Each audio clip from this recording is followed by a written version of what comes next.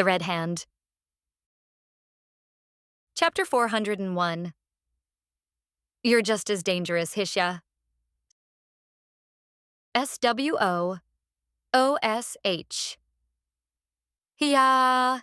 Hisha let out a roar as she flicked Sunstrike in a clockwise motion, creating a powerful magical slash that zipped across the ground and split a distant mountain and exploding with a thunderous roar. Phew! Good thing there's nobody out here for miles. Don't really want to go nuking someone's house accidentally, she said before pulling a water bottle out of her inventory and drinking from it.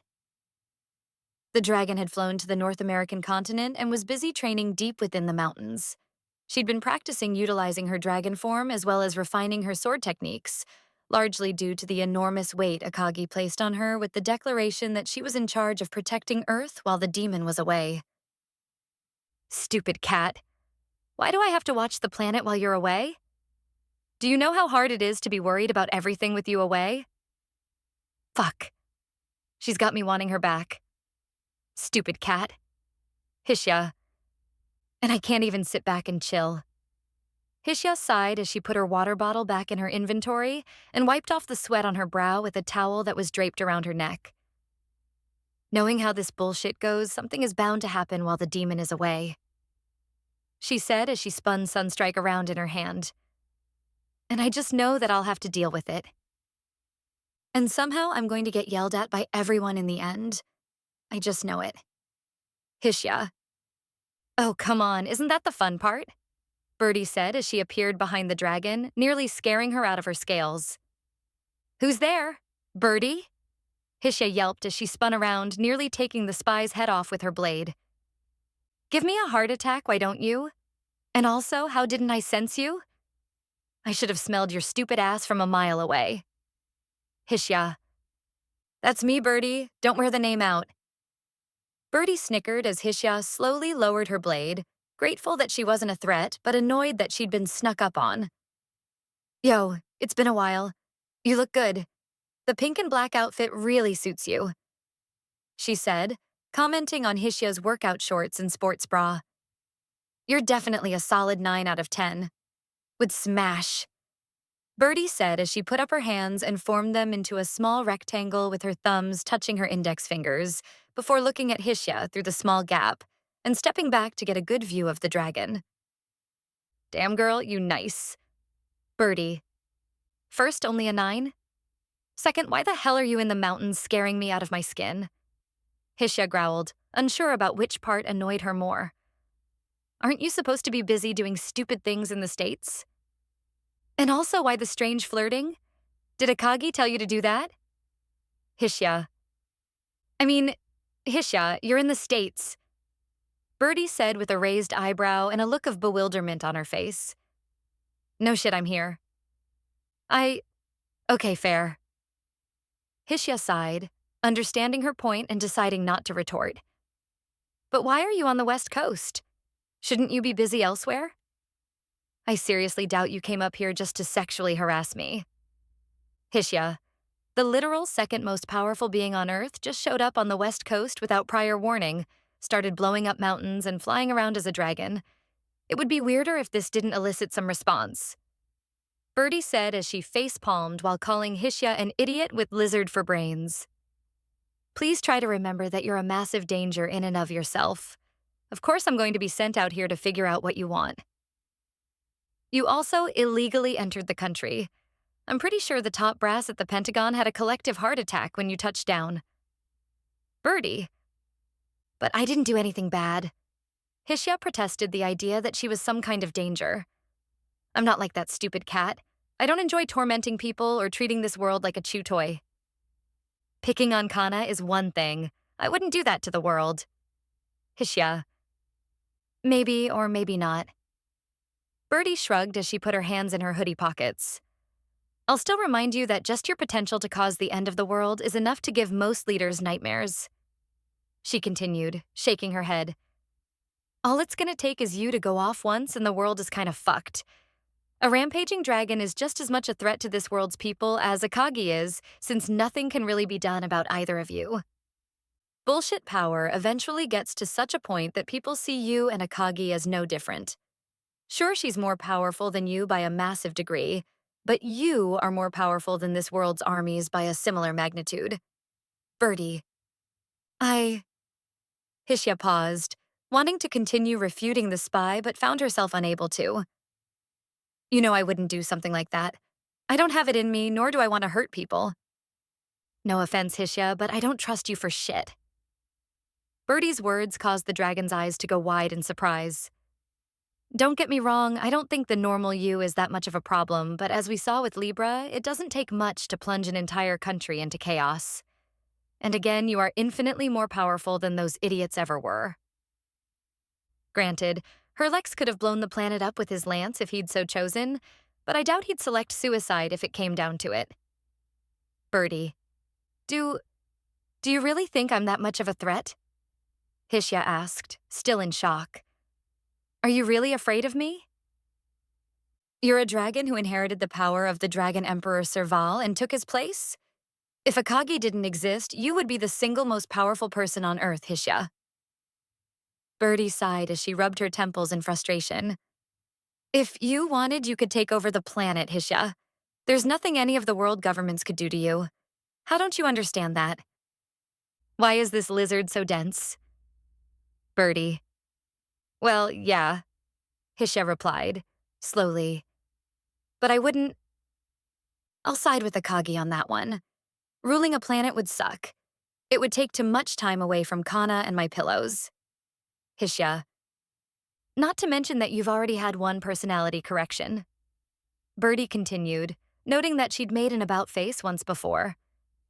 Don't think I'm not aware of how you acted originally, and while I know that you had your little come-to-Jesus moment, it still leaves a lot of concern that you might change again. On the outside, you were a cheery little hero girl, but on the inside, you were just as much of a monster as the asshats we condemned to death. It was only when Akagi showed me your personality directly that I understood just how awful of a person you were. Birdie. Hold up! Hishya's eyes turned sharp as she growled, causing Birdie to back up slightly. I used to be an asshole, but I've changed. I learned my fucking lesson. I fucking changed and I regret my past. Don't go fucking getting coy with my you bitch. Hishya. You only changed because a certain demon mind fucked you. Birdie scoffed. Had Akagi not put you in your fucking place, you'd probably still be the pompous asshole you were before. She sighed before internally scolding herself for that comment since it was really insensitive. Don't take this as some kind of personal attack. I know you've changed and I know that you feel remorse for your past actions. But look at things through the lens of the average squishy little human, Hishya. You're a powerful being who at one point was the kind of person who could and did let power and status go to your head. If you decided to go back to your old ways, then there's little to stop you from running rampant and doing things that I'd rather not speak of. Are people really that afraid of me? Hishya asked quietly. I never really... Hishya. Anyone with an ounce of common sense would at least be wary of you. Birdie replied curtly. Libra terrified the world with their terrorist attacks, and there's still plenty of other returnees out there causing problems. It's not like Japan could keep them cooped up for very long, and a few are working as mercs in hot zones around the world. I just had to tango with one not that long ago when they started attacking US military bases stateside. Lucky for me, that idiot went down pretty easily, but places that don't have someone like me on standby are going to be fucked. The firepower needed to take down the average returnee is far more than most can bring to bear in the short amount of time needed to stop a calamity. Birdie.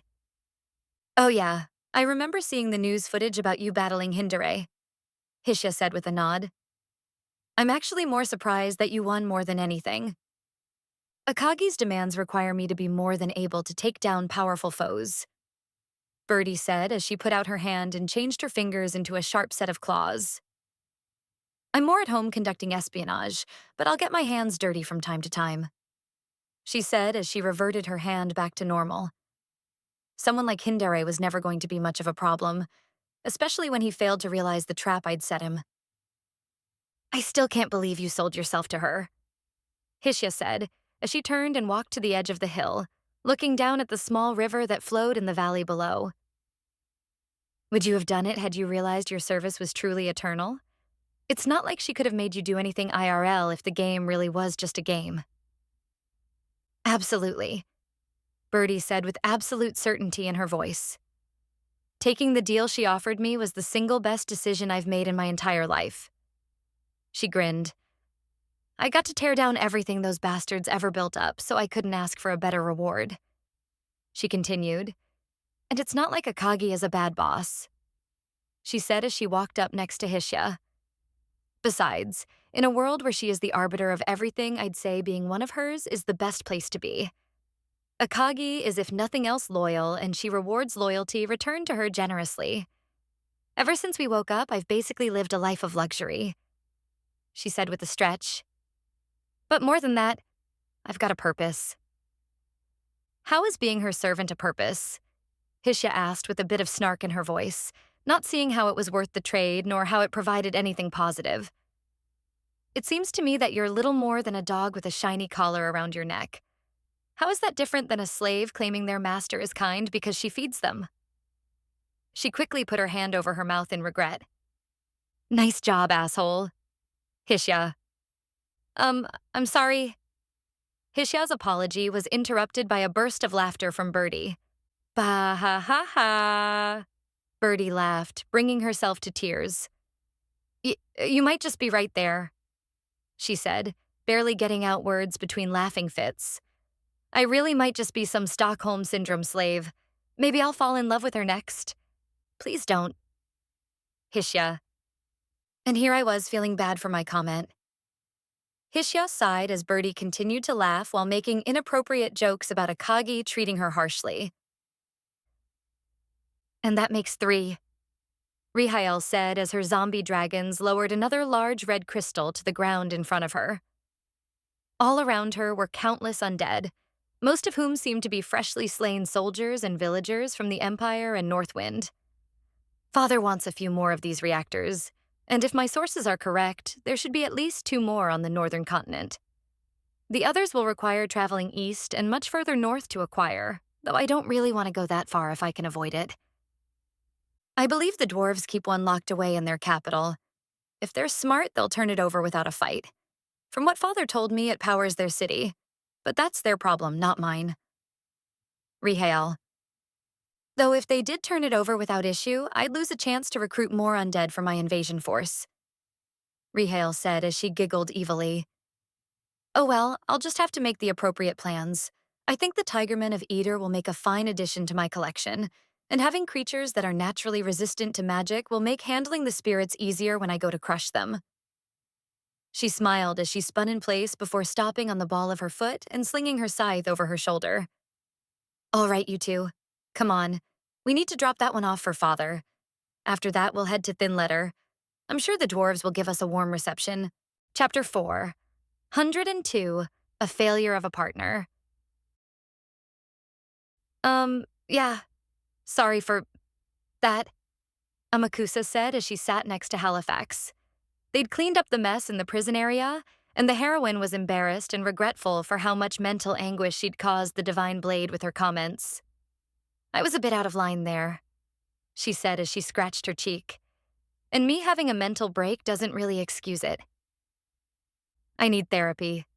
A lot of therapy. Preferably one without cats. Amakusa. And I'll apologize for attacking you like that. Halifax sighed while looking a bit embarrassed. As angry and upset as I was, that was no excuse to lay my hands on you like that. Your words were from a place of concern, and I had no right to escalate things to physical violence. Sorry. Meh, that's kind of the norm at this point, Amakusa said, noting that Inoris basically required it to get anywhere. God knows how many people I did the same to over the years. This is the kind of world where might makes right after all. And in such a world, the concept of law and order are vague suggestions at best. Honestly, I think I've forgotten what it feels like to live in a place where enforcing one's will force of arms was not only frowned upon, but genuinely impossible. Amakusa. I still don't like it. Halifax sighed as she shook her head. Though I'm also friends with a powerful kitty who just does whatever she wants. And I'm also not exactly a stranger to twisting people's arms to get my way. So perhaps I'm just a big hypocrite. I've smashed plenty of nobles' faces in to get things done. So maybe I'm really no better than Akagi and the gods in that regard. Halifax. At this point, we're all guilty of talking out both sides of our mouth, Arcus said, startling both of them. Well, the mouth in some of our contexts being metaphorical, but you catch my drift. You're already awake? Halifax said as she walked over and picked him up. I suppose I shouldn't be surprised. We don't exactly work like living beings. Being knocked out shouldn't be more than a temporary annoyance. How long have you been back? Long enough to hear all kinds of interesting things, Arcus replied, a bit of sadness audible in his voice. Don't worry, Halifax. You've got a friend in me, he said before being tossed across the room and smacking into the wall. Hey, I thought you were against violence? Who? Me? You must have confused me with some other divine sword. Halifax rolled her eyes. This sword has no problem with putting the hurt on idiots like you. You demon blade? Arcus cried out. Oh ho ho ho ho ho. Halifax replied with a villainous laugh that she'd heard Akagi make once. You found me out, Arcus. I've been the evil blade of the demon lord all along, and now together the kitty and I shall destroy this world. Oh ho ho ho ho ho. That's not a very funny joke, Halifax. Amakusa ex Arcus. But that's enough playing around, Halifax said as Arcus's body morphed into his human form. He was shorter than both Halifax and Amakusa, though not by much, and his short blue hair and baby face made him look more like a young teen than the centuries-old beau that he was. Huh? Why does he look like a kid? Amakusa asked, expecting the divine beau to be somewhat similar in appearance to the mature-looking Halifax. Hey, don't be rude, Arcus pouted at her comment. It's not my fault I look this way. Please don't tell me Penelope forced him to look like that due to her tastes, Amakusa said while picturing things that were most certainly not SFW. Morals in this world aren't the same as Earth, but I'm bending on that one. Amakusa. I don't think Penelope falls into that camp, probably. Halifax replied with a snicker. Though he does look like that because of Penelope. Hey. Amakusa made a noise of disbelief as she looked at the unconscious demigod. Is she really a Shotokan? Do I need to call the interdimensional police? Pfft. Halifax barely managed to contain her laughter at such an acquisition. You. Arcus sighed before shaking his head. I look like this not because Penelope has preferences that we'd need to have an intensive discussion about, but rather because she's young. Halifax, did you purposefully say that in such a way as to cause a misunderstanding? No, you definitely did. Arcus. And? Amakusa asked with a raised eyebrow. What does that mean? A divine weapon will assume a physical form that is influenced by their wielder, Halifax explained. If one is biologically old but mentally immature like Penelope is, that will cause Arcus to take a form more like you see here. She pointed to him. Additionally, said influence goes beyond merely messing with your physical form and can actually have a pretty big impact on his personality. Arcus acts more immature and childish than someone of his age and experience should, and that is because of his wielder's influence. And he's also just an idiot to boot. Halifax. Indeed, Arcus said, wanting to scold her for her word choice but holding back since it was technically correct. The best kind of correct, as one kitty would say. Our wielders have a lot of impact on us during our time together. It's not enough to cause a total personality shift, but it will have an effect, especially if we're together for a long time and Pen has been bonded to me for over 300 years. So if we gave you to Akagi, you'd become evil? Amakusa asked Halifax with a snicker. Would your hair go white as you become some edgy sort of darkness? No. Halifax shook her head. Unlike other divine we-spawns, I am not influenced by my wielder. If I was then, I wouldn't have been so repulsed by a certain monster's actions when she slaughtered the Dark Elves. And I certainly didn't change to become more like Helia during our time together. She continued, noting that Helia was quite aloof and airheaded. two traits that didn't really apply to Halifax. My will is too strong to be broken in such a manner.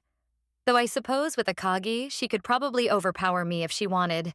So perhaps I would become a legitimate demon blade if she wanted me to.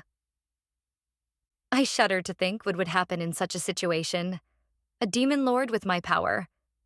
If Akagi can predict the future with her calculation power, just what would happen if she gained the ability to see even a few seconds into the future?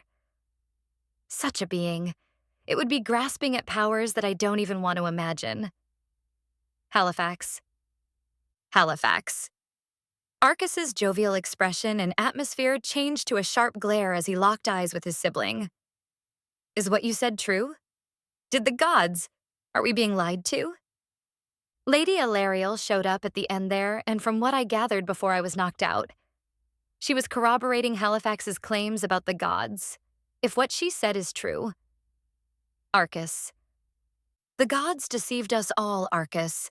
They blamed the magical disasters on the spirits who were never actually the culprits, and they knew it. Halifax answered him truthfully. Everything you were told was a lie. And why would they do that? Arcus asked, not out of disbelief, but because he wanted answers. Claims like this needed to be taken seriously, and the ancient bow needed to understand what drove the gods to commit such an atrocity. What reason could they have to wipe out an innocent people? Lady Alariel said something about self-preservation.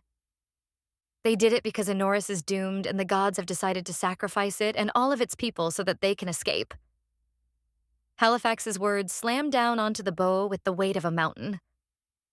And I'm pretty certain they'll wipe out the demigods, angels, and the divine weapons to power this transfer, so not even these two would have been spared. Halifax. You can't be... Arcus put his hand to his mouth so as not to leave it hanging open in disbelief. No, but that would explain everything. Why you sided with a demon lord. Why Lady Alariel is here. I see. Now it all makes sense. So you didn't betray the world due to a hatred of the gods. You're trying to stop them before it's too late. I knew things didn't add up. I've known Halifax for centuries, and even at her lowest, she never wanted to actively destroy this world. Arcus. You should help us, Arcus. Halifax said as she stood up and walked over to him, putting a hand on his shoulder. The gods must be stopped. If their plan succeeds, everyone on Enoris will be sacrificed in the largest blood magic ritual in history. Think what you may of Akagi, but she's actually offering an off-ramp. Her plan is to keep the people of this world alive, albeit with conditions. And if those bastards go to Earth, they'll pull the same shit there, I'd bet. Amakusa spat in disgust. I won't allow that. Yeah. No doubt they'd try to ingratiate themselves with the humans of Earth in an attempt to worm their way into their minds as they did here. Halifax said. And I will not allow another world to fall victim to their machinations. She tightened her fists in frustration, hating herself for allowing things to have gone this far and lamenting her powerlessness. So how about it? Do you feel like teaming up with me? You were always the one sibling I liked. She smirked. And I think we'd make a good team. Arcus paused to give an answer, but before he could say anything else, the bow was interrupted by a voice from the jail cell. Lies! Penelope yelled weakly as she propped herself up against the wall. Don't listen to the traitor. She's doing nothing but spouting nonsense in an attempt to deceive you. Pen. Arcus turned to his wielder, surprised to see her conscious. Thank goodness. You're all right. You still look like someone ran over by one of those automated dwarven carriages and dumped in a ditch, though. Arcus. She's already awake? Amakusa said as she summoned and drew Inori, ready to fight. How tough are these demigods? She was practically on death's door after that fight. To me, Arcus. Penelope commanded him to come to her side. We'll break out of here and report everything back to Lady Reflia, she said, her voice weakening as she winced in pain. And then the gods will show this traitor their divine justice. You'll pay for turning your back on everyone, Halifax. I'll make you regret deceiving me. Penelope. I know I hit your head pretty hard, but did you lose some of your already low IQ, Penelope? Halifax sighed as she motioned for Amakusa to lower her blade. Not only are you heavily weakened right now, but if you did somehow get past me, Akagi is going to deal with you. There is no escape from here for you. Like, seriously, I threw you around like a rag doll at the end, and Akagi can toss me around in the same manner. I'd praise you for your courage if I didn't know your words came from foolishness rather than sheer mental resilience. Halifax. Penelope. No, I'm sorry, but no. Arcus shook his head, shocking the demigod. Listen, Pen, I've been at your side for over 300 years. We've fought against all kinds of enemies and had a great time together. I've honestly come to view you like my own little sister, despite how such feelings are technically forbidden. He chuckled as he walked over to the cell and crouched down in front of her, his eyes showing just how sad and angry at himself he was. You're my troublesome, but cute little sister who I can't leave alone and want to spoil endlessly. But this time I can't just go along with your demands, wielder or not. I'm sorry, Pen. I won't let you keep going down this path anymore. Please find it in your heart to forgive you for failing you. I'm a terrible older brother. Arcus. You... Penelope's eyes widened as they filled with rage. She'd never been rebuked so bluntly by the bow before, and it only served to incense her even further. So you've betrayed me too? She asked, venom dripping from each word. You'd turn your back on everything, just like she did? Are you going to walk away too? Are you going to show me your back just like Halifax did those centuries ago? Penelope. No, I would never betray you, Pen. Arcus shook his head as he put his hand through the bars and cupped her cheek, barely holding back tears. But as your partner, as your friend, it's my duty to stop you when you're going down the wrong path. He sighed before looking downward, tears dropping to the floor. Forgive me for not taking action sooner. I shouldn't have let you get this way. I should have stopped you before you'd gotten this bad. I should have been the voice of reason. Arcus. Chapter 4. 103. Seeing One's Own Future. She wasn't always like this, Arcus said as he slowly stood up. The Penelope I knew at the beginning of our journey. Granted, she was arrogant, entitled, smug, but that was just part of her charm. He laughed while the demigod in question struggled to stay conscious. She could also be kind, caring, helpful. It wasn't till much later that those other traits overtook her. He paused as Penelope once again fell unconscious, slumping over against the wall, her head resting against the metal cell bars with a clang. At some point, Penelope stopped connecting with mortals. She saw herself as something above them. He tightened his fist in frustration. She began to act more and more like the gods. She took on their worst traits. Halifax continued for him. I do remember how she once was, though I still think you're being generous with your assessment, Arcus. The Divine Blade said as she walked up next to him. She definitely got worse over time, but even at the start, she was just an arrogant demigod with something to prove. Penelope was no better than Demigra, Excalar, or Patimi in that regard. It didn't take long for her to go from a happy kid to a cynical and downright jerk-ass demigod. Even a few decades after our travels started, I could tell she was trending in a downward direction. Perhaps I should have done more for her. Halifax. Those three, they were the worst combination of arrogance and hubris. Arcus shook his head as he recalled the pain involved in hunting the three demigods down. They took things too far and allowed themselves to completely separate from the people of Enoris. They were no better than demons who treated people as little more than toys for their games. It was disgusting how they acted. Arcus. Those three viewed mortals exactly the same way they viewed us. To them, we were tools and nothing more. Halifax spat in disgust, angry as she recalled the battle with the three demigods. Those three subscribed to the gods' mentality that anything not born of the divine only existed to further their plans. I'd go so far as saying they were exactly the kind of children they strove to make. Tools, Arcus repeated the word quietly. At the end of the day, isn't that all we really are, Halifax? He turned to her, asking a question that he'd never really thought about. We're weapons forged by the gods to be wielded by chosen heroes. What else can we be other than tools? Our entire purpose is to be used by others to change the world.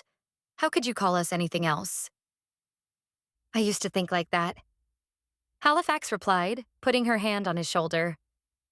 For millennia, I believed my purpose was to be used as the gods saw fit, that the most fulfilling thing I could do was serve them and do as they asked. She clicked her tongue. That was until they forced me to slaughter the Dark Elves. I'd heard the rumors. So it was true, Arcus said, his eyes filled with sadness. You were the one they had. The gods had mostly kept it a secret from everyone per Gale's agreement with Ilariel, but that didn't stop the spread entirely. It was when Ilariel ordered me to do something so heinous, so repulsive, that I knew the gods couldn't be trusted. Halifax growled in frustration as the memories of that time flooded back to her.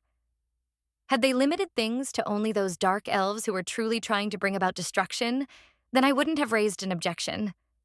But no. They gave me to that monster and let her loose on an entire population. Not a single man, woman, or child was spared from that bitch's sadistic torment. And I was forced to watch in horror as my power was used to reduce a once proud people to little more than cattle. It quite literally broke me and sent me into a place that, hell, I don't think I ever really recovered from. I just got better at coping with it. Halifax. Answer me honestly. How much of your alliance with the Demon Lord because you want to save the people of Enoris versus a need for catharsis? Arcus asked, his eyes cutting into her. Do you really just want to watch this world burn? It started out as me wanting to protect the people of this world from their scheme. Halifax said as she turned, kicking a rock across the room and barely missing the silent Amakusa's head by a few inches. But the more time passes, the more I find that I really just want them to suffer. She sighed, shaking her head. Halifax didn't fully understand her own emotions or feelings on the matter, which frustrated her. Her desire to be a hero wasn't gone, but she found more and more that it was overtaken by apathy for this world and its people, especially when Akagi was involved. Logically, I know that I should be doing something to curb Akagi's excesses, but every time the thought of, hey, maybe this is too much, you should stop her, crops up. I'm also hit with, why do you care what happens to them? She continued, a pained expression forming on her face. I don't know how to explain this, but when I'm with Akagi, everything just feels right. You know? That part of me that thinks I should take action gets quiet and a feeling of happiness kind of bubbles up inside me. She laughed quietly. It sounds crazy, and it probably is. But for whatever reason, I've come to like the demon kitty, and I really don't want to lose her. She's my friend. A good friend. I've only known her for a little while, but now I can't imagine a world without her. Halifax. Even if she burns this world to the ground? Arcus asked. Would you stand and watch even then? No. Halifax turned back to face him and shook her head. I've still got my limits. If Akagi really does start acting that unreasonably, I'll stand in her way. At the end of the day, I'm still the Divine Blade Halifax. I won't abide by the slaughter of innocent people, nor will I stand by while the people of this world are unduly tormented. Akagi is my friend, one that I've admittedly taken an unhealthy liking to, but I won't compromise on that. At least I hope that I won't. It's possible that when push comes to shove, Halifax. But anyway, Halifax said, pushing that thought out of her mind. What are we doing with the idiot? She said, pointing to Penelope. I'd like to see her punished, but I'm willing to work with you on the matter. We've got a history, and it's not like I hated Penelope. I have a lot of good memories from our travels together, so I think I'll defer to you on what comes next. I'd like to handle her myself, Arcus replied, slowly. If that's possible. I know that's a lot to ask given our situation, but perhaps you could convince the Demon Lord to allow me some time with her? Maybe I can get through to her if it's not too late. No, I'll make sure it's not. Arcus. Akagi probably doesn't really care one way or the other how she's ultimately treated, though I can't say she'll agree to just leave the two of you alone to your own devices. Halifax replied. You did lead an army against her after all. That's not something she'll just brush off and forgive easily. Yeah, she'll probably turn her into a pet like me, Amakusa said as she gave a nervous laugh. The demigod shall woo with me. It's only a matter of time. Amakusa. Honestly, knowing her, Akagi will offer to turn Penelope either into a mortal being or a living weapon. Halifax's words took Arcus off guard, not expecting something like that to be possible. The second one is a fate I couldn't agree with. Doing so would lead to her being treated exactly like she treats us, which goes against everything I've come to believe about our kind. At least stripping her of divinity and making her human would be a just and ironic punishment, one that I think makes perfect sense. Halifax. She can do that? Arcus stammered in disbelief. Akagi can insert a subpersonality into a hero, temporarily free me from my restriction on harming gods, kill said gods via a connection between their avatar and their real form, as well as turn into the floofiest cat imaginable. So I'd think morphing someone's form wouldn't be very surprising. Halifax rolled her eyes, wondering why he thought something so simple was outside her reach at this point. Was that fluffy cat part needed? Arcus X Amakusa. I just want a chance to show her that she was wrong, and the opportunity to correct my failings, Arcus said as he put his head in his hands. Divine weapons should guide their wielder, not allow themselves to be strung along and overlook such obviously problematic behavior. I fucked up so bad here. I let her get like this. It's all my fault. I mean, would she even have listened to you? Amakusa asked. From what I was told, Penelope was really racist and basically looked down on anyone who wasn't a fanatical devotee of the gods. I don't think gentle chastisement would have been enough to correct that behavior. Divine weapon or not, you're not going to talk someone down from that ledge. Maybe, but the real issue was why she started to act this way. Arcus sighed as he looked up at her. The more time she spent with the other demigods and her mother, the worse things got. And before I knew it, she held the same dim view of mortals that her cousins did. You know full well that she wasn't like this at the start, and while she had rough edges, Penelope was a good kid that played with humans without batting an eye. As we can see from multiple past examples, the gods do tend to rub off on their progeny. Halifax commented with a snort. Just look at Rehale. That woman is the shining example of insanity. She makes Penelope look like a god's damned saint. Halifax. Yeah, Arcus said with a wry smile, unable to disagree. He'd never liked the Reaper, and was more than happy to keep Gale's prized child at arm's length, as did most others. Rehale is... yeah. Arcus. Oh yeah, that crazy bitch. Amakusa clicked her tongue as she recalled her interactions with the angel.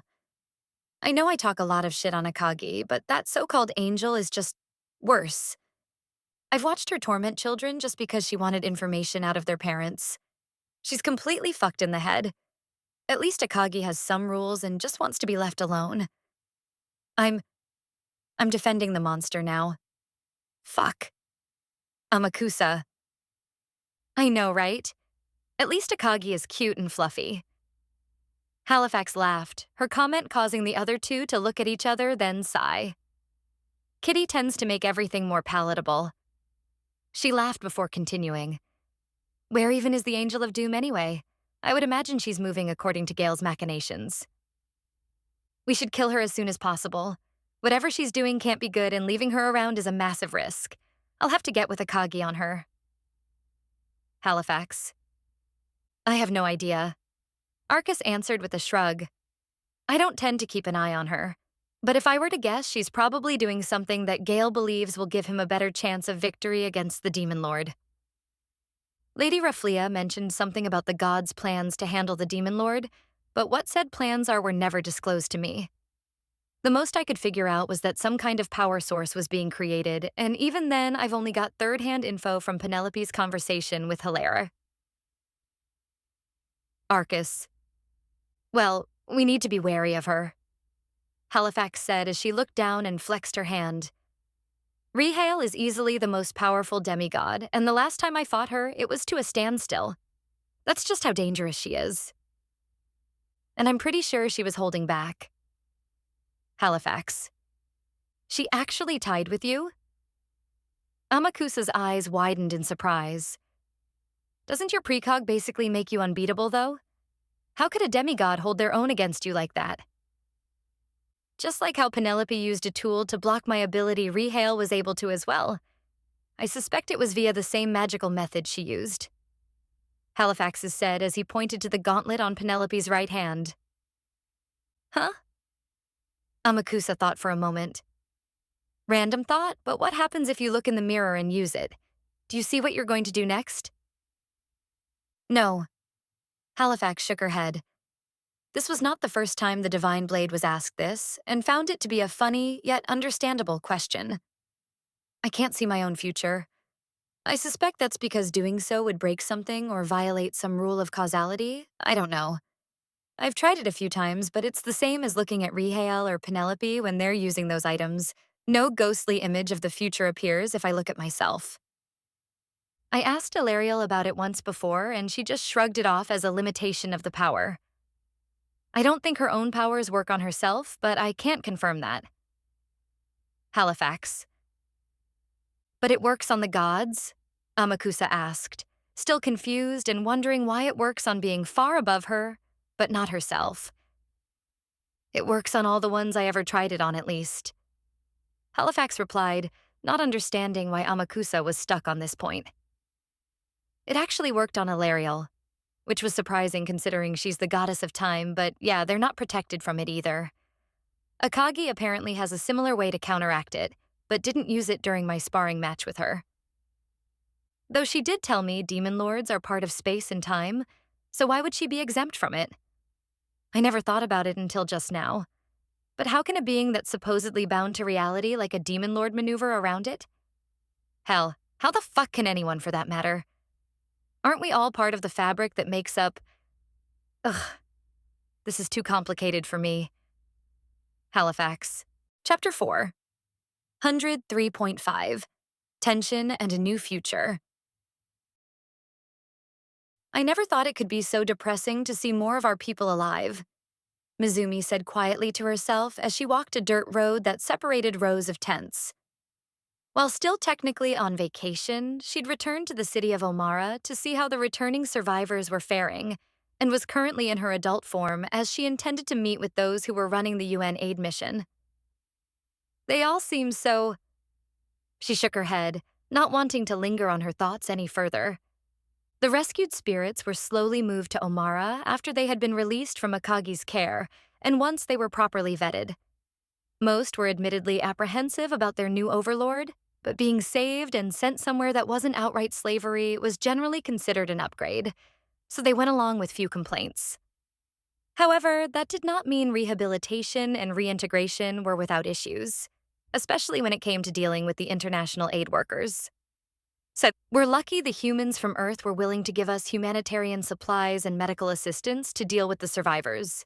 Most were heavily malnourished, and more still are disease-ridden due to neglect and poor health from the harsh conditions they'd been living in. It's a miracle that any of them were still alive, and it boils my blood to think that there's still more out there still being treated like this. Akagi, give those people fucking hell. Mizumi. But... Mizumi sighed as she shook her head, again trying to calm herself down. At least she is keeping her word. Our people are being brought home, so let's make sure give thanks for that. It's been a long time since I've seen someone follow through with such promises, she said before continuing down the road and being drawn to the sound of shouting from one of the nearby medical tents. Keep your hands off me, human. A man's voice pierced the air, followed by the sound of tumbling and glass breaking. Please, I'm just trying to help. A woman in a medical gown said to the somewhat feral-looking beast man with the face of a lion that was missing its mane. He was covered in bandages and had tossed the medical worker into a nearby cart, which fell over from the impact, shattering the numerous glass bottles on the floor and causing a few small cuts on her arm. "Help?" The man growled as his eyes seemed to burn with rage as he glared at her. "Your kind are the reason we're in this mess in the first place," he said as he moved closer to the visibly bleeding woman, the other medical workers backing away out of fear.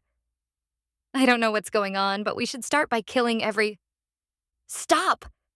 Mizumi screamed at the top of her lungs as she entered the tent, allowing her magic power to explode out around her to bring things to a halt. "Touch one hair on that woman's head, and I'll make sure you don't live long enough to regret it." "Where are the people I told to guard them? I knew some would react like this." "Mizumi." "Lady Mizumi?" The Lion Man's single visible eye went wide as he turned to her. "Back away. Now." The look in the water spirit's eyes came as a great shock to the Lion Man as well as the other wounded spirits. They'd never imagined she could look so angry as she was always a rather easygoing and stoic individual, not prone to allow her emotions to bubble to the surface in such a manner. "Unless you want me to permanently put you down." The Lion Man quickly backed away, allowing the woman to get up with the help of her colleagues. "What?" "Listen, these people are here to help us. I will not tolerate anyone harming them," Mizumi said as she retracted her aura. "Does everyone understand? There will be no violence," she asked as her eyes scanned the room, quickly eliciting nervous nods from the other spirits. "Good," she said as she walked over to the injured woman. "I'm sorry about him. My people are a bit nervous after everything that happened on Enoris. Humans have been an enemy for so long, and with everything that happened, I suppose them being like this is to be expected," she said as she used healing magic to mend the scrapes on the woman's body. "But please don't hold it against them too much. They're just scared." "No, it's fine," the woman said as she cleaned herself up with a small cloth from her pocket. "It's not the first time I've had some unruly patients." She laughed, her reaction eliciting a chuckle from the other workers. "When I was in the Congo after the Civil War, some of the fighters I treated were a bit rough at first, but they'd been through so much hell that I understood why there weren't the most pleasant people at that time. Trust me, I don't take offense. Plus, you just healed me up with that magic, so I'd say no harm, no foul. Even still, please accept my apology on his behalf," Mizumi said with a polite bow. "You've come here to help my people, and they treated you poorly. That is unacceptable, and I'll ensure that it doesn't happen again. Shinlua told me there was some tension with the survivors after coming to Omara, and while I knew it wouldn't be an easy path to recovery for them, it seems I still underestimated the problems we'd face. I'll need to do better. Mizumi." "Lady Mizumi." The lion-headed man spoke to her, still confused. "What exactly is going on here? Why are you apologizing to a human? And where are we? I thought you and the others had escaped." He'd been unconscious when Eris's group had found him within an Imperial slave mine and had only recently woken up. "First, your name." Mizumi asked him to identify yourself, her words curt and sharp. My name is Wolverine." Wolverine bowed formally to the water spirit. "Please forgive me for not introducing myself sooner." "Well, Wolverine, there's a lot to explain to you, and I'll have to let the others handle the finer details. But the long and short of it is that we did escape, and this is the world we fled to." Mizumi gave him a quick rundown of the situation, abridging most of the details and leaving out a lot of details that she knew would only cause more confusion. I see," Wolverine said as he sat on the bed behind him. "So you came back for us?" She returned. "To save us, Wolverine.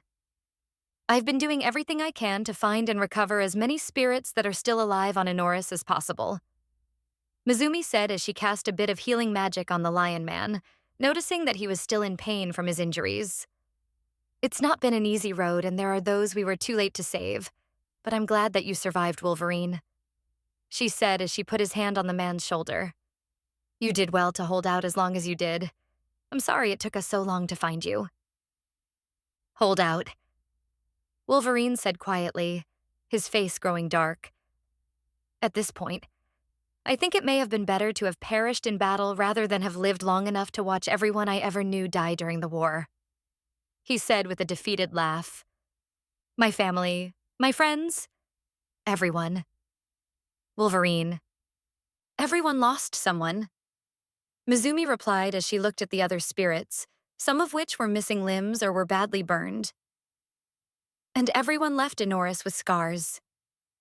Even I did. Mizumi. And yet you're telling us to be grateful to these humans? The same people who killed our friends, family, and loved ones? Wolverine said with a raised voice. Lady Mizumi, you must understand that asking something like that. I'm not asking, I'm telling. Mizumi interrupted him with a harsh tone that told him there would be no debate. Harbor whatever hatred you like in your heart toward the people of Inoris. To ask you to let that go of that would be the highest level of hypocrisy, as I can assure you that of all our people, I hate the people of that world the most. She said with tightened fists, barely holding back her emotions. They slaughtered us like animals and blamed us for a problem that we never started. They killed us for fun and treated us like little more than pests. I witnessed it all. So believe you me that I probably hate them the most out of all of us. Then why are you telling us to let it all go? Wolverine yelled. Why are you making us? Because the people of this world are not the same as those from Inoris, Mizumi said as she pointed to the medical staff who'd gotten back to treating the wounded. But they're Wolverine was interrupted again by the water spirit. Humans of Earth, not Inoris. Mizumi stressed the difference. They had nothing to do with what happened to our people and were appalled by what their kin were doing. Humanity, for all its flaws, had unanimously condemned what those on Inoris had done to the spirits, and made it clear that such actions were deeply disturbing to them. Of course, Earth's humans had their flaws, and were in many ways no better than Inoris's humans. However, they differed in one major way. They'd experienced tragedy and horror far beyond what had ever occurred on Inoris Sans Vikes. Massive wars, famine, death, and destruction plagued Earth's history. And while the current world was not peaceful, humanity had become sickened by such things and was slowly but surely working to ensure they didn't happen again. It was the same kind of learning that Akagi had explained to Halifax. Contrary to what the sword may believe humans did learn and change, but that it took a long time and a lot of effort to do so, both of which were happening on Earth at this very moment. So we're supposed to just shut our mouths and look past everything that happened? Wolverine asked. We're supposed to be glad that this group of humans doesn't want to hunt us down like beasts? No, you shouldn't forget it, Mizumi said as she put her hand on the Lion Man's shoulder. You should learn from it. Take what's happened to us and use it to help us better our own future. We made this mistake once before. When we fled from Earth, we didn't even try and make things work. We just accepted our fate and moved on, and it was the same on Inoris. We allowed ourselves to remain outsiders in an alien world and never really tried to integrate ourselves with the rest of it. And as a result, we were an easy scapegoat. Mizumi. We're going to learn to live with other people. This time? Mizumi took a deep breath. This time, we're not going to run, and we're not going to hide. We're going to face the future together just like Lord Decoramon wanted, and that means we need to work with other people and not isolate ourselves from them like we've always done. It's time for the spirits to step out of the mist and take our future into our own hands. Akagi has given us a chance to correct the mistakes of our past and move into a new future for our people. A chance that I'm going to hold on to with all my strength. Mizumi, Chapter 4. 104, Defenestration and Dwarves. Mew, mew, mew, mew. Akagi happily mewed in Halifax's arms as the two sat on the floor of the audience room, Katkagi happily snuggled up to the sword. They'd both been up early in the morning and were currently enjoying themselves before the day got started, each happy to play with the other and enjoy themselves in their respective company. Who's a good kitty? Who's a good kitty? Halifax said as she tickled the Katkagi with belly rubs.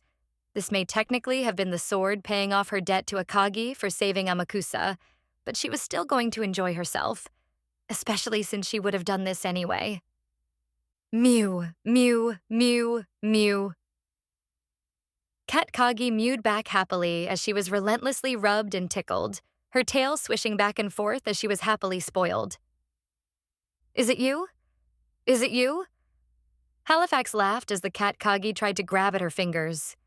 It is. You're the goodest whittle kitty. Oh, you're just so cute. I could just eat you up. She laughed as she squeezed the kitty like a hug pillow. Num, num, num. MEW. Are we just supposed to stand here and watch this? Amakusa deadpanned as she slowly turned to Nima. They'd been ordered to assemble in the audience hall so that Akagi could discuss their next moves, and arrived just as the Cat Kagi shenanigans had started. The fuck did I get out of bed for? Is this more torture? Am I being forced to watch her get spoiled just for her sick kicks? Amakusa. Interrupt Lady Akagi's fun, and I'll remove your head so fast you won't even have time to comprehend your own death. Nima glared at her, daring the heroine to do something. Scary. Amakusa.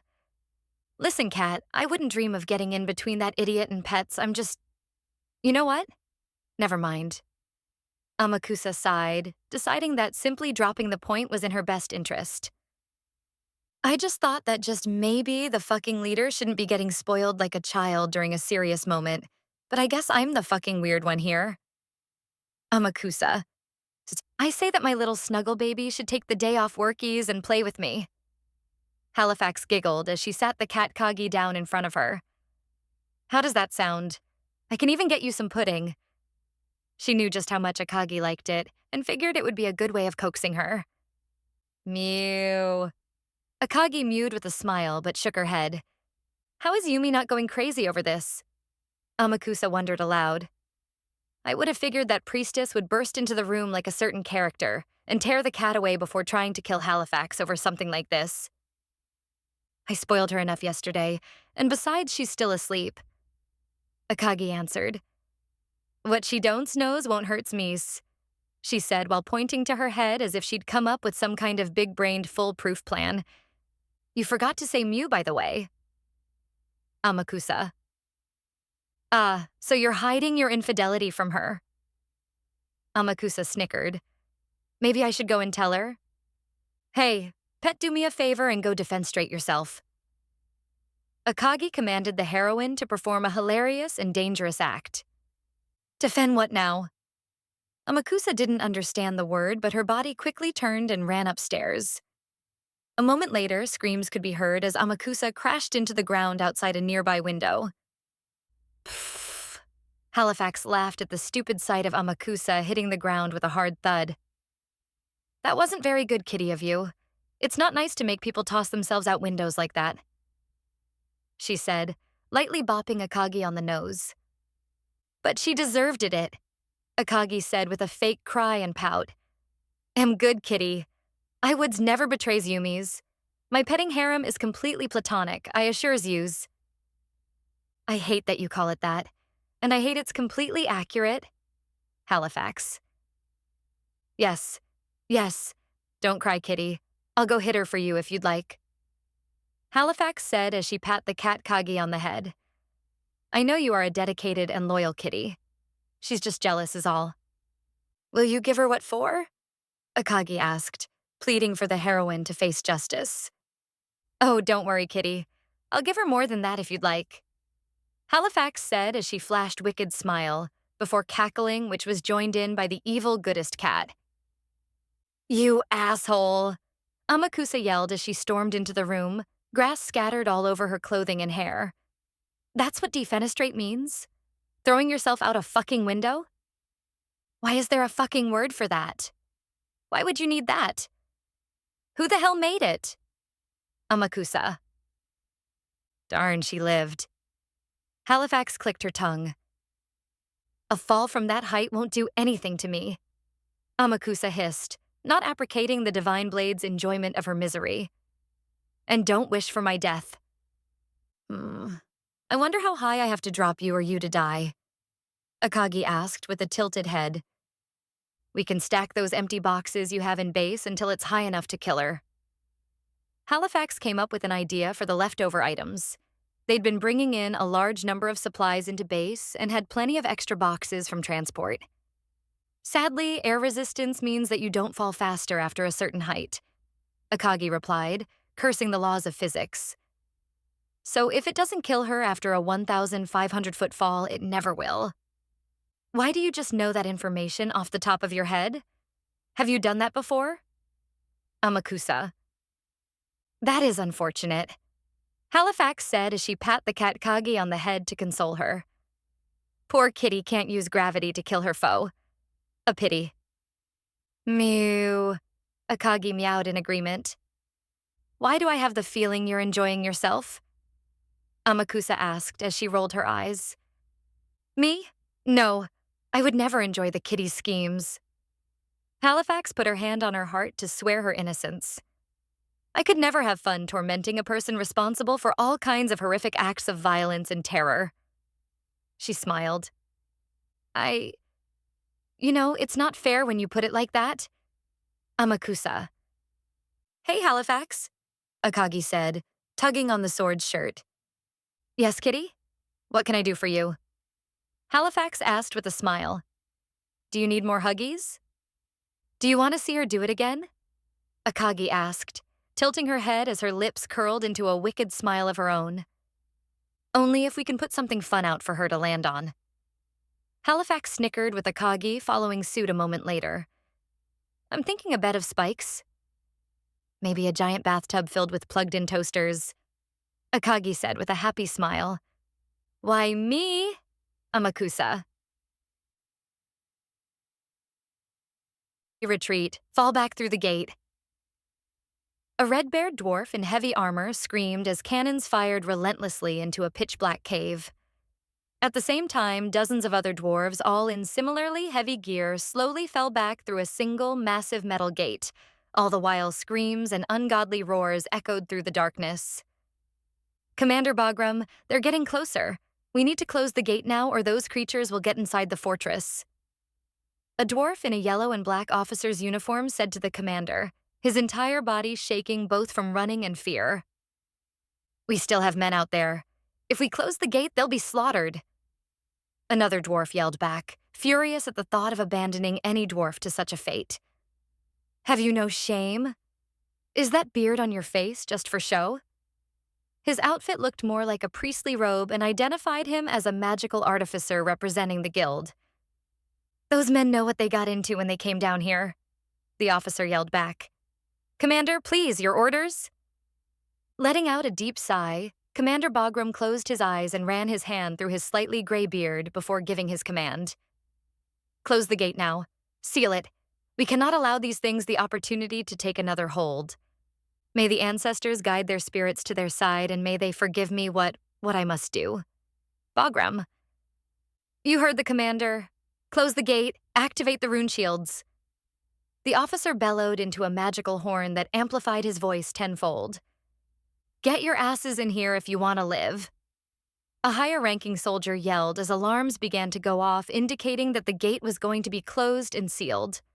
The noise was deafening, and seeing what was happening, every single dwarf that could began running as fast as they could toward the slowly closing gate, even going so far as to drop any equipment they could. Clang. Clang. Move, now!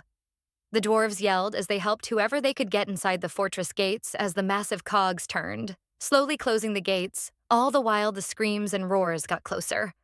Come on. Come on. Commander Bagram muttered to himself as he watched soldiers continue to run through the closing door while a few of their vehicles zoomed in behind them. Just a bit more. Come on, damn you. Close, he said, slamming his fist on the small railing in front of him. Go! As the gate slowly sealed, a deafening roar echoed through the darkness as a mangled dwarven body flew into the area where the dwarves were gathering, all smashing into the floor and turning into a bloody mess.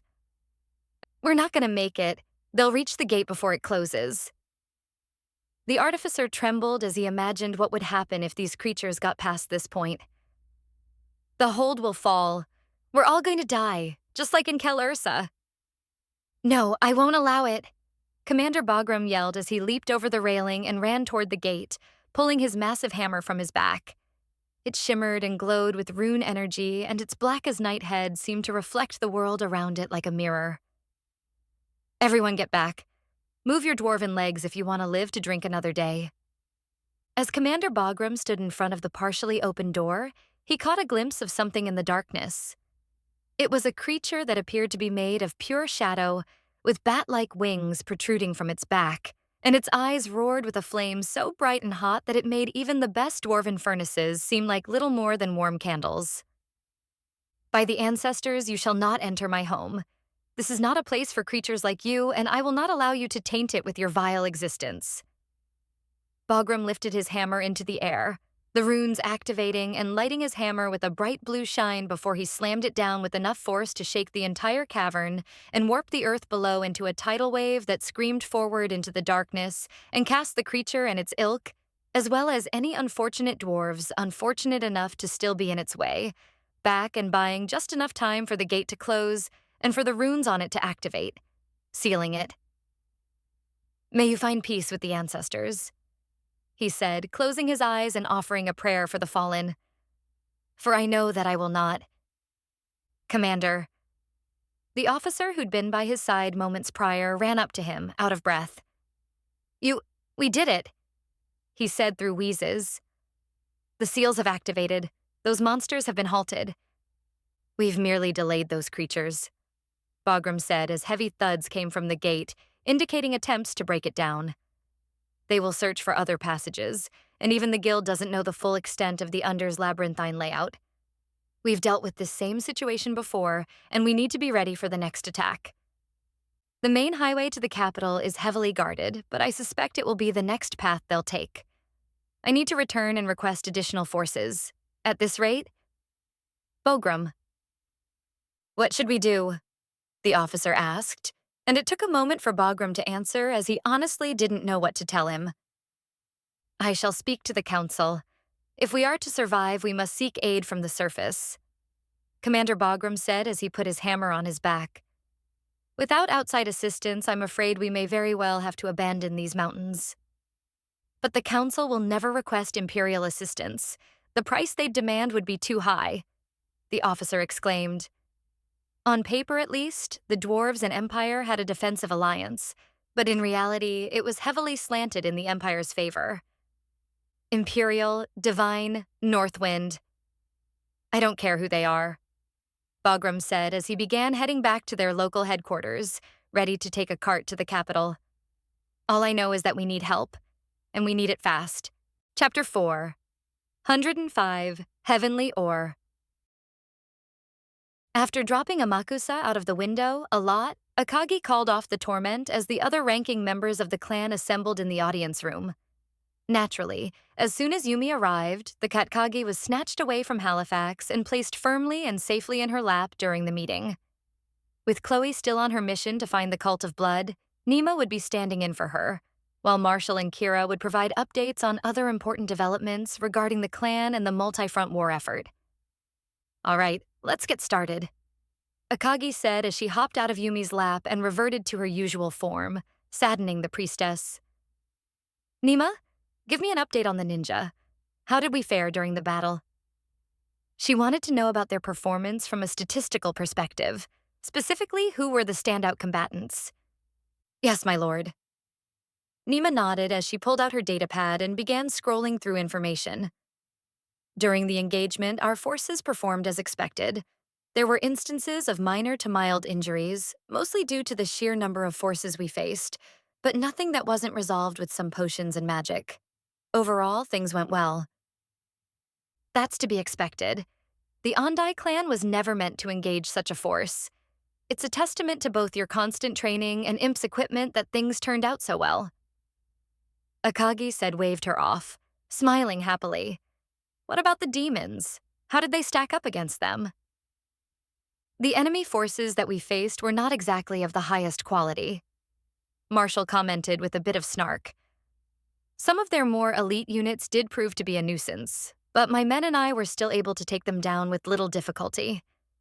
He and the knights had mostly been tasked with guarding the base itself, as well as handling any adventurer units. However, partway through the battle, though, he'd gotten bored and took his unit right into the fray and ended up smashing through the heavily armored enemy formations that were using tamed monsters. I honestly expected the hired adventurers to be a bit more trouble than they ended up being. Kira noted that the only one who lasted more than a few moments against any of them was Burning Light, and even then, they weren't much of a problem. I'd prepared our forces to be wary of specialized magic attacks or techniques, but we ended up completely outclassing them. I'll admit that I was suspicious of just how well things were going. When you reported that the 5 parties contracted by the demons had been dealt with only a few short minutes after engaging them, I was beginning to think we'd overlooked something. Nima said as she scrolled through her pad. Burning Light, Eagle Company, Swords of the East, Holy Light and Swift Wind were contracted and each had extensive battle records, most against demons and other monsters.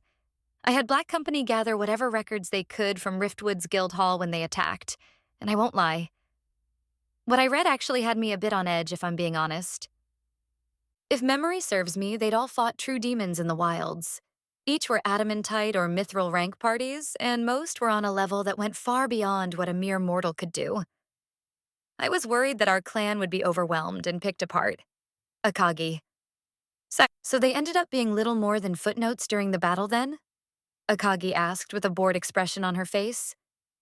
I heard no reports of them causing any real issues. I guess it was a waste of time to be so concerned about them.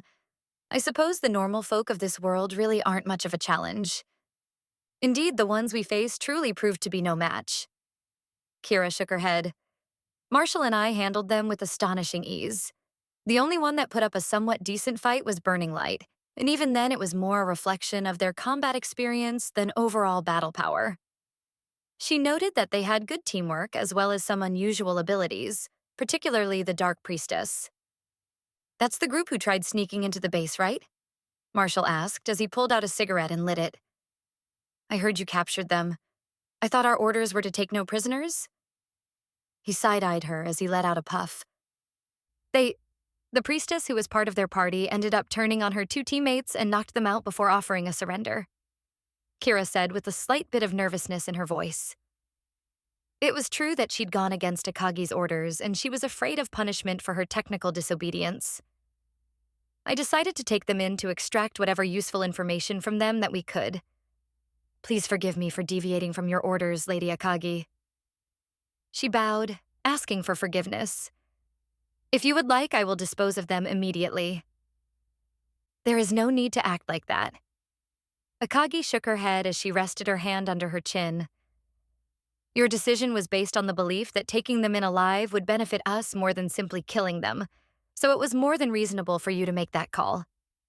She smiled. Recall that I have no qualms with you deviating from my directives if it ends up benefiting us and our plans. Her smile was warm and genuine, though her words also came with the understanding that if a deviation didn't pan out, or caused a problem, that it would be expected that one would take responsibility. What do you know about Burning Light? Akagi turned to Halifax, who'd been quiet up until now, mostly because she was too focused on avoiding Yumi's death glare. You've traveled this world as an adventurer for centuries, so you must know about them. The demon hadn't bothered to ask Halifax directly about them or the other parties, since she figured the Divine Blade wouldn't want to sell out fellow adventurers.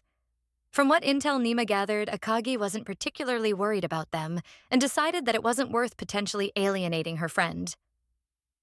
I know what I told Nima when she asked me this same question before the battle. Halifax stated that the cat had come to her for intel on the hired parties, and that she'd only provided vague and general information since she really didn't know much about their makeup.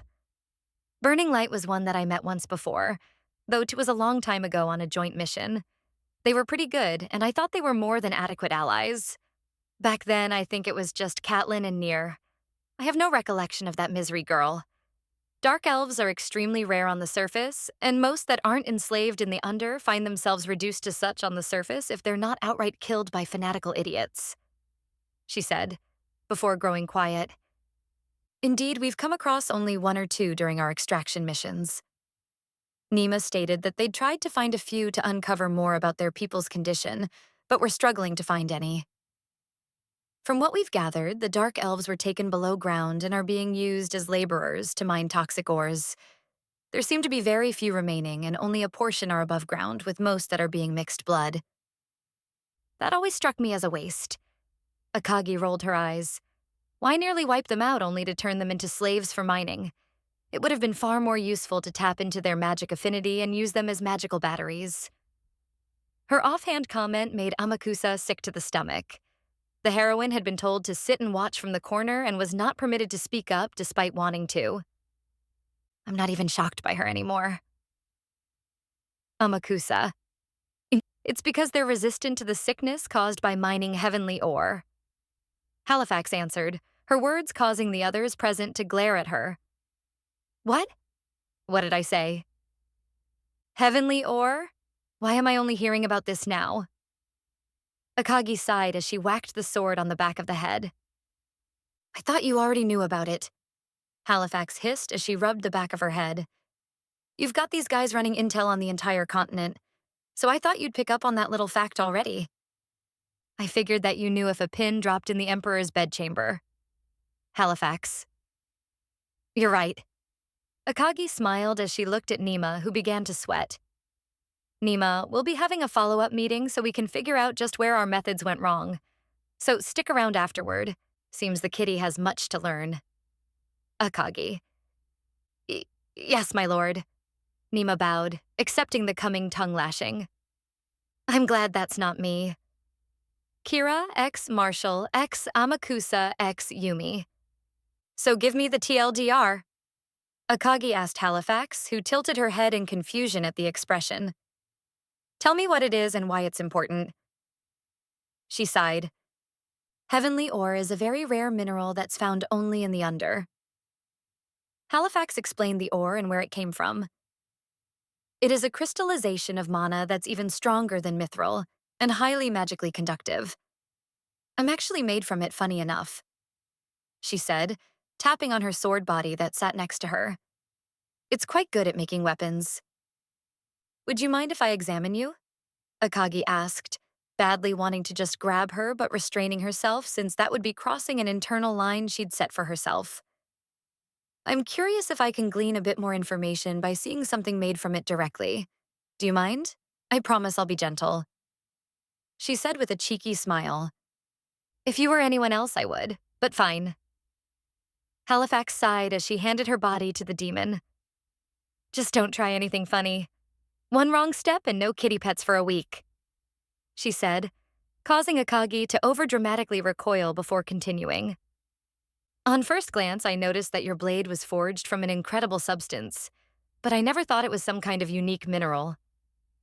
Akagi said as she looked over Halifax's blade, her eyes glowing as she used her power to appraise the divine blade.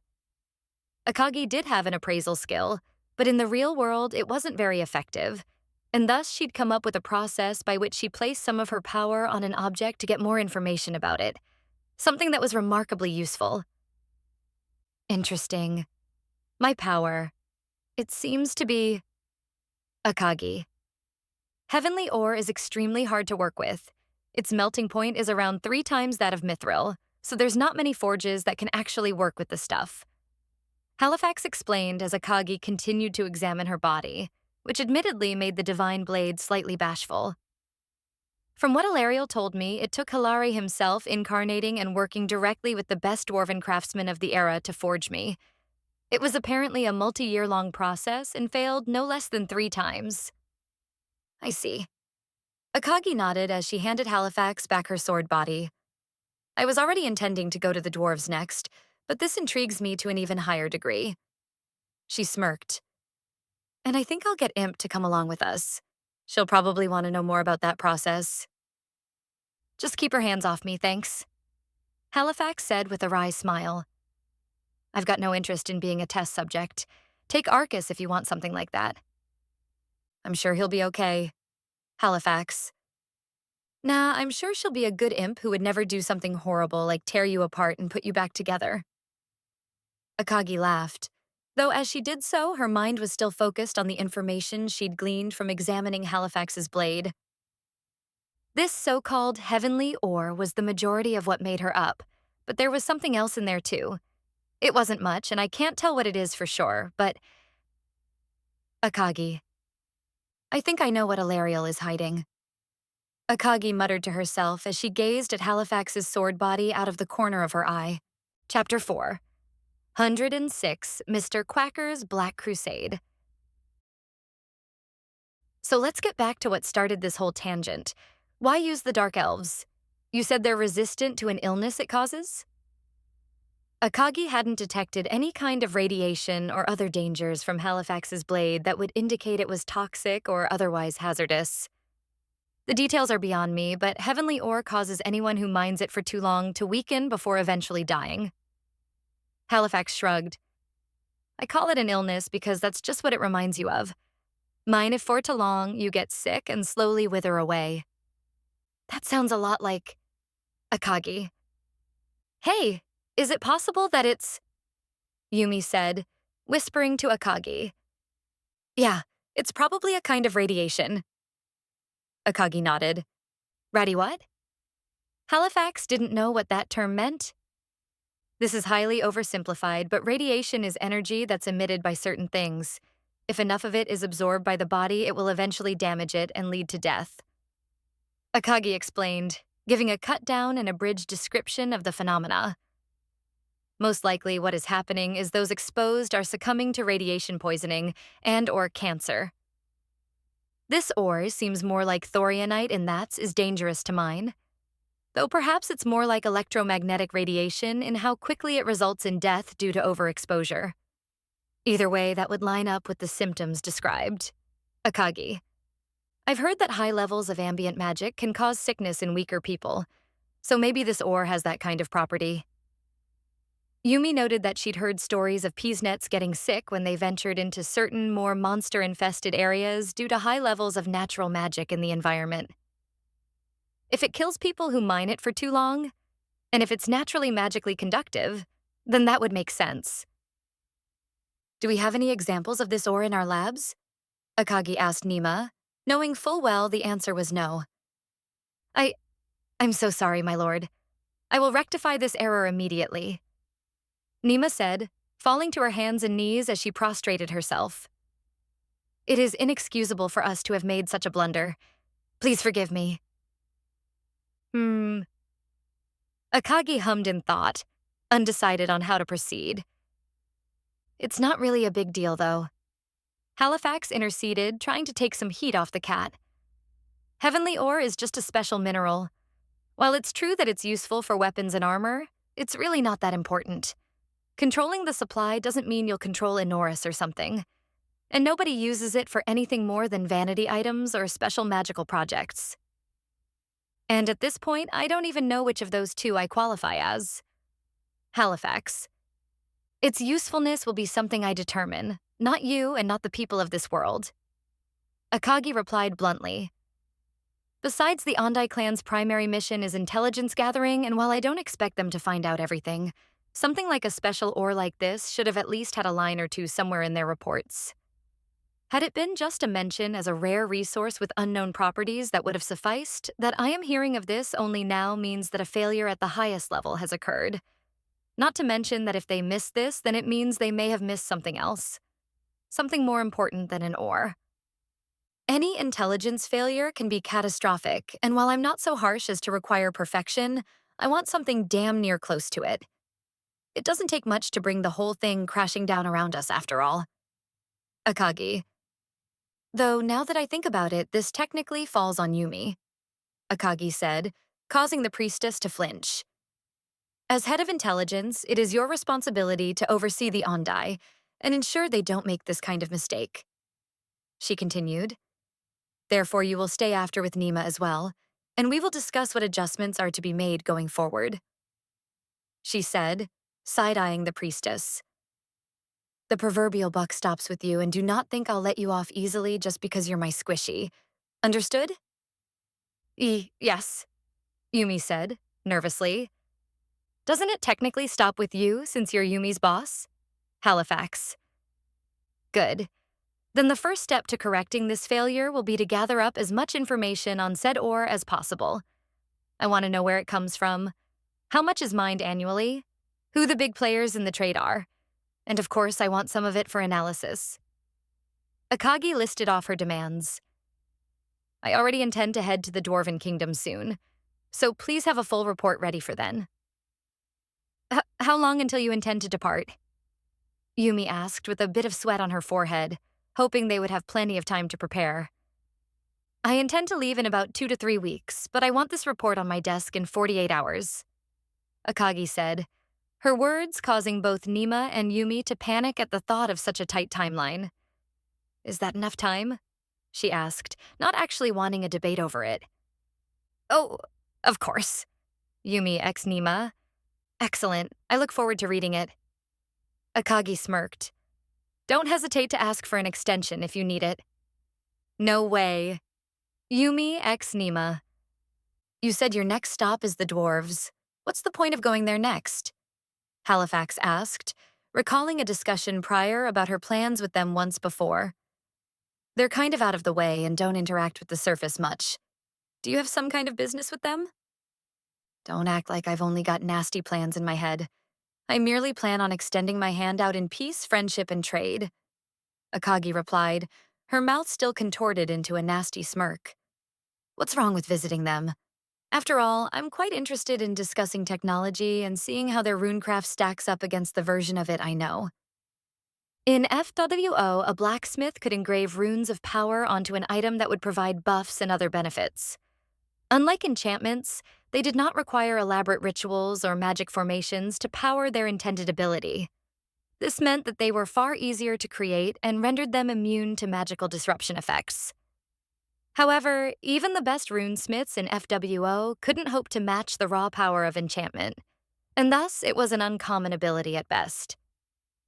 Rune crafting isn't really something most people care about on Anoris. Halifax noted that she'd only seen a handful of non-dwarves use it over her entire life. The dwarves are really the only ones that practice it, largely because most of their race doesn't have much affinity with magic. And besides, enchanting is far better if you ask me. Sure, it's more expensive, but a properly enchanted blade will always cut better than one imbued with rune magic. I've messed about with both over the years, and I really just don't see the value in runes. Sure, they're a bit more sturdy and make mass production easier, but I'd say that enchantments still come out on top. Halifax. Perhaps, but I'm interested in seeing it for myself. Akagi shrugged. Not to mention that I've heard tales of other interesting inventions your dwarves have created. They're always an industrious folk, and I'd like their cooperation and expertise going forward. Merging science and technology is one of the fundamental cornerstones of the future I intend to build, and I'll need more hands if I'm to make it work. I've heard tale that their capital is basically a wonder of the world, and from a few snippets Halifax mentioned once before, it has technology not that far removed from Earth's. She even mentioned something about an experimental iron cart, which she compared to cars. Akagi. Dwarves are always a hardy lot, Marshall said as he tapped the bracer on his wrist. We traded with them for weapons and armor all the time. My gear was always dwarven made, and it outclassed anything the finest imperial smiths could make. If we could get them on board, it would dramatically increase our production quality. Indeed, even my father had a begrudging respect for them. Kira agreed.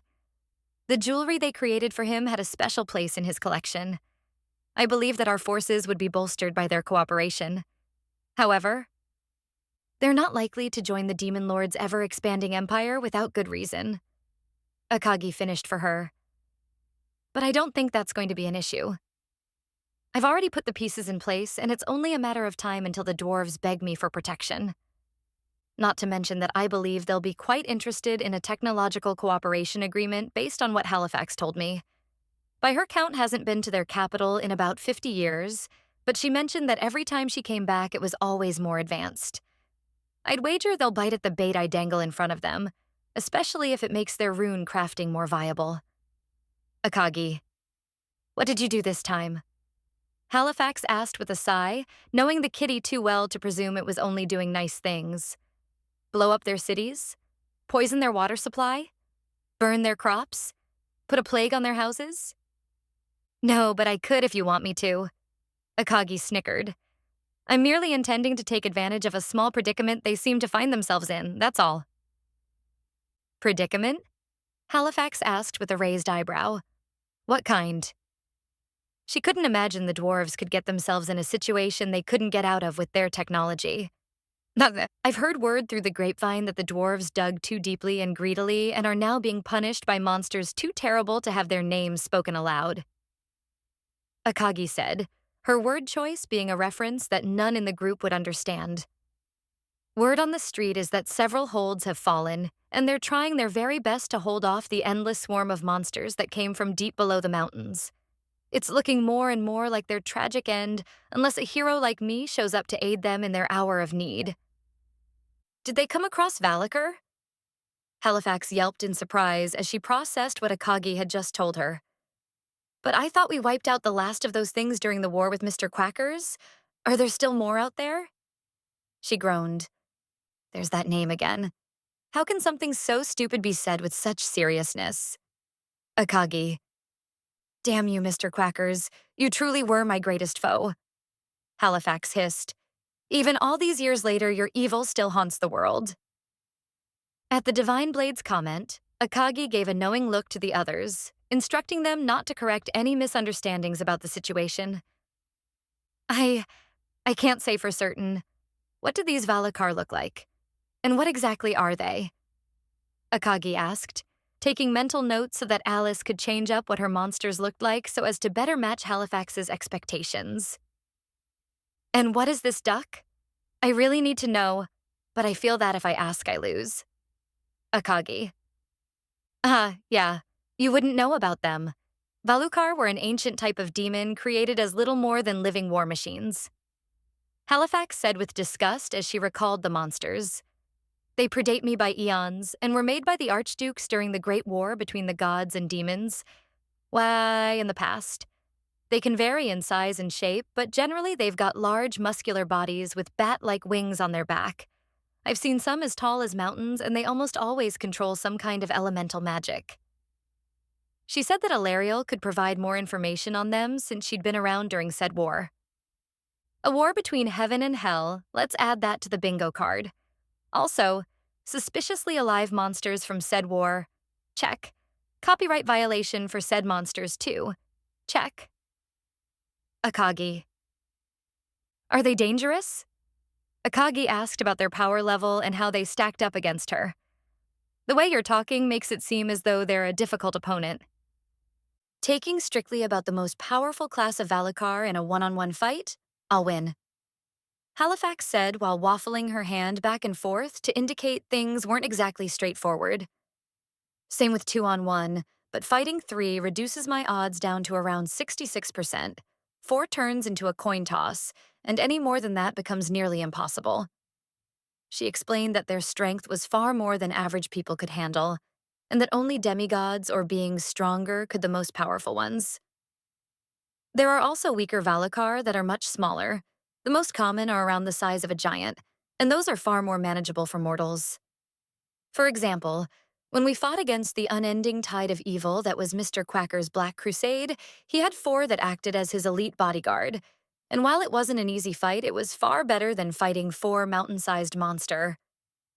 Funny enough, we never could figure out where he got them, only that they must have been asleep deep beneath the earth in the darkest parts of the Under.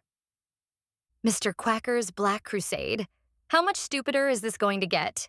And damn it if I don't want to know. Akagi. Chapter 4. 07. Misdirection. Skipping past just how much I want to know about the duck and his great crusade of evil, if these creatures are these so-called Valukar, what does that mean? Akagi asked, knowing full well that said creatures were not ancient demon engines of death, but still finding herself curious. It means, I don't really know, Halifax said with a laugh as she rubbed the back of her head, causing Akagi to sigh. But it can't be good. Sometimes this girl is an idiot, but I like that about her. Akagi. Well, it doesn't matter. No matter what they are, I'll wipe them out and endear myself to the dwarves. Akagi waved her comments away. I thought you were going to bring everyone into a massive coalition against you and then crush them, Halifax asked with a raised eyebrow. Why take the diplomatic approach with the dwarves? She figured that Akagi had no reason to take a different approach than her usual with the subterranean race. There are a couple of reasons, mostly because having them willingly work for me has the promise of a better relationship between us, Akagi answered. Not to mention that all reports about the Spirit War tell me that the dwarves, while siding with the Enorian coalition, sent only material support, not troops, nor did they enslave spirits or participate in massacres. She'd had Ilariel confirm as much, and the goddess noted that the other members of the Pantheon were frustrated with their lack of involvement, but refrained from pushing the issue too far due to an unwillingness to antagonize them due to some kind of prior agreements. I mean, that's correct, though more because the dwarves don't really like bothering with the surface world much. Halifax replied, not privy to the full story and only going off what she'd heard at the time.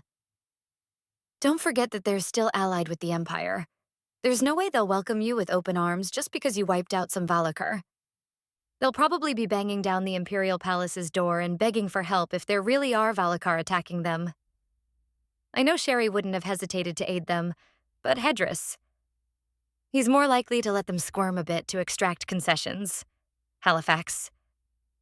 They will if their entire civilization is pushed to the brink, Yumi interjected. These monsters have already obliterated several holds and threatened to march on the dwarven capital. They'd have to be the world's biggest fools to refuse our generosity. I'd agree with you, but as we all know well, people are generally quite stupid. Marshall said with a sigh as he noted that just about everyone they'd come across was, at best, wary and uncooperative at first. Lady Akagi has offered the people of Enoris a hand of friendship and cooperation twice now, and twice she has been rebuffed and suffered the outrage of having them stomp on her kindness.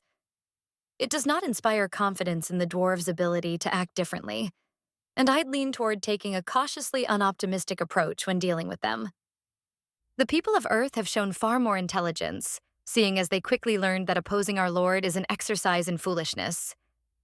Kira agreed with Marshall's assessment.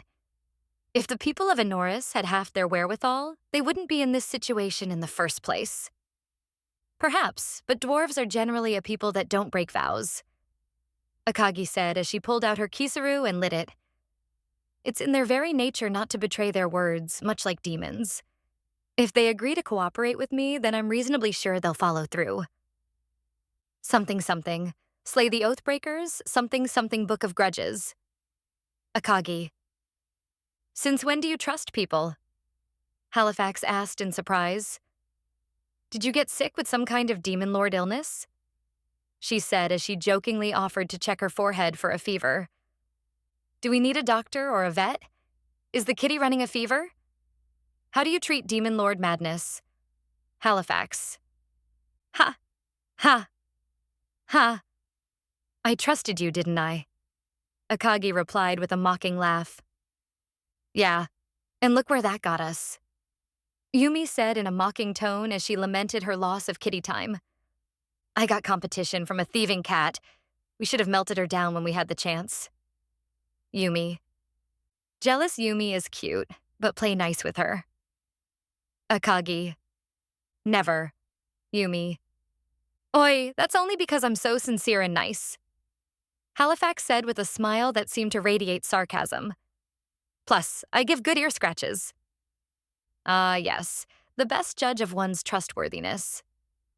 Akagi snickered as Yumi stuck out her tongue and protested, stating her nobody gave better scratches than her. Truly, we found the ultimate language of diplomacy. Down with words, up with ear scratches. Hey, you joke, but I'd say it worked since I've got a whittle demon kitty eating out of the palm of my hands, Halifax said while continuing to laugh. Hiss! Yumi. Anyway, I've chosen to attempt a diplomatic approach with the dwarves, and that's what we're going to do, Akagi said, getting the discussion back on track. If they rebuke my approach, then I'll just lump them together with the rest, but I'd honestly prefer they work with me. I've got plans for the future, and an entire race that's dedicated to construction and innovation would be a great boon, she said while letting out a puff. Imp and Imperial already made a small-scale prototype knight, and I'd like to turn that into a real thing because it's fucking cool. If I want to make some of my dreams into reality, I'll need a couple of hundred dwarves working at full capacity. Akagi. So your plan is to swoop in as their savior? Halifax asked after settling back down. I suppose that could work. The dwarves aren't really worshippers of the pantheon, so I doubt they have much loyalty to the gods. I wouldn't be shocked if they already suspect that something was amiss with the whole rationale behind the war, given that they are natural skeptics. She said, noting that the dwarves tended to lean more toward what Akagi understand as scientific and rational thinking when it came to understanding the world. The problem will come from the fact that they have a long-standing alliance with the Empire. They're likely not going to forsake that so easily, even if they're fighting Valukar. Akagi is really going to have her work cut out for her to place a wedge between an alliance that dates back to a time where I was still happily a pawn of the gods. Halifax. We shall see. Akagi replied as she let out another puff. I've got a multi-layered plan in place, and if things pan out how I want them to, they'll be begging me for help. She snickered. Alice will terrorize them into a corner, and then the nice, happy demon lord will reach out with an offer of salvation. It's a perfect plan. Then you add in my collaborator to the mix, and it should all work out. That halfling should easily be able to sow doubt and discord between the two, especially with their plan to target the dark elves. Akagi. It is most certainly not in dwarven nature to beg. Halifax rolled her eyes at such an absurd statement. I'd be shocked if they don't try and run you out of their hold the moment they figure out who you are. Maybe they'll bring a few hoses to spray holy water at you. Maybe, but when faced with the annihilation of their civilization, I'm sure they'll make the right choice. Akagi's smile did not inspire confidence in the sword. Why do I have a bad feeling about all of this? Akagi. If you say so. Halifax shook her head, deciding not to get too fixated on something that hadn't even happened yet. Though, maybe if I go with you, they might listen. I have a history with the dwarves, and they've got a fairly good opinion of me. Their craftsmen helped forge me all those years ago, and I've helped them out on more than one occasion. If I go along. While the offer is appreciated, I'm afraid that I'll have to decline. Akagi said, taking a hit from her kisaroo as she cut her off. My plans are designed without you in mind, and I don't need your presence causing variables. So I'll ask that you sit this one out. Can't have you coming along, finding out what I'm up to, and then getting in the way. That will cause too many problems. Akagi. Okay, I'm now suspicious. Halifax said with a raised eyebrow as her eyes drilled into the demon. What are you doing, and why do I feel that it's something I wouldn't like? The good kitty would never do bad things. Nope. Akagi chuckled as she tried to act cute. Your paranoia and accusations hurt me. Do you not trust me? About as far as I can throw you. Halifax. Yup, you're plotting something.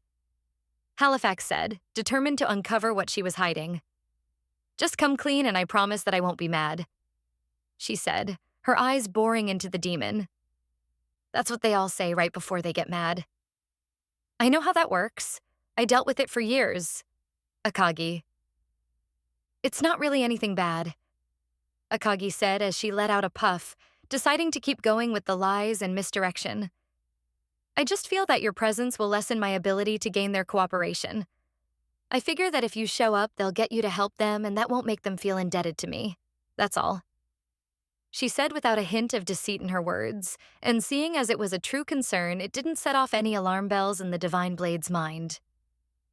Having the Divine Blade Halifax intercede will only make things harder, and if they decide to back you over me, then it's likely that a fight will break out, when they ask you to defeat me. So I figure this way we can avoid unneeded casualties and a fight between us two besties. Her logic and argument are sound. The dwarves would almost certainly ask me to help. But I've got a feeling that something else is going on here. There must be another reason she doesn't want me to go with her, but I just can't put my finger on it. And also, besties? Halifax. I guess. Halifax said, skeptical, but deciding to let it go for now. Would it make you feel any better if I told you another reason I don't want you along is because I'd like you to look into Labrise a bit more? Akagi asked, figuring that diverting her attention to something more interesting to the sword would make for a better answer. I figured that you'd have more interest in that than stuffy diplomacy. Not to mention that I have a feeling that Divine Blade and Demonic Axe will be drawn to each other. Though whether it's due to the same principle as polar opposites attracting, I can't say just yet. Akagi, you're not wrong there. Halifax sighed as she recalled the countless noble parties she'd been to and how much she hated formalities. But what do you want me to do? Other than running around like a fool chasing ghosts? It's not like I've got a Labris radar built into my head. We've searched for him for almost 4,000 years and never got the jump on him. The last time we interacted was 200 years ago, and even then I was unconscious. I still wish I hadn't gotten taken by surprise. That was the best shot at getting rid of him, and I blew it. But what was I supposed to do? Sherry's life was at risk, and I just couldn't sacrifice her for a chance at taking him down. Halifax. If you don't mind, I'd like you to back the twins up for a bit. Akagi's words caused Halifax to immediately tense. She didn't exactly like the primordials or trust them, mostly because they'd used blood sacrifices to break their seal. Having you along as a level-headed leader of their little search party would probably make things easier, not to mention that I'd like a sufficiently powerful minder with them for now. Ah, so you want me on babysitting duty? Halifax rolled her eyes. Joy. I did that with a certain unconscious demigod before, and look how well that turned out. Halifax. Only if you don't mind. Akagi shrugged. If you'd like to do something else, then feel free. I won't tell you what to do, though. I'd still ask you to keep out of my dwarven scheme for the aforementioned reasons. Oh, sure. Like I've got better things to do at this point. Halifax sighed, conceding that her best place was either at Akagi's side or helping to find Labris. Lazing around for a bit might not be the worst, but I think I'd rather try and find him. The faster we do that, the faster this whole thing will be over, and I'm sure I can put their talents to good use. Good. Then I'd like the three of you to head to Northwind's capital and pick up Chloe after she finishes her mission. Akagi said as she put her Kisaru away. Take her with you. She'll likely prove useful in hunting down our prey. I wouldn't mind helping her kill Corex's disgusting servants. Halifax said with a twinkle in her eyes. Killing them is always a pleasure. And I'm sure it is, but this mission is a test of sorts for Chloe, so please don't interfere with her. I need to see how she's going to handle this kind of situation. Akagi replied, noting that she'd established this as a type of graduation ritual that was not to be interfered with. Plus, she'd be the one getting angry if you got in her way. Chloe would probably attack you in such a situation. Yumi chuckled. Indeed, that cat wouldn't take too kindly to interference in a mission given to her directly by our Lord. Kira shook her head. I don't think I'll ever fully understand that side of her, though I can appreciate where she comes from in that instance. It was a task given to her by Lady Akagi. There's no way that Chloe would allow anyone but her to complete it. Nima nodded along. Her pride would not permit such a humiliation. Fine. Halifax stretched as she stood up. I'll go babysit the godlings and give the other kitties some attention. If we're lucky, we'll find Labris before you're finished with your diplomatic mission to the dwarves, and we can wrap this whole story up so I can fully retire. Sounds great. That way I can get home and I let Miji and Yumi argue over who gets to use me as a hug pillow. Akagi laughed. Don't forget to throw Kana in that mix. Yumi sighed. She gets jealous when we do it. Her comment caused the room to break out in laughter, though in the demon's mind, she was commending herself for getting the divine blade away from the dwarven topic so easily. And now we can proceed with project play both sides. The little one shall play the villain so that I can be the hero. Akagi. The oh-so-benevolent and kind hero. Akagi said under her breath. Ah, a dwarven soldier charged at one of the massive multi-armed serpentine monsters that Alice had summoned, only to be flicked aside by one of its many axes and smashed against the cave wall. Focus fire! Take it down! A dwarven sergeant yelled to his men, who raised up large mortar-looking weapons that fired metal projectiles at high speed toward the monster under what appeared to be rocket propulsion. Boom, boom. Boom, boom, boom, boom. Ga. The monster roared as it was blasted to pieces, showering the cave walls in blood as bullets ripped through the air. We got it. The sergeant and his men cheered the takedown of the creature. All right, men, on to the next one. With the death of the first snake, the dwarves began their counterattack, using these and other strange weapons to slowly but surely destroy Alice's summons. It was an impressive display of military might, and showed that what the dwarves lacked in magical ability, they more than made up for in technological and martial prowess, something that Alice had expected and was probing for weaknesses. So they've got guns, flamethrowers, mortars, grenades, and even some kind of strange light tanks. Alice hummed as she looked at the combat from above. She'd taken to the air with some flight magic and decided to observe the battle in the cave to see what kind of weapons the dwarves were able to bring to bear, and was a bit surprised by how well they could hold off her summons. No wonder Mama needed me, she giggled. But I think that will be enough for today. Mama always told me that it's better to withdraw early than to allow units to be destroyed unnecessarily, she said before giving a mental command to her forces that told them to withdraw deeper into the mountain. Going this way may be too tough. Nima said this route led to one of the major dwarven highways that would take you straight to their capital, so I guess it's understandable that it's so heavily guarded. Alice. Oh well, now that I've seen their troops, I'll just beat 'em up like Mama wants. Alice laughed before flying away and following her forces into the darkness. Chapter 4, 108, The Pet Goes for a Walk. All right, you two go wait in my office. Akagi smiled into the room, sending chills down Yumi and Nima's spines. They knew a licking was coming their way, and neither was looking forward to it. I'll get to you in a bit, so look forward to our discussion, she said before closing the sliding door and heading off, leaving the two's imagination to run wild with what was about to happen. Good, meeting out of the way. Now, to interrogate the Akagi. Amakusa stormed out of the meeting room and tried to yell at Akagi as the demon began walking down the hallway, interrupting the demon's train of thought. Her speech was muffled due to Akagi's order to prevent her from talking, which was a comical sight. Oh yeah, hold on. Akagi stopped before turning around on her heel and smacking a comically large bandage over the heroine's mouth. Now, this is gonna sting, so be ready. She smirked as she wound up her arm. MPF?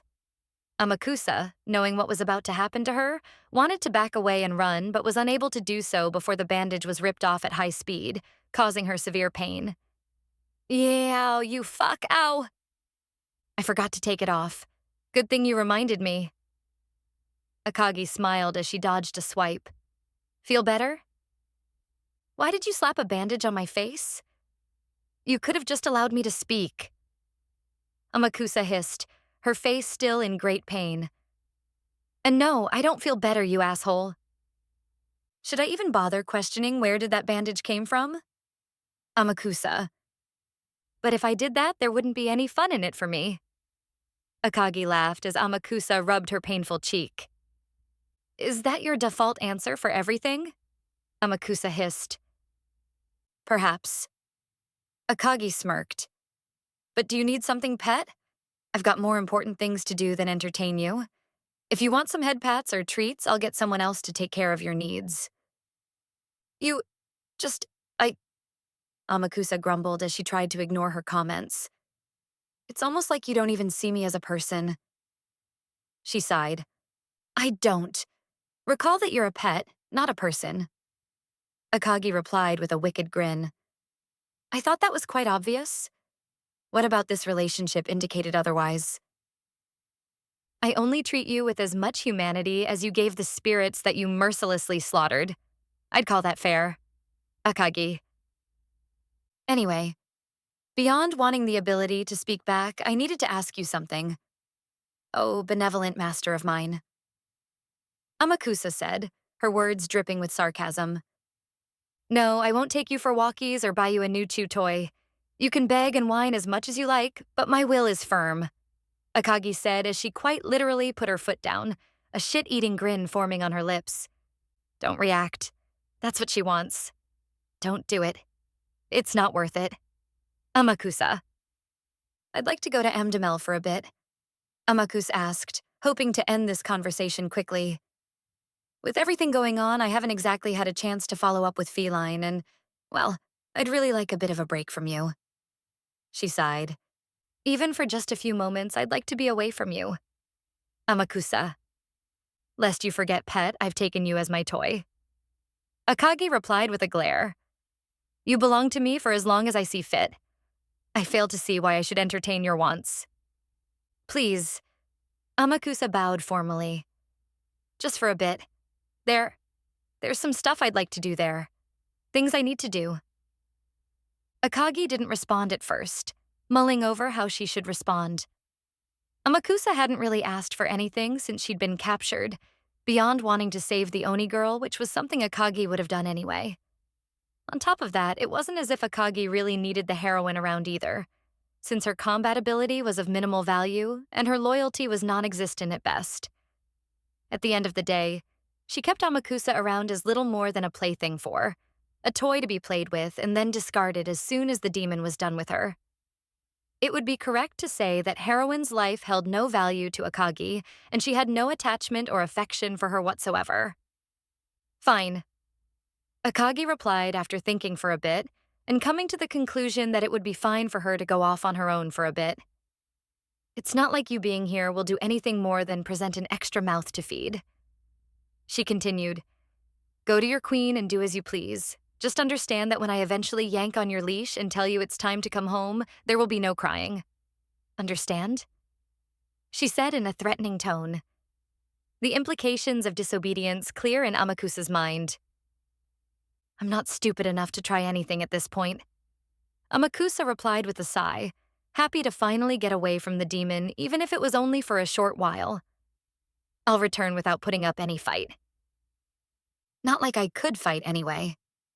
Amakusa. Good, then get going. Akagi waved her off, said before turning back around and heading down the hallway. Wait, I have to walk? Amakusa exclaimed. She'd been hoping for some teleportation to make the trip quickly. Would you like to fly? Akagi said, stopping and looking over her shoulder with an evil look in her eye. I'd be more than happy to give you a toss. Air Akagi is well known for its short but bumpy flights. Akagi. Nope. Never mind. On second thought, walking is great. I love the outdoors and cardio. Amakusa laughed nervously before slowly backing away. So, see ya later, she said before zipping away at high speed. Such an energetic little pet. Akagi chuckled as she continued to her original destination. They do say it's good to let them run around and burn off that excess energy every now and again, she said. Keep an eye on her, kill the pet if she steps out of line. Akagi said to seemingly no one before heading down the hall and exiting into Compound's courtyard. By this point, the sky had long since returned to normal, and the bright sunny day seemed to have forgotten the massacre that had only recently happened. Naturally, the rest of Enoris was not aware of the destruction of the demon army, but it was only a matter of time until that information was made public once word spread from the demon capital. The entire world had been terrified by the shrouding of the planet in darkness, but that fear was just the tip of the iceberg. A fact that the gods of Enoris would soon discover as they maneuvered themselves toward a final confrontation with the Demon Lord. Chapter 4, 108.5, Theories. I'd say that was an adventureful day. Halifax stretched as she looked up at the twin moons in the sky above. It was a completely cool night, and the contrasting colors of the celestial bodies covered the sky in an eerie yet beautiful glow. Akagi definitely doesn't do boring, that's for sure. She chuckled as the demon lord in question walked up behind her, glasses of alcohol in hand. While I do appreciate a good bit of chaos, I'll remind you that my preferred state of being is one consisting of peace and tranquility. Akagi said as she handed Halifax a glass before taking a sip of her own. Relaxation and peace is much better if you ask me. She chuckled. We both know you'd get bored of just being Kitty all day. Gotta have some fun in there to mix it up every now and again. Halifax snickered as she took a sip. And I know good and well you like fighting too much to ever stop. Walk with me. Akagi motioned at her as the two headed out of the base and into the field. You look like you've got something to say. Halifax commented as the two continued walking together. Is this where you declare your undying love for me? I'm sorry, but my heart isn't ready for such a thing, she said dramatically as she held in a laugh. Damn, turned down before I even got the chance. Akagi rolled her eyes at such a Mika-like statement. I'm sure Yumi will be happy to know her competition just got smaller. Maybe I'll at least hear you out. Can't risk losing access to my designated kitty time. Halifax laughed as she took another sip. Joking aside, there is actually something you and I need to discuss, Akagi said as she took a small sip from her glass. I had a discussion with Alariel earlier today, one that has me a bit aggravated. So I don't think any conversation with her could be anything but aggravating. Halifax nodded as she stepped around a large rock. Was this one special? Yes. This one pissed me off in particular because she decided to play hardball with me about an important matter. Akagi grumbled as she recalled being put in an unusual position of being forced to back off. And sadly, I've got more questions than answers from her as the goddess wasn't exactly cooperative. I shall repay her for that. Akagi.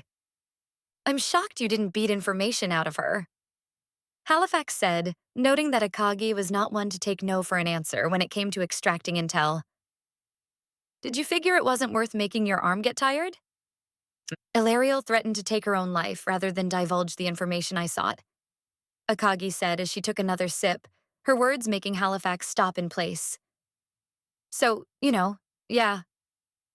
What? Halifax shook her head in disbelief. Why would she threaten suicide over some questioning? What the hell did you ask her about? And why the hell would she risk being erased? Halifax. You. Akagi said without turning to face the divine blade, the weight of the demon lord's single word smacking Halifax like a baseball to the face. That not only didn't answer my question, I only served to confuse me more. Halifax retorted. During the battle, I took notice of that strange power you used. Akagi continued. A power that was interesting, so I decided to ask our resident divine being about it. You're talking about Enuma, Halifax said as she started walking again, which prompted Akagi to continue onward as well. That power is odd. It doesn't feel like anything I've sensed from you before, Akagi said without getting into too much detail. What do you know about it? Not much, Halifax said as she took another sip. Ilariel told me never to use it, and over the 4,000 years I've been alive, I can count the number of times I've let it run loose on one hand. She continued. I was told it was dangerous and that it's best never to use it. Based on how I acted today, though, she's probably right. It make me want to break something, or better yet, kill someone. Halifax. Did something seem off when you used that form? Akagi asked as she reached into her inventory, pulled out a bottle of sake, and poured herself a fresh cup before tossing it back to Halifax, who did the same. I get aggressive when I use Enuma, Halifax said as she threw the bottle back to Akagi, who put it away. My judgment gets clouded, and I, for the lack of a better phrase, see red. I nearly killed Penelope in a fit of rage. She sighed. No matter how angry I was with her, that's not how I operate. I have no qualms about killing people who threaten me or others, but I don't do it out of hatred like that, and I don't like to kill people who are no longer a threat. As much as she gets on my nerves, I shouldn't kill her. That's now what I do. That's not how I am. Halifax.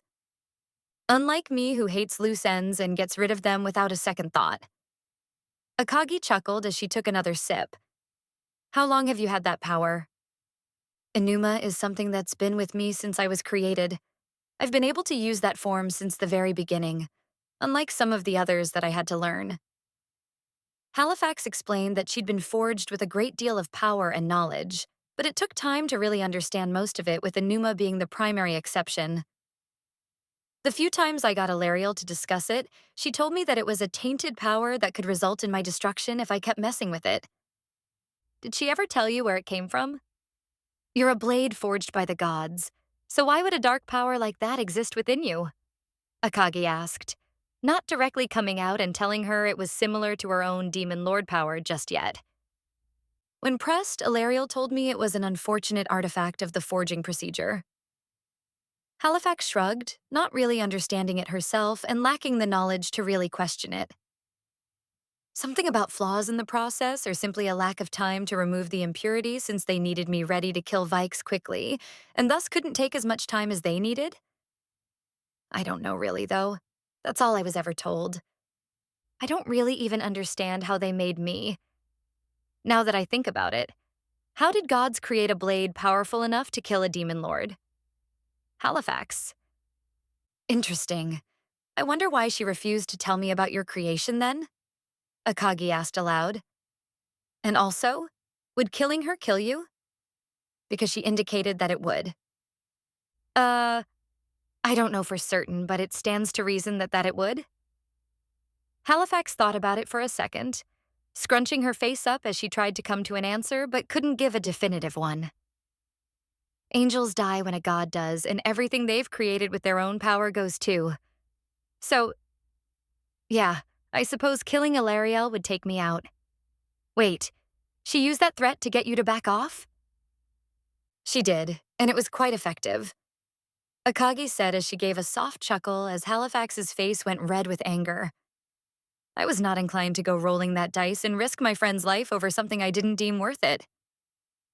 That absolute bitch of a goddess, Halifax seethed, nearly crushing her glass in her hand. How dare she go doing something like that? How fucking dare she? Halifax. Calm yourself, no need to get all angry over her. Akagi tried to calm her down. She's not worth it. She tried to manipulate you by threatening to kill me? Why the fuck wouldn't I be pissed off by her pulling that shit on my friend? Halifax growled. What if she gets the bright idea to do that again? I don't want her using that to control you. I'll fucking kill myself before I let that bitch use me against anyone ever again. Halifax. I already warned her that if she tried it again, I'd kill her and vaporize this world. Akagi said, her words making everything go quiet for a moment. I hope you'll understand my rationale. Oh, I'm not mad at you. Halifax scoffed. You've got my full permission to wipe that bitch's existence off the face of reality if she pulls that crap again. Don't you dare go letting her hold my life over you. I'll be pissed if you didn't draw that line in the sand. Those fucking gods tried the same shit with Sherry once before, and I'm not about to let them go doing it again. Halifax. The question is, what is she desperate to keep from me? Akagi asked with a small smile on her lips. Why would she risk pissing off a demon lord that she knows has little patience for divine bullshit? If she's willing to go that far, it's gotta be something about my creation that she feels would be bad for you to know. Halifax sighed as she calmed herself down. Something about my origin that she doesn't want you to... She stopped in her tracks, a metaphorical light bulb forming over her head. That's it. That's why she's going so far. Enlighten me, Akagi said as she turned on her heel to face the divine blade. She's worried that if you learn how I was made, then you'll be able to break the connection between us. Halifax snapped her fingers in realization. Right now you're suppressing her control over me, but if you're made privy to the minutiae of my creation, there's a good chance you could either destroy the binding placed on me or swap it over to you. She continued. If that happens, she'll lose a powerful card in her insurance. So she wants to use you as a bargaining chip to stop me from killing her? Akagi hummed in thought. That's a reasonable conclusion. Though I'm not sold on it being the real reason. Akagi. It's one possibility. Halifax clicked her tongue in irritation. The other is that she fears me being corrupted by you. Knowledge of my creation would essentially mean you have access to my blueprint. That would probably allow you to corrupt my being quite easily if you were so inclined. You mentioned that Vike's cult did something similar to other divine weapons before. Akagi said recalling a prior discussion and the reason why other divine weapons and demigods weren't roaming around the mortal plane very often. They did. Halifax nodded. I've got no idea how they pulled it off since I kinda killed the cultists before wringing that information out of them. But she may also be worried about you doing something similar. You might be a powerful entity, but without more intricate details about how I work, it's going to be hard for you to do something similar. She continued, as much as I don't like tooting my own horn, I'm a special existence when we're talking about divine weapons. My power is far above that of my siblings, and I suspect that I was forged with extra protections to prevent someone from doing similar things to me. That's probably why they ended up allowing me to wander around down here without supervision. If I were like Arcus, it would be risky since corrupting a lesser divine weapon had already been done, multiple times at that. Halifax. Well, I don't really have any interest in doing something like that anyway. Akagi shrugged. And besides, if I want to corrupt you, I just have to give you more kitty time. You're not wrong. Halifax returned a laugh of her own. Kitty is highly effective. Perhaps I could weaponize it to bring world peace? Akagi wondered aloud. If everyone united in worship of the kitty, would the world be a better place? Maybe. Halifax laughed. But joking aside, those are the primary reasons I could see her being so obstinate. She paused to think for a moment. Unless... Got another idea? Akagi asked with a raised eyebrow. Well, I've already been used to kill one demon lord, Halifax said. So wouldn't it stand to reason that I could kill another one? Even if you are a whole lot stronger than Vike's, it's been proven that I can end a demon lord's existence.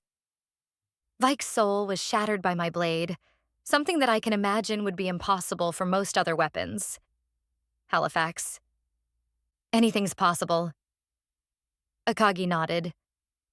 I don't know the exact circumstances around how that battle went down, but yeah, I'd say it's theoretically possible if nothing else. Destroying a demon lord is no easy feat and would require a power rivaling it to be possible. Akagi. Ilariel might be hedging her bets on using me to take you down then. Halifax growled. Maybe she wants to take advantage of the fight between you and the others to destroy you once the others are dead? She probably assumes that you'll be weakened by a fight like that. And then she'll strike when I'm vulnerable. Akagi laughed loudly. I'd like to see her try. Though, while all your guesses are good ones, I think there's something we're missing. I suppose my trip to the dwarven capital will be all that more important if what I think is going on here is right. Akagi.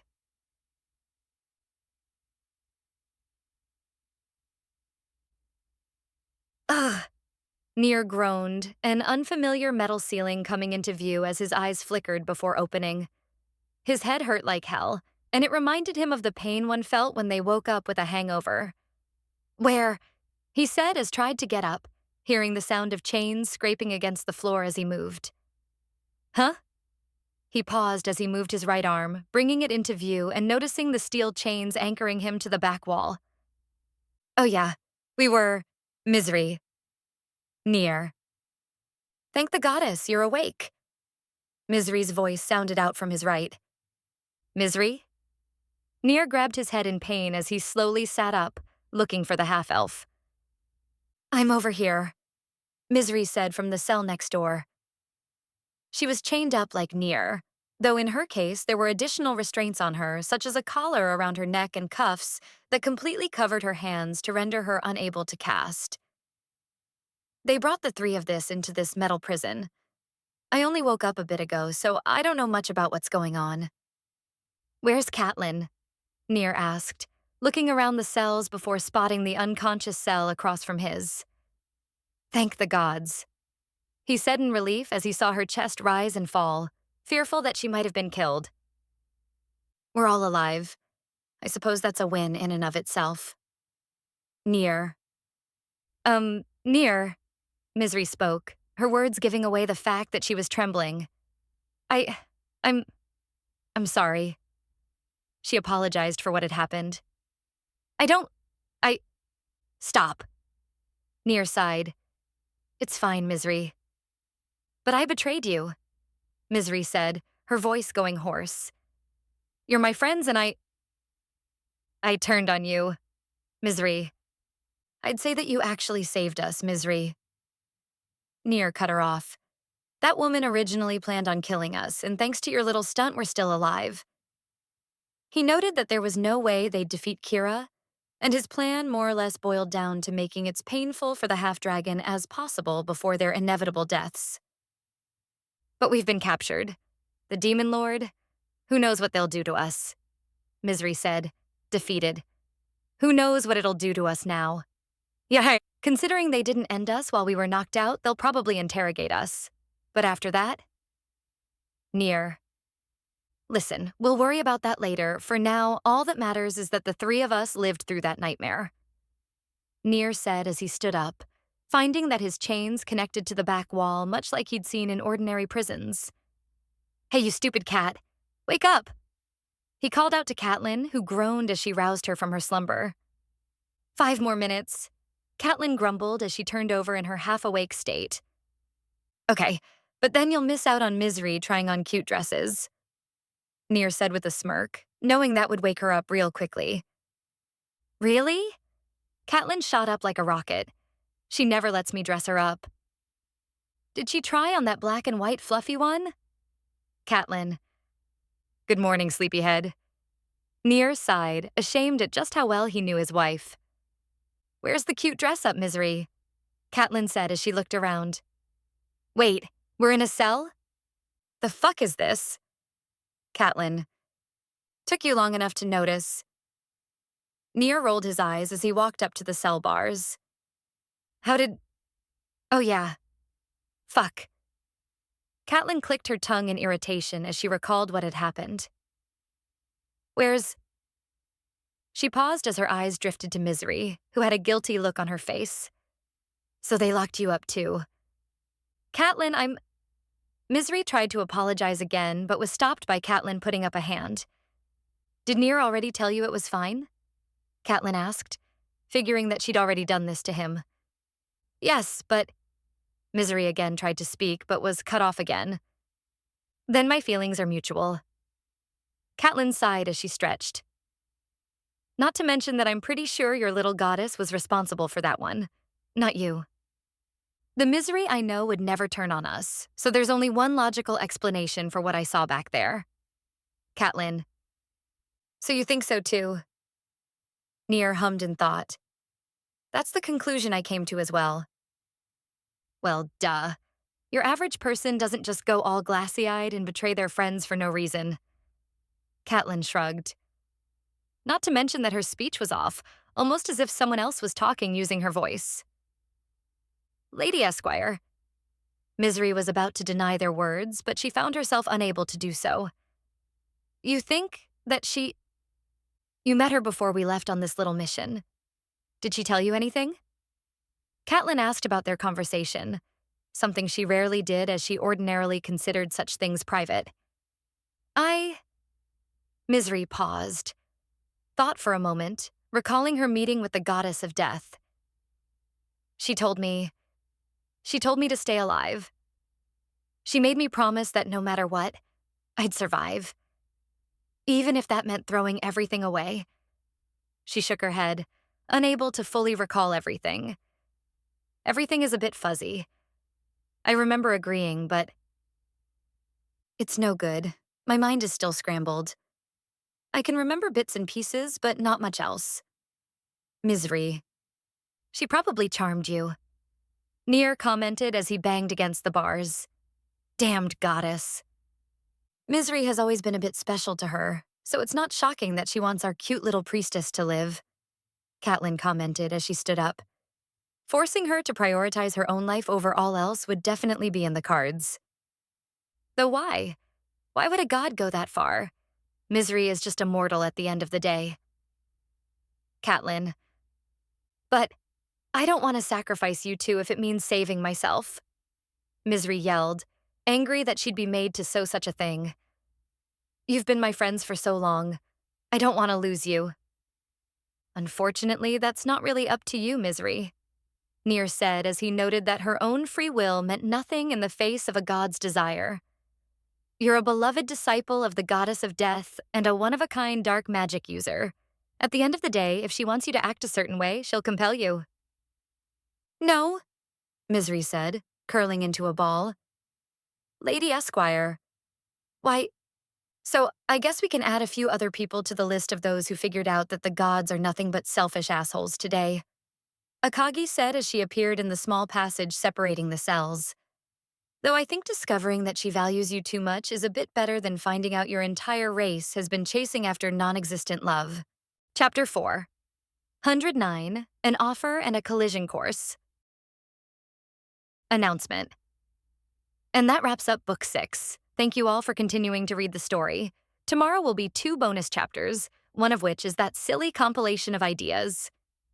It's over 6,000 words and is basically just a group of short events that I found funny, while the other is an extra little chapter for fun. Thank you all again, and I'll see you in Book 7. I take it you're that demon lord everyone is ranting and raving about? Catelyn said with a bit of attitude in her voice. A bit better looking than one would expect for a world-ending monster. She laughed. Though whether or not that's better or worse, I don't know. Not gonna cower in the back of your cell, begging me to spare your lives? Akagi asked with a laugh of her own as she turned to the Catwoman. Most people wouldn't be able to hold their composure and give a smart-ass remark upon first meeting me. If Yumi were here right now, she'd say something like, yeah, since they're either terrified of you or want to give your kitty form cuddles. Akagi. Meh, I think I've already realized just how screwed we are, so what's the point in being a babbling mess? Catelyn shrugged, deciding that getting worked up was of no use at this point. So what's your plan? Turn us into test subjects? Kill us? Eat our souls? All good options. All good options, but I don't know. How about I turn you into my personal love slave? Akagi asked with a smirk and a wink. I think I'd enjoy myself with a woman like you. Feisty ones tend to be my favorite. Hisha's combination of fear and sass being just slightly higher on the list. Akagi. While I'm honored that a demon lord thinks so highly of me, I think I'd choose death. Catelyn laughed. I'm already happily married to that idiot over there, she said, holding up her hand to show off a ring. And as much as I might joke about dragging Mizzy into things, I'd rather not put him through something like that. I don't believe you one bit, Cat. Near. Fair, I'm not a fan of the NTR tag myself. Akagi laughed. Not to mention that I've got my own idiot at home. I might be a bad guy, but even I have lines I won't cross. We keep our petting harem platonic in this household. Pets between friends are fair game. Akagi. See? Even the most evil being imaginable has standards, Catelyn said as she looked over to Near. Goes to show just how bad two-timing is. She nodded. Why does it seem like these two are on the same wavelength? I don't know if that's good or bad, but I don't like it. Near. But enough joking around. Now I've got to figure out what to do with the 3 of you for real. Akagi thought for a moment, tapping her chin as she internally debated about what to do with her captured adventurers. I didn't really plan to capture a group of Enorian adventurers. Kira just did so on a whim. Maybe I should extract some info from the 3 of you and then dispose of the corpses? She said in a matter-of-fact way that made the 3 members of Burning Light shiver. No, that would be a waste. I can probably find more use for the 3 of you than that. Oh, what to do? What to do? So many options. Akagi. Misery interjected, her voice almost a whisper. Ms. Demon Lord. Ah, you're that dark elf girl, Akagi said as her eyes snapped to the elf. I haven't gotten the chance to meet one of your kind in this world yet, she said as she walked to the front of her cell and examined the half-elf. A bit lighter skin than anticipated, but other than that, you're basically like the dark elves I know of from FWO. She chuckled. Though I must say you have beautiful eyes. It's like I'm looking into the purest amethysts, and they remind me of a certain dragon's flames. Please, do what you want to us, but let Misery go.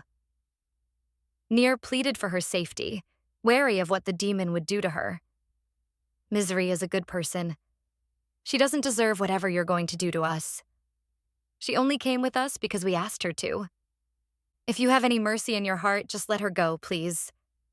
Catelyn begged similarly. Do what you want to us, but let Misery go. She doesn't deserve to die. Hey, I've seen this one before. Akagi. You'd ask for her safety even though she betrayed you? Akagi asked as she looked over her shoulder at the cat girl. Kira informed me that she knocked you both out and was the reason you were taken captive. Why would you want to spare her after that? Are you not angry? It wasn't her fault, Nier said as he clicked his tongue in disgust. It was that stupid goddess. She charmed her. Oh? Akagi. Explain. Akagi said as she turned to him. I don't know the specifics, but Lady Esquire did something to her. She made it so Misery would prioritize her own safety and do whatever was needed to ensure her own survival. Nier explained what had happened before they started the journey southward. We can't blame her for what happened. It wouldn't be right. Exactly. Catelyn nodded. It's not Mizzy's fault. So the goddess implanted a suggestion. Akagi hummed in understanding, having done similar things before. A primitive but effective way of compelling people to do as you wish. Something the gods no doubt have done many times. So please, Misery has done nothing but good in this world.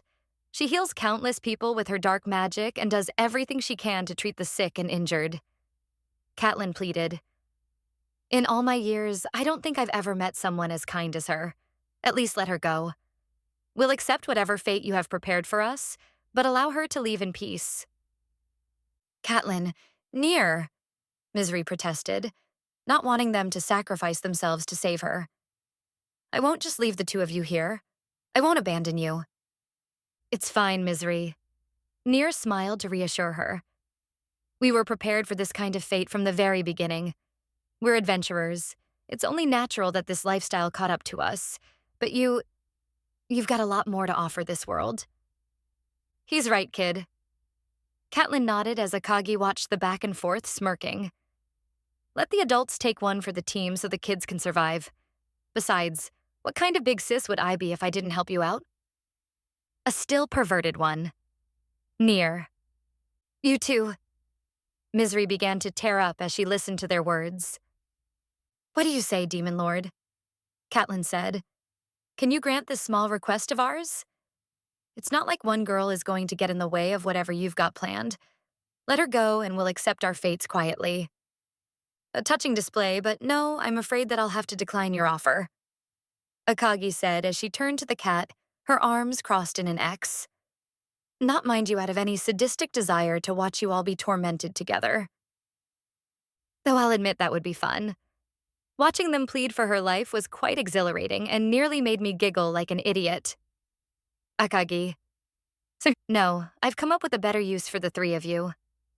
Akagi smirked as her body melted into a dark shadow. Adventurers of Burning Light, how would you like to join Clan Dumator?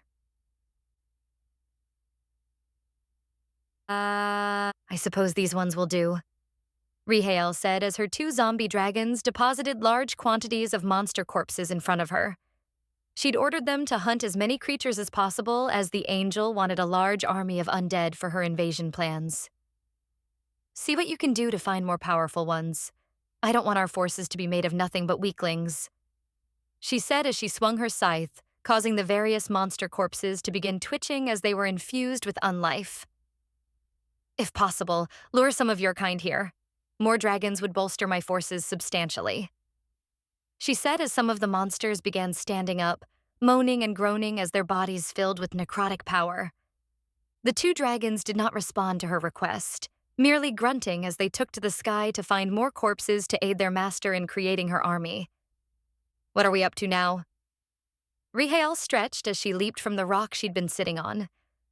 I think we've easily crossed 50,000, but most of those are worthless chaff. So where do I go next? She asked nobody in particular. These mountains have been mostly cleaned out. Perhaps it is time I go east. The Tigermen of Shinshia would make for excellent frontline soldiers, and the eastern continent is filled with all kinds of nasty creatures. Those jungles are teeming with monsters that make the beasts over here look like child's play. What to do? What to do? Rihael. As much as I'd like to head over there, sailing across the ocean will take months, so I'll have to see about spatial relocation if I want to head over there. Riheel said as she slashed the air and created a black portal to allow the newly risen monsters to enter. Though, recruiting some of those monsters attacking the dwarves wouldn't be a bad idea. If some Valakar did survive the war, they would be perfect pawns in this little game. We could stop off there, grab them, and then teleport to the next destination. If memory serves me, the dwarven capital has a relay point hidden below the palace. Though whether it works or not, I do not recall. She continued. Well, it matters not anyway. Father will soon have his army, and once it's ready, we'll invade that demon lord's world and kill the spirits. She smirked. She'll be so busy attacking us that by the time she realizes what we've done, it will be too late. And I can't wait to see the look on that demon lord's face when I've slaughtered the people of that world. From what I was told by Father, this demon lord seems to care about some of her followers, and it would be a shame if a fate most foul befell them. Rihael. But we shouldn't get ahead of ourselves. Rihael said as the last of the monsters entered her shadow dimension and she closed it up behind them. First we gather the army, then we show that arrogant demon lord who she's messing with. She said before kicking off the ground and flying into the air, ready to head to her next destination. However, unknown to the so-called angel, Rihael was not as alone on that mountain as she thought. There was someone else there with her, someone far more powerful than her, and someone who felt a deep revulsion as they caught a glimpse of her. I see. So Gale really did lie when he said nothing was left.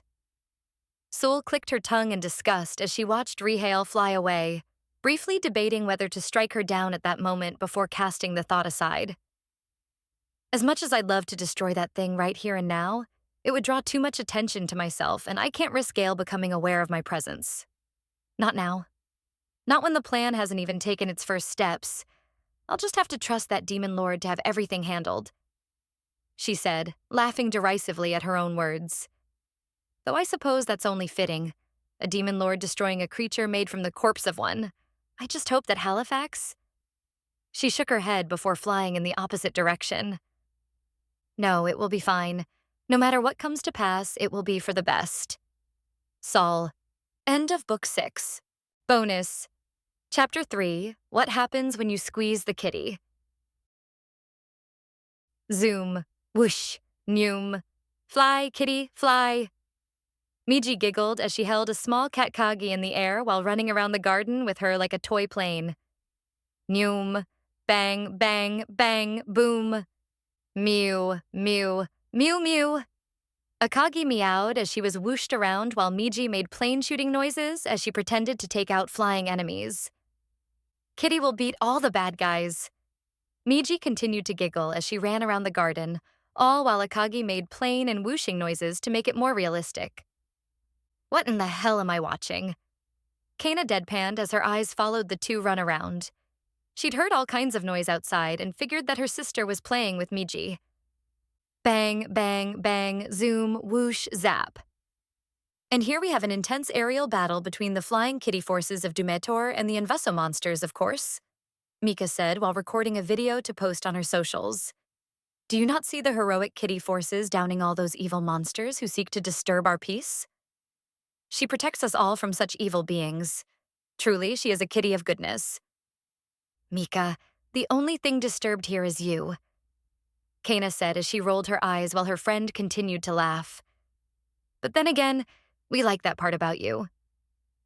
Yeah, it's why we keep her. Naomi agreed with a chuckle. It's not because I'm cute, Mika asked with fake shock. I mean, you're a bit cute. Kana replied with a snicker of her own. But that wacky side is why we like you. It keeps things lively. Naomi nodded in agreement as the two laughed. Humph. Mika huffed as she shut off her recording. Meanies. Don't be jealous of my inexorability. Mika. Oh, look, Kitty, more friends. Miji's voice brought the three out of their little discussion just in time to see dozens of small paper airplanes zipping toward the garden from high altitude. Oh no, it's the Visa monsters. They're even more dangerous than their invisible counterparts. Kitty, save us, Mika said before getting a bap on the back of the head from Kana and Naomi for her bad joke. Go get him, Kitty.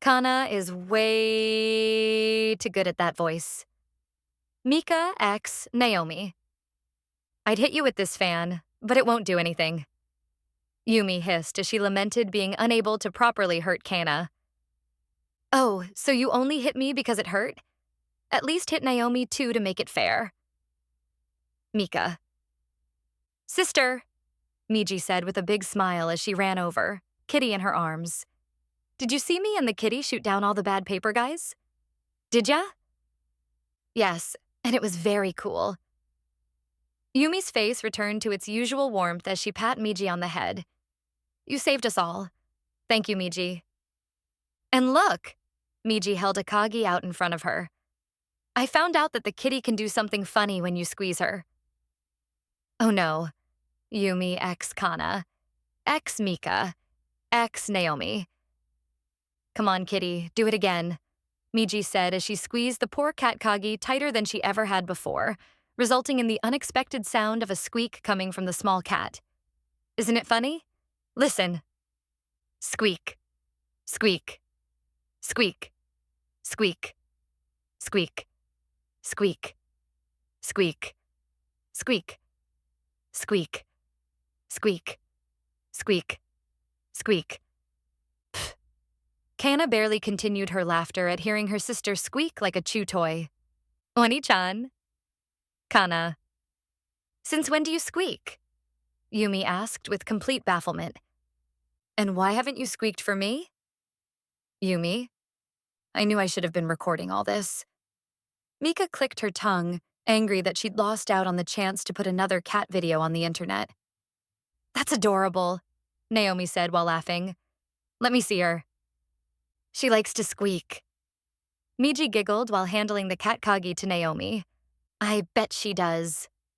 Yumi. Are you going to squeak for me? Naomi asked the cat Kagi in her arms, who only tilted her head and mewed in return. I suppose we'll just have to find out, she said before squishing the kitty. Squeak. Squeak. Squeak. Squeak. Squeak. Squeak. Squeak. Squeak. Squeak. Squeak. Squeak. Squeak. This is too funny. Naomi finished her squeak fest and passed the cat Kagi to Kana so she could experience the squeaky cat. Give it a try. Why do I have to Kana sighed as the cat Kagi in her arms nuzzled against her cutely, which was how she asked for cuddles. Okay, fine, but only one squeak, okay? Mew! Akagi mewed in agreement. All right, then here we go. Kana squeezed the cat Kagi in an attempt to make her squeak, but rather than make a funny noise, the cat instead screamed in pain. Ah, it hurts. The pain. My bones, I'm dying. Akagi yelled in agony as she was squeezed tightly. Kitty, no. Miji X Mika. Why did you go and do that? Kana said as she tossed Akagi to the ground, smacking the cat into the dirt. Stupid cat. Kana. You squeezed me too hard, Akagi said as she righted herself. I felt my life being drained away, she said over dramatically as she gave them a tale about the impending doom that was forced upon her by the death squeeze. It was clawful. I nearly died, she said with a smirk. You're just something else, aren't you? Kana shook her head. I should have known you'd be stupid. I'm just a duicate whittle kitty. How could yous hurts me's? Akagi said while fake crying from the traumatic experience. All's eyes wanted was to be cuddled. And yous hurts me's. I hate that I mimicked that kitty speak now. Kana. Are you hurt, kitty? Miji said as she picked the cat Kagi up and hugged her in a protective fashion. Did mean Kana make you cry? Miji! The cat Kagi cried out as she hugged her back. This is why I should never play along with her. Kana pinched the bridge of her nose in frustration. Nothing good ever comes of getting down to her IQ level. Doesn't she have a higher one than you at this point? Mika retorted, but was ignored. That wasn't very nice of you, Yumi said as she wagged her finger at the cat. You should apologize for your actions. Kitty doesn't need to be sorry, Miji interjected as she held the cat Kagi away from her. Kitty was hurt. Kana is the bad person. Miji, the kitty did a bad thing and should say she's sorry. Yumi sighed as she and her sister got into a back and forth over whether or not Akagi was in the wrong. All while said, Akagi snickered, smirked, and giggled in the young girl's arms about the whole situation. You know, Akagi really is your sister, Kana, Naomi said. Yeah, Mika nodded. They're basically twins. What the hell is that supposed to mean? Kana yelped. And why are we now picking on me? Kana. Bonus. Chapter 4, a compilation. Number 1, the Battle of Targal. With the decision of the Elector Kings to hold up in their capital after their front line in the Fumbal Gap had fallen, Akagi retreated to her dark tower to plot her next move on her crusade to bring Floof to Enoris. The demon wanted to capture the kingdom's leadership, but that task was looking all the less likely as most of their forces had taken up defensive positions within the heavily fortified and highly defensible fortress that was the demon capital. The demon capital has one weakness, Kana said, draped in a thick black cloak as she broke the direness of the situation to Akagi.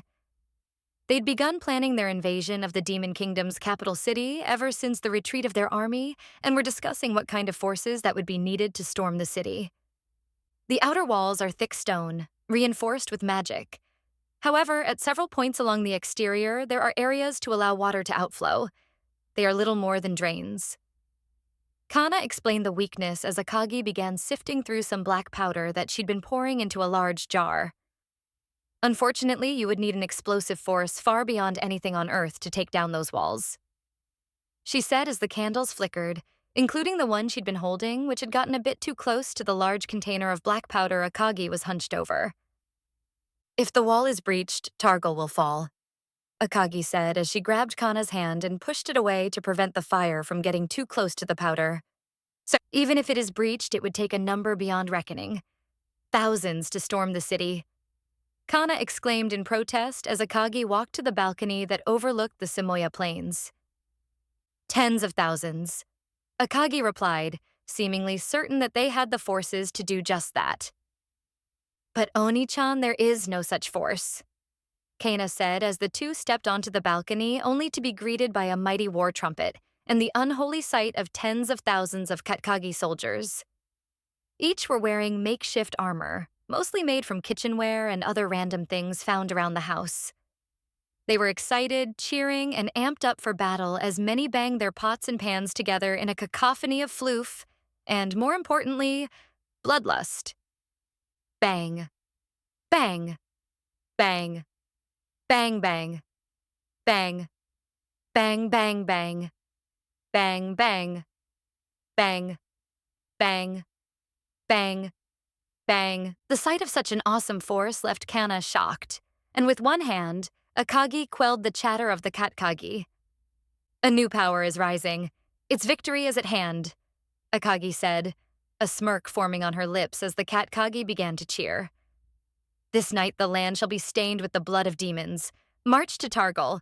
Leave none alive. To war. She roared, which was followed by an even louder roar from the Akagi, who began clanking their pots and pans even harder. Number 2. Oni-chan Energy Recharge. Me you, Akagi mewed happily as she flopped on Kana's bed and rolled around like the happy floof she was. Please don't make a mess. Kana sighed as she slipped on a set of fluffy blue pajamas. Though I suppose you're going to ignore me, aren't you? Mew? Akagi stopped rolling for a moment, tilting her head in a questioning manner. Yeah, that's about right. Kana shook her head as she sat next to the Akagi, who naturally rubbed up against her and mewed. Yes, yes, yes. Here's your pets, she said as she scratched the Akagi's fluffy ears. Really now, you're spoiled enough by Yumi and Miji all day, but you still want more? Because it's you, Akagi said, her words catching Kana off guard. You're my only Kana. Spending time with you is different, she said as she purred from the head pats. I gotta enjoy this when I can. I see. Kana smiled in embarrassment as she continued to pet the kitty. Well, I guess I don't mind spoiling you a bit then, but only a bit. she said as she gave the Katkagi a hug, which was returned. You just want me to use you as a hug pillow tonight, don't you? She asked the Katkagi, who avoided eye contact. Of course you do. Kana. You really are clumsy. Kana giggled as she picked the Katkagi under her armpits up, before pulling the sheets down and hopping into the bed. Just for tonight, I'll give you a bit of extra spoiling, so be grateful, she said as she sat the Katkagi down. Mew. Katkagi mewed happily as she buried her head into Kana's chest. Yes, yes. Come here. Kana clapped her hands to turn off the room's lights, which left only the faint moonlight to illuminate them. Let's recharge Oni-chan's Kana energy. She giggled, as did the Katkagi. But in exchange, you need to go ahead and make yourself nice and warm like a hot water bottle. I want some compensation for doing this, she said as the Katkagi began emitting the perfect temperature while also chilling the bed down so as to not make things unbearable. This is acceptable. She smiled as she pulled the Katkagi in a tight hug. Neat, Oni-chan. Good night, Kana, the Katkagi replied as she snuggled in with her. She's so cute when she's like this. Miji and Yumi are going to be so jealous. I just hope I can will myself out of bed in the morning, though. Kana. Number 3, international flights. Swish, toss. Swish. Mika, what are you doing? Kana asked the blue-haired girl with an exasperated look on her face as she watched her toss salt in front of the house to make a line. I'm gonna regret asking, aren't I? Kana. Seeing what happens if I do this? Mika replied, acting as if she wasn't the crazy one. Yep. Kana. But why, though? Kana asked while pinching her brow in exasperation with her idiot friend. Did you wake up and hit your head on the floor? Why are you making a mess with the salt? Oni-chan is going to make you clean it up. Aha. But you see, I've prepared for just that occasion. Mika laughed proudly as she dumped a bottle of salt around her, creating a circle. Witness my genius. This is an anti-demon salt circle. Akagi can't enter it. I've perfected the ultimate barrier against her evil head bonks. What? Kana. Mika, she's...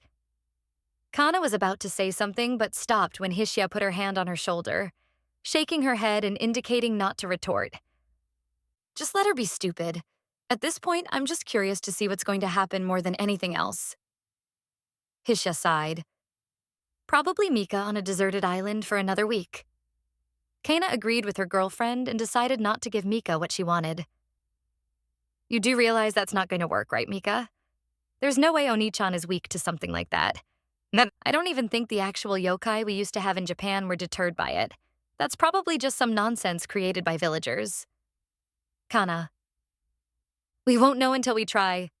Mika snickered as he placed a call to Akagi and told her to come out front. What's this about Hishia having a mental breakdown and needing help?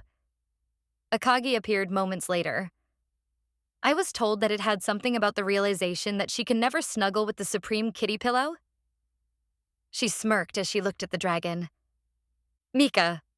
Hishia rolled her eyes. Hey, it worked, didn't it? Mika snickered. That doesn't mean I like you using me too.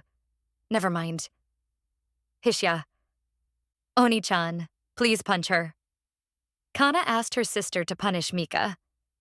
Straight from here to her bedroom in one shot, please. Just one smack. Kelana. The kitty would never do such a thing. Mika said with pure eyes as she pleaded for mercy. I'm the official backup squishy. I would never be harmed by the kitty. Yeah, Hishia. You've got my approval. Please smack Mika around for us, Hishia said. Make it hurt. Akagi hummed in thought as she weighed the funny of hitting the Mika versus having to deal with the trouble that would come after. I'd like to, but sadly that won't be possible right now. What? Kana x Hishia. Why? Kana exclaimed, genuinely sad that Mika wouldn't get punished. She's behind a salt line. Demons can't cross those. Akagi shrugged. Even if I wanted to bop her, that's no longer possible. Are you... Hishia's jaw dropped in complete shock. No fucking way. You're fucking with me. Right? Ain't no motherfucking way. Hishia. What? It's well known that salt lines keep demons and other monsters at bay. Something magical power of spiritual bullshit. Akagi replied as if this wasn't a shocking revelation. While she's behind that, I can't touch her.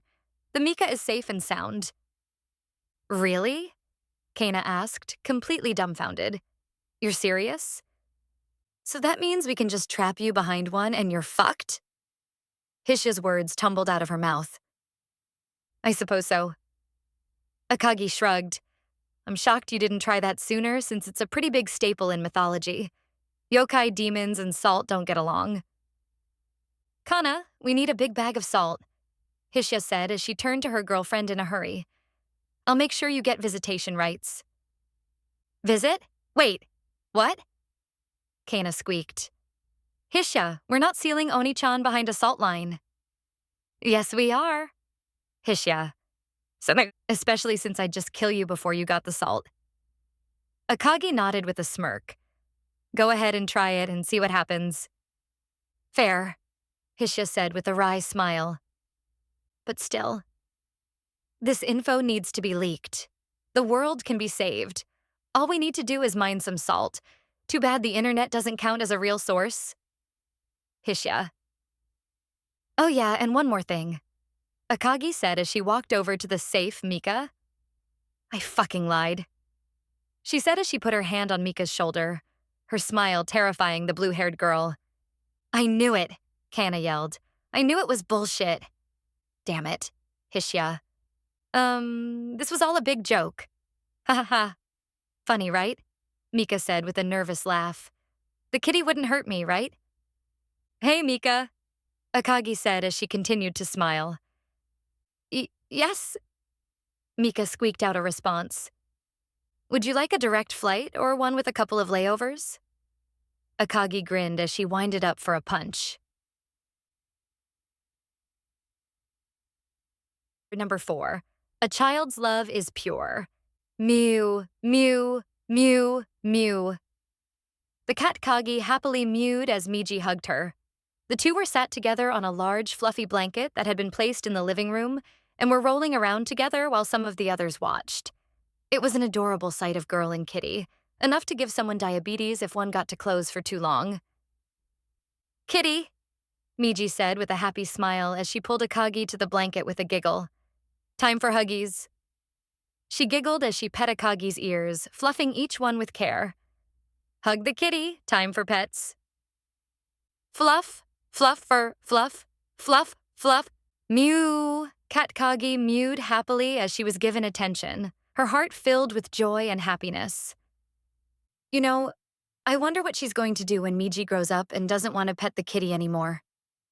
Hishia thought aloud as she watched Akagi get up and tackle Miji to the blanket before rubbing her ears against the girl's face. Is it going to be like when kids grow out of those kids' shows and find them cringe? Yeah, it's going to be tragic when Oni-chan has one less person to spoil her. Kana laughed. Not like Yumi won't fill that gap in 2 seconds. I'm actually certain she's banking on Miji getting tired of Oni-chan so she can keep her all to herself. Kana. Is that true? Akagi asked as she sat up and let Miji catch her breath after laughing too much. Are you going to grow up and forget Smees? She asked with sadness as her ears drooped. Wills you's not likes to kidders anymores? Wills you's abandons me's? Oh God. Kana x Hishia. No, Miji exclaimed as she tackled Akagi to the blanket. I will never forget you, kitty. I'll always love you. Even when I get old like sister, I'll still snuggle you. Hishia barely held back a laugh while Yumi shot daggers at her. I guess you're officially old, Yumi. Better get your rocking chair out. Sure, but at least this old biddy doesn't die when she explodes. Yumi said with a scary smile. No exploding, Hishia. Lizards don't do good with that kind of stress. Kana said as she bopped Hishia on the head to admonish her.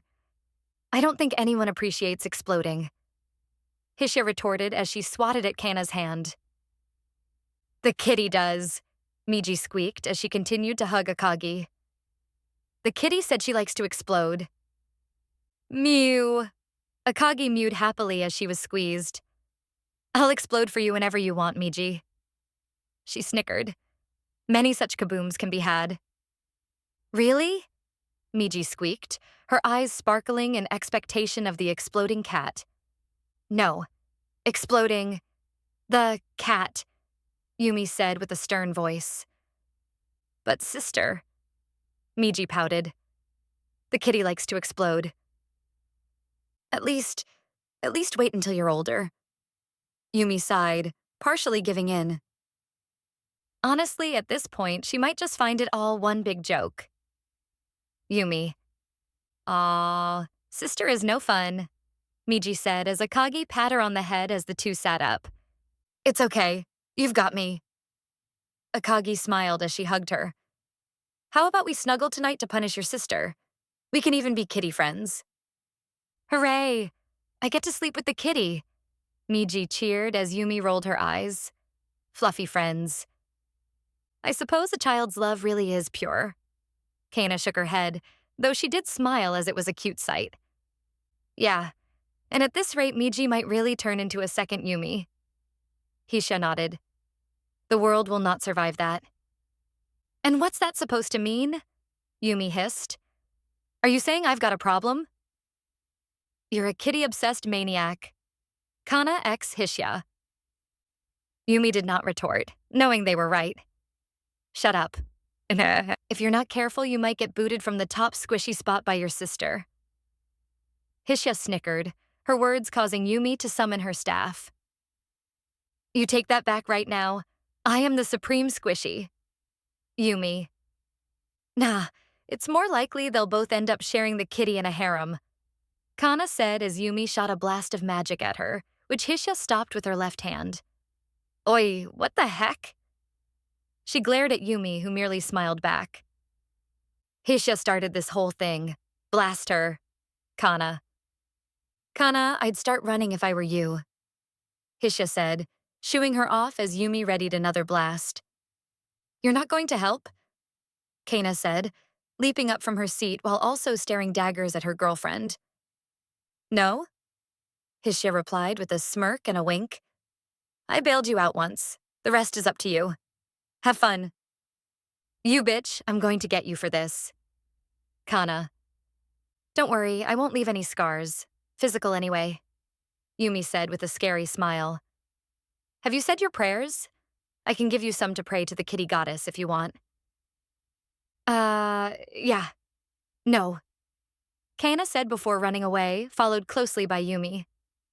Get back here and take your lumps, Yumi yelled as she chased Kana outside, firing magic at the demon princess in an attempt to stop her.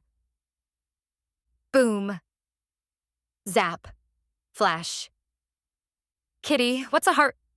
Miji's question was cut off by Akagi placing a hand over her mouth. I'll explain that to you when you're older. Akagi sighed. Much older. And preferably, never. Miji must remain pure. Akagi. Number 5, she's plotting something. I'm really tempted to pick up the new Elson game, Hisha said as she sat on the couch while munching on a snack.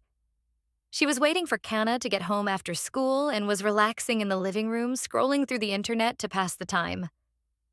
I missed out on 3, but 4. Damn, that looks good. She said as she flicked through images on her AR device, each showing the new game, which was a standard, if well-made, fantasy RPG. I haven't dove into VR that much since the whole death game thing, but this right here is making me really want to. I mean, just look at this thing. That open world has to be the size of Earth. I could get into some trouble running around there, and it's co-op too. Hisha. It really is too bad Kana doesn't like playing games. We could have some fun in... Hisha paused as she felt a thud on the couch next to her, as one Katkagi appeared in all her cute glory. Mew? The Katkagi mewed, tilting her head cutely as she looked at Hisha and gave a smile. She was a good kitty, never one to do evil, and merely came for love and affection and was hoping her bestest best friend would provide it. Hello, Hisha said with a sigh as deep inside she knew something was up. What now? She asked as the cat Kagi crawled closer. No, get away. Shoo! She motioned for Akagi to leave. No cats, beat it. This is a kitty-free zone. Hisha. Mew. Akagi mewed as she quickly curled up next to Hisha, pushing against her thigh in a cute manner. Go, get! Hisha tried pushing the Katkagi away, but found the floof to be an immovable fortress of cuteness that only the most unholy of beings could remove. What are you doing? And why? She's probably got some nasty plan. She always likes fucking with me. This must just be part 1 of her annoy Hisha plot for today. Hisha. I don't see any ceiling fans. Hisha said, looking above her to make sure a flying object wasn't going to crash onto her. Nor any portals to hell being opened beneath me. All right, what's your angle, cat? I'm on to you and your ways. I won't be fooled, she said while poking the cat Kagi in the ear, which twitched and flicked cutely. You've got some evil plan concocted, don't you? Stop acting cute and just do whatever thing you're gonna do already to get it over with. I swear if you take my damned sock again. Hisha. Mew. The cat Kagi did not answer. Rather, it grumbled as if to say that she was comfy and wanted to be left alone, but would also appreciate pets and maybe some cuddles if Hisha was so inclined. I don't trust you or that Mew, Hisha said, glaring at the cat. Acting cute won't make me lower my guard.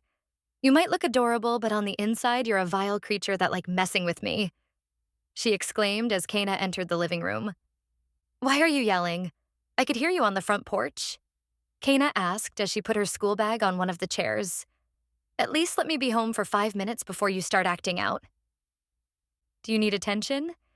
Do I have to bring you to school in my bag to keep you from trashing the house like a pet trashes its cage? Kana. I'm not acting out, Hisha pouted as she continued to try and push the fluffy cat away from her. Your sister just has it out for me. She's plotting something. I know it. Just look at her. The evil is practically oozing from her, she said while pointing at the cat Kagi. Plotting? Kana said as she looked between the lizard and the cat, who was doing nothing of the sort and was downright adorable and very non-threatening. I mean, Oni-chan is always plotting, but it doesn't seem like she's doing anything. Yet. Kana. She hopped on the couch and curled up next to me. She's acting all cute, but she's probably just waiting to do something stupid. Hisha huffed as she continued to poke at the cat Kagi in a futile attempt to remove it. I'm just waiting for a ceiling fan to fall on me or a sock to go missing. She might even try and take my pillows. Hisha. Yeah, sure. Kana rolled her eyes. Whatever you say, Hisha. Why don't you just get up and move rather than try and push her away if you don't like it? It's not like you're stuck on the couch. Kana. Tell her to stop doing whatever she's doing. Hisha pleaded with her. Please? Hisha.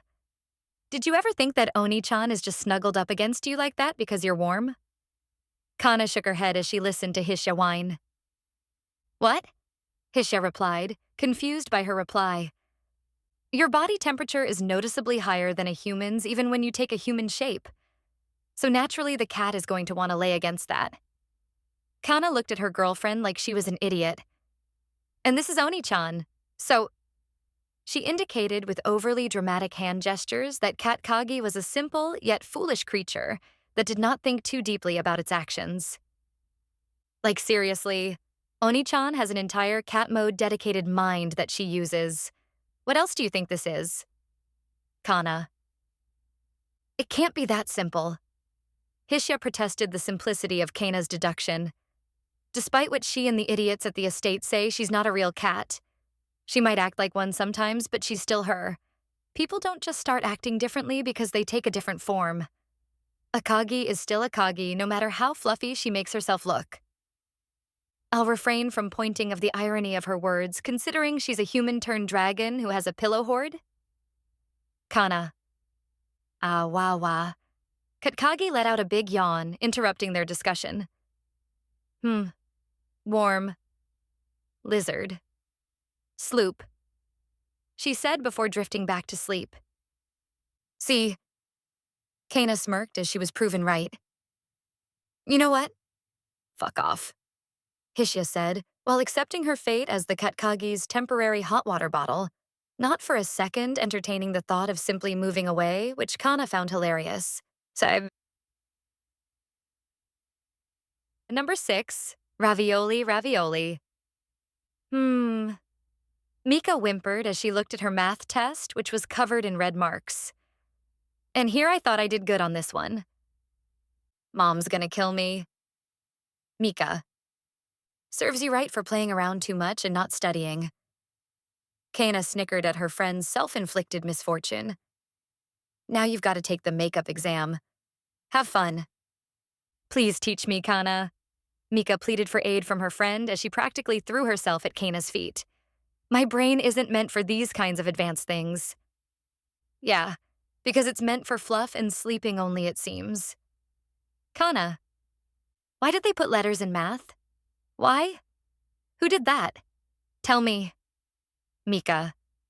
Oh, it's not that bad. Kana shrugged, not caring about her friend's struggles with math.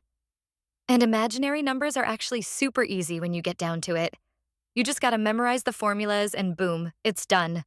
That's why math is the greatest. Kana. Why must we learn about numbers that aren't even real? Mika screeched as she flopped over onto the couch and whined.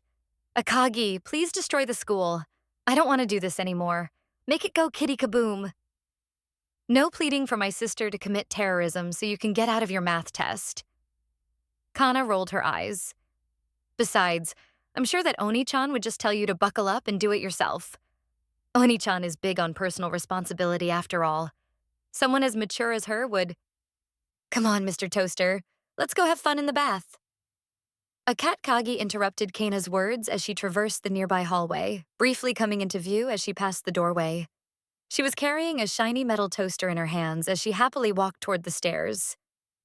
Kana paused, not knowing what to say as he watched probably the most random and perfectly timed thing Akagi had ever done. Are we going to do something about that? Mika asked as the light started flickering overhead. No, let's not, Kana said, as the smell of burning hair filled the air before taking a nearby pillow and screaming into it about how stupid the Katkagi was. Number 7, my power is maximum. Akagi hummed in thought as she looked over a group of magical tools that Imp had given her for testing. There were many different items, some of which gave off the vibe of use that and you might die, while others were quite intriguing. That crazy devil has really outdone herself this time, huh? Look at all this stuff, she said as she held up a gauntlet and examined it. This is easily better in quality than anything she ever made during FWO. I suppose getting modern manufacturing methods and slapping a bit of psychotic magic together works wonders. I wonder if Zeph's research helped make these? Akagi. Imp doing more imp stuff again? Hisha asked as she entered the living room, fresh from the shower and pajamaed up for a night of relaxation. Do I even want to know what she made this time? Rather than have me rattle the stats off, why don't you see for yourself? Akagi said as she tossed her the gauntlet. Slip it on if you're feeling daring. Might be fun. Ah yes, putting on the item given by the demon definitely won't curse me, Hisha said as she held the gauntlet. What's this one do? Let me guess. I catch on fire? It compels you to pet me. Akagi snickered. If only you fell for it, I'd have a new petting harem member. Pets for the kitty god. Fluff for the floof throne. Ha ha ha ha, very funny. Hisha rolled her eyes as she slipped on the gauntlet, using her magic to figure out what abilities it had. Not bad. It seems she infused it with the passive parallel processing skill. This might actually be one I want. In-game, parallel processing would simply reduce casting time and MP cost, but due to its flavor text, mentioning the caster being able to do something similar to Akagi's natural ability, it allowed for a limited version of that which would allow rapid mental calculations and the casting of multiple spells at the same time. It was nowhere near as good as what Akagi could do, and only allowed for simultaneous magic casting rather than true parallel thought, but it was still a powerful and useful ability. Want to give it a try? Akagi asked.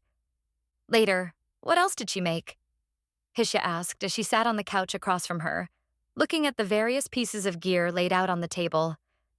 A cloak of invisibility and undetectable, a ring of extreme speed, boots of channeling. Dang, she really is a certified magical item maker. She laughed as one specific item caught her eye. A wristband? She said as she picked it up. Let's see. She put limiter release on it. I suppose that's not the worst enchant, but I still don't like it. I've only seen this skill work on bosses, and even then it's far too big a risk for my taste. Hisha. I asked her for that one specifically. I was curious to see its effects when provided to classes that aren't supposed to get it. Akagi replied. Only a few martial classes could use the limiter release skill, and while Hisha could have chosen it, she never did. I'd wager that you gave that to Chloe, and she could probably kill a player if she played her cards right. Hisha said as she put it down. The ability still sucks, though. It leaves you far too vulnerable, and setting it up to actually work in your favor isn't worth the risk. Oh, 100%. Akagi nodded in agreement. But I've also tasked Imp with messing about with its terms and conditions. She laughed. Normally, limiter release gives you a single attack at 50 times your normal stats. Well, in-game, it multiplied your stats, but I have no clue how it calculates it in the real world since we don't have those here.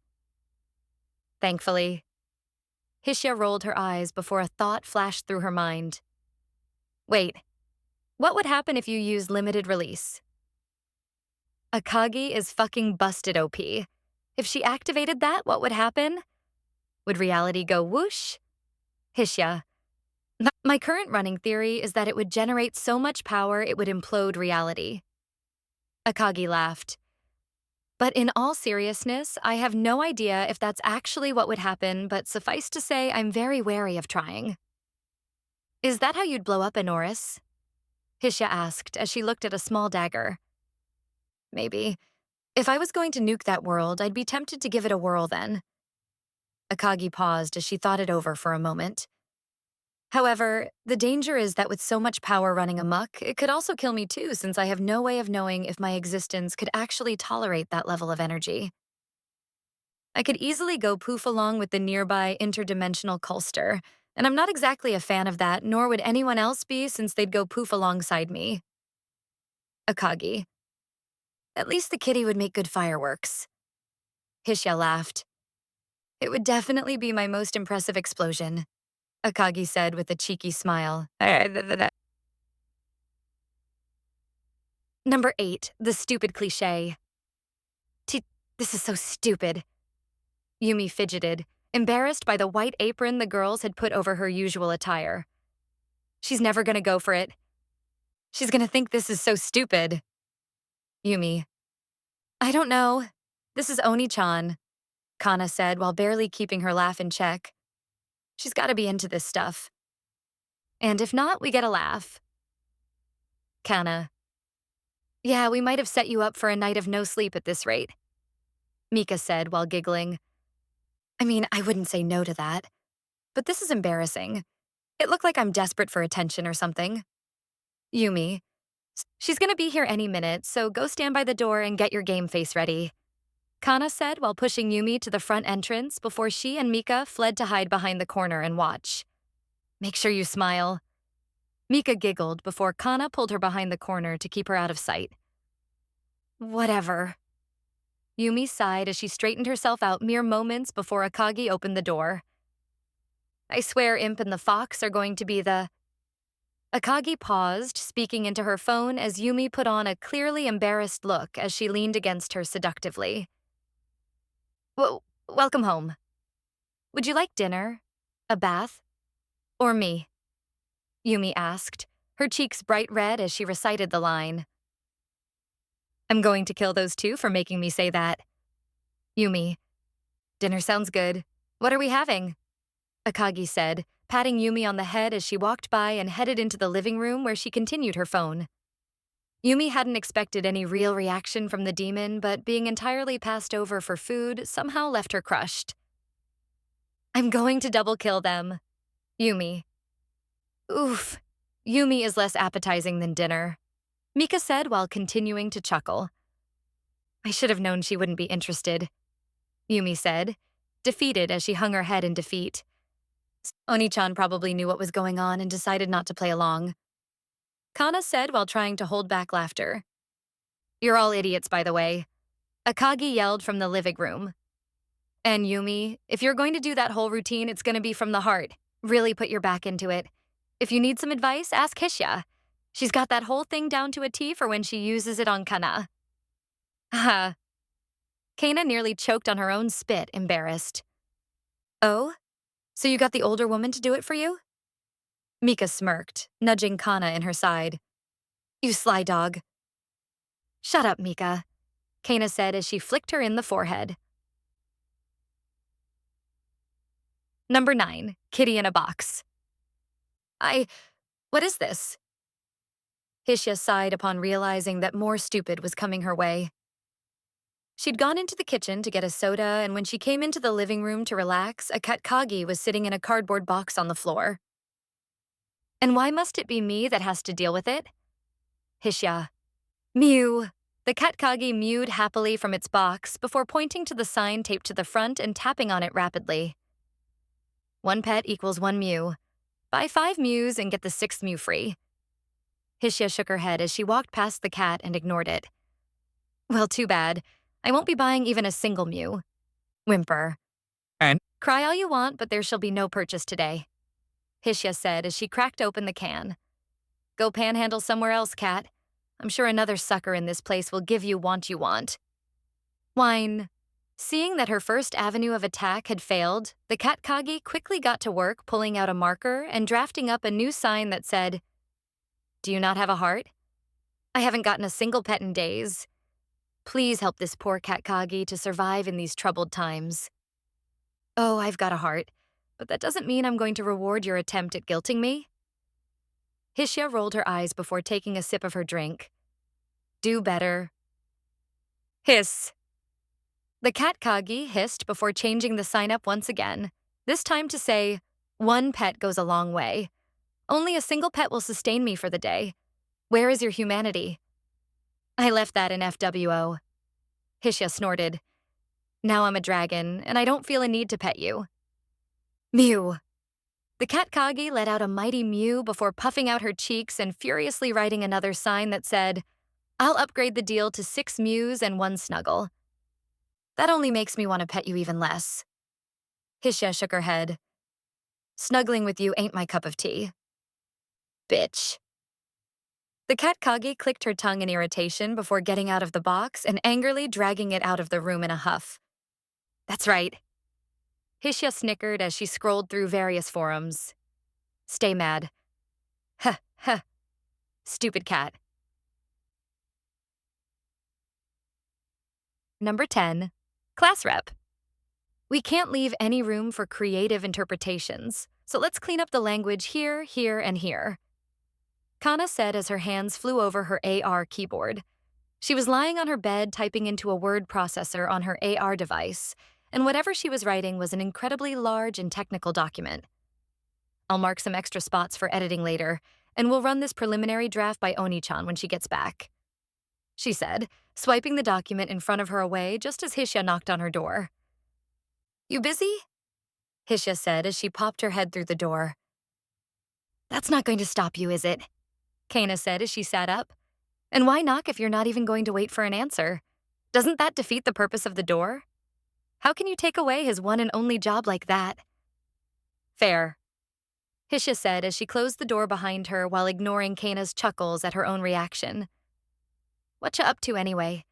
Your status was set to busy and Mika was crying in my DMs that you were ignoring her. And crying was probably an understatement. Hisha. Well, I was. Kana rolled her eyes.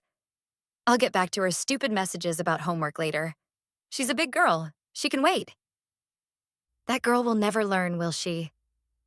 Hisha sighed as she sat on the edge of the bed. I still can't believe you became friends with someone like her. Why? Do all my friends have to be super geniuses? Kana asked with a bit of a raised brow, not liking the implications of her comment. No, but I guess you strike me as someone who wouldn't have the patience for her, I guess? Hishya shrugged. With her goofy attitude and poor academic performance, I would have figured that Ice Queen Kana would have turned her nose up at the Mika. She laughed. I can imagine the interaction now. Mika brightly comes up to talk to Kana, and she's tripped and pushed away like a peasant. Hishya. Ice Queen. Kana rolled her eyes at such a name. Naomi is the one that term is more applicable to if you ask me. True. She's the heiress of the Tokugawa clan, and most people would have seen her as some distant and untouchable girl. Hishya nodded. You're definitely the naggy class rep type, though. She snickered before being smacked on the back of the head. First of all, I am the class rep, and second of all, I don't nag. I just have the unfortunate role of being the only person with common sense in a world full of idiots like you and Oni-chan. Kana stuck out her tongue. If you idiots didn't do stupid things, then I wouldn't need to scold you about how stupid they were. And also, you didn't really go to school since you were hospitalized for so long. You're just pulling tropes from anime and projecting them on the real world. Actual people don't act like that. Kana. Cough, nag, cough, Hishya said, dodging as swipe as she got off the bed. A violent nag, too. Oh, I'll nag you. Kana smirked, letting a bit of scary Kana out. Come here. I can promise it won't hurt a bit. She said as she gestured to her with one finger. Bad demon princess. No threatening domestic violence?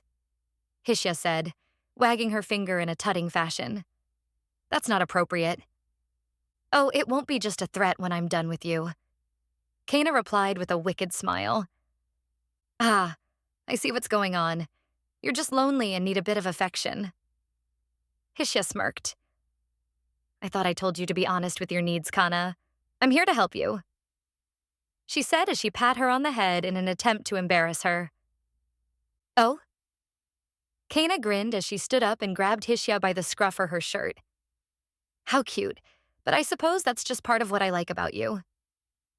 She said, quickly stealing a kiss from Hishya before staring the dragon in her amethyst eyes.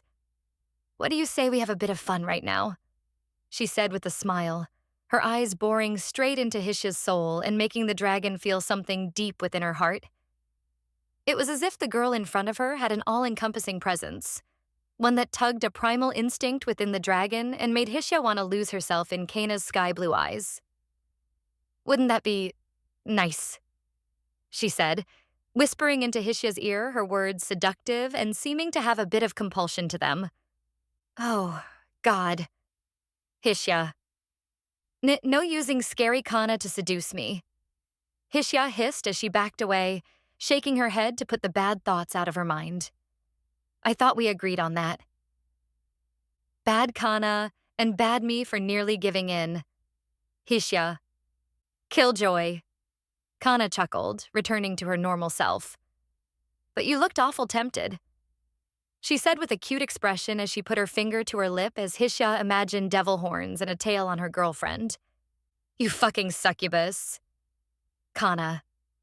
You're awful. Hishya groaned. What were you going to do if I jumped you?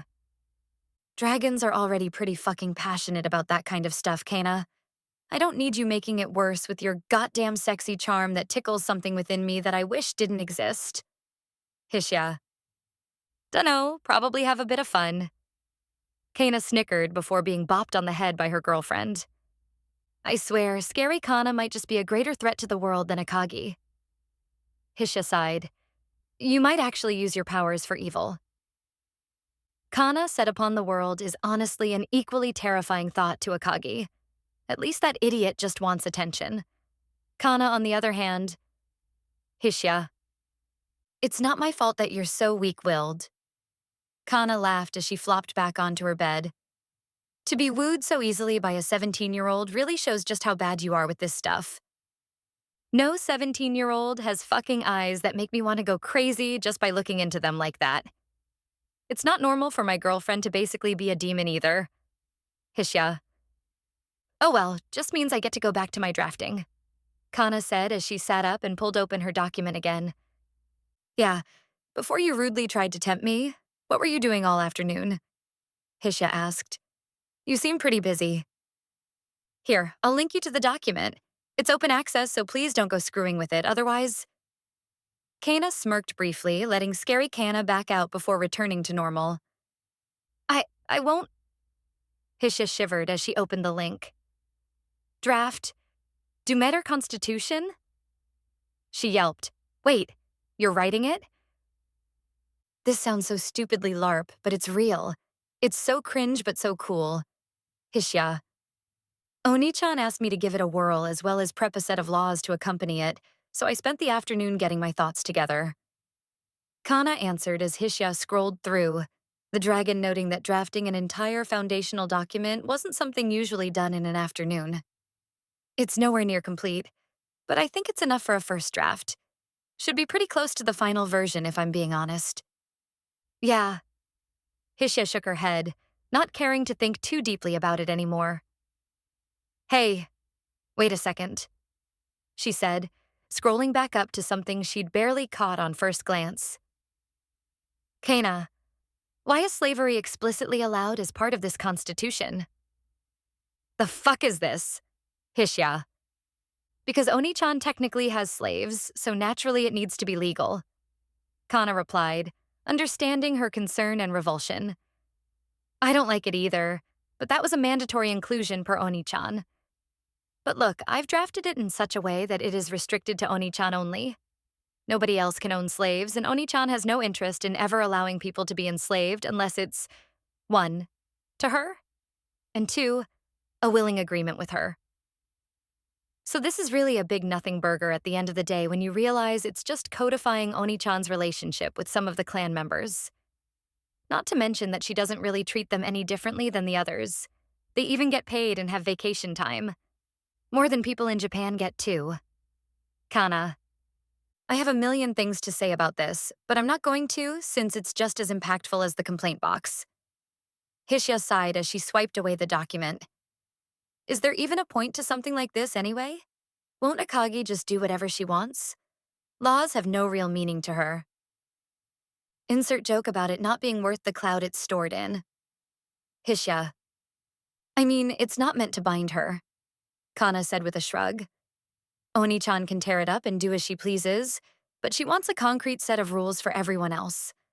I think it makes sense to have that since a country of no rules goes south pretty quick. You wouldn't want Dumitor to turn into Australia, would you? Kana. You're right. Things probably go post-apocalyptic without rules. Though in fairness, Akagi's mere presence is enough to enforce discipline. Hisha rolled her eyes. Just as long as she doesn't mandate weekly pets or something. That's in Article 6. Kana laughed as Hisha quickly checked, finding no such mandate. You. Hisha growled as she grabbed Kana's cheeks and pinched them. You're just like your sister. Why must both of you be this way? The dragon said as she shook Kana back and forth while the demon princess laughed hysterically. Number 11. Thunderstorms are great. Boom. Bang. Crackle. Tink, tink, tink. Ah, thunderstorms at night. Is there anything better? A warm bed, a squishy Yumi hugging me from behind, the sound of the thunder rolling across the mountains and the rain falling on the rooftop. Akagi. Miji squeaked as stood in front of Akagi, shaking furiously due to the storm. And a Miji to squish.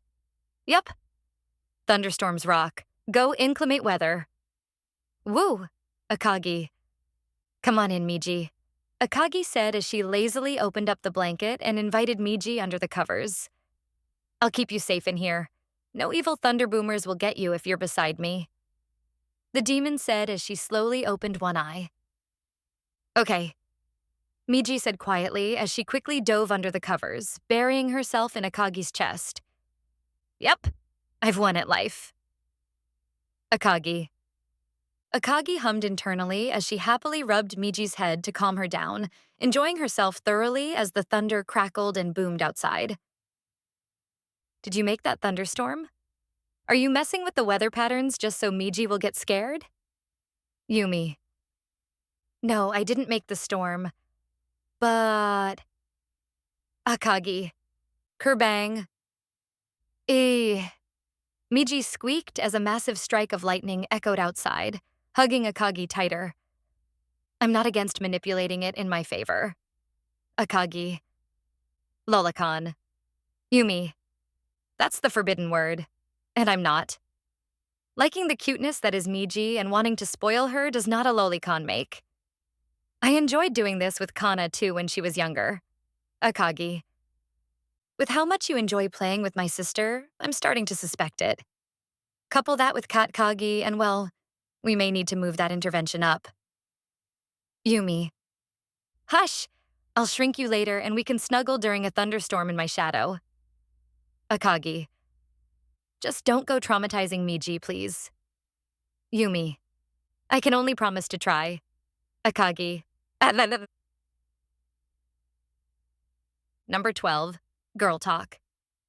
So, Mika, how have things been going between you and your two girlfriends?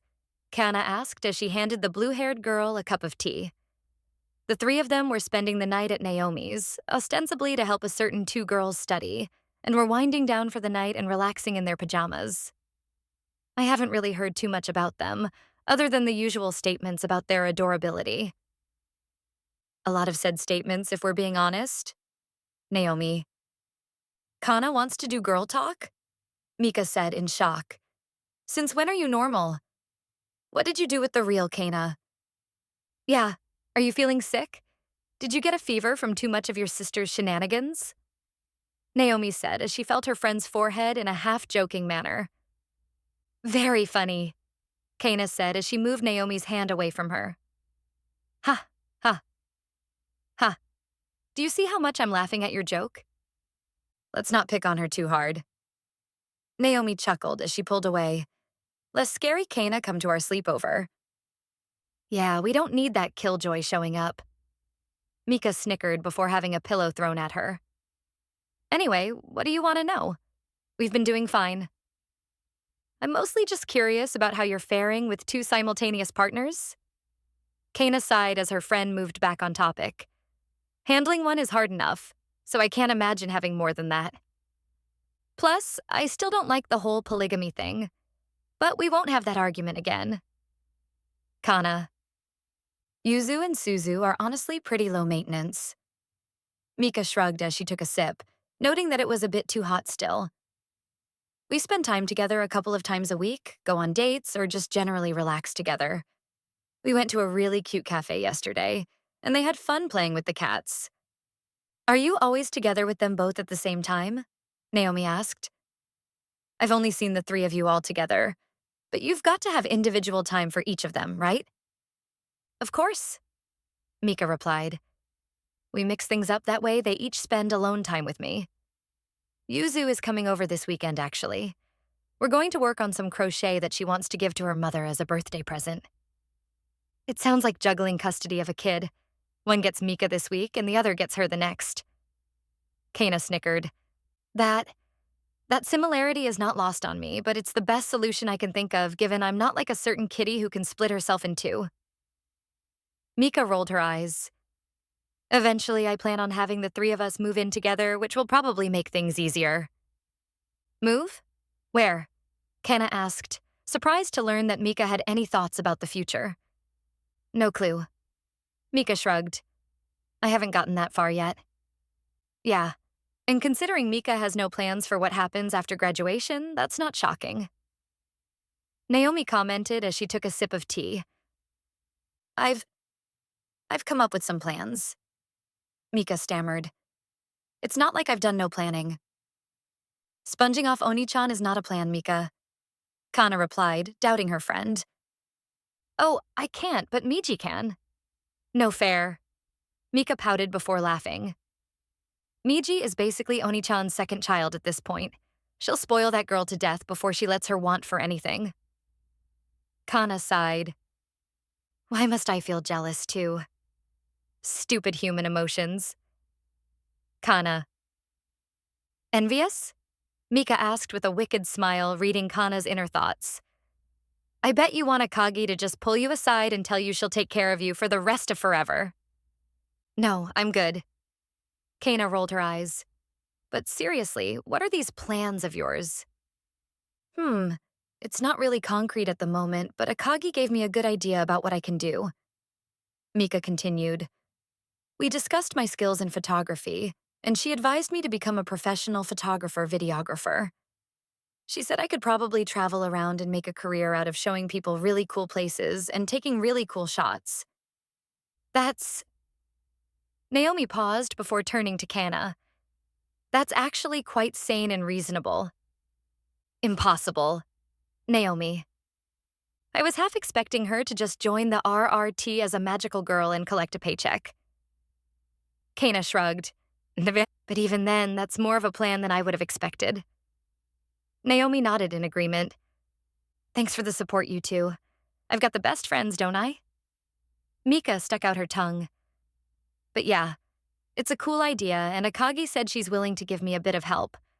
Omara has all kinds of unique features to photograph and video, and she's even willing to take me to some neat places in our world, too. I think if I can get my foot in the door, so to speak, I can make something pretty stable out of it. Especially if you combine that with doing write-ups and articles on these locations and creating professional videos for clients. She grew up, Naomi, Kana said, a tear flowing from her eye as Naomi pat her on the shoulder. Our little girl has finally become an adult. Our parenting finally got through to her. Naomi nodded. We've turned that soft, squishy brain of hers into something useful. Fuck you both. Mika.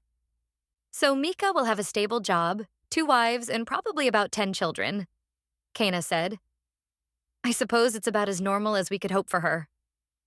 I like how suddenly I'm making a massive family, too. Mika rolled her eyes. I just expect it at this point. Kana laughed. It's the Mika thing to do. Yep. Naomi agreed. We've not even talked about that at this point, and I don't intend to for a good while. Mika replied as she held her head in her hand. That's the last thing I want to be worried about. It's probably for the best, too, Naomi said. What about you? Mika said, smirking as she turned to the only single woman in the room. When are you going to finally put yourself out there? Sometime between now and the end of time. Naomi replied with a lazy shrug. Maybe it happens and maybe it doesn't. I'm not really rushing it, especially when I'll probably live to be 200 years old. Maybe in the meantime, Naomi will stop being the only one of us to like men and join the dark side. Kana laughed as Naomi threw a pillow at her. I'd still be here, though, Mika commented. Yeah, but you're with 2 girls, Kana replied as she avoided a second pillow. Kana, need I remind you that I'm not a lesbian like you? Mika sighed. Recall that I've dated guys before. I'm bi, not full-blown gay. Dating Yuzu and Suzu simply showed me that I like both, not purged my sexual attraction to men from my body. So you'd date a guy? Marry one? Kana asked her friend as Naomi readied pillow number 3. I'll say that I'm not against it, at least, Mika replied. Though I doubt I will since I've got 2 beautiful Yuki Onna women to share my life with. She snickered. Naomi hummed in thought as her face grew red. Mika, I hate to ask this. It's probably private and inappropriate, but I thought of it and need to ask. If you need tips, I'm more than happy to... Mika was interrupted as a slipper flew past her head. I'll stop with that. When you're with the girls, and you're doing it... Naomi squeaked, her face growing redder as she continued to speak. Do the 2 of them? You know, 2? Her question instantly made Kana grow red in the face as well once she understood the question. You don't need to answer if you think it's crossing a line to ask about that. Oh God, why did I ask? She's gonna think I'm weird. Naomi. No, it's fine. Mika shrugged, not really caring. The answer is yes. And I don't judge them on it, nor do I find it a problem. It's kinda just a part of this relationship now, and it only comes up during those intimate moments. So it is what it is. At the end of the day, the relationship is between me and them. That is merely a side effect and plays little role outside of that activity, she said, indicating that the relationship was not turned into something else as a result of such intimacy and remained squarely a harem centered around Mika. Naomi, I hate you for putting that image in my head now, Kana said as she buried her red face into a nearby pillow. Should I be embarrassed or mortified? I have no fucking clue anymore. Kana, I'm sorry, but once I thought about it, I couldn't help but get curious. Naomi squeaked. I mean, it's an understandable question, and I get why they're burning up over it. Oh well, we've got a strange relationship, and I love the two of them to pieces. Plus, it's kinda hot to see that stuff. Mika. Number 13. The Red Hand's origin? So, the Red Hand. Halifax said to Akagi, relaxed on some chairs overlooking the burned-out battlefield that once was the Simoia Plains. Where'd that originate from? The moniker has to have a neat story. As all great monikers do. Halifax. God, it's still weird to hear someone call me that, even all these years later. Akagi sighed as she didn't know whether to cringe or not from being called her nickname to her face. She was never a fan of being called the Red Hand to her face, though such a thing was rare since it was never really necessary and didn't come up during your average conversation. Don't like your little name? Halifax snickered. It's cute. Grr. And I can't try and mock you by saying Divine Blade Halifax because you take pride in that name. Akagi clicked her tongue in irritation at her inability to clap back. I don't think I've actually heard anyone else use that name when referring to you before, Halifax said. Was it unusual even back home? It's not the kind of name that rolls off the tongue, so most people just called me Akagi. Akagi shrugged, though targets mostly just yelled, "Oh my gods," before they died. She laughed at her own poor attempt at humor. I've got mixed feelings on assassins, mostly because a few came from my and Sherry's lives over the years. Halifax said as she recalled one sent by Mr. Quakers that culminated in an epic duel while skydiving. And I just can't understand what draws people to such a profession, at least those who have a choice anyway. Why kill people as a job? I can get mercs since they're just sellswords, and not much different than adventurers, but targeting people specifically just never really made sense to me. She'd known some who became criminals due to life circumstances, but never understood why others would do it of their own free will. I did it for the rush, Akagi answered matter-of-factly. Being an assassin was just something that clicked, and everything about it just slotted in with my personality. I enjoyed the planning and execution of each contract. It's something I miss, to be honest. She laughed. I can't imagine there's much fun in taking out corrupt nobles when you can literally blow up an entire planet. Halifax rolled her eyes. Hence why the last job I took as the Red Hand was to help Kana's friend Kaori. Everything else is being handled by the Ondai since it's on their level of power. Akagi said, seemingly sad to no longer be able to do what she loved. I'm just too overpowered for the job at this point, and that kind of takes away a bit of the fun, I suppose. But now you've replaced it with Kitty, so it all worked out. Halifax laughed. Indeed, 'tis a bittersweet trade. Akagi smiled. Yumi definitely likes it better, that's for sure. I think everyone does, Halifax replied. Even Hishya. Especially Hishya. Akagi snickered. That dragon will never openly admit just how much she enjoys the kitty. She probably feels like she'd lose if she did. Halifax laughed. I think she just needs to be open about her feelings and embrace the floof.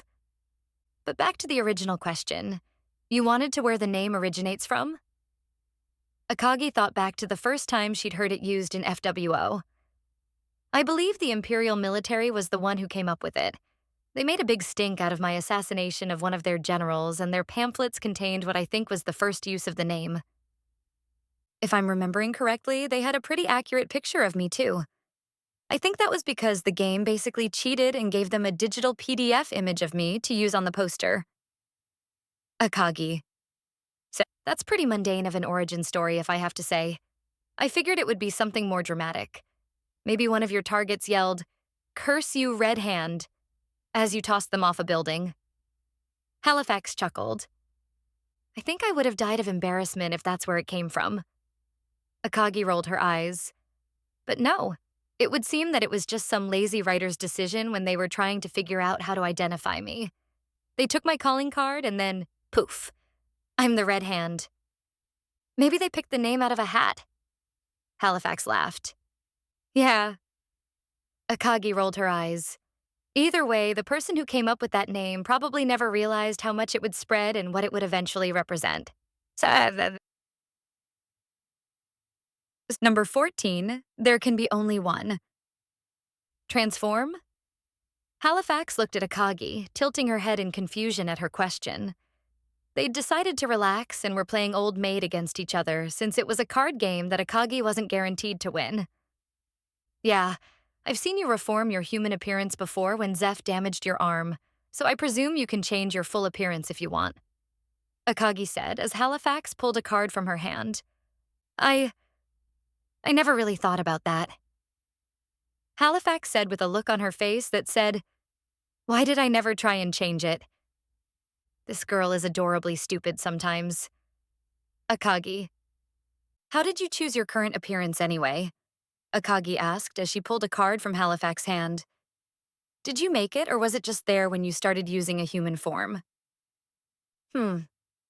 Halifax paused as she thought for a moment. I think I made it myself. I don't remember. She shrugged. That would be something from 4,000 years ago and at my earliest stage of existence at that. I honestly don't know where it came from if it wasn't my own design. I feel like it was just there this whole time, but it's been so long I'm probably just forgetting. Halifax. Can you change your form then? Akagi asked as she thought about what card to take from Halifax next. I guess. Halifax shrugged, unsure. I never really tried. Here, let's see. She closed her eyes and imagined her hair changing to black, which it did a moment later, along with her eye color. Looks like I can. Huh. How much change you change? Akagi asked as she picked another card. Body shape? Sex? Species? I don't think I want to change too much about myself. Halifax hummed in thought. Wait, she exclaimed before putting her cards face down on the table. I've got an idea, she said as a pair of cat ears popped on top of her head and a tail appeared at the base of her spine. Yes, now I am the kitty, she cackled. I wonder if I can shrink. If I can, we can be kitties together. Yeah. Akagi sighed, realizing that she'd just opened a can of worms. Fuck. Akagi. Or better yet, I'll steal Miji away from you. I'm sure I can be a better kitty than you ever were. Mew, mew, mew. Halifax laughed as she imagined the sad sight of Katkagi crying as Miji turned away from her and embraced the new kitty on the block. Miji shall by my friend Mew. Ka-chunk. All right, I'ma have to ask you to stop right there, Chief. Akagi said as she pulled out a pump-action shotgun and cocked it. Number 15. Mika would definitely Betty happy, bubbly heroine, Akagi said as she lay horizontally on the blanket. Nobody else can top her in that role. As much as I hate to admit it, Kana sighed. You're probably right. Mika is literally the textbook cute heroine. Kana. I'm just a happy girl. Making people smile is fun. Mika chuckled as her two friends rolled their eyes. Akagi and the girls had gone into one of the parks in Kyoto for a picnic lunch, and were currently debating who would fit into what role in one of those Magic Academy anime. My heroine smile will charm the world. Oh, we know. Kana x Naomi. Naomi would be the snooty rich girl with a drill hairdo. Mika snickered as she imagined Naomi with such a look. She already has people calling her Oju-sama after all. Fair. She is the heiress to the Tokugawa clan, so it makes sense. Kana nodded. She's got that air about her even in the real world. What can I say? I've had to work hard to be this good. Naomi scoffed playfully. Commoners like you just wouldn't understand the effort it takes to be a blue blood.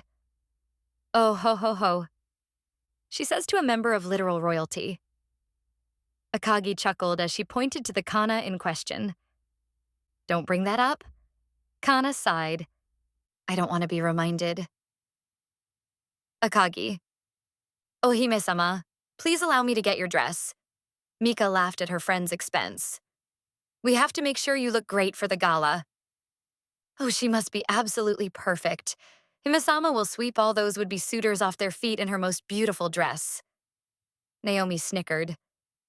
Don't call me that, Kana exclaimed, flustered at being referred to in such an embarrassing and technically correct manner. Naomi is more of a princess than me anyway. She literally lives in what amounts to a castle. Her house is bigger than Onishan's. Kana. And you live in an imperial estate which doubles as the capital for my nation and are also the heir to my throne. Akagi smirked. So calling you Ohime-sama is fully warranted. Quiet you. It's your fault things turned out this way. Kana hissed at her sister. And just what do you think your role would be in this fictional setting? Class pet? Mysterious transfer student? Or no, you'd be the villainess? She smirked. Oh no, you, my friend, take villainess role in that setting 10 times out of time. Akagi rolled her eyes. I'm no competition for you. What? Kana yelped. How am I the villainess? If anyone is the villainess, it's you. You're the literal fucking demon lord. Kana. I'm more of the BBEG of the story that attends the school but sits in the corner all alone as a plain girl that you'd never think was actually the final enemy. Akagi laughed playfully. You, on the other hand, fit the villainess motif to a T. How? Kana yelled. Scary Kana. Mika x Akagi x Mika. Don't you two idiots go agreeing with her? Kana growled at her friends. Kana, don't take this the wrong way, but you're the kind of person to both socially and physically destroy someone if they cross you. Naomi said to her friend in the nicest way possible so as to not invoke the wrath of scary Kana. I can't say whether or not you take pleasure in tormenting people, but you definitely give off a massive sadist vibe. Only a vibe? Have you seen how whipped she has Hishya? Akagi. Oh yeah, she's definitely a sadist. Mika nodded along. Even before Akagi came out of FWO, Kana was feared as being this terrifying force that could end your life in an instant if you stepped out of line. What the hell are you talking about? Kana hissed. I'm not any of that. I never hurt people or caused them to get exiled from the school. And breaking the clown's arm doesn't count. Kana. We called it Scary Kana long before Akagi woke up, so you can't say it's a new phenomena. Naomi chuckled. The entire class believed in it too. There were rumors floating about that any guy who asked you out would find themselves crushed to death by the sheer pressure of your ego. Mika laughed. I merely told them to come back when they were... Kana paused, realizing that what she was about to say would play into her friend's statements about her. Anyway, I'm not the villainess, at least make the student council president. Let's split the difference and say she's the leader of the shadow student council that controls the school and terrifies even the teachers. Akagi laughed as Kana shot a blast of fire at her, which was harmlessly dissipated. See, you are violent. Mika laughed as Kana readied another blast. Oh, I'll show you violent. Kana said with a terrifying smile. Scary Kana. Mika x Naomi. Chapter 4. 109.5, The Elf Teacher. Yeah, eh. Kana swung her blade, slicing a group of metal dummies to shreds and sending their pieces scattering across the arena floor. She'd been using the closed-up tournament arena as a training ground and was currently working on a variety of combat techniques and polishing her magical skills. With Akagi off invading Inoris, she'd doubled down on her training, worried that with her sister away, that left her and the others vulnerable to attack. A fear Kana was not one to sit idle and ignore. Firebolt. She yelled out an attack, a magic formation appearing in front of her hand that shot several blasts of magical fire toward distant targets, shattering each perfectly. Nice. Himari cheered as the pieces burned away. Though calling out the name like that— Shut up, Kana said, stumbling with embarrassment as Himari harassed her. I just wanted to do it. Okay. Chanting was entirely unneeded for most spells and provided little to no benefit. Though as Akagi would say, the rule of cool is the only one that matters. Something that Zephyria agreed wholeheartedly with when it came to magic. I guess your sister would probably find your chanting adorable? Himari snickered as she continued to poke fun at Kana. It's okay though. I find it cool too.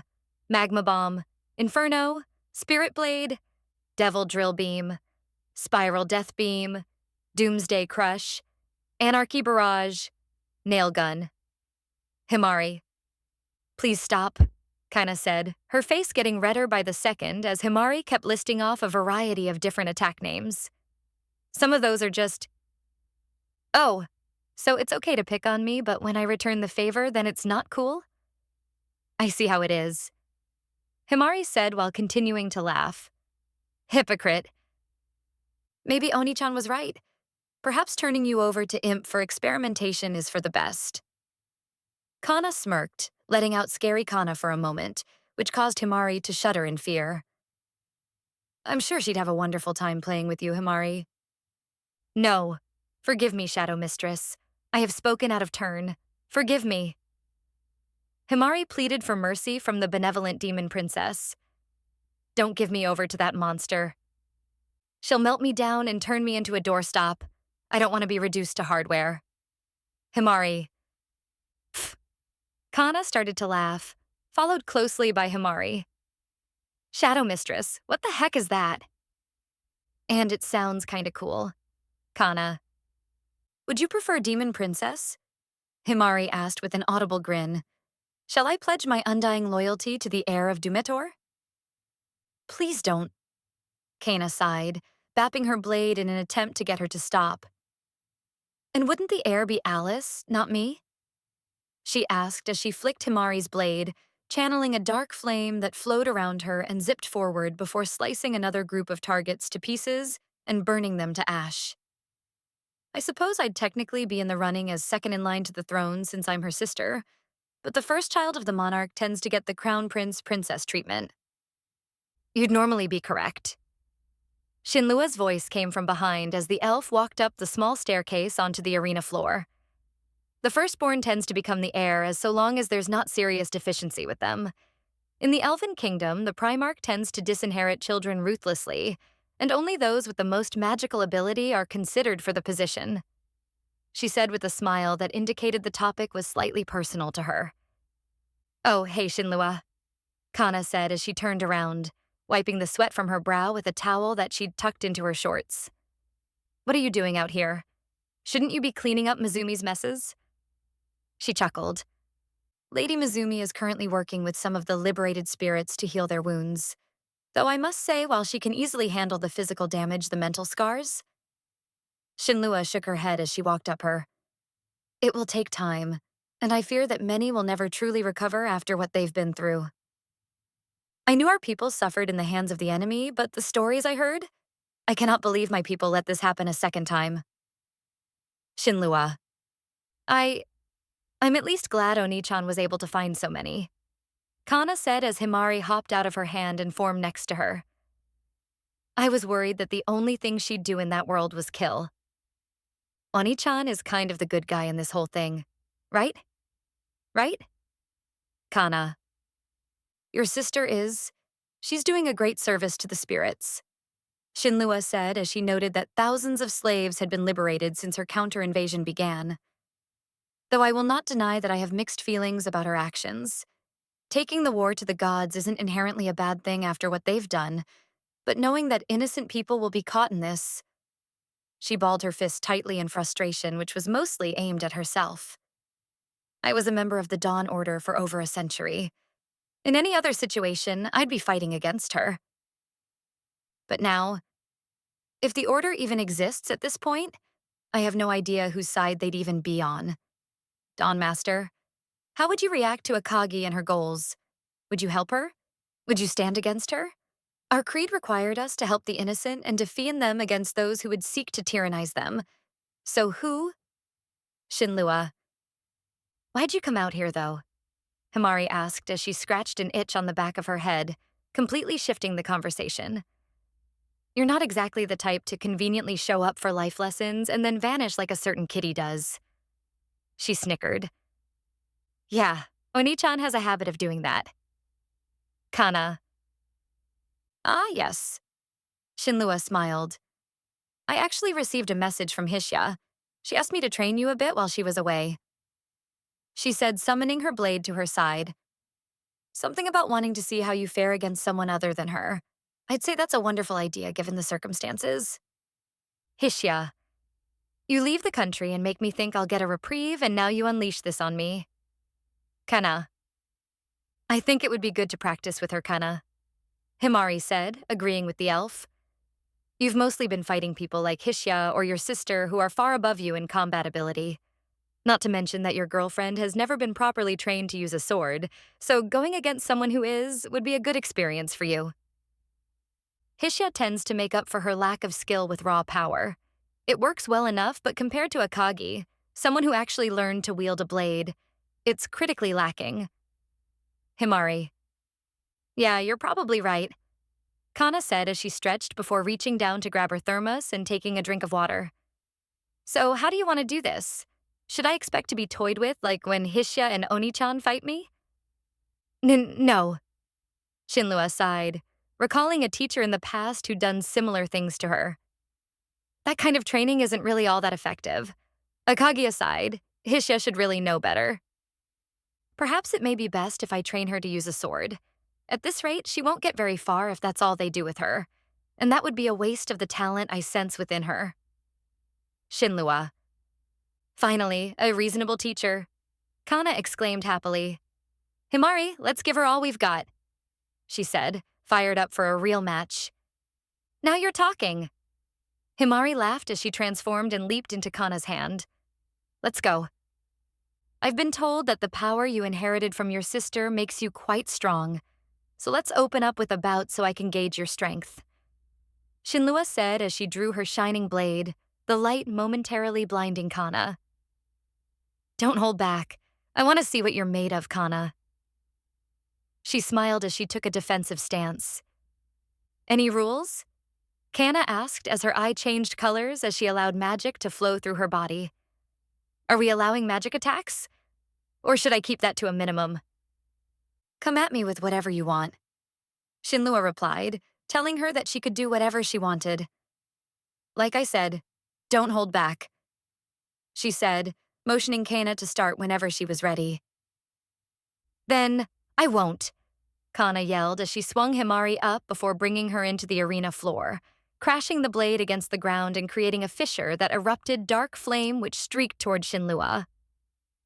Whoosh. Not bad, Shinlua said with a smile that made it obvious she was looking forward to teaching Kana. But let's try better next time, she said as she swung her hand and channeled light magic that completely negated Kana's attack with a simple defensive spell. What? Kana squeaked in confusion as her flames dissipated upon interacting with the elf's magic. It's not good to get flustered in battle, Shinlua said as she kicked off the arena floor, flashing toward Kana at high speed. Pay attention. One wrong move against a real opponent and you're dead. Clang. Gak! Kana groaned in pain as she barely managed to bring Himari up to block Shinlua's strike. What a hit. She's so strong. Himari. Good, but you're wide open, Kana, Shinlua said as she sucker-punched Kana in the gut, causing her to keel over and be kneed in the face and sent flying backward onto the arena floor. Kana! Himari called out to her friend. Hey now! That wasn't nice. I thought you were supposed to be testing her power. Who knees a girl in the face?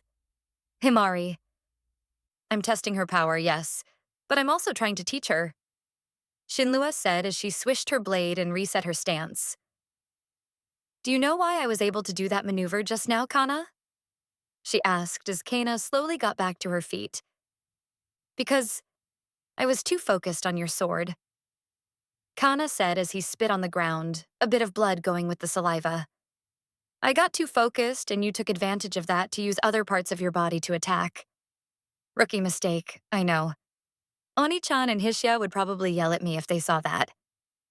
Though rather than just knee me, Hishia would have sent me flying into the stands. So this is definitely an improvement. Kana. Excellent answer. Shinlua smiled, happy to see the girl understand where she'd gone wrong and acknowledge her mistake. Never forget that your opponent's weapon is just one of many ways they'll strike in a battle, and in real combat, there's no such thing as an unfair or unsportsmanlike move. Honor, chivalry. They're all nice ideals, but they hold no weight in a life or death battle. All that matters is winning and coming home alive and in one piece. Shinlua. I won't. Kana took a deep breath as she readied herself for another round. Now, let's go again, she said, running forward, her stance much tighter and more refined than before. At least you've got spirit. Shinlua giggled as she moved forward to clash with Kana, the two exchanging blows at a relatively slow speed. The elf was more interested in seeing how Kana handled sword forms in combat and was surprised to see her actually using stances and techniques rather than just swinging wildly. She figured these were imparted to her via some of Akagi's instruction, and the interweaving of magical attacks into her swordplay was well received by the elf. Clang. Clang. Clang. Clang. Clang. Clang. Clang. Whoosh, whoosh, whoosh, whoosh, whoosh, whoosh. Not bad. Shinlua said as she parried one of Kana's attacks, attempting to knock her off balance, but failing when she moved backwards to avoid her leg sweep. I can see that you've been practicing regularly. Your magic is highly potent, and it's impressive how far you've gotten in less than a year. But your sword skill... She sighed as she backed off. All right, I've decided to be your teacher. It's clear that letting Hishia or the others teach you how to wield that blade isn't working, she said, pointing out the glaring weaknesses and inadequacies of Kana's form, which mostly stemmed from how she moved too much and too slowly. You're far too clumsy with that blade, and while I will commend you for taking what Akagi taught you and building a solid foundation on it, it's not enough. At this rate, you'll never master the blade, at least not in any reasonable time period. If an elf is saying that... Kana. I'm more than happy to learn from you, Kana said as she lowered Himari. Oni-chan isn't a good teacher anyway. I don't know how Chloe learned anything from her. She chuckled. I suspect it has more to do with a mental difference between you two rather than her teaching skill. Shinlua replied, stating that Akagi probably made an excellent teacher when it came to assassination and more subtle methods of killing. From what I've heard, she views combat like an intricate dance or game of skill, likely treating it similarly to a game of chess. For her, there are optimal moves and she focuses on having the most and using the best options. She continued, not to mention her natural ability to decipher an extraordinary amount of data in a flash. Her teaching you would never work out in the long term as the way she fights just can't be replicated by others. Even if Kana is her sister, she got some of that crazy Akagi demon lord power, didn't she? Himari asked, pointing to Kana's power having come from said demon lord. That... Shinlua thought for a moment before answering, unsure as to what role that power played or what it would allow her to do. I can't say. It's possible drawing out your full potential will enable you to do things that others cannot, but I think it best to focus on the fundamentals before attempting anything more advanced. Otherwise, you may wind up hurting yourself. And even then the question is, does Kana have the mental fortitude to handle that power? Or will she be swallowed up by it? Shinlua. FWHIP ZIP WHIRR. Meanwhile, as Kana was being trained by a proper swordmaster, Sylphana took the Demon Kings back to Targol, intending to move things along and ensure a smooth transfer of power. Fima was rather confused upon waking up and finding themselves in the enemy's camp, but a quick explanation by Ariel calmed her down and they were surprisingly okay with things given the circumstances. After preparations were complete, the vampire asked Yumi to transport them to the demon capital using magic. A task that was ultimately agreed to, though not enthusiastically by the priestess since she was no fan of the vampire. You're lucky we figured out that seeing memories of someone else's time in a location allows me to teleport there, Yumi said as the group appeared on a small external platform that overlooked the city. They'd appeared on what was essentially the roof of the royal palace, around several such areas that were typically used for meetings or tea parties. Otherwise, you'd have to make a far more dramatic entrance by coming in from the sky. She sighed. Akagi was curious as to whether implanting Yumi with another person's memory of a location would allow her to teleport there without having been there herself. The priestess didn't think it would work and was shocked when she was able to use her magic without issue. You know, somehow I'd imagine a dramatic entrance like that would be something the vampire would want. She and Akagi are far more alike than I think she'd like to admit. Yumi. Either way works for me. Sylphana smirked, piratically admitting that she'd wanted to do a more conspicuous method of arrival. I'm more shocked Akagi let you come alone given how paranoid she is. Alone? Yumi asked with a raised eyebrow. Are you an idiot? She would never let me do this without her here. She sighed as she pointed to her shadow. Our probably rightly paranoid fluffy overlord is merely resting in there. There's no way in hell she'd let off the worry long enough for me to step away like this. I'm surprised she allows me to go around the base without me being tied to her hip. Oh well, such is the price to pay to keep her happy and prevent the end of the world. On the plus side, I get more kitty time. Yumi. At this point, I shouldn't be surprised that the demon lord can hide in shadows. Ariel sighed, no longer questioning what Akagi could or couldn't do. It seems rather fitting. I'd tend to agree. Maleficus nodded. Demons and shadows just seem to go together. Like fire magic and oil, Fema commented. Well, they do both tend to explode. Yumi x Sylphana. Regardless, I'm not sticking around anyway, Yumi said as she tapped her staff against the ground, creating a magic formation underneath her as the others walked away. Make sure you get everything taken care of as you were ordered. Akagi expects the Demon Kingdom to be firmly under your grip by the time we finish with the dwarves, she said with a glare. Yumi did not trust nor particularly like Sylphana, largely because, as someone who came from the same world, Yumi knew exactly what kind of person the vampire was. Their shared loyalty to the same master, Akagi, only served to make the priestess tolerate the vampire. But that was it. I'll give it my best shot. Sylphana gave a fake smile as Yumi teleported away. I swear, that girl, she sighed. No, it's understandable.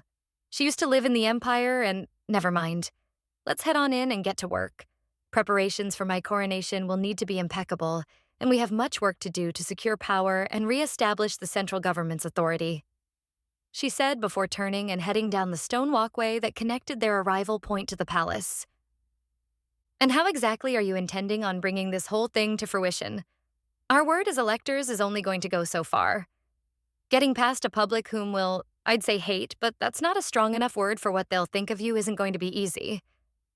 On top of that, the rest of the nobility won't take this lying down, Ariel said as they followed, clearly worried that a massacre was about to unfold.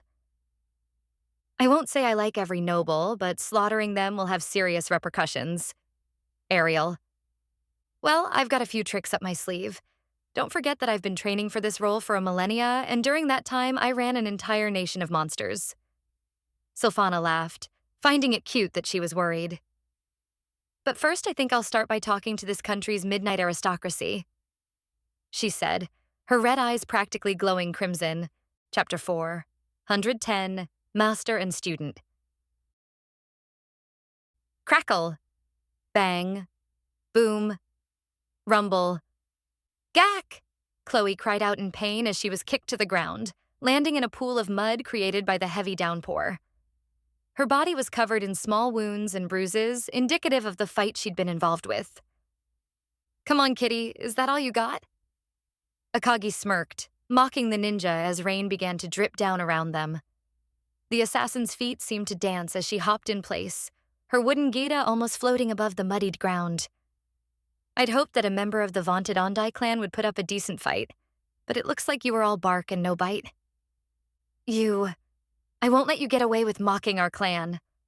Chloe hissed as she leaped to her feet, charging at the assassin, a dagger in each hand. If you want me to stop, Akagi said as she ducked out of the way of a strike before kneeing the cat ninja in the gut, then you'll have to do a lot better than this. Ack!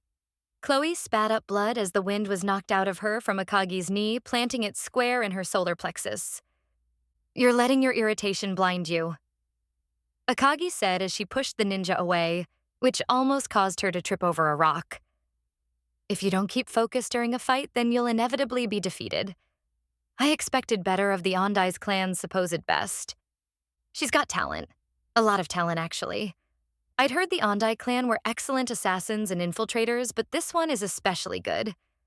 If she'd been sent after Hishya instead of me, I think even the hero would have had a bit of a problem with her sneak attacks. Akagi.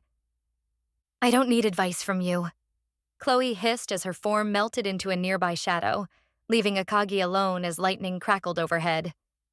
She'd battled the Ondai ninja for a bit, eventually pushing her to the outskirts of the imperial capital and into a more secluded wilderness area, largely because she couldn't be bothered to deal with the city guards coming to investigate.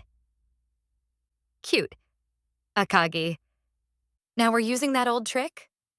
Akagi said as she stood completely still, seemingly undeterred by the cat's disappearance. It's not a bad one, I'll admit, but you've really picked the wrong opponent to use it against. She smirked as she leaned to the right, dodging the cat's blade by inches as she reappeared from the darkness behind the assassin. What? Chloe squeaked in surprise as her attack missed before acrobatically breaking her fall with a somersault and landing a distance away, her boots splashing in the mud. Tsk, tsk, tsk. You're far from the only one at home in the shadows. Akagi wagged her finger as she laughed as the cat flew past her. You might have been raised in it, but I adapted to it, said with a smirk. And my adaptation puts me far above you when it comes to working in the darkness, she said as Chloe rushed in for another flurry of strikes. Smack, smack, smack, smack. Rushing in again? Akagi sighed in disappointment as she deftly deflected each blow by smacking the cat's wrists and causing her to miss. You're a ninja. Why are you trying to fight an obviously physically more powerful foe head-on? Your actions give rogues a bad name, you know? As good as she might be, it's not going to be easy for a resident of this world to overpower a player. Even one who's not exactly physically built like I am is far more than most can hope to handle in a hand-to-hand fight. Akagi. Shut up. I don't need your advice, Chloe said as she leaped backward, throwing several daggers at Akagi, which were easily snatched out of the air and thrown back at the cat, who quickly deflected them with her blades. Oh, really? Akagi asked, her voice coming from behind Chloe as she landed. Because I'd say that you do.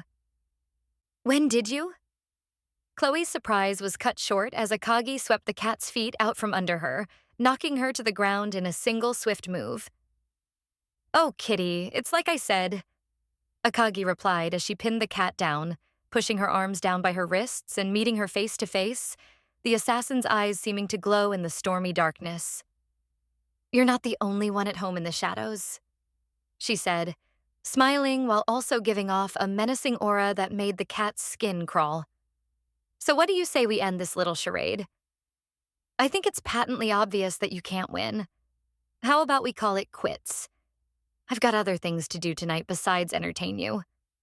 The deadline on a couple jobs is coming up, and I'd really like to get ahead on some work so I can take a little break. Yumi's been pestering me about overwork lately. Akagi. Go ahead and kill me. It won't matter if you do. The clan won't stop hunting you and will chase you to the hells themselves, Chloe said as she tried to wiggle free, only for Akagi to clamp down harder on her wrists and force her to let go of her daggers, causing the cat to yelp in pain from the pressure. Our people never go back on our word. You may kill me, but eventually one of us will kill you, Red Hand. That's gotta be the first time someone's called me that to my face. Oh well, it's a neat little nickname, I suppose, though embarrassing. Akagi. I suppose that's to be expected. Akagi laughed, letting off fake concern at the cat's words. Oh dear, whatever shall I do? An entire ninja clan has it out for me. I'm so scared, she said in a monotone voice while scanning over Chloe's bruised and bloodied face. Well then, if you're going to come after me and be a bother, then I suppose I'll just have to kill you all then, won't I? She smirked. I'm not exactly opposed to such an escalation, she said before leaning in a bit closer and whispering into the cat's ear. Go ahead. Give me an excuse to slaughter you all. You... Chloe's eyes widened as a shiver went down her spine. Akagi's face told the cat that the assassin had no doubt in her mind that she could do exactly that, and her words made the ninja's mind go blank for a moment. Despite my reputation, I wasn't intending on going to war with FWO's most notorious ninja clan, but I suppose you've left me no choice if you're going to act like this, Akagi said before shrugging and stating that it couldn't be helped. After all, I can't very well allow people who want to kill me to run around unchecked. Stacking bodies tends to be a very effective way of getting people to leave me alone, so, oh well, it is what it is. Do you really think you can win? Chloe asked in complete bewilderment. We're the most powerful ninja clan in the world. You could never defeat us all. This is madness. No one person could do such a thing. Such a statement is no different declaring that you'll take on the gods all by yourself. It's lunacy. Chloe. I suppose we won't know until I try. Akagi thought for a moment before laughing. Guess we'll have to see what happens, huh? Should be neat. She's... Chloe. The clan elders are even stronger than I am. You can't hope to defeat them. Not to mention that the other clansmen... Chloe paused as Akagi shifted one of her fingers over the cat's lips to silence her. Hush, you needn't worry about me, kitty, Akagi said as she used her free hand to caress the cat's cheek in a threatening and creepy manner. And besides, I'd be more worried about you since I've taken a bit of an interest in you. Her use of the word interest caused the cat's heart to beat rapidly as her body shivered, sensing danger. What are you going to do to me? Chloe asked meekly as she tried to shrink away. Oh, kitty, Akagi said as her face got uncomfortably close to Chloe's. The better question is, what aren't I going to do to you?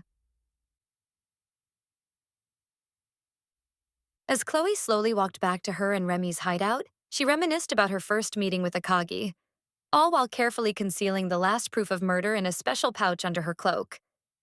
The cat had been busy since the cult of murder had given her a mission to eliminate a group of targets. And though she abhorred such senseless killings, Chloe carried out the act without an ounce of hesitation.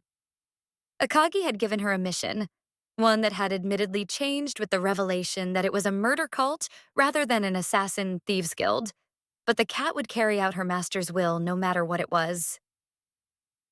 Thinking back to that day, Mayester found my attempt on her life comical. I was nothing to her, merely a vagabond with better-than-average combat skills. But still, she took me in, trained me, and allowed our people to thrive. I will never forget that kindness, that love. Mayester. Chloe. Chloe chuckled quietly as her thoughts paused, shaking her head slowly to prevent herself from becoming lost in thought. Look at me, getting sentimental like that. Mayester would probably scold me for having such useless thoughts while on a mission. She said quietly as the overcast sky began to let out a light rain, thinking back again to the day she first met the assassin. I've taken care of every person on their list, and knowing how these kinds of groups work, it will only be a matter of time until they show up to collect us. Remy, that girl. I wonder what Mayester will do with her. She's deranged, almost as if she was possessed by some malevolent spirit. In all my years, I've never seen someone that obsessed with spilling blood. Perhaps that's what happens to those who worship the literal god of such things? And the message Nima sent me from Mayester told me to eliminate the entire cult. But does Remy need to die too? Chloe. The cat couldn't understand what the exact purpose of her mission was. Originally, it was intended to recruit additional forces for their intelligence network. something that was necessary as they simply lacked the forces to adequately surveil everything at once. Chloe had been frustrated by Nima's reports that Ninja was unable to keep track of events happening across the continent fast enough, and it was painfully obvious that their organization lacked the manpower to do what Akagi wanted of them. Not to mention that the Ondai clan was hamstrung from conducting certain deeper and more dangerous espionage operations against the gods and their operatives due to Akagi's concern about their well-being. Naturally, the Ondai appreciated this concern, but they also resented it. Regardless of how they individually viewed the demon, they were uniform in their belief that if they could fulfill their duty, it didn't matter what happened to them. But Akagi would not relent, her overcautious nature irritating the clansmen.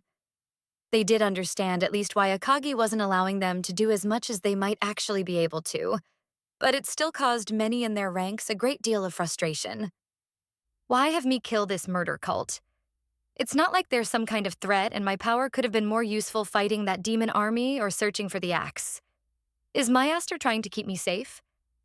If so, I'm going to be so angry with her, Naya. Don't try and coddle me like some kind of child. I'm the leader of the Ondai clan and one of her right hands. I'll give Myaster such a scolding if she's trying to protect me while everyone else is out there fighting. Chloe. Chloe continued to rack her brain to understand what Akagi's plan here was as she slowly returned to the base she'd created with Remy.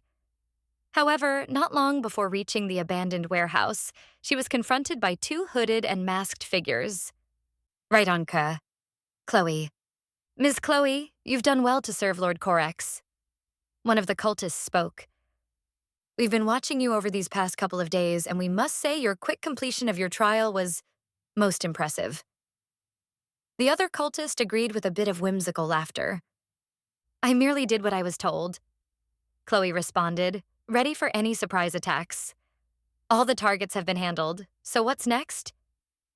Well, first, congratulations are in order. One of the cultists clapped slowly. You've proven yourself to be a truly fine disciple of Lord Corex, and now it's time for your formal initiation. We've already taken the liberty of having Ms. Remy brought to our headquarters, so you needn't worry about her. She didn't participate much in the killings. I had her help with a few, but I wonder if they're not counting this as complete for her? Did they take her already to use as some kind of hostage against me? No matter. I'll handle them all as soon as I find out where they operate from.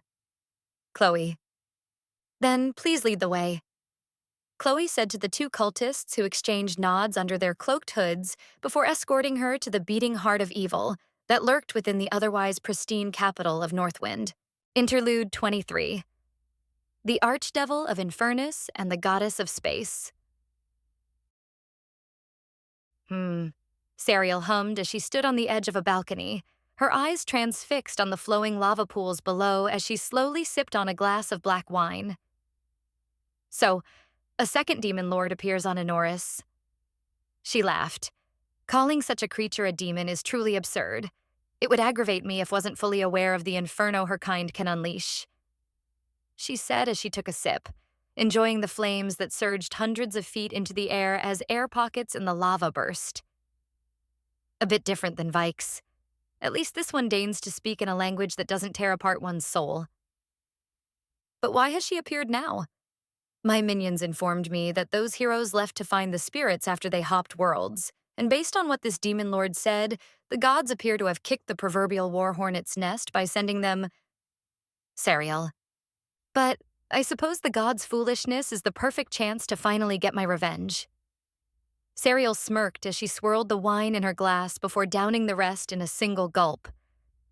You who cast me down from the heavens called me a monster, transformed me into a demon, she said as she shattered the empty glass in her hand. I'd been content to watch you die with this world, but now... She smiled. Now I've got the chance to finally break out of here and show you just how foolish you all were to betray me. By no means was the fallen angel actually trapped in the hells, nor were any of the other demons for that matter.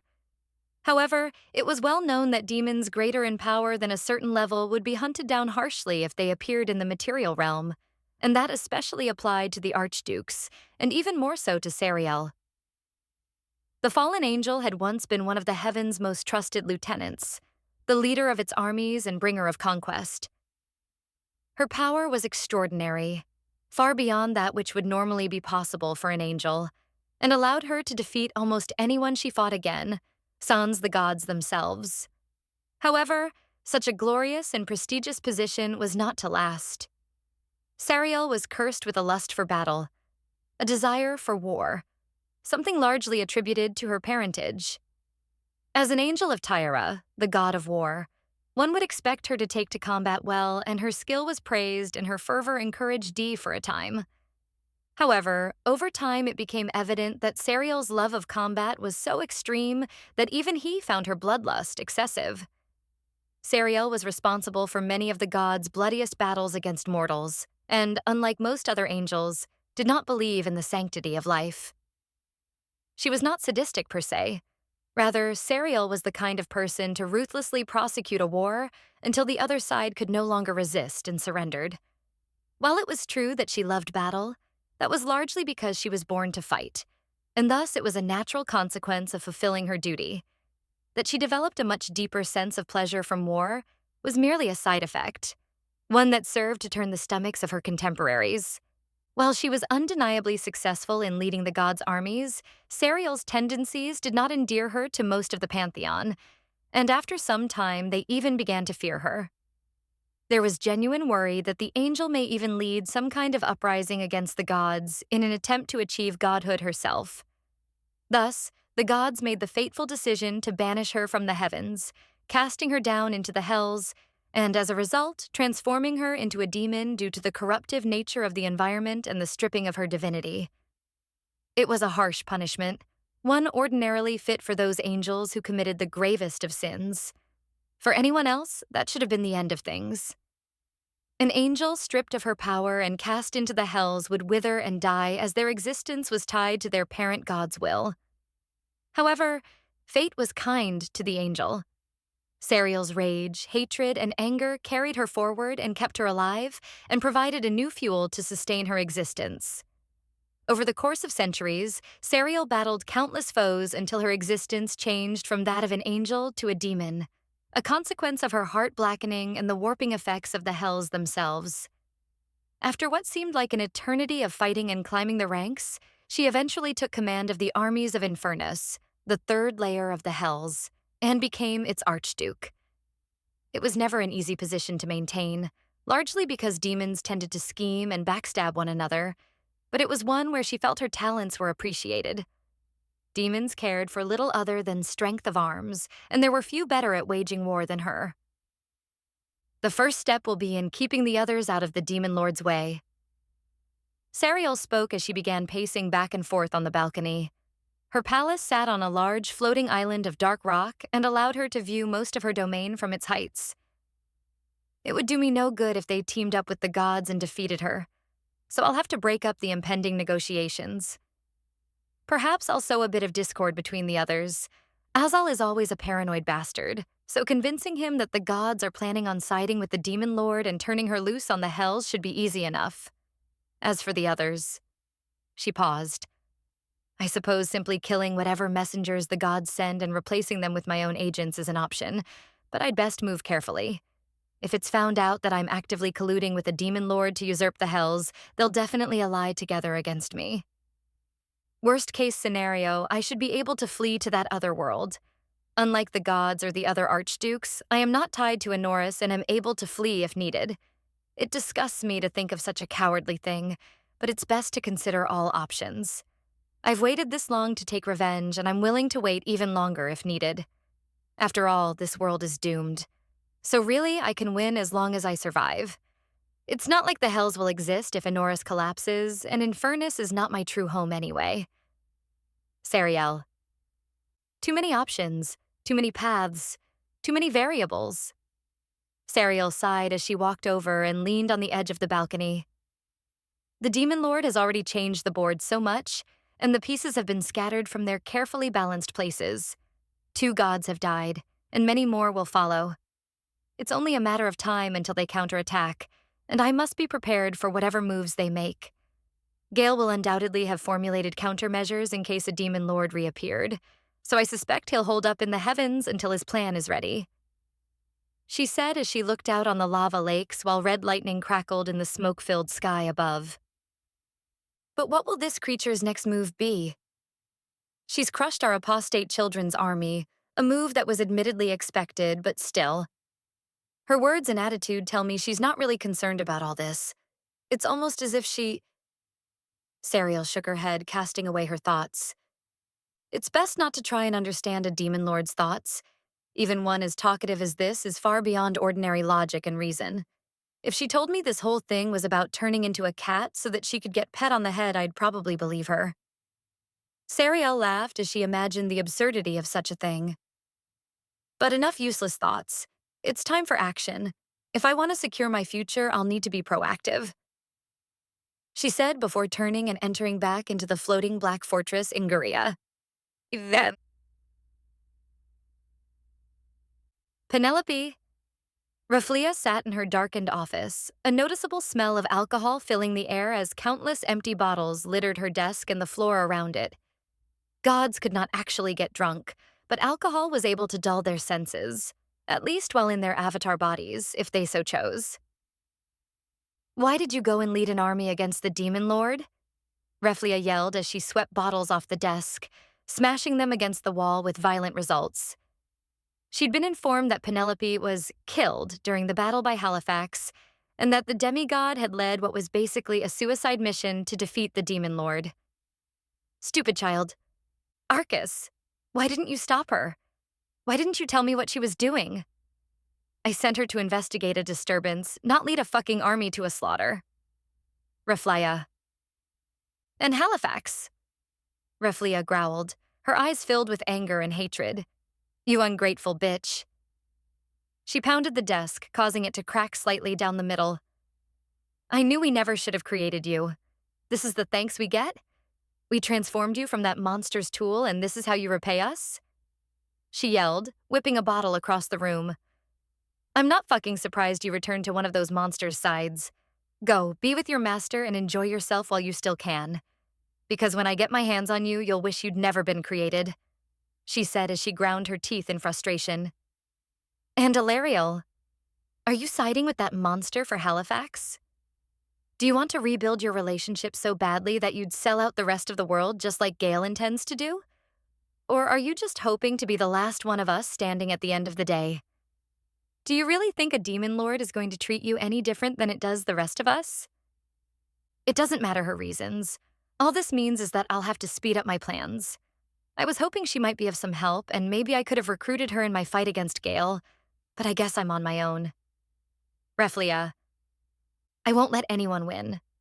Not Gale, not Alariel, not the other gods, not the demon lord, and most definitely not Halifax. Raphlia's power erupted around her body, forming a thin blue film. I won't allow any of you to survive this.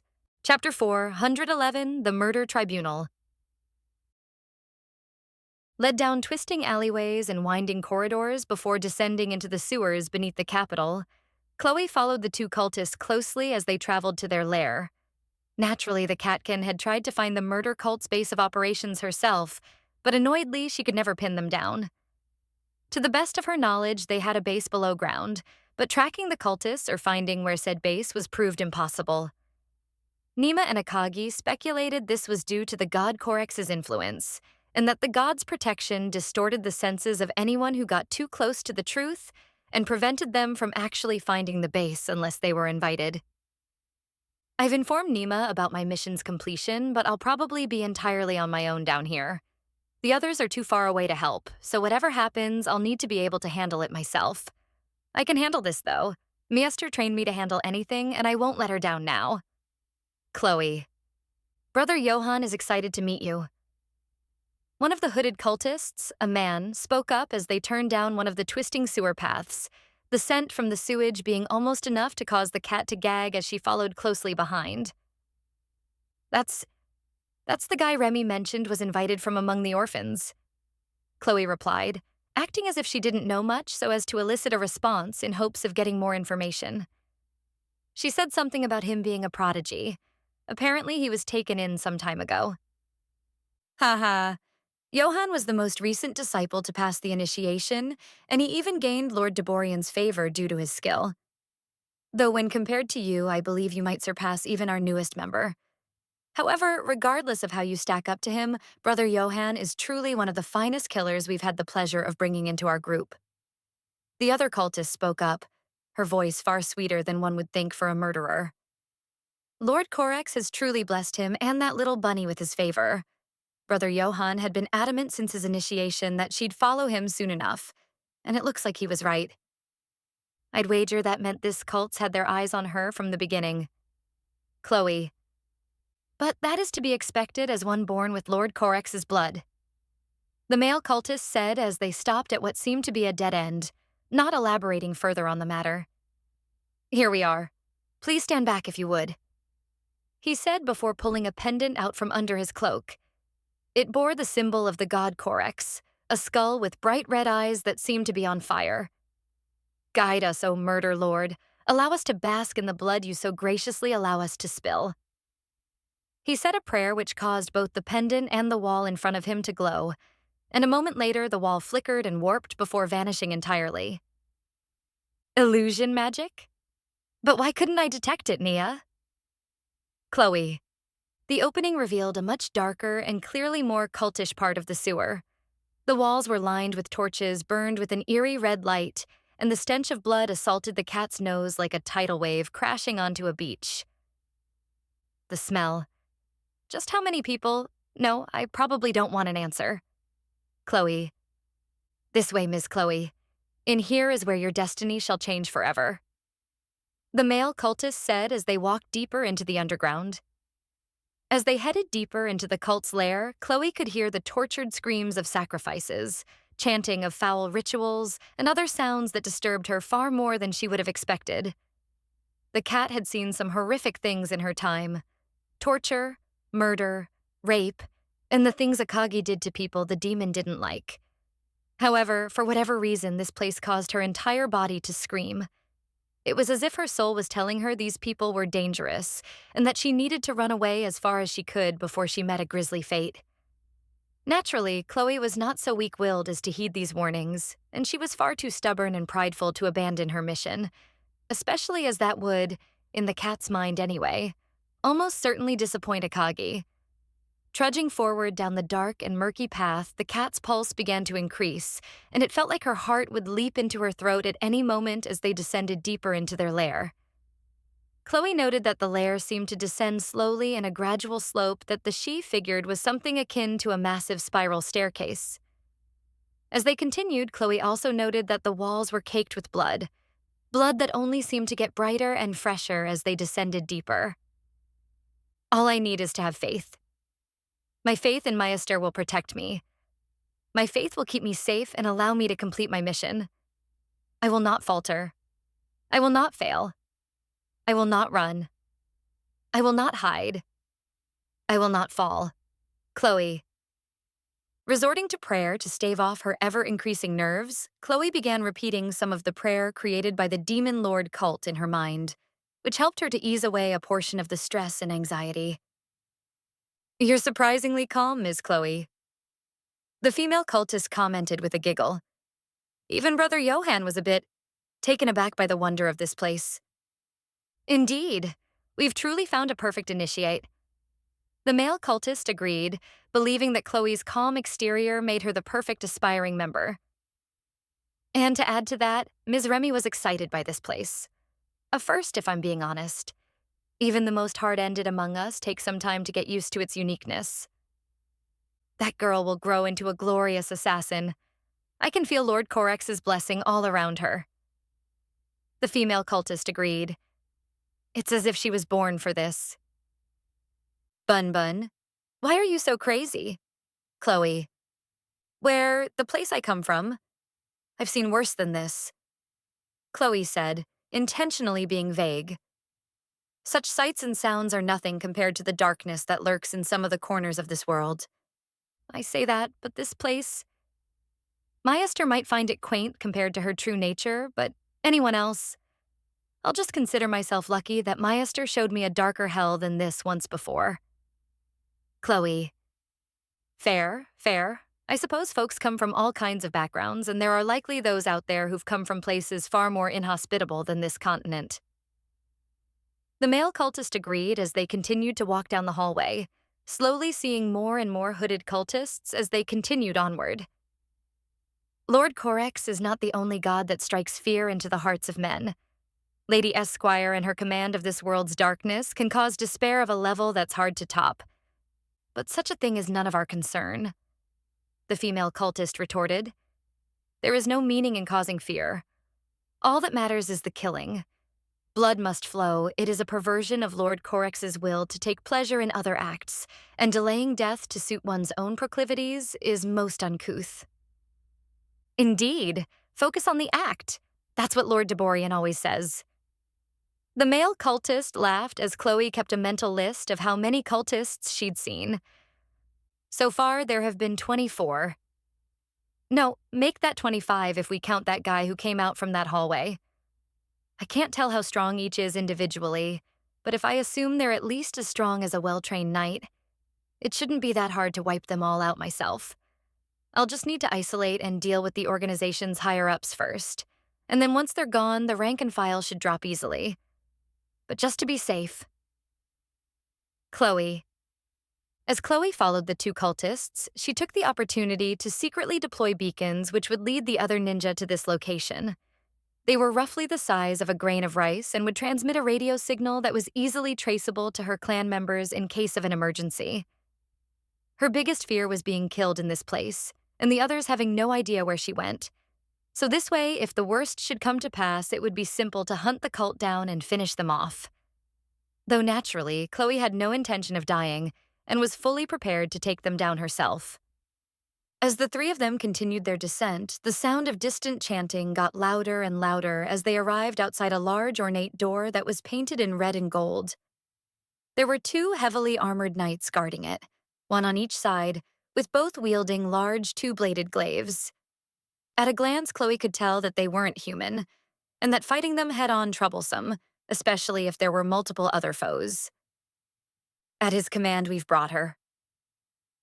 The male cultist said to the guard, who did not answer and merely replied by banging the butt his glaive against the stone floor, which caused the door to slowly open and allowed the unholy chanting to become even louder. Ashura e Habitor. Ashura e Habitor. Ashura e Habitor. Ashura e Habitor. Ashura e Habitor. Ashura e Habitor. Ashura e Habitor. Ashura e Habitor. Ashura e Habitor. Ashura e Habitor. Ashura e Habitor. Ashura e Habitor. Ashura e Habitor. Ashura e Habitor. Ashura e Habitor. Well, this is where we take our leave, Miss Chloe. The female cultist turned and bowed to her. You shall enter this room as an aspirant, but if Lord Corex truly favors you, then you shall leave an unholy assassin. May the blood flow ever in your favor. Cultists. I will make sure to prove myself worthy of the faith that my God has placed in me. Chloe nodded, allowing them to mistake her words as a reference to Corex rather than Akagi, before walking past them and entering the room. It was large, ornate, and featured dozens of braziers burning red stones to create an eerie atmosphere. As she descended the large stone staircase just beyond the door, she noted that each side of the room was filled with dozens of hooded cultists, easily putting the number over 100. Some sat in balconies high above the rabble, while others simply stood on either side of the blood-red carpet that ran to a large podium at the back. It reminded Chloe of the kind that a lawyer would stand behind as they spoke to a judge, and in this case, there were 5 judges waiting for her. 4 of them were large hooded figures which, at first glance, were much stronger than the average cultist. However, they all paled in comparison to the one at the center, an even larger man who wore red and gold armor that covered his entire body from head to toe. His face was completely covered, and his helmet, if one could call it that, reminded the cat of something she'd seen in an anime Akagi had shown her. Though in this case, he was clearly more of a threat than something from one of those multicolored hero team crime-fighting shows. As he sat on his throne, Remy could be seen giggling and chatting away with him, her eyes shining in delight. Well, they didn't put her on a spike as part of this whole thing, so that's a bonus, I suppose, Naya. But that man, If reports are to be believed, I'd bet he's Chloe. As she walked down the aisle, Chloe heard whispers from the gallery. Some were questioning why one with such little experience was being offered this kind of elaborate welcome, while others were skeptical of her ability. Admittedly, Chloe also thought this series of events were strange. She'd arrived in Northwind and had done little beyond taking out thugs and bandits.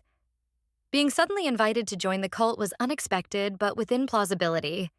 However, being given the literal red carpet treatment made her skeptical and had her convinced that this was some kind of trap. Oh well, no sense questioning the rationale of bloodthirsty murderers. If they try anything, I'll just have to blow right through it like Maester would. Chloe. As Chloe stepped up to the podium, the chanting stopped and the room became silent until the man on the throne began to speak. His words powerful, but also reminding the cat of how the demon would speak when she allowed her form to flicker. Welcome, one who the murder lord allegedly favors. The man's voice boomed loudly throughout the hall. It was so powerful that even Chloe found herself momentarily cowed by its power, and her body instinctively tried to kneel, only for her internal revulsion at such a thing to prevent it. You have been brought before the murder tribunal, so that we may decide if you are worthy of the title of unholy assassin and ascension into our illustrious ranks. My name is Deborian, son of the murder lord. During this trial, I shall be your judge, jury, and, if necessary, executioner. Are you ready to proceed? His very presence caused Chloe a moment's hesitation at hearing her internal suspicions that this man was indeed the demigod of Corex that she'd heard of in reports. Not to mention the fact that she never imagined that a mortal, even one partially of divine origin, could command such a commanding presence, and for a moment she nearly faltered under the weight of his aura. However, the cat was not one to be so easily denigrated. After all, she held the title of the one and only disciple of the demon lord, and her pride in holding such an illustrious position meant that the cat, no matter how bleak things looked, would never allow herself to be brought low by anyone. To Chloe, the only person she could bow her head to in subservience was Akagi, and Akagi alone, as to perform such an act before anyone else would be no less than treason to the demon. Yes, I am, Chloe said, a small smile forming on her lips as she got excited about the impending battle with the demigod. And please allow me to show you just how blessed I am. Spoiler. Deborian. Collapse. Chapter 4. 112. Chloe's Trial. Part 1.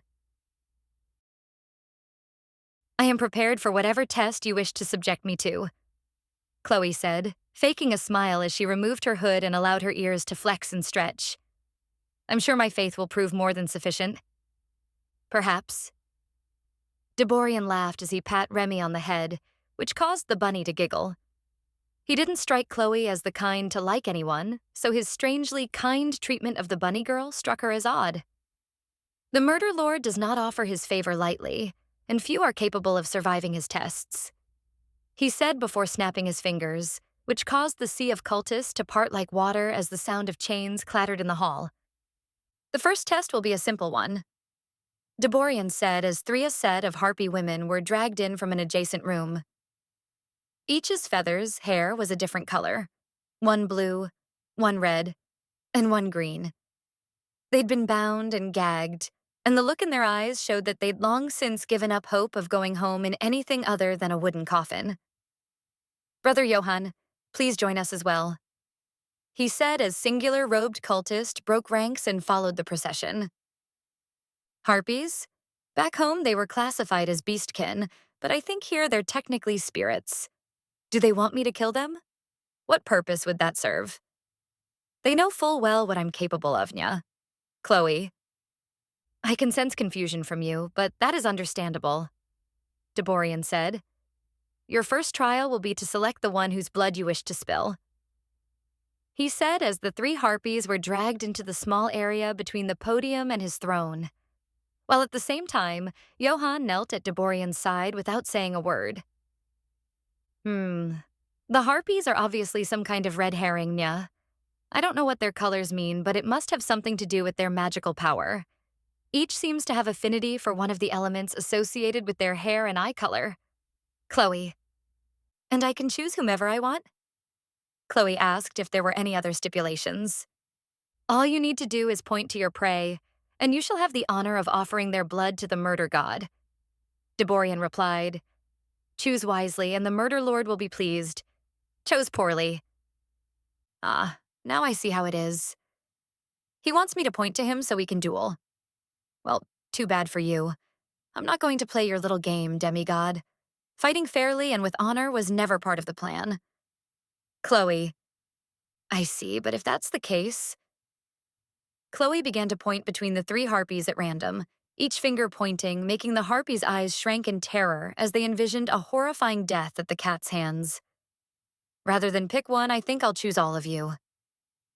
She smirked as her cloak exploded outward, followed by dozens of daggers that scattered around the room, instantly killing any unfortunate cultist too slow to react. Slice. Stab. Stop her! One of the cultists yelled before a dagger went square through his forehead. Watch out for the... Another cultist tried to rush her but was carved in twain by a flick of one of her daggers. Now, darkness. Chloe smirked as she activated her spell, which centered on her and covered the entire hall in an inky black darkness that made it impossible to see. Now then, it's showtime. The cat said as she blended into the darkness, using it to begin her slaughter of the cultists.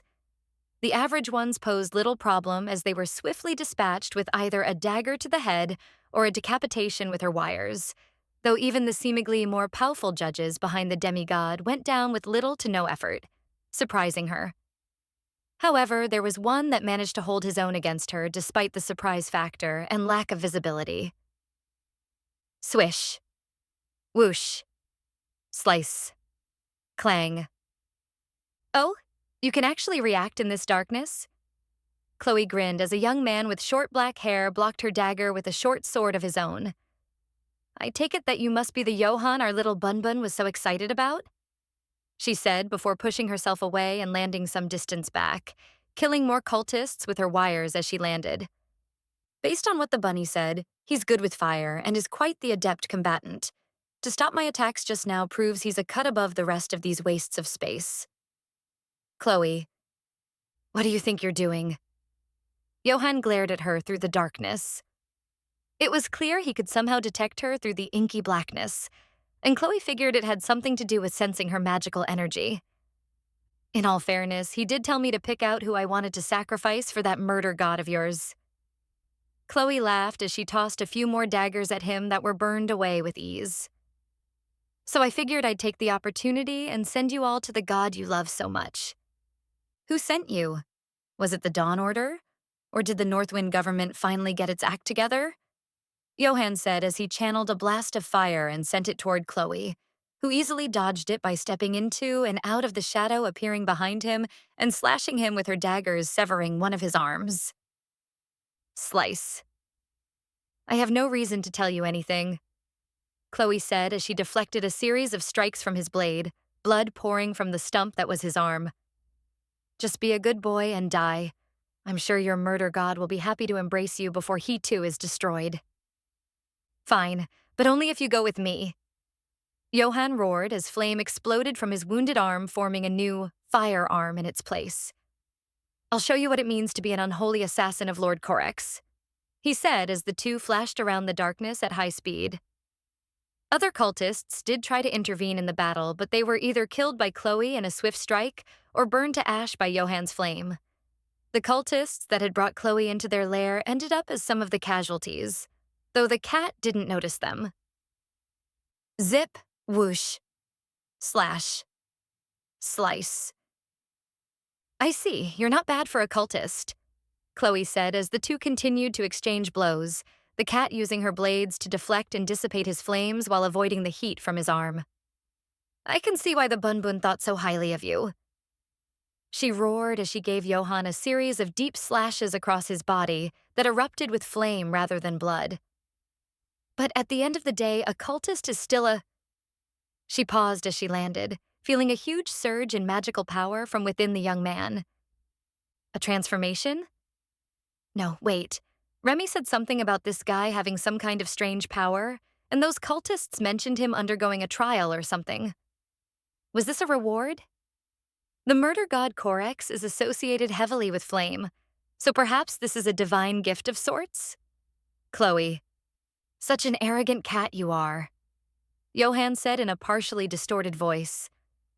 I'll admit that you're a bit more powerful than I expected, he said before vanishing and appearing behind Chloe, his face erupting in flame as he took a swing at her with his blade. It wasn't just his face that had changed, in fact, Johann's entire body oozed with magical flame, pouring from every injury like erupting jets straight from the deepest pits of hell. But you're no match for me. When did he get so fast? Chloe. Now die, Johann said as he channeled flame into his blade and thrust it into Chloe's back, aiming for her heart and a swift end for the battle. Don't underestimate me. Greater ability boost. Chloe activated her ability boost, allowing her to shift out of the way and avoid the flaming blade mere moments before it would have killed her. You're not the only one who is holding back, she said before dropping to the floor, sweeping his feet out from under him and using the opening to drive a dagger straight into his heart from above. S-T-A-B. And just to make sure, Chloe said as she quickly wrapped her wires around his neck and snapped it to ensure he was dead. Johann's seemingly lifeless body sat on the ground, though Chloe did not bask in her victory, as she was concerned by the fact that the flames had not disappeared. He must still be alive, damn it. What kind of creature is he? He can't be human. Is he also a demigod? My poison isn't having any effect, so whatever this guy is, he's tough. Chloe, what's it going to take to put this one down? Chloe asked herself as a bead of sweat formed on her forehead. She'd been hoping to take Johann down quickly and then move through the remaining members of the cult before they could muster their forces properly. However, at this rate, she feared they'd group up and plan a coordinated counterattack, something the cat did not want to deal with, especially with the actual demigod that was still watching from his throne. She guesstimated that it would take everything she had to kill him, but if he had backup from the other members of the cult, it was almost certain she'd die. Do I retreat? No, there's no way that guy's letting me out of here alive. I guess that means I'll have to find a way to kill this fire guy quickly. Chloe. Johann groaned as he slowly sat up, seemingly unfazed by the wound in his chest and broken neck. I really have to hand it to you, Cat. You got me good. He laughed as he put his hand to his still burning face. I haven't taken this much damage since my trial. You really are something else. He laughed in a way that made Chloe believe he'd lost his mind. Well, I'm glad I could give you some entertainment, Chloe retorted as she threw more daggers at him, all of which were engulfed in flame and melted into slag. But humor me a bit. What are you? I've never seen a human erupt in flame. At least one that lived to talk about it. Chloe. Me, Johann said as he stood up. Who the hell knows? He said as he began to laugh again. People called me a freak, a monster. I've been called all sorts of things. He said as he turned to Chloe, the far side of his face now entirely engulfed in flame. Wait, no way. Is he? Chloe. You're a spirit. Chloe hissed as she readied her blades. His magical energy seemed familiar to the cat from the start, but she couldn't quite place it. That was until just now when she thought back to a time when Mizumi had shown her a bit of spirit magic. And by the looks of things, he's got to be some kind of special one. This guy, he's much more powerful than Mizumi or the others I've seen. Chloe. So I've been told. Johann said as more of his body became engulfed in flames until none of his human appearance remained, leaving only a living flame that flickered in the darkness.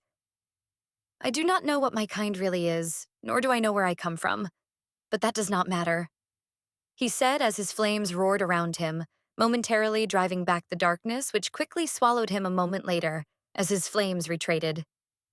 As a show of respect for your skill, Cat, I'll show you my true power. He laughed. You know what they always say, if you play with fire, you get burned. Chapter 4, 113, Chloe's Trial, Part 2. I thought Mizumi was the only high-ranking spirit remaining. No, maybe he's not really the same kind. He doesn't give off the same vibe as she does, and this guy's power seems to be mixed with something else. Chloe. Whoosh. As Chloe tried to analyze Johan's power, he extended his hands and began casting fire magic, creating blasts of white-hot flame that shot from the ground like pillars before curving upwards and rocketing toward the cat like tornadoes of flame.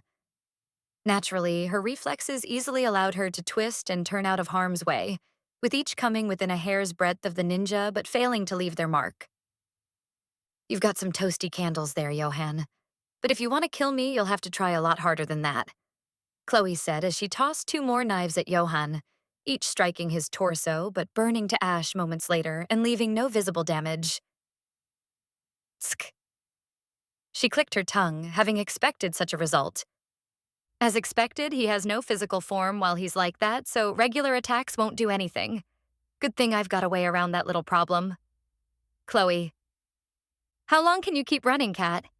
Johan asked as he sent a series of flame slashes toward her, Chloe leaping into the gap between 2 and deftly dodging them before flinging more knives at him, which were easily melted by a subsequent blast of flame from his hand. Your stamina won't last long at this rate, and it's clear your attacks have no effect on me as I am now. Just give up. I'll grant you a quick death as a reward for having made me use this much power, he said as he slammed his foot into the ground while moving his hands in a complex pattern as if he were casting a spell before sending out a wave of fire that slammed into and engulfed Chloe. Humph.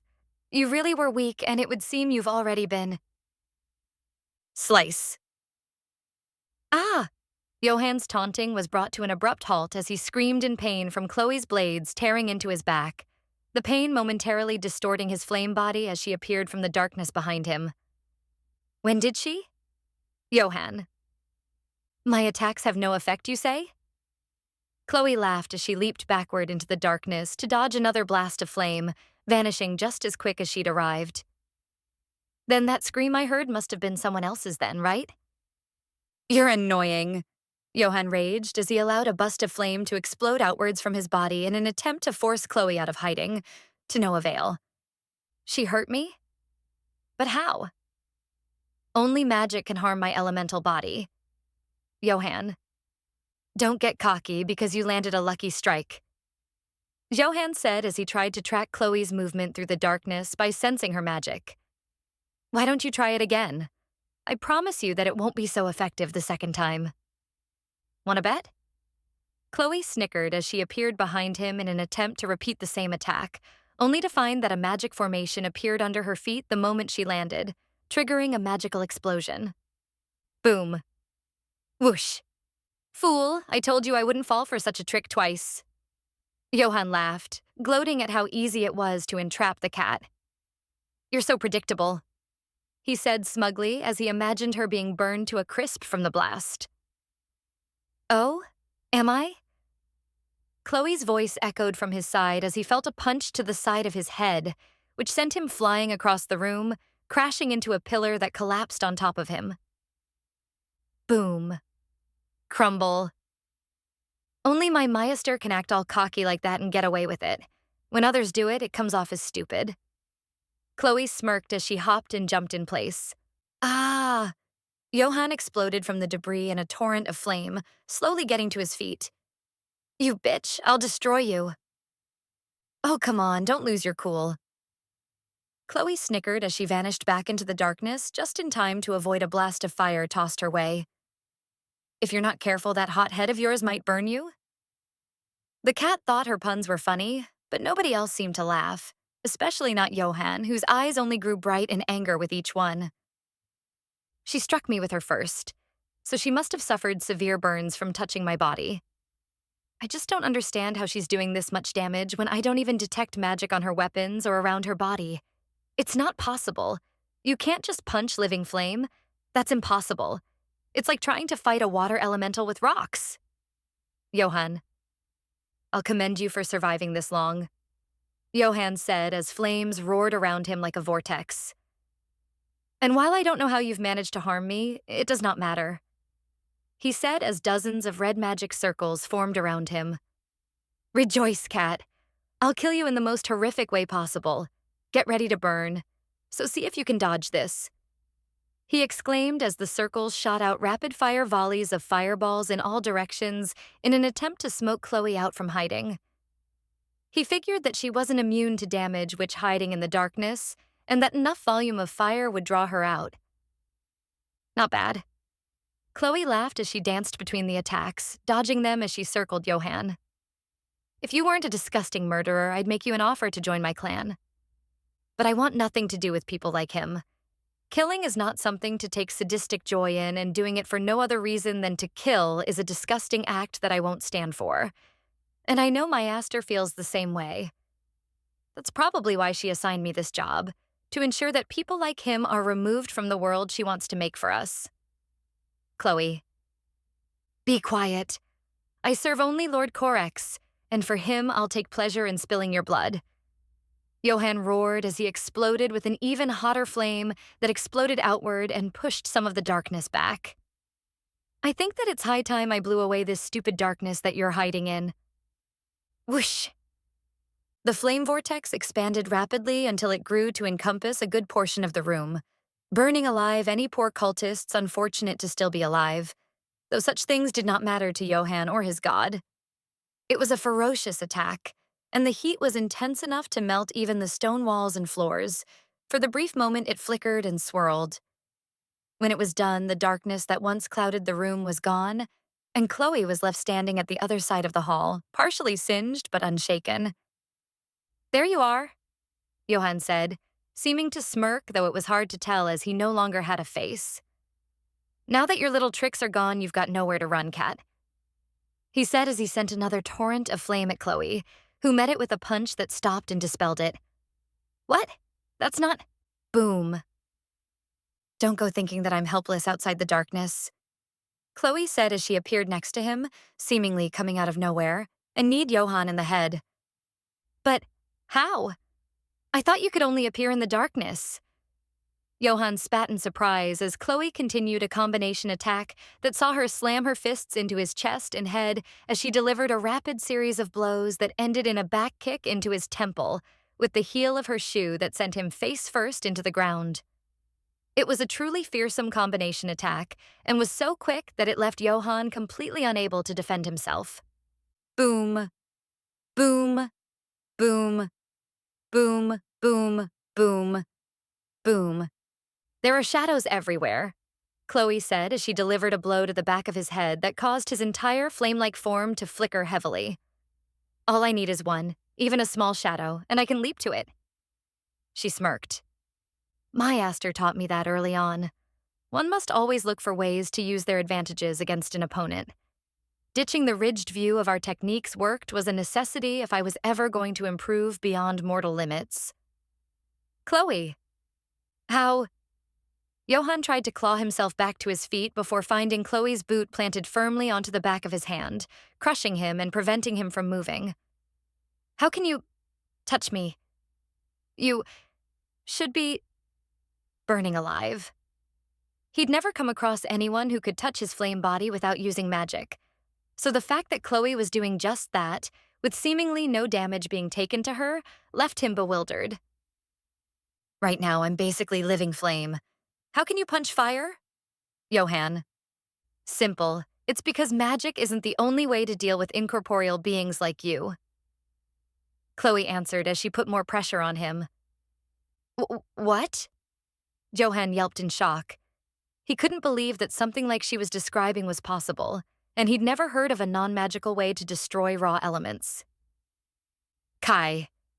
Chloe said as a red aura appeared around her fist, flowing around and away from it like water. It's like magic in many ways, but it has its own unique quirks, she said as she kicked him across his face. One of them being the ability to destroy creatures that don't have a physical body, like you. And the others wondered why I pushed them to learn how to use it. Chloe? Ki? Johann exclaimed as he was kicked in the head again. He'd heard of such a technique before, but had never seen it himself. As far as he knew, the only people who used such powers were those of the Eastern continent, and it was rarely practiced elsewhere. Chloe had learned it after transitioning from FWO to the real world and had been slowly practicing to use monk abilities since it was discovered that former NPCs could use other classes' abilities if they put in a bit of effort. Normally, Ki was something only monks could use in FWO, and it allowed for a variety of abilities, one of which was the power to channel it into one's attacks to damage creatures that were immune to normal physical techniques. Of course, Chloe could use magic to do something similar, but her magical ability was nowhere near as high as her physical. And Kai, despite what one might assume, was a physical ability, albeit a special one. My Maester insisted that I master it, and while I didn't quite understand why at the time, Chloe said as she slammed a dagger coated in Ki into his back where his heart would be. It's clear that she foresaw that I'd fight someone like you and need it. She smiled, happy for Akagi's foresight. And I'm glad that I heeded her warnings. Without Ki killing, you would have taken far more effort. Wait. Johann began to plead for his life as his flame body gave out and he returned to his wounded human appearance. Please. I don't want to die. Lord Corex, save me. Johann. Oh God. Chloe spat in disgust as she twisted her knife into his heart, causing blood to gush out. Don't you dare go begging for your life. Her voice got cold as she pulled her blade out of his back. That's pathetic. A creature like you doesn't deserve to live in my Maester's world.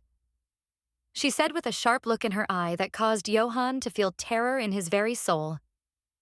And besides, if you want to beg for mercy, there's only one God you need to plead to, and I know good and well she won't be listening.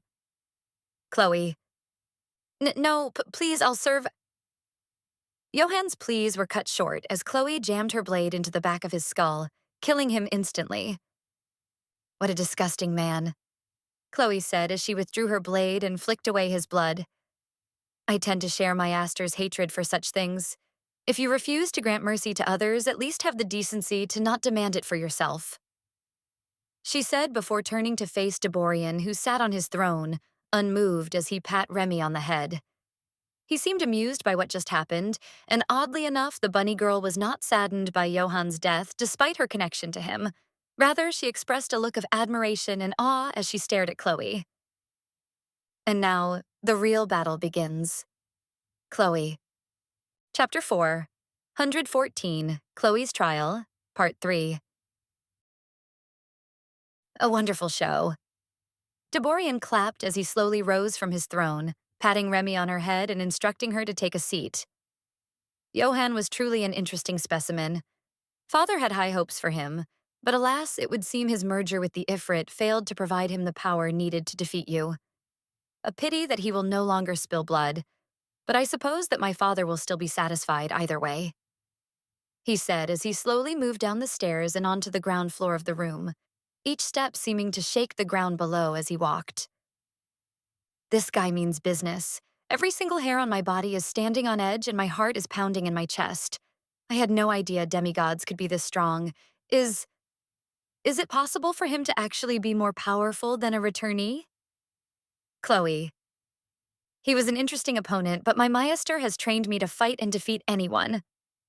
Chloe replied as she spun 2 knives in her hands and took a battle stance. And that includes you. Undoubtedly, you've been trained quite well, and I'll commend your master for producing such a capable pupil. Deborian laughed as the 2 heavily armored guards from earlier entered the room. I'm looking forward to testing your abilities myself. It looks like trying to do this one-on-one isn't happening. I may need to withdraw, as futile as that may be. Fighting a demigod as well as his minions is a losing proposition. Chloe. Hold yourselves, brothers, Deborian said, stopping the 2 guards with a wave of his hand. Leave this one to me. Ensure that no one disturbs us. As you wish, my lord. The 2 heavily armored guards stopped in their tracks and bowed their heads before backing away and taking up positions near the door before closing it. Not going to try and beat me down with numbers? Chloe smirked, internally overjoyed that he'd chosen to duel her. I suppose you must be confident in your skill. I simply believe that one such as yourself should be given the honor of a proper duel, Deborian said as he summoned a large glaive. It was massive, easily 2 meters in length, and its golden form crackled with both flame and divine energy. As much as I appreciate my father's work, I find myself enjoying honorable battle even more so. A good battle before the bloodletting is one of my guilty pleasures, and I can think of none who've piqued my curiosity more than you in recent memory, he said as he tapped the butt of the glaive to the floor. Is that a divine weapon? Halifax did mention that some of her siblings are being used by demigods, but I thought they couldn't bring them into the material world without permission. Does that mean this guy is acting under orders, or… Chloe. Well, I suppose I'll have to thank you for the chance. Chloe paused before looking at Remy, who waved at her with a big smile. But before we begin, can you answer a question for me? I suppose I can afford you that favor. Deborian replied, gesturing her to ask. Ask away, and I will answer what I can. What exactly is your relationship with Remy? Chloe's eyes sharpened as she snapped her attention back to the demigod. You've obviously been treating her differently than the others, and the cultists seem to hold her in high regard even before we came here. She'd thought it was suspicious how well she was treated, and by this point, it was clear that something was off about the rabbitkin. Though Chloe had no idea what connection she had to the demigod in front of her that would allow her to be treated so well. Ah, an understandable question. Deborian replied with a nod that made his armor clank slightly. I shall spare you the long and frankly unnecessary details, but suffice to say that Remy is an existence similar to myself. She is a creation of Father's, born of his handiwork, and thus special. His words caused Chloe's eyes to go wide in surprise. She's a demigod? Chloe asked, unable to hold back the visible shock of his words from forming into an expression on her face. I didn't even sense divine power from her. With Halifax and this guy, I can feel it coming from their bodies, but Remy doesn't have any at all. Is she hiding it? Did she know? Chloe. Not quite. Deborian shook his head as Remy happily hummed in her seat, kicking her legs over the end and singing a terrifyingly bloody nursery song. I am a being that term applies to correctly. Yet while Remy is a special creation of his, she does not share my father's blood in the same way I do. You see, I was born from the union of a god and a mortal. My mother was a human, and I was born just like everyone else on this world. However, Remy was created by my father as one of his spawn. Spawn? What? Chloe furrowed her brows, not understanding what he was talking about. Your confusion is understandable. From time to time, Father will impart some of himself into mortals, creating existences known as spawn. They are born from his very essence and become instruments of his will. Surely you've noticed her dedication to our father? Deborian explained that spawn were essentially purer versions of demigods untainted by mortal blood, and would embody the murder god's will in its primal form. Dedication? I suppose that would explain why she's so eager to kill for him and join the cult. But to be created from a god in such a way, it kind of reminds me of Chloe. Spawn are incredibly rare, and not even I know when and why Father creates them. During my short lifetime, I've only seen 3, including her, and the others went on to become steadfast champions of my father's will. Deborian explained that he'd only learned of her existence recently and was eager to meet her himself. Spawn are blessed existences and are treated with our utmost care and respect. So, I suppose that's why she has no memories before coming to this city, Chloe said, realizing that she was likely a recent creation. But why here? Why now? I suppose trying to understand the goals and desires of a god is by definition impossible. At least my Aster makes what she wants obvious. Chloe. Precisely. Spawn live normal lives until their power awakens, and after that they become entirely different people. Nothing remains of the person they once were, which is by design as they have no need of their past. Deborian's words made her think back to Akagi for a moment, noting that there were some similarities between the demon lord and the bunny girl. Remy must have killed her family once she awakened. Her power must have made her go mad with bloodlust before striking them down and venturing off to find more victims.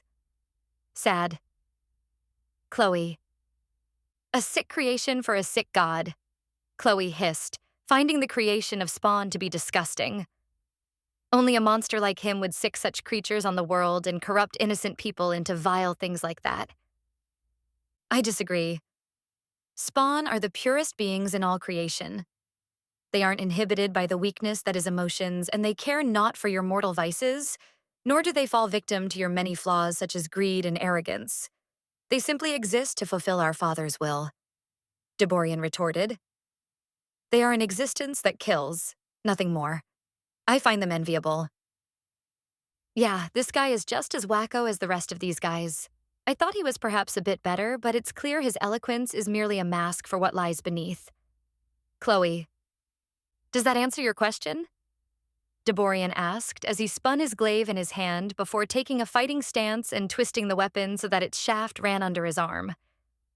Yeah, I think that clears things up. Thanks for the intel, Chloe said, a small bead of sweat forming on her brow. Good, and now you die, Deborian said as he flashed forward at incredible speed, his glaive slamming into Chloe's crossed blades with a force so great it cracked the very ground beneath her. Boom. What ridiculous strength, Chloe said with an exasperated laugh as she struggled to hold back the demigod's attack. She'd activated Greater Ability Boost right as he finished talking, figuring that she'd need it in this fight, and was correct. As she predicted, the demigod had her beat in raw power, something that meant going blow for blow with him was a poor idea for a speed-based fighter like herself. I guess I shouldn't be shocked that the child of a god has this kind of power, though, she said before twisting her body to the right and sliding the tip of the glaive out of the way before disengaging and leaping away. After all, it usually takes other divine creations to fight demigods. Chloe. You're full of surprises yourself, Deborian said as he reset his stance and gripped the shaft with both hands, ready to bring the flaming tip down to strike again. You're not of divine make, and yet you took that hit head-on without sustaining any noticeable damage. A feat that not many could achieve. He laughed, glad that she didn't die immediately. I suppose that means I will get to enjoy myself with this battle. I appreciate the compliment, Chloe replied as she flicked her hand and made nearly a dozen daggers appear between her fingers. My maester trained me well, she said before throwing the daggers, which were easily deflected by Deborian's glaive. Though all that training won't mean much if I get hit by that thing. I have a feeling that it'll do far more than just shatter my bones, not to mention that if it really is a divine weapon, then it'll be far more power than anything I've gone up against before. Chloe. This would be the perfect situation to start casting magic, but sadly I don't have the greatest aptitude for it. Chloe muttered under her breath before leaping backward and blending into the shadows. If you intend to flee by slipping into the darkness, I'm afraid that won't be possible, Deborian said as his glaive's tip exploded in fire, burning so bright that it banished most shadows in the room and left few for the cat to hide in. This place shall be your grave, cat. The only way for you to leave alive would be to kill me, but that... He paused as he spun and threw the glaive at a spot on the wall behind him, which caused Chloe to leap out of the shadow to dodge it. Isn't possible for you. Maybe, but I guess we'll have to find out first, Chloe exclaimed as she tossed several knives at the ground around his feet, each one wrapped in a talisman. Tink, tink, tink, tink. Charms? How quaint. I've seen such sorcery before, and it's little more than a pale imitation of the real thing.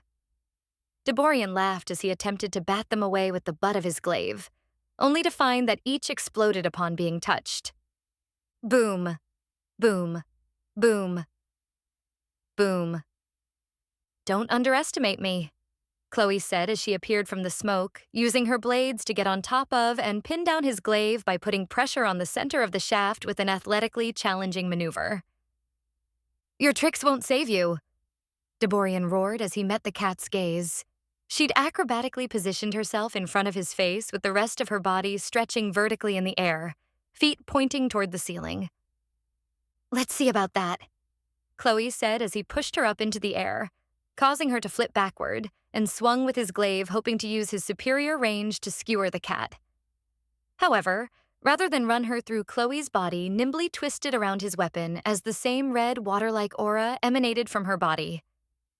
"Now how about we see just how tough you are?"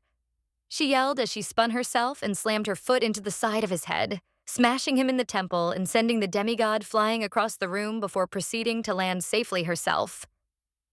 "Yow!" Chloe yelped as she landed. "Hitting his helmet with my foot? Ouch.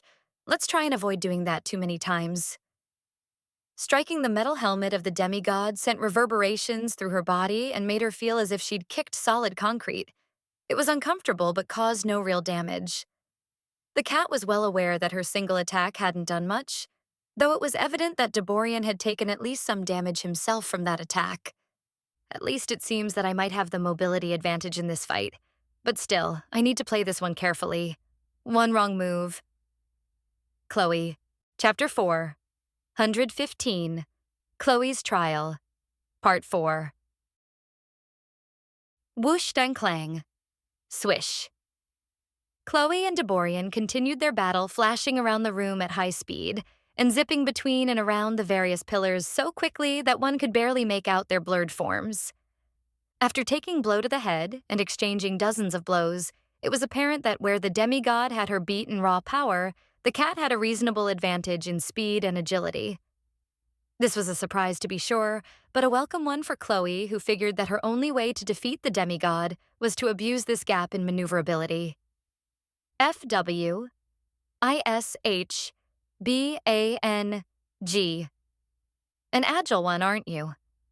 Deborian commented on her speed and dexterity as the two backed off from each other after having collided moments prior.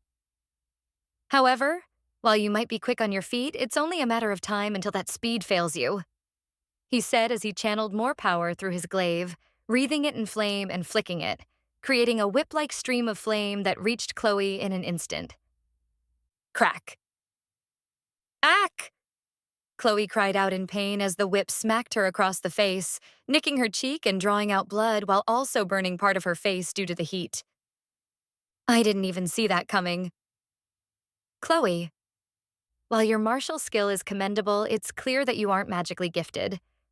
A fatal flaw in this world.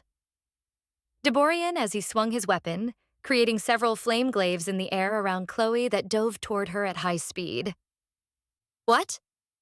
Chloe.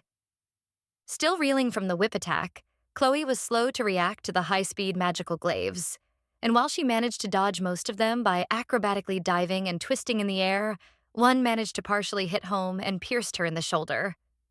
STAB. Ah, Chloe screamed as the flaming glaive slammed into her shoulder, searing her body with intense heat and pain as blood gushed from the wound. The blow was a severe one, and Chloe was sent flying to the ground by the force of the strike. Get off. She roared as Greater Ability Boost was activated, allowing her to toss the glaive away and roll to avoid the stomp from Deborian's boot that would have crushed her skull to paste had she been a moment slower. Boom. Heh. Chloe heaved as she landed, her shoulder still searing with pain. Her wound was not fatal, but had she been even a fraction of a second slower, it would have spelled her end. I got careless. Damn it. Chloe. I guess I need to use one now. Damn it. Chloe said as she raised her uninjured hand to her wounded shoulder and activated one of her gear's abilities. Greater Heal. She said as a green magical circle formed around her shoulder, healing her injury, though not entirely since Greater Heal was nowhere near as potent as higher-tier healing magic. Imp and Imperial had tried and failed to incorporate magic higher than Tier 5 into the ninja's gear. However, they found that it either required too much power to activate or destroyed whatever they bound it to due to the sheer magical energy involved.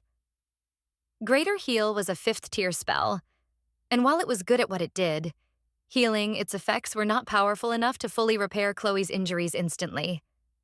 It didn't help that magical healing was nowhere near as efficient as it was in FWO, and the gear Chloe had equipped could only use it a few times before it ran out of power, much like her hard time limit on using Greater Ability Boost. I'm not going to have a choice. I need to keep Greater Ability Boost active from now on.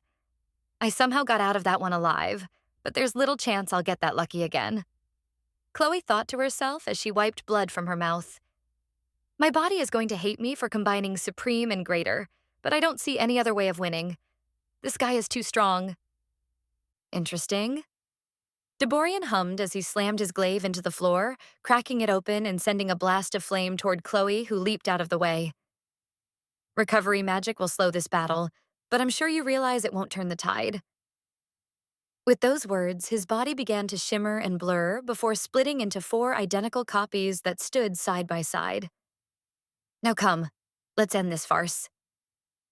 The 4 Deborians said as they lowered their glaives, pointing them at Chloe as if they were making a firing line, causing the cat to gulp. Any chance he divided his power 4 times to make those copies? Chloe. If you think I'll be intimidated by your multiplication, then you're wrong. Chloe hissed as she threw several smoke bombs at the Deborians, who simply ignored them as they exploded, covering the room in white smoke.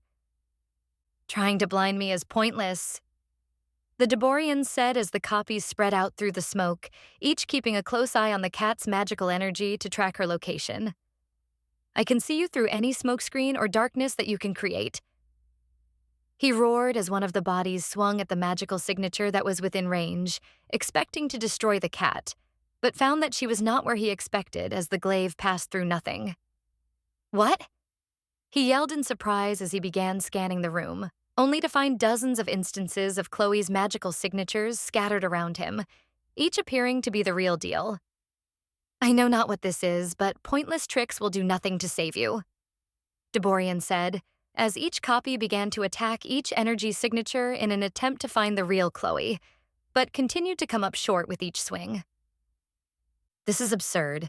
Masking one's magical energy is certainly feasible, but creating duplicates that completely replicate it with no variation would require a level of control and expertise that goes beyond what's possible for a mortal.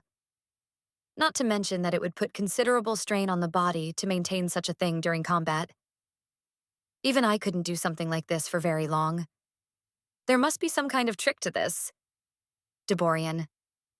What's wrong? I thought you were a bit better than this? Chloe said as she slashed at the side of one of Deborian's copies before slinking back into the smoke, vanishing. So you're doing nothing more than delaying the inevitable, Deborian said as the 4 copies swung their blades and blew away the smoke. Stop wasting my time. Where did she go? Deborian.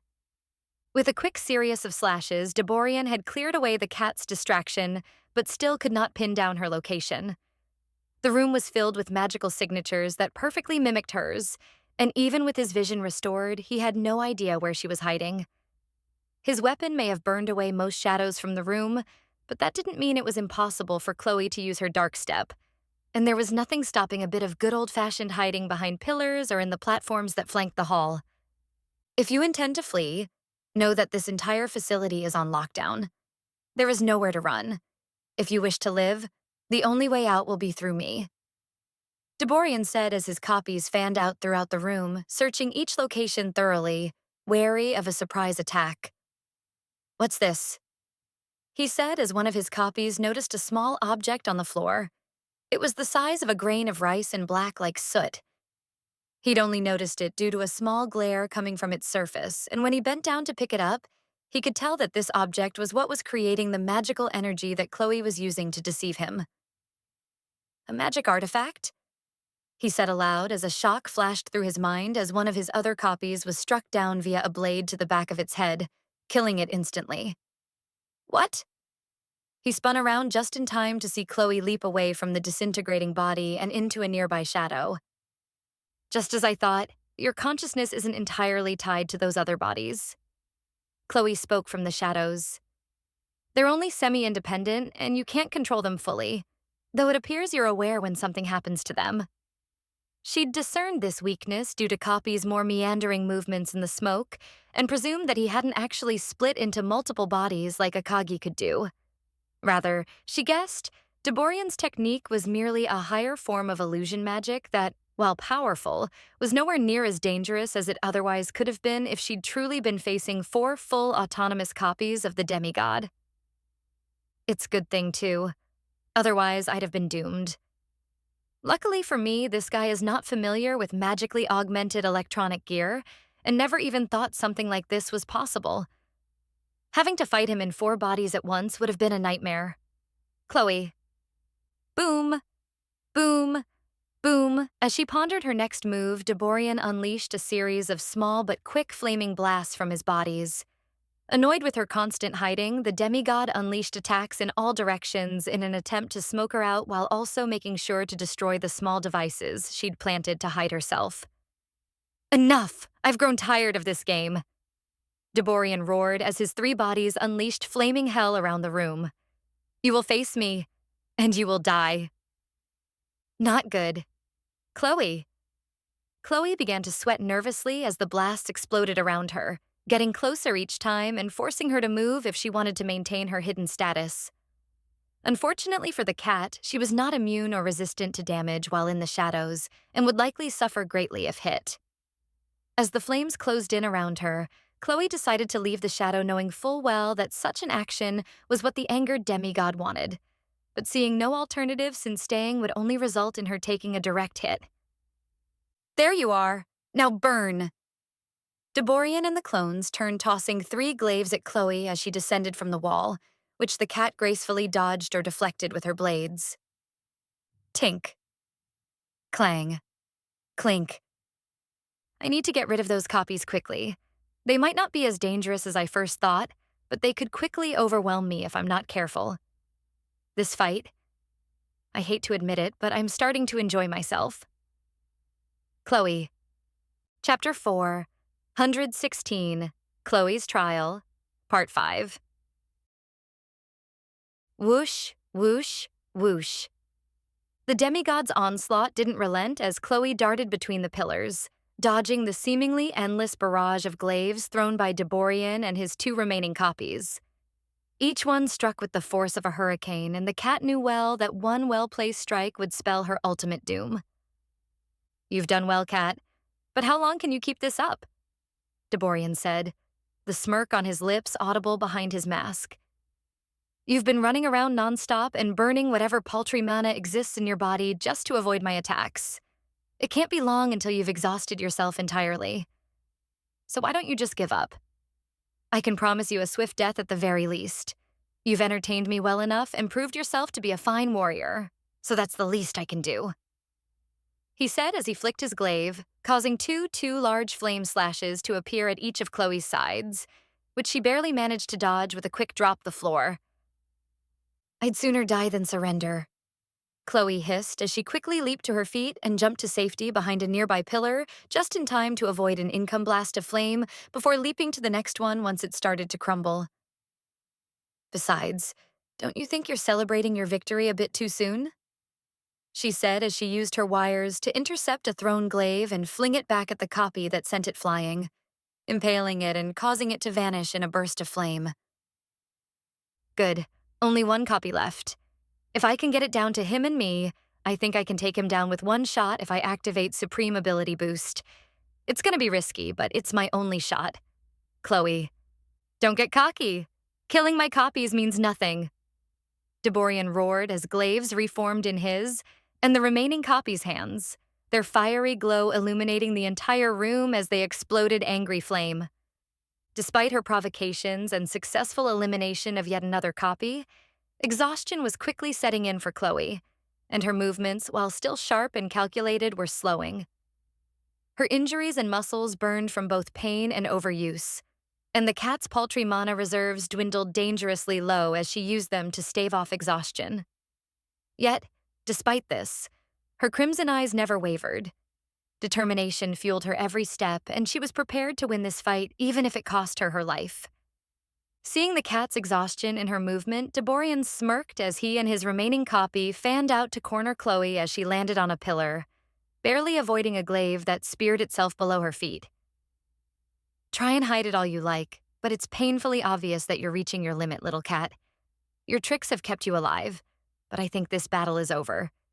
You fought well, better than almost anyone else I've ever fought. I'll commend you for your bravery and skill, but it's time I ended this farce. Hearing this, Chloe gritted her teeth in frustration, spinning her blades in her hands as she leaped to the floor. We'll see about that, she said as she darted forward, Her form reduced to blur as she aimed for the remaining copy. In an instant, her blade burned itself into its chest, but it felt hollow as there was nothing actually inside. And the final copy dissipated in a burst of flame, leaving the cat and the demigod alone in a 1 versus 1 battle that both honestly wanted. Foolish. Deborian sneered as he quickly approached her, swinging his weapon with devastating force as he went in for an overhead slam. Boom. As tired as she was, Chloe managed to barely evade the attack, though the shock wave from the glaive's impact sent her skidding across the floor. Taking a moment to regain her balance, Chloe retaliated with a hail of daggers, each one aimed at a vital point. However, just like most other uses of such weapons, the daggers were deflected effortlessly by an arc of fiery energy from Deborian's glaive. Swoosh, stars clang. With the copies removed and Chloe's energy running critically low, the cat decided to go for broke and charged Deborian head-on in an attempt to settle things once and for all. Despite the overall power difference between them, Chloe was banking on him, not expecting the sudden power spike from Supreme Ability Boost, and using that split-second opening to end his life. Once she was in range, the cat brought out both her daggers and activated an imbued ability to extend them into short swords, and the two began in a deadly dance to the death as their blades slammed together, sparking and shining with each swift strike. Deborian's weapon was ill-suited for combat at this distance, and Chloe used this to dart and duck between his strikes, landing precise blows where she could, and exploiting his overall sluggishness compared to her.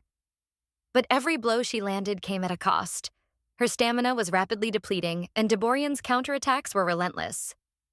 The two went back and forth for some time, until a single searing punch from the demigod grazed Chloe's ribs, sending her crashing into a pillar which crumbled and collapsed on top of her. Face it, your speed is waning and energy is fading. It's over. Deborian's voice echoed as he advanced toward her, flicking his blade and seemingly amping himself up with an explosion of power. I'll make the offer again. Submit, and I'll grant you a swift death. You fought well, but this battle is over. Do not disgrace yourself by allowing this to drag on any further. What drives this woman? What kind of drive could she have to fight a demigod in a hopeless battle to the death? Father did not tell me why she was here, but it's clear that whatever is pushing her forward is nothing less than fanaticism. I'd be impressed if it wasn't so pointless. Deborian.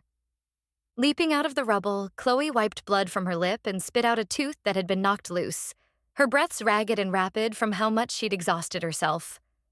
His single blow had done far more damage than she'd expected, and the cat could tell a few ribs had been shattered from that one impact. Her head was bleeding and her muscles were screaming in pain, and from the extreme stress they'd been under. Like it or not, Deborian was right. Chloe was running out of stamina and wouldn't last much longer if the fight continued to drag on like this. This is it. I'll only get one shot to use it. It's Supreme Ability Boost. Or death. Chloe's hand trembled as she activated her final trump card, unsure if it would actually work.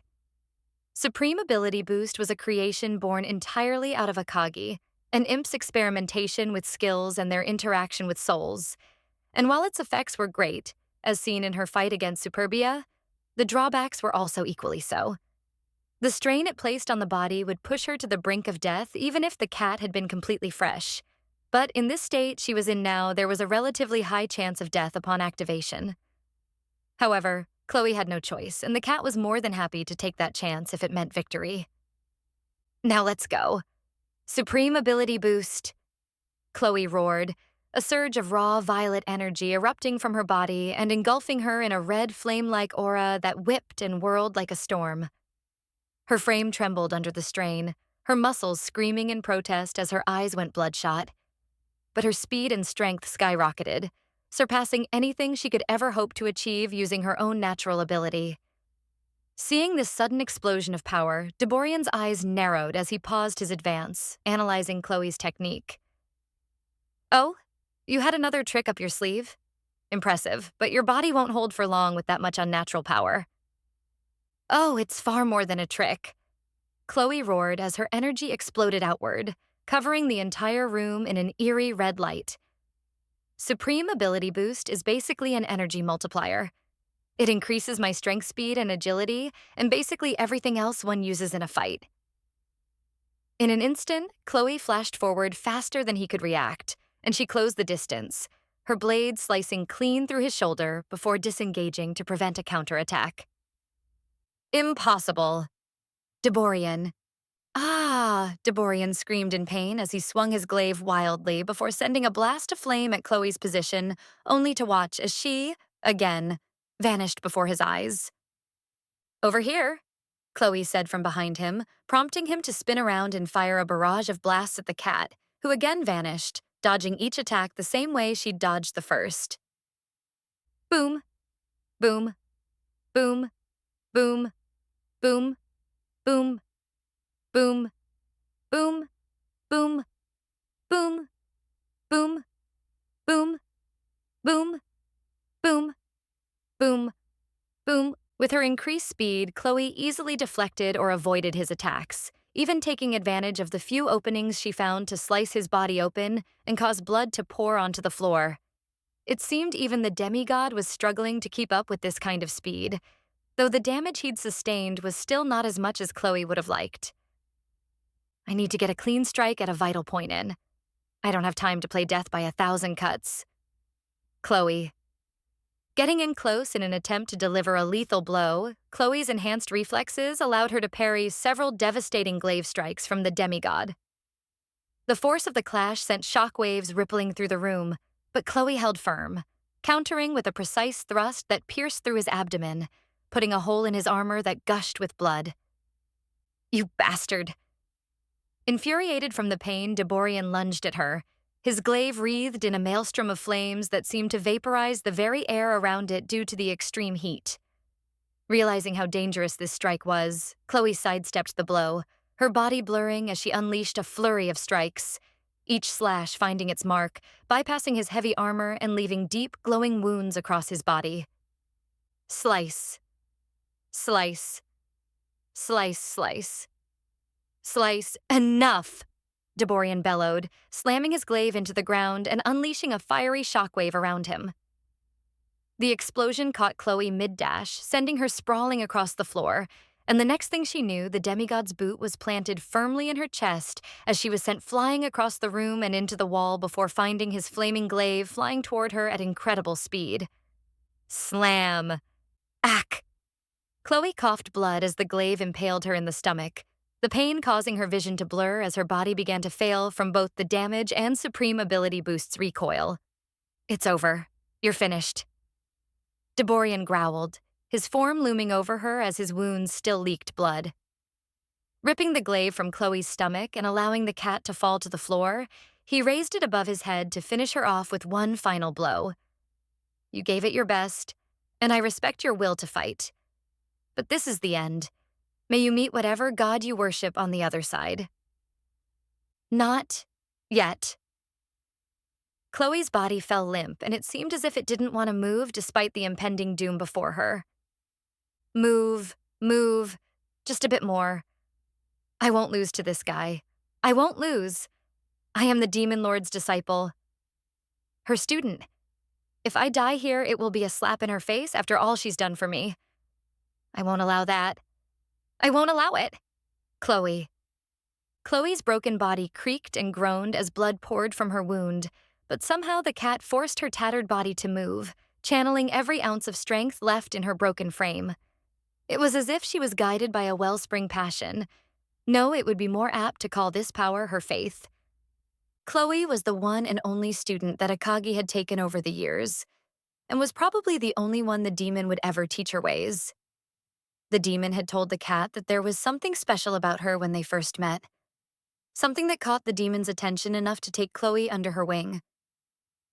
Chloe never understood exactly what Akagi saw in her, but she was not one to disappoint the one who had as much faith in her and was not about to let her master down by sullying her name by being the disciple who died in battle so ingloriously.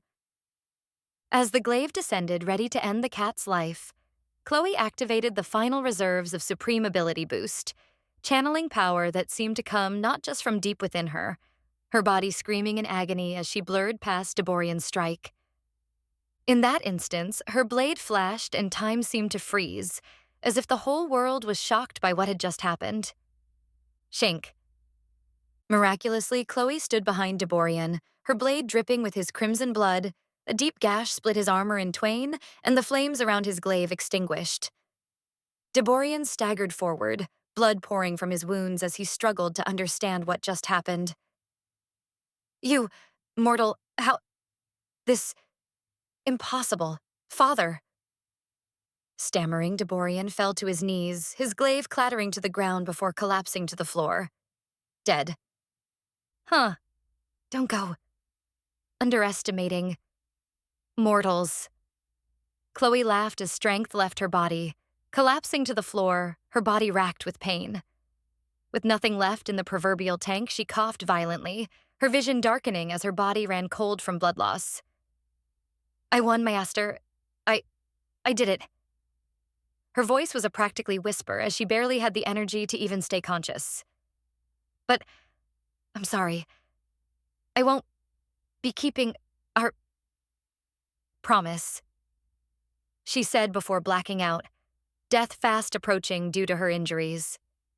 She'd won against Deborian, but in her current shape would soon die herself without immediate medical attention. Medical attention that could not possibly arrive in time. It was a cruel twist of fate, to die on a mission the demon had sent her on as a test, one that should have made Akagi curse her own foolishness and fly into a fit of anger over her self-inflicted loss of her student. This should have been a teaching moment for the demon, a moment where she learns that even her beloved student could perish from being pushed too far too soon. However, such a fate was not to be as the demon, always prepared as she was, had foreseen and planned for just this scenario when she'd sent the cat on this mission. Now, what's this about breaking promises? Akagi's voice echoed throughout the room, a smile audible on her non-existent lips. You know I don't like people that do that. She laughed as a black aura appeared around Chloe's body and exploded into the air before reforming beside the nearly dead cat. And besides, do you really think I'd let you die on me? The demon said as the black mist took her shape, her eyes welling with pride. Didn't I tell you all those years ago that you're mine? She laughed as she rubbed Chloe's cheek with the back of her hand, repairing the cat's body in an instant. And once you're mine, you don't get to leave me. Chapter 4. 117, A Place No Man or God Should Go. Always the dutiful student, Akagi said, smiling as she looked at Chloe's sleeping form, proud of how well she'd done in a contest of strength with the demigod. She's come far since that fight in the rain. I can honestly say that I'm not only proud of you, Chloe, but you've truly exceeded even my lofty expectations, she said as she slowly stood up. I knew you'd be able to clean this place out easily, but to have actually put away a demigod? I must admit that I'm surprised. My predictions showed that it was on the lower end of probability for you to eke out a win against someone like that. Of the 14,267,521 simulations I ran where you fought a being of power equivalent to Penelope, you only emerged victorious in around 5% of those scenarios. She laughed. But I guess that's what I get for running simulations without complete intel. Halifax did mention that Corex's son was the leader of the murder cult, but I wasn't sure if he'd actually be here or not. I sent Chloe with the hope of testing her abilities, and I was hoping that she'd actually cross blades with someone powerful enough to give her a run for her money, but his being here is strange now that I think about it. Demigods are typically far too busy elsewhere to attend to such mundane matters like the admittance of a new member to a cult, so either his appearance was a coincidence. No. Akagi paused her thoughts as she looked at Remy, who was still sitting on the throne, kicking her legs with a happy smile on her face. That's right, Akagi said as she snapped her fingers and put Chloe into her shadow. He mentioned that this girl was actually some kind of spawn, a creation of the murder god. She figured that Remy was the reason why Deborian was here despite her original assumptions. If this girl is something special to the murder god, that would explain why his demigod's son was here too. Chloe tagging along was merely an extra since the real goal was to acquire the girl. Akagi. But why wait this long? Akagi asked no one in particular, her brow furrowed in thought as her countless overlapping minds zoomed through the countless possibilities. She was obviously known to Korex and the cult, so why hold off on bringing her in until now? Was it a test? A trial to ensure she really was blessed by the murder god? But from what Chloe mentioned before, the bunny girl seemed to be doing little more than random murders until she found her. And the timing seems off too. Chloe wasn't here more than a few weeks. It's too quick of a change of pace. Almost like Akagi. Ah, I see. Akagi laughed in understanding as she turned around, setting her eyes the flaming form of Korex himself standing in the wide-open doorway, flanked by the two kneeling guards. You set this up as a trap? Not bad, God. Not bad. I would have never pegged the slim chance that this was some sort of divine trap to be the actual truth amongst the sea of other more likely possibilities. Just goes to show that even my predictions can be off the mark and that no matter how much I think I know, there's always room for surprises. Akagi. I would have been disappointed if you didn't catch what I'd done. I was certain that a being of your intellectual capacity would discern the true goal here, though I couldn't be sure you'd actually take the bait. Korex replied as slowly descended the staircase. I'd heard from Gale that you had some interesting companions, so I figured that putting one in harm's way would increase the chances for you to appear, he said.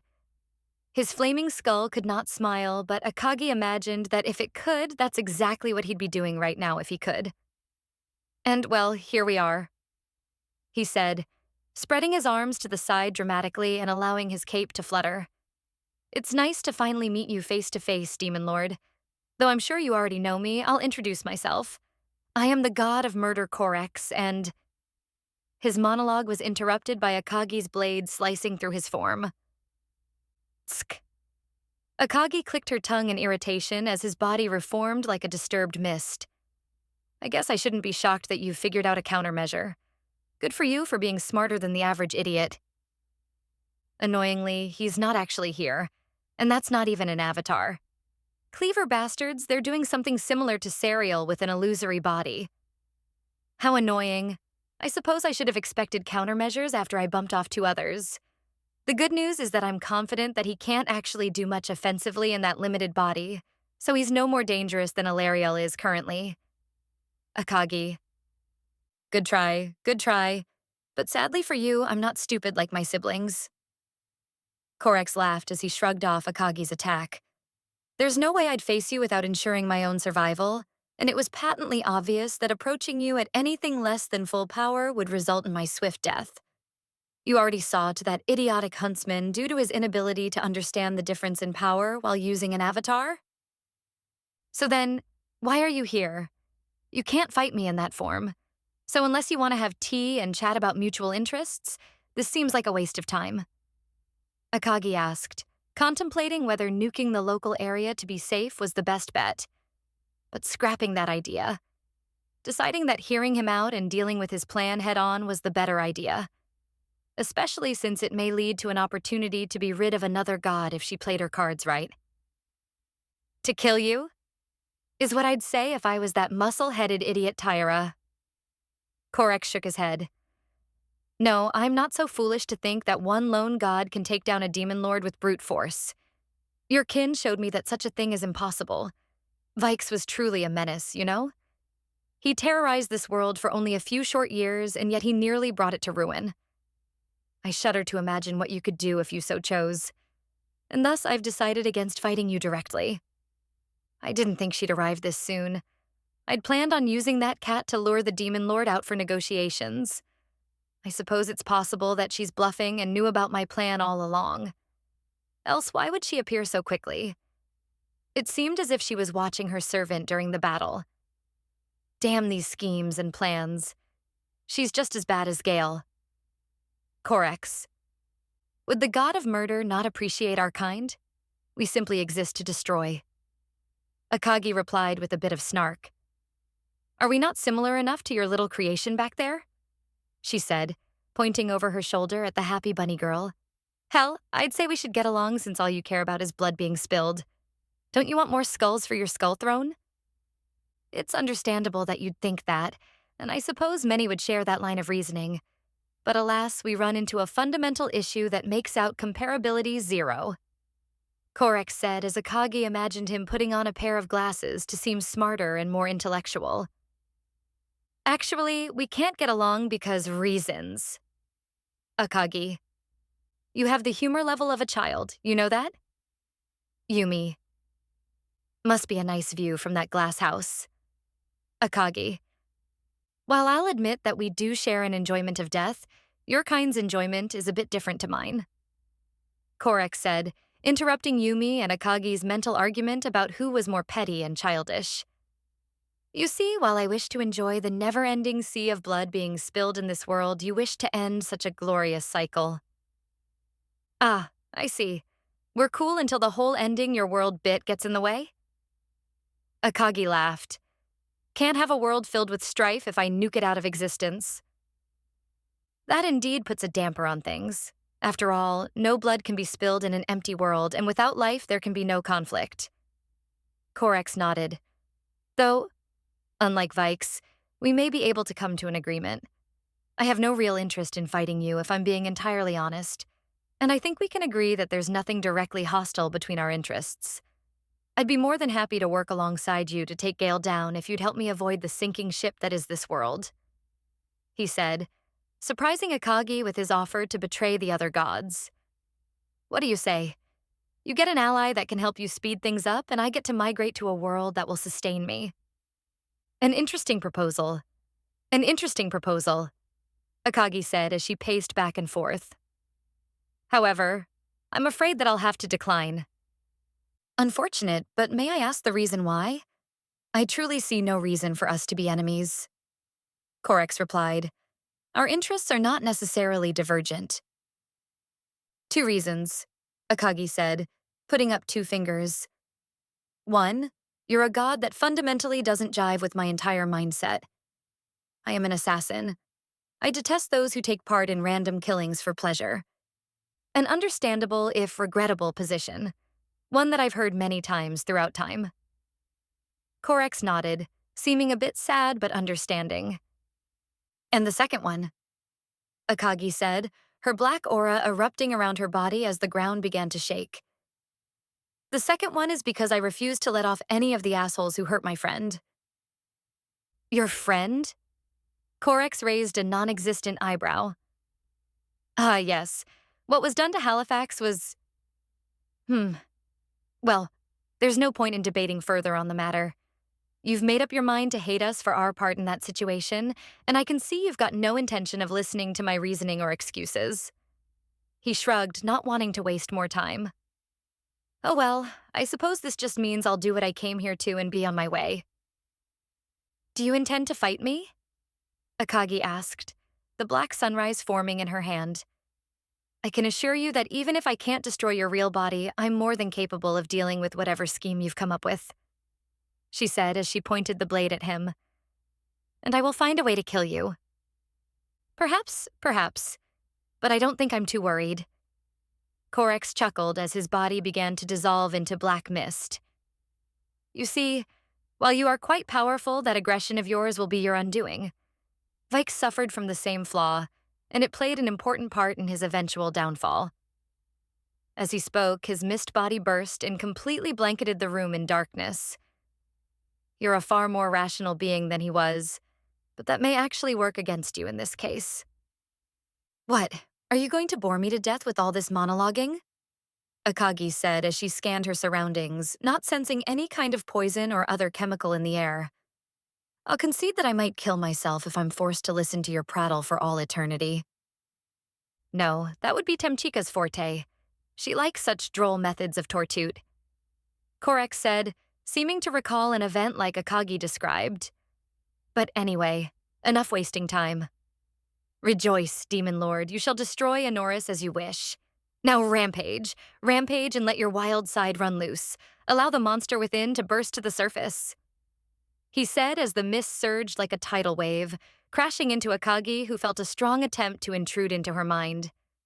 Though rather than concern her, she merely smiled as he pushed into her psyche, allowing him to access and providing no resistance.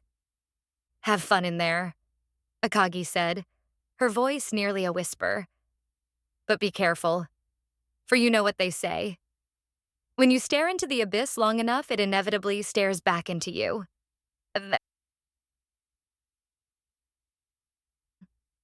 As the murder god required his bearings, he was greeted with the sight of swirling darkness in all directions.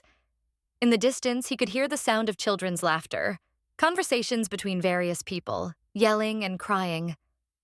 All around him was a dark void that made it hard to see anything.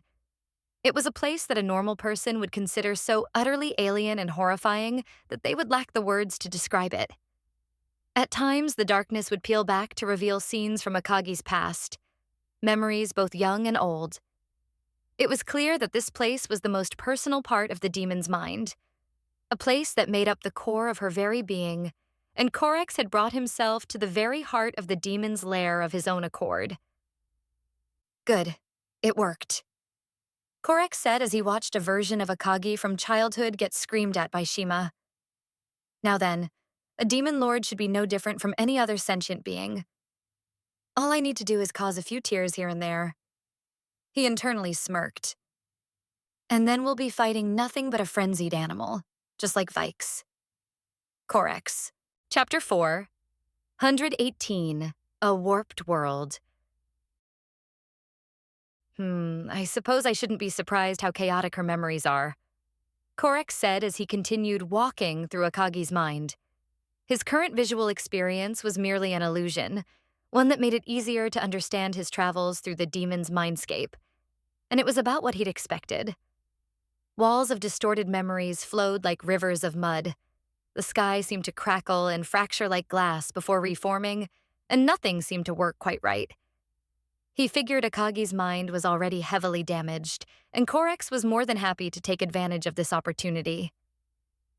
Despite that outward facade of hers, her mind feels fragile. A sure sign that the Demon Lord's true nature as a mindless beast is tucked just under the surface. He said as he watched lightning crackle above him as memories began and ended, shattering into a shower of particles only to then reform.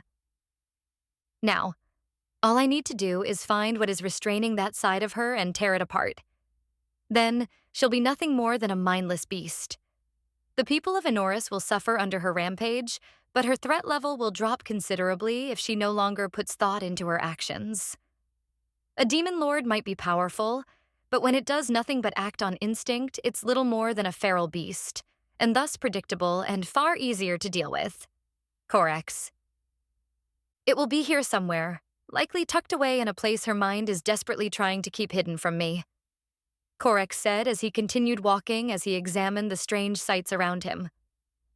A search through one's mindscape, especially one as fractured, chaotic, and broken as Akagi's, was bound to take a great deal of time as he need to investigate every possible corner of the Demon Lord's psyche.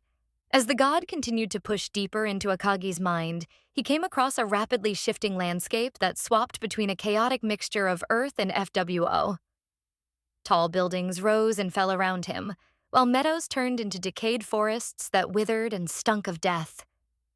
It was a place that seemed devoid of rhyme or reason until eventually, Korex found a point at which the somewhat normal landmarks vanished as the environment took a more digital appearance. There were still trees, cliffs, and other familiar things. However, they now began taking on a glitching appearance, looking more like unfinished levels in a video game with jagged ends, visible wireframes, and generally unstable appearances. Naturally, he had no idea about any of that, but presumed this meant he was heading into a much more sparsely populated portion of the demon's mind. Judging by the relative lack of memories and constructs, I must be getting closer.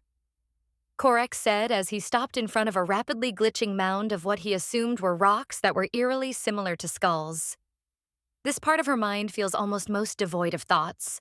I suspect she's shielding the rest of her psyche by cornering her instincts and excising them from the rest of her mind to hide them.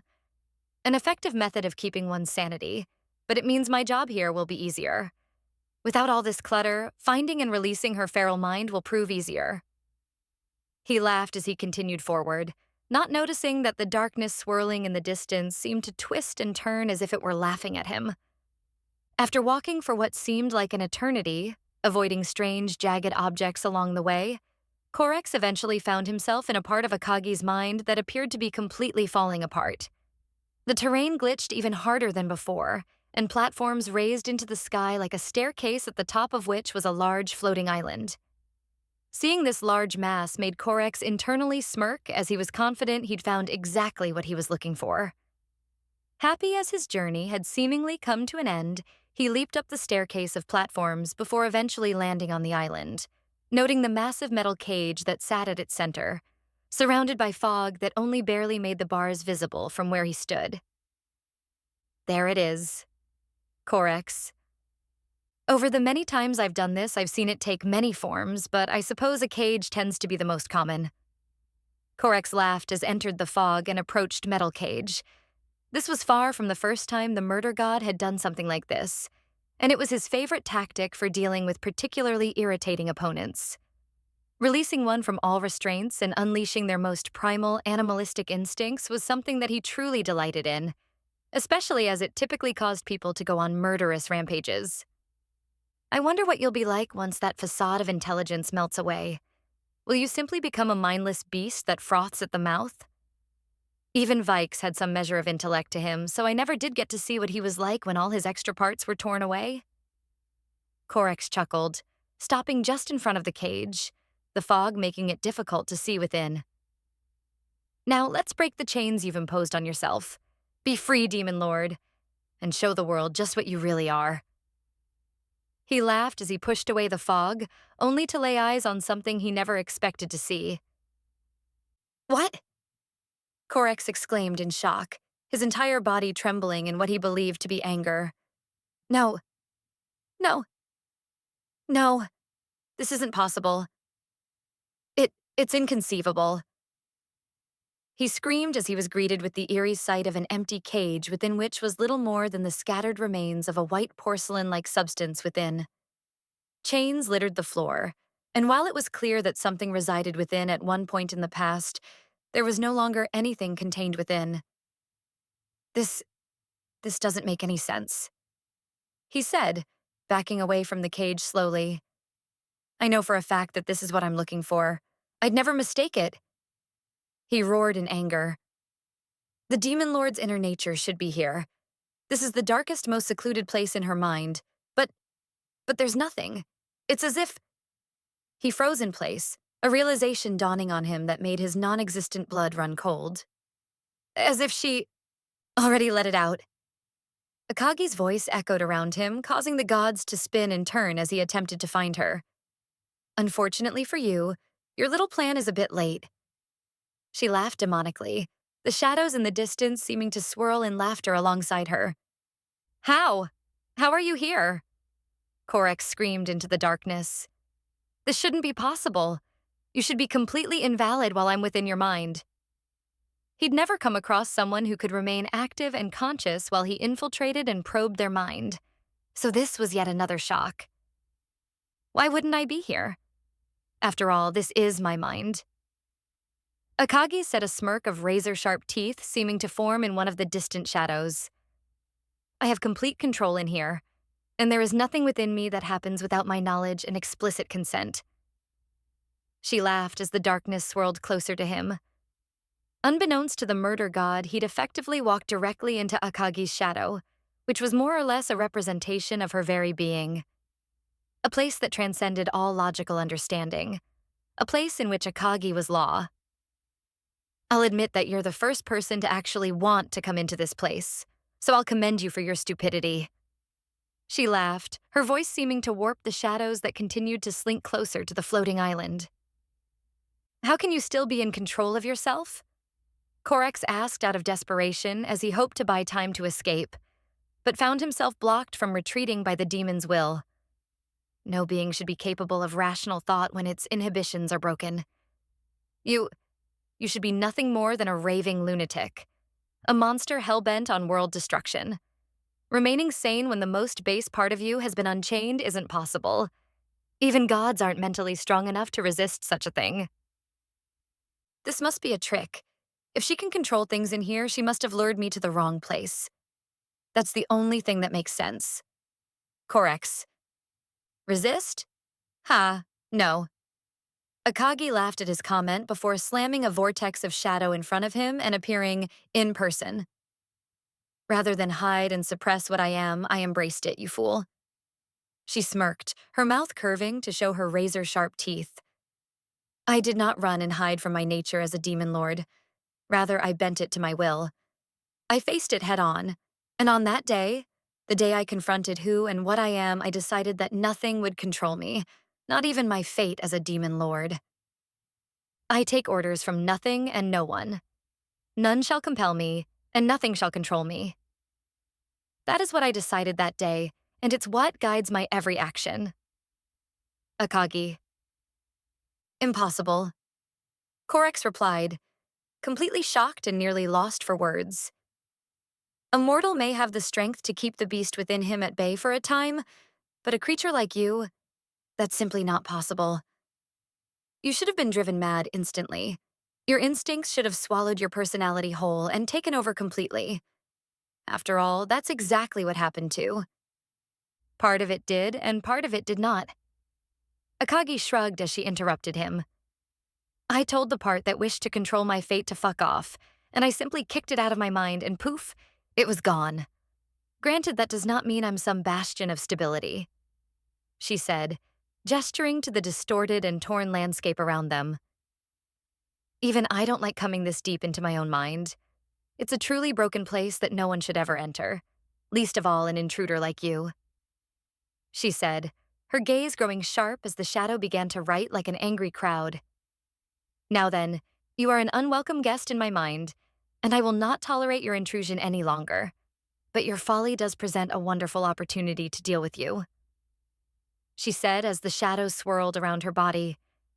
In the physical world, I couldn't do anything to you, but in here, she smirked as chains clamped onto and bound Korex by his arms and legs. In here, I make the rules. Impossible, Korex yelled as he struggled against the chains. How can your mind overpower my own? Try as he might, he couldn't overcome the demon's will, and his mind was quickly subdued by her power. I am a god. Mental fortitude and strength is an acquired skill. Akagi chuckled as she watched him squirm. And unfortunately for you, I've had quite a bit of training, she said before snapping her finger, using the chains to drag him into a black swirling vortex that appeared below him. Luckily for you, even in here I cannot kill your physical form. But I wonder, what happens if I break a god's mind? What will remain? She smirked. How about we find out together? No, you won't get away with this. Korex thrashed as he was dragged into the shadow, the screams of countless devoured souls echoing in his mind. You monster! The other gods will stop you, and once I get out of here, I'll come for you and all your little friends, he said, his eyes meeting Akagi's as he was dragged further in. They'll be slaughtered before your very eyes. I'll make sure of it. You'll regret setting foot in this world. Demon Lord! He screamed before vanishing into the shadow, Akagi's mind growing quiet as she stared at the spot on which he vanished. Try all you like, but I won't let you people lay a finger on any of them, Akagi said, her face partially darkened. I won't allow anyone to take my family away again. Chapter 419, A Trip Down Memory Lane. With Korex's mind firmly and forcefully captured, Akagi got to work breaking him. The demon was limited in how she could attack the god's mind, largely because he was using an illusion with a tenuous connection. She could inflict some serious psychological damage on the Lord of Murder, but how much of an impact it would have in the long run was something that not even Akagi's powerful calculation powers could tell her. However, that did not dissuade her from trying as hard as possible, and she figured that by the end of it, Korex would agree that it was a horrific experience. Well, I suppose that's that, Akagi said, washing her hands of the matter with an overdramatic dusting. I didn't actually think we'd be dealing a severe blow to another god today, but I don't mind such a pleasant surprise. She smiled as she looked at the strange landscape around her. The demon did not venture into the deepest portions of her mind very often, for good reason, and even she didn't find this place comforting. You know, Now that I think of it, I don't think I've ever gone this deep before, she said while looking at the strange sight of thunderclouds rolling in while reality seemed to glitch and reform in the distance. So this is what my mind looks like at the very bottom. I guess that makes sense. After all, I am completely fucked in the head. I'm still not sure why everything seems to transition from strange to stranger, though. I mean, what's up with the crazy monsters exploding through mountains? Oh well, don't think about it. Akagi. Whatever, I should leave this place. There's nothing in here I need to bother with. Akagi said as she turned, preparing to leave as she floated into the air. After all, there are plenty of memories that should remain locked away. Plenty of memories. Akagi. As she prepared to leave her mind and return to reality, Akagi halted in place as she heard a familiar voice echoed just behind her. "Don't talk back to me," Shima yelled, her words causing Akagi to spin around just in time to catch the sight of Shima yelling at her past self in the living room. Not far from Akagi was a slightly warped image from the past, a memory of a time not that long before the events of FWO. It was a memory that the demon had long since tried to push down, though hearing Shima's voice instantly brought it flooding back. I was just. Rishia paused her attempt to explain herself, knowing it was pointless to feed into the discussion since her mother wouldn't listen. "I don't want to hear you speak," Shima yelled, her voice loud enough to make Rishia wince. "Your grades were already enough to embarrass the family, but now you bring home this." She slammed her hand down on the end table where a small folded paper sat. It was a note from Rishia's homeroom teacher requesting to meet with Shima and Taichi. They were apparently concerned with her lack of plans post-graduation and the fact that she'd not applied to any schools or responded to questions about her future plans. "I don't have time to waste on you. Kana will be busy taking high school entrance exams that morning. If your little stunt here impacts her in any way." She balled up her fist in anger, wanting to punch Rishia in the face but refraining from doing so. "You can just tell them you can't make it," Akagi replied, attempting to give her an out. "It's too late for that," Shima growled. "Why didn't you just lie? Now you're troubling me and your father with your worthlessness. Ugh, why on earth do I have to put up with you? I can't wait for you to turn 18 so you're no longer my problem." "As if you put any effort in to begin with," Rishia said under her breath, which caught Shima's attention since she wasn't as quiet as she thought. "What was that? Don't give me that look," Shima said, getting in Rishia's face. "You're nothing but a worthless child. You don't have the right to take such a tone with me." She continued her tirade against Rishia, all while the girl stood there and took it as her eyes glazed over. She'd entered a repression mode in an attempt to get past the latest blow-up, something Rishia had done many times by this point. As this was going on, Akagi watched from the outside as her memory played in front of her, eventually finding herself walking toward and into the memory unconsciously. "I remember this day," Akagi said as she listened to Shima's rant, her non-existent blood boiling with each word that spilled from her mother's mouth. FWO was scheduled to come out a week later. I'd gotten into the alpha, and Shima fucking blew up over this damned parent-teacher meeting. She bit her lip in anger, the demon's words dripping with vitriol. It ended up being a joke, too, since the teacher just asked them to sit down with me and discuss my future more concretely. Shima and Taichi put on a sympathetic face and even gave some pretty bald-faced lies about their concern and my future plans. But in the end, the whole thing was a massive nothing burger. Kana got to that stupid testing center on time and nothing went wrong, she said, giving a defeated laugh. "Well, except for me getting an earful during the car ride followed by being forced to walk back to the house as punishment for wasting their time. My feet fucking killed me after that one, and I got yelled at for that truck getting my clothes all muddy. Akagi. I should have never had you," Shima screamed, snapping Akagi out of her thoughts. "If only you'd—" "Oh, shut the hell up," Akagi roared as she attempted to grab Shima's neck to make her shut up, but found that her hand went straight through. "Yeah, memory. Can't exactly change the past." She sighed as she watched her younger self take more verbal abuse. "Damn it." I don't want to fucking watch this. I I can see it in my eyes. I'm holding it back and hiding it well. But I was on the verge of tears, but crying. I know just how bad it would get if I... Akagi. No, Akagi said, her words almost completely silent but filled with hatred and anger. No, no, no, no, she exploded. This is my mind, my memory, and I will not just stand here and watch this. This place bends to my will and I refuse to do nothing. I refuse to just stand here. She screamed before slamming her fists into Shima's face and sending her flying across the room, knocking her out as she hit the wall and breaking a few items on nearby tables from the impact. Go fuck yourself, you ungrateful bitch!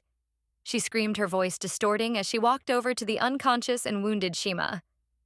How's that? Huh? Does it feel good? Are you fucking happy, you bitch? Ain't so talkative now, are you? Who? Rishia stammered as she looked on with wide eyes, confused.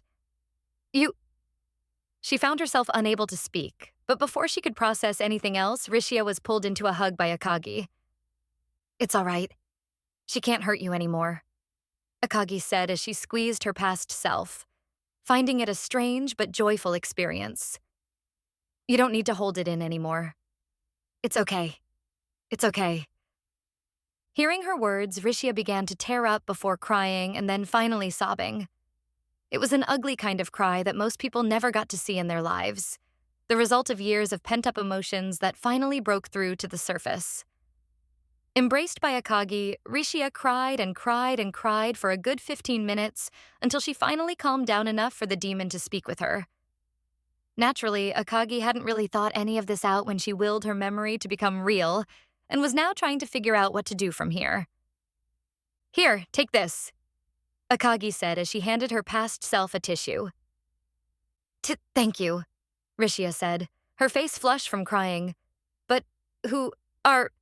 No, are you... me?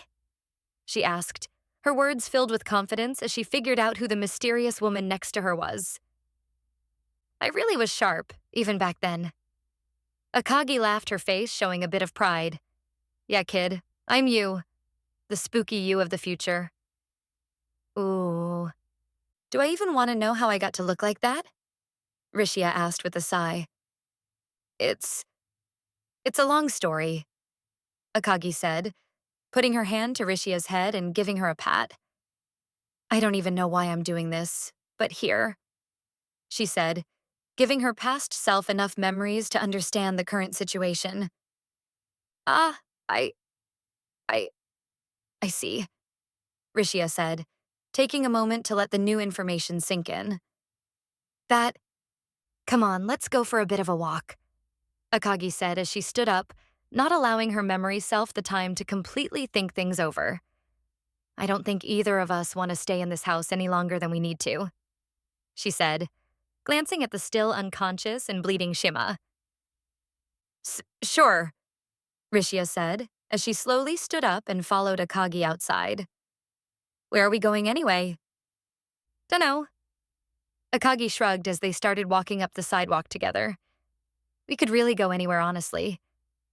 Yeah, Rishia said as she looked into the sky, noticing that her surroundings seemed wrong.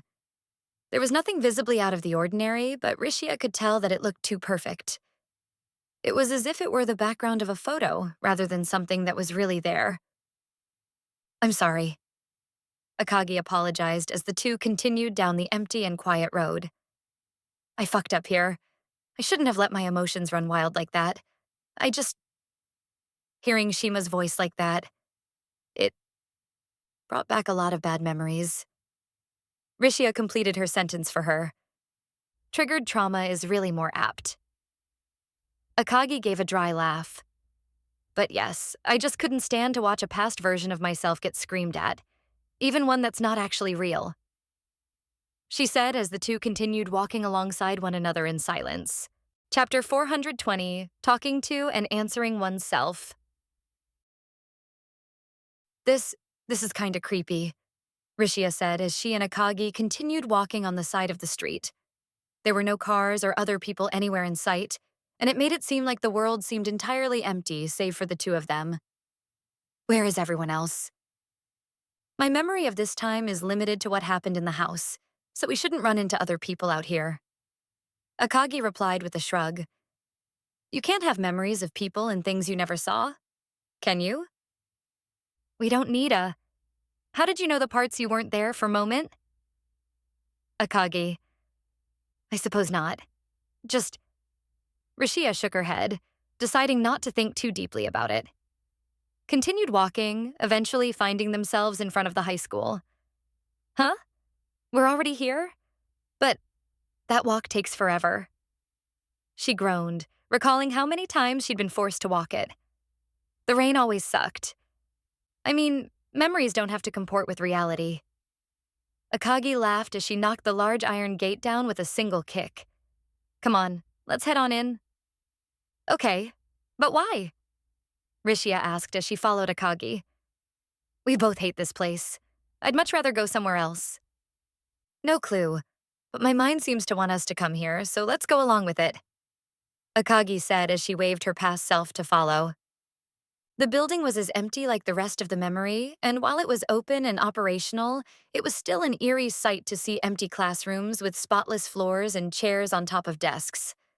Akagi even commented that it was as if the two of them were in some kind of horror movie, an observation the usually horror-loving Rishia did not take too kindly to, especially when Akagi decided to make strange noises to spook her.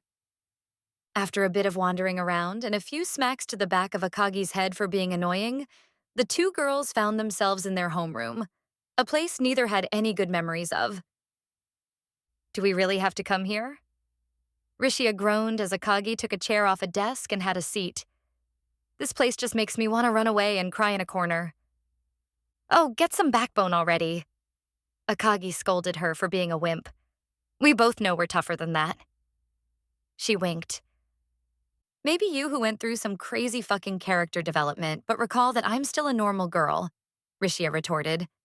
From my perspective, I was at school a bit ago and getting yelled at by mom. Don't go comparing me to you. We're the same person, so... Akagi. Let's add heavy quotes around the use of the term normal. Akagi snickered as she made air quotes and stuck out her tongue playfully. Honey, there ain't nothing normal about us. Doesn't matter if the demon lord is on the inside or outside. God, is this what I'm really like? No wonder people hate me. Rishia rolled her eyes as she sat on the edge of a desk. And it's a wonder Kana puts up with my bullshit. They're just jealous of how cool we are. Akagi laughed as she nudged her other self in the arm. Having every twist of fate conspire against us to turn us into a killing machine had nothing to do with any of it. So, I really was born a monster, Rishia said as she looked at her hands. Mom, Dad, they'd said things like that before, but Hey. In this mind, we refer to ourselves as a cool monster. Akagi corrected her. One that can do things like turn memories into reality. Pretty neat, huh? I can do more fun party tricks, too. Want to see the kitty? Oh, wait. That might wind up with me cheating on Yumi with myself again. But is it really cheating, though? Questions for later. Akagi. Huzzah, you created a fake version of yourself that will vanish the moment you're done with it. Thanks. Rishia side-eyed her, clapping her hands slowly in a mocking manner. I've always wanted to find out my entire life is a lie and that I'm about to evaporate in about 5 minutes. Really cool. Thanks. Hey, I apologized for that already. Akagi replied with a slightly guilty look. Yeah, I get it. Rishia put up her hand to make Akagi stop and that she shouldn't start the whole apology train. I didn't have the guts to punch Mom's lights out, so I appreciate you doing that, even if it was entirely self-serving and utterly meaningless. Still felt good to watch, didn't it? Akagi asked, to which Rishia responded with a nasty smirk that told the demon that the creation in front of her really was her. So... I may as well ask this since I've got a weird opportunity, but how would you feel knowing that Shima and Taichi actually loved us but were mind-controlled into acting this way? Akagi asked her past self, curious to see if her less jaded personality would feel different. Your thoughts on this hypothetical? Do you even have to ask? Rishia scoffed, wondering why Akagi even bothered asking a question like that. They can burn in hell. I don't care if they were controlled by puppet strings and forced to dance to a master's whims, they still treated me like garbage. I won't forget or forgive what they've done to me over the years, nor what they took from me. That second part is really the sticking point, huh? I wonder what a shrink would say here. Well, besides freaking out about this whole absurd situation. Akagi. Okay, good. So it's not just me being unreasonably jaded and edgy to hate them with the fiery passion of 1,000 suns. Akagi said with a small laugh. Nice to know I always felt that way. Yeah. So, what now? Rishia asked, deciding to move to the most poignant topic at hand. You showed up in a memory, gave yourself some catharsis, and had a conversation with your past self. Are you just going to fuck off and destroy me? Probably. Akagi replied with a tilted head, not really knowing what other answer she could have given. At the end of the day, you're nothing more than a construct built off memories from my past. You have no real place outside of the darkest corners of my mind, and really shouldn't exist if I'm being honest. Not even going to pretend like you've got some plan in mind?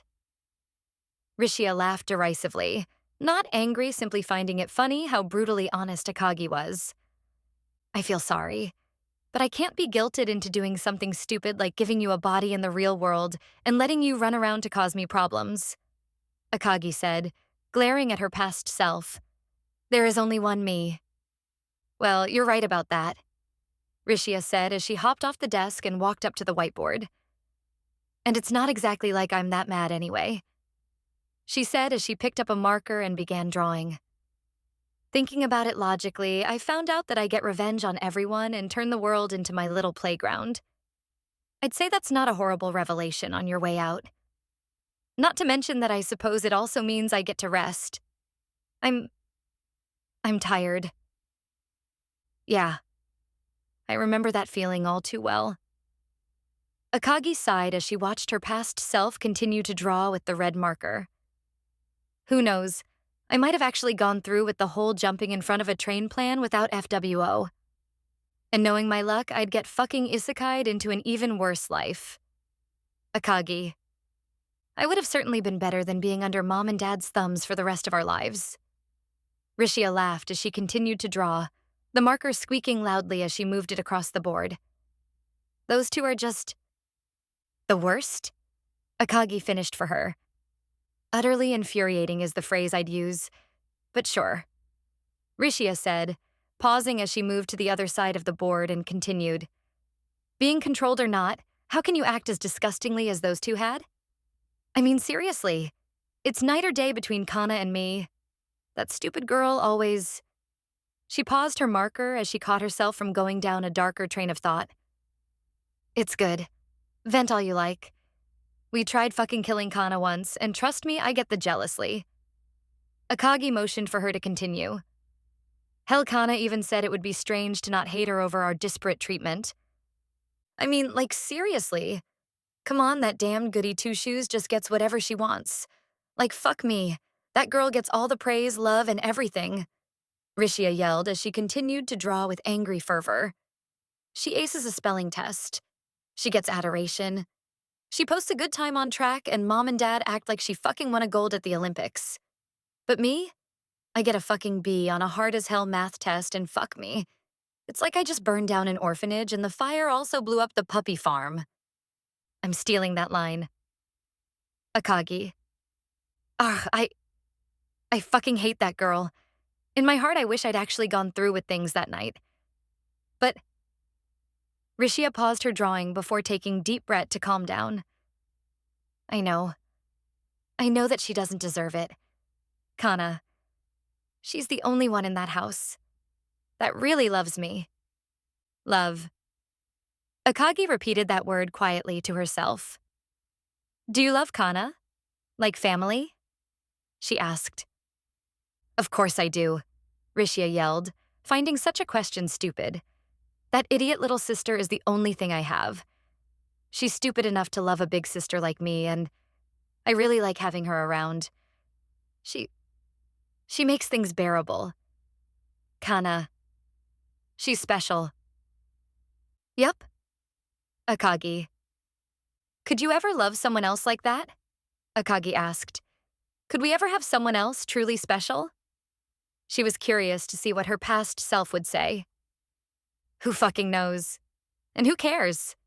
Rishia said as she put down the marker, revealing her crude drawing of herself and Akagi, which, while cute, was not very good. Love doesn't matter when I'm going to fucking vanish anyway. And don't you already know the answer to that anyway? You love that Yumi girl, don't you?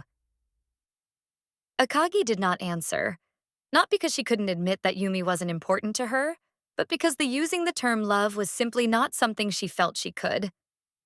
Oh, come on, it's plain as day you do. Rishia groaned as she walked over to Akagi in a huff. Ah, did you create me just to bounce romance issues off me? Because I swear to whatever god might exist out there that if I turned into some lame, dense, love-stupid idiot, I'm better off disappearing before I can live to become that myself. Yep, that was my evil plan. Cuckoo cuckoo. Akagi laughed as her past self got in her face. Next, we're having a pillow fight at the sleepover.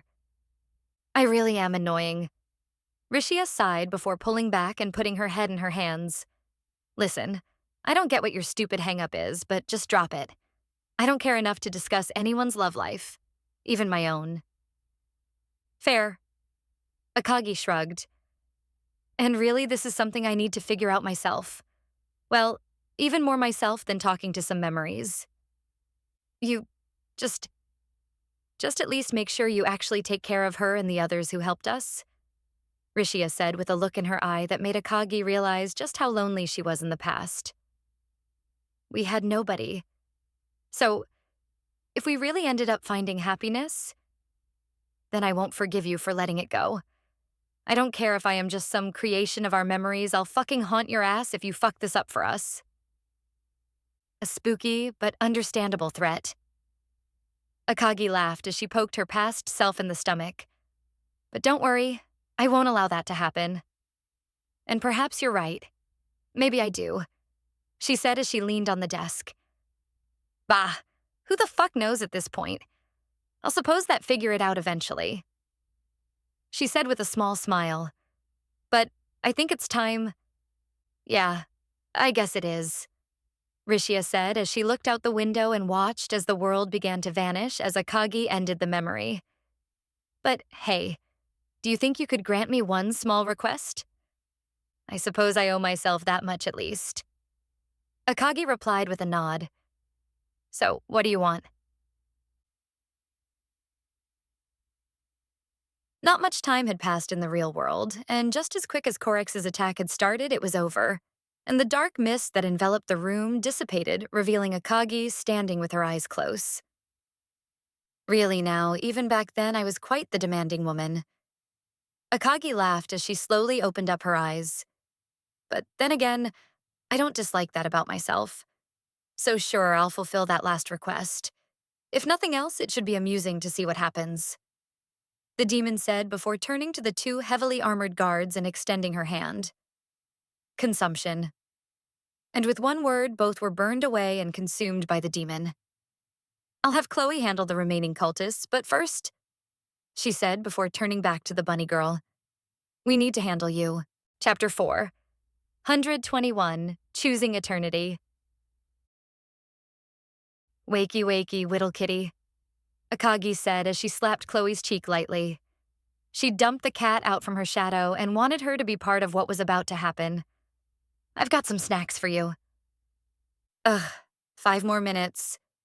Chloe batted away Akagi's hand and rolled onto her side. Sleep, nya. Oh, for the love of... Akagi sighed, questioning why the half-awake cat said nya while in her partially conscious state. Listen, if you don't get up right now, I'm tossing this nice bucket of freezing cold water I've got on you. She grinned. No. Chloe shot up instantly upon hearing that threat, fearing the water more than anything else in the world. Huh? Maester? She looked at Akagi with confusion before checking her stomach. expecting herself to be dead. I'm alive, Nya? And why are you here? This is the afterlife. You perished in battle, and you've come before me to have your soul reaped. Akagi winked. I shall now judge you. How do you plead for your crimes? Neat. Chloe snickered as she stood up. Thank you for healing me, Nya. I'm sorry you had to save me, though. She said as her ears drooped slightly. I failed you. Don't worry about it. Akagi said while giving the kitty some ear scratches. You did well in taking down that demigod. I'm proud of you, Chloe. You've truly become a student that I can be proud of. And trust me, what happened here in no way, shape, or form counts as a failure. At her words, Chloe did not respond. Rather, she smiled happily. So what's the plan now, Naya? Chloe asked as Akagi ended the ear scratches. Do you want me to finish off the cultists? That should be easy enough, Naya. Indeed, that's what you're going to do, but first... Akagi pointed to the bunny girl who was still happily sitting in her chair. We need to deal with her. Ah, yes, the bun. Chloe said with a wry smile, understanding that Akagi wanted her handled. Remy, come on over here. There's someone you need to meet. She called out to the happy bunny girl, who ran over with a smile on her face and a shine in her eyes. Amazing! You beat them all, Ms. Chloe. Remy squeaked as she ran up to them, murder-filled joy filling her eyes. You even killed Lord Corex's son, and then this lady scared him off. Her eyes shone brightly as she looked at Akagi, though Akagi was not pleased. Are you the master Ms. Chloe told me about? You're really cool. I appreciate that. Akagi replied while side-eyeing Chloe and telling her to continue. Maester is the demon lord, so make sure you give her the proper respect, Nya. Chloe scolded her for being so casual with Akagi. Ooh, the demon lord, Remy squeaked. That's even better. Demon Lord Vikes went on a rampage of blood. He wanted to destroy everything. I'd love to kill for you, Demon Lord. Good bun, Chloe. Oh, have you no loyalty to Corex? He is your father, more or less. Akagi replied with a look of indifference on her face. You'd join forces with one who opposes him? Loyalty? Remy tilted her head in confusion, not understanding the demon's point. I only wish to kill. Lord Corex made that easy, and I respected him as the murder lord, but I'm more than happy to kill for you. I see more blood being spilled if you're around. I see. Akagi shifted her jaw in thought. Chloe, restrain her. Yes, Maester. Chloe replied and instantly tied Remy up with her wires. I'm sorry, Maester. She's got a lot of promise, and maybe I can do something about her. You could even try to remove that part of her like you did with Black Company, Nya. She had taken a liking to the bunny girl, but was not a fan of the mindless killing she enjoyed. Nor did she think Akagi would appreciate such a thing either, and was thus not shocked by the Demon Lord's visible displeasure with her. I'm sure there's something we can do to deal with her, Naya. Remy may even have a bright future in the... Killer. Akagi's words brought Chloe's rambling to a halt. Nia? Chloe squeaked in an inelegant manner. Kill her now, unless you want me to go thinking your loyalty is in question. Akagi glared at her with a side eye, sending a chill down Chloe's spine. Miss Chloe? Remy looked at the cat with confusion in her eyes. Are you really going to... Snap. With a single flick of her wrist, Chloe broke the bunny girl's neck, killing her in an instant and not letting her finish her sentence. Good. I knew you wouldn't hesitate to do as I told you. Akagi nodded as Remy's lifeless body collapsed to the ground. Consumption. Not my favorite soul I've consumed, but it will do. Akagi. I wasn't questioning you or refusing to do as you command. I was just... surprised, Nya. Chloe said as she wound her wires back up. I thought you'd try to find a use for her despite her issues, Nya. A creature like that has no place in the clan, and I will not countenance its existence in my world. Akagi clicked her tongue in disgust. She's a murderous being that desires nothing more than to spill blood just for the sake of doing so.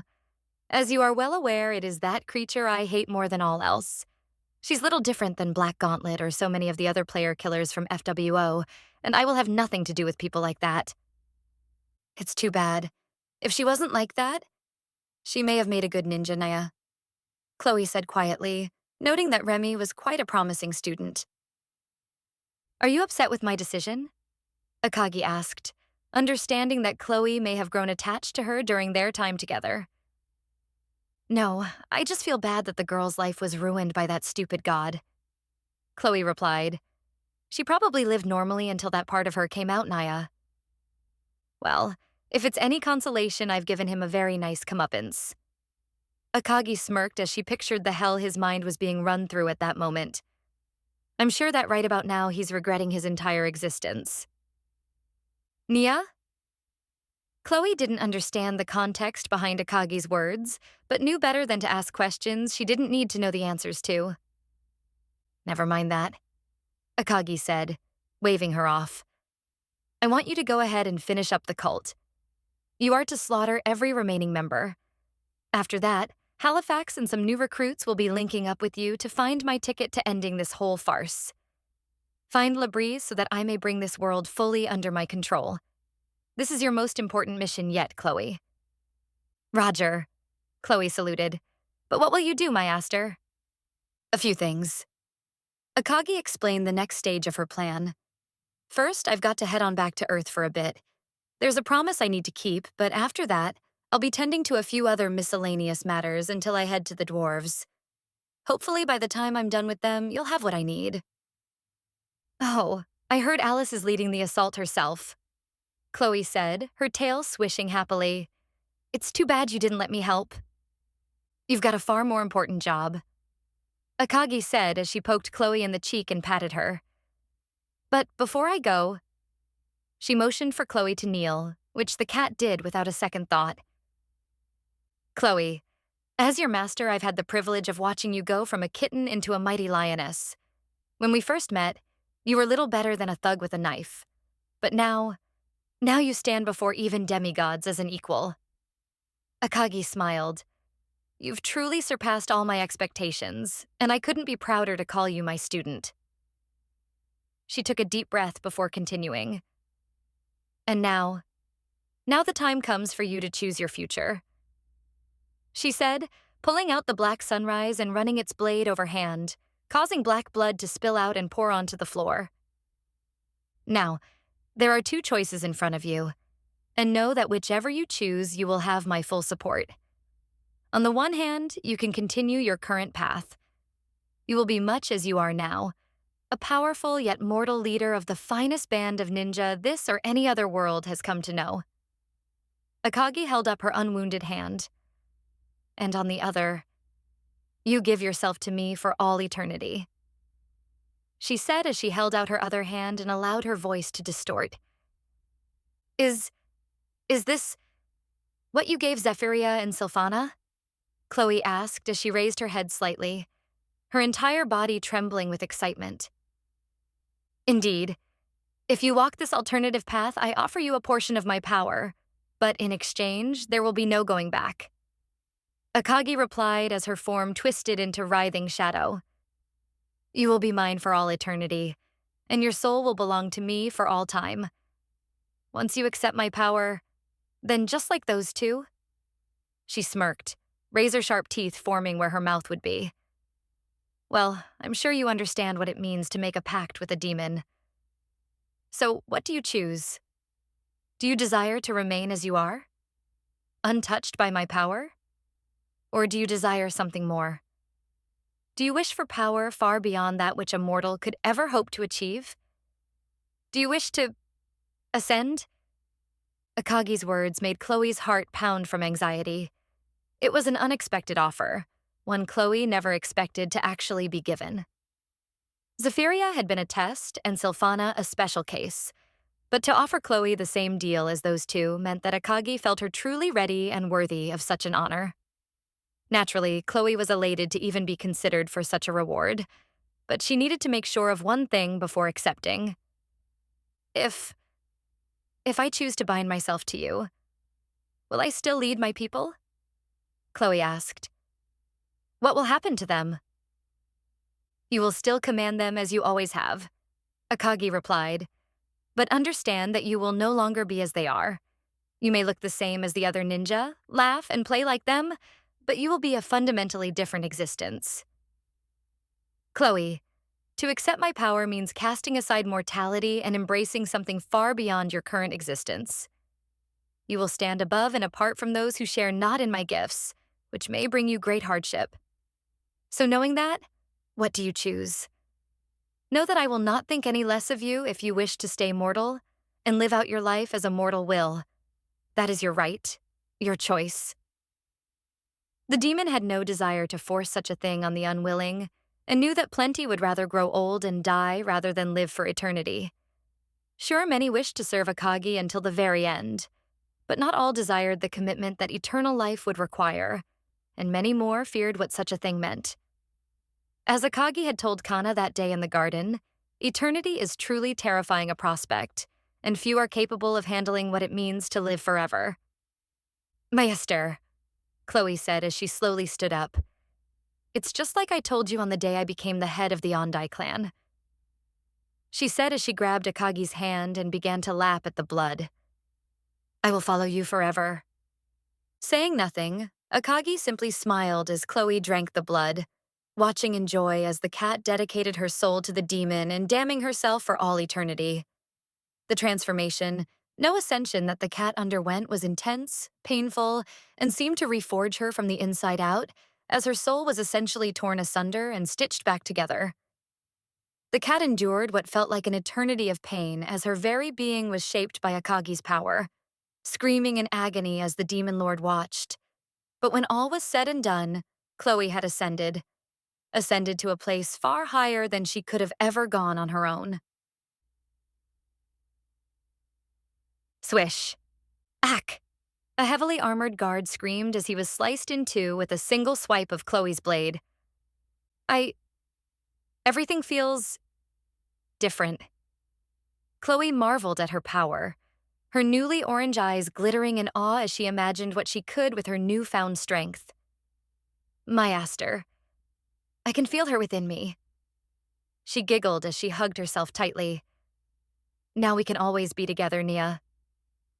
She said before taking off and rampaging throughout the rest of the murder cult's base, slaughtering every single remaining member with glee, happy to have received the demon's blessing. Chapter 4. 121.5. The Grand Coalition takes shape. I had expected the demons to be slaughtered, but this, Cheofla said with a grim expression as she showed a magical recording of the battle to the leaders gathered together in the imperial capital. Sensing the great danger that the demon lord posed to their nations, they'd collectively reached out to the gods to create a united front. Hearing that Ariel was intent on fighting Akagi alone, the other leaders anticipated the destruction of the demon army, but witnessing the nature of the slaughter caused all of them, even Hadris, to become quite unsettled. That was no honorable battle, Tyra said as he shook his head in disgust. He was never one to condemn slaughter, but he couldn't countenance a battle so one-sided. And Alariel. I thought our goal was to stop Gale's plan, not side with a monster far worse than he could ever be. What is the end goal here, Alariel? Allow the demon lord to run roughshod over this world? That will surely stop Gale, but is it worth it? Tyra. What did she do at the end? Gildra asked with a bit of hesitation as she tried to understand what just happened. That black fire, it burned them to ash. The screams, Gildra. That is how a demon lord consumes souls. Cheofla answered, explaining the phenomena with a large amount of venom coating her words. They burn one's mortal body away and then, well, I think you understand the rest. She figured the rest was best left unsaid. It's a process that I never wanted to see again. The agony one goes through as your soul is consumed. It would only be for a moment, but the pain and terror must be far beyond anything imaginable. Vikes loved to gorge himself on mortal souls, and I see that this demon lord is no different. Cheofla. How do we even stand against that? Gildra said, the fear obvious in her voice as her face turned white as a sheet. Her people slaughtered the army, and she consumed the rest in an instant. I... Calm yourself, Gildra. Jacoby interjected to prevent her from going off the rails from her fear. Let's not go assuming all is lost just yet. It's unbecoming of our Chancellor to give up hope before the battle has even begun. The halfling is right, Hadris said with a grimace. He wasn't exactly optimistic about their chances, but wasn't about to let that show on his face. Nor was he the kind of man to give in to panic. Panicking does nothing but play right into our foe's hands. No doubt she allowed your angels to record the battle to provoke just such a reaction. He noted that no attempt was made to isolate the massacre from the wider world, and thus he guesstimated that Akagi wanted them to know of what happened. Clearly, this demon lord wants her actions made public. She's done nothing but demonstrate her power in a way that ensures that we know exactly what she's capable of, but I still don't see the reasoning for all this. Why, with such power, would she not flatten this world and destroy or conquer it quickly? Delaying like this only gives us time to react and form a plan to defeat her. It's as if she wants to fight us all, but that makes no sense. No being as rational as she is would be conceited enough to believe it could fight the combined forces of men and gods, even a demon lord. Hadris. Yeah, sorry. Gildra took a deep breath as she sighed back into her seat. I'd read the stories about Vikes, but it honestly never sunk in just how dangerous a demon lord can be. After all, the stories said he wiped out armies while fighting gods. How was anyone supposed to take that seriously? Like I always figured, they just exaggerated a bit to make the gods look better. Gildra. I suppose it's our fault for not stressing just how dangerous their kind are. Cheofla said as she returned to her seat, lamenting how poorly they'd kept the knowledge of Vike's danger in collective mortal conscious. It should go without saying that Vikes did a number on us during the First Demon Lord War, and it was only thanks to a twist of fate that we even managed to defeat him back then. And even then, said twist of fate could now come back to bite us. Cheofla. Seeing this, it's clear that substantial effort will be needed to defeat that monster. Hadris interjected. Marching mortal men against her is an effort in futility, so this may be a fight where we can do little but support the gods. I'd say futility might be underestimating how bad the situation is. Gildra shook her head. There's nothing we can do against something like that. Don't try and act like you don't have something more substantial to offer, Hadris, Cheofla said, glaring at the Lion Emperor as she ignored Gildra. We're fully aware you've been researching and reverse engineering Eridal weapons and artifacts. Such a thing was ordinarily prohibited by divine decree, and Eridal technology was generally required to be destroyed or turned over to the gods. Mortals attempting to use such items to benefit themselves were usually disposed of or worse. You bastard, Gildra shouted in disgust. You've been researching that stuff? She growled, figuring he was plotting to use it as part of his scheme to conquer the entire continent. What about the treaties? Did our nations not agree long in the past not to go playing with power that could destroy us? As if we don't research that same technology secretly, Gildra, though we handle it far more discreetly. Jacoby. I suppose hiding things from the gods is also an effort in futility. Hadris laughed, not even trying to play dumb or hide the fact that his nation was flaunting divine law. But I take it from the fact that I'm still alive that you found my research more useful than a threat, Lady Cheofla? Don't take our inaction as sanctioning your research. Cheofla hit back with a scowl. We simply didn't think it important enough to interrupt, and admittedly there was some interest in seeing what you discovered. The Empire has far more resources than most nations, so we decided to allow you to play with the Eridal technology in hopes that it might bear some useful fruit. So, in the gods' opinion, has it? Hadris asked, already knowing the answer. Lord Gale is requesting further information on the Eridal power sources you've acquired, Tyra interjected. He wants to know if there's anything in your research that might prove useful for using them as part of a weapon to destroy the Demon Lord. Oh? Eridal weapons are remarkable in their ability to easily surpass anything this world has created since that golden age. If they intend on using them against Demon Lord Akagi, Well, I may as well pass that bit of intel along during my next contact. Though if the gods are this interested, I suppose that means they're confident in their value. Jacobay. If you require access to the Imperial Magi workshop, then I'll provide you with whatever you need. Hadris replied, not buckling for a second under the gaze of the two gods. If their work will aid in defeating the Demon Lord, I'll cooperate fully. It's in our best interest to work together to defeat this threat to our world.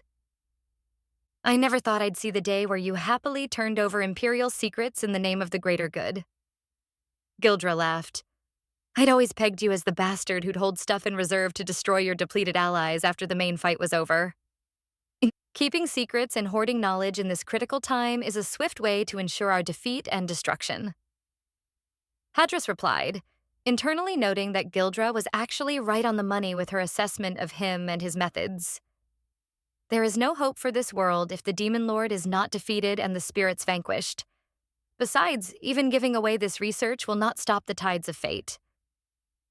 He smirked slightly, Gildra knowing full well that his use of that phrase meant his eventual war for the continent. Already thinking of the next war, Hadris? Why am I not surprised? Gildra. Good. Then while we're discussing cooperation, I'd like to invite the dwarves as well as the elves to join our budding coalition. Both kinds of elves. Chiofla's statement caused both Rebecca and Jacoby's eyes to momentarily widen in shock. Hers because she didn't expect this, and his because he'd not anticipated the gods deciding to tread the same path he was going to push for. Inviting the dwarves was the obvious next step due to their technical prowess, and the extension of the offer to the Whistlewood elves was similarly expected, as they were an influential power on the continent with extensive magical knowledge. However, including the Dark Elves, a race condemned to servitude by the gods themselves, was far beyond expectations. Are the gods really that desperate? And what could Dark Elves even offer at this point? Their people exist as little more than slaves in the Under to mine heavenly ore. I know they're just as magically inclined as their fair-skinned kin, but… Rebecca, are you going to offer their people release from their condemnation if we succeed? Hadris asked, cutting right to the point. Jacobay and Gildra had already discussed this issue previously and were planning on mentioning the Dark Elves as a potential ally. They figured the gods would go for it, seeing as the fate of the world was at stake, but they couldn't pin down anything short of their freedom and a total pardon to get them to cooperate, which was not something the mortal leaders could give without divine approval. That is currently being debated, but most likely we will do exactly that. Keofla nodded. The Dark Elves will be freed of their shackles and welcomed back into the cosmopolitan that is our children. No. Pardon my lack of knowledge, but what could the Dark Elves even offer? Rebecca apologized for speaking up, but simply couldn't understand the merit of such an alliance. She figured that the Dark Elves had little to offer, and granting them a pardon was a huge concession. The Dark Elves are little more than slaves at this point. Sure, a handful are capable fighters, but they shouldn't have anything to offer. At least nothing important enough to warrant the abolition of the divine cordon sanitaire that's been around them for a millennia. In fact, it would seem to be a net loss for the gods. The Dark Elves aren't going to suddenly see the gods as great liberators. It's highly likely that such an action would cause further problems down the road. I suppose the need for short-term aid is worth the long-term risks, but still. Rebecca. What they can offer is their numbers. Tyara answered. Dark Elves are still elves, and just like those on the surface, they're all highly magically adept. The number of surface elves are relatively low, so it would be best to bolster our forces by adding them into the mix. So you intend to use them as fodder? Rebecca asked with a bit of shock in her eyes. We've already seen that marching an army of mortal soldiers to war is pointless. She figured that the gods intended to see most die in the coming battle, which would resolve the future risks by virtue of there being no Dark Elves to cause problems. Rest assured that we do not intend to sacrifice them in a pointless battle, Cheofla said, understanding her concern and seemingly reading her mind. We plan on using them as part of a large-scale magical operation. It's part of the overall plan Lord Gale has to defeat the Demon Lord. We'll need as many people with magical affinity as possible. and dark elves are no less such than those of the Whistlewoods. Though I do wish Gale would clue us into more of this plan of his. He keeps having that monster of his gathering power cores and other artifacts. I suppose we're now stuck, though. Either we support this demon lord in destroying the world like Alariel has, or we side with Gale. Damn it, there's no good options here. Keofla. The dwarves are currently preoccupied with some kind of threat from the Under, if I'm not mistaken. Hadris commented as he changed the topic and focused it back on more important points. Word is that several holds have already fallen and they're on the retreat across the board. Yes, we're aware. Cheofla nodded. Reflia is handling that matter herself, so once these monsters are defeated, the dwarves should give us their full cooperation. Then I suppose the hardest thing will be convincing the dark elves to work with us. Gildra hummed. It's possible they may just laugh in our faces and wish this world doom. Not like I'd blame them at this point. Rebecca. Perhaps, but that's just the chance we'll have to take. Jacoby said with a shrug.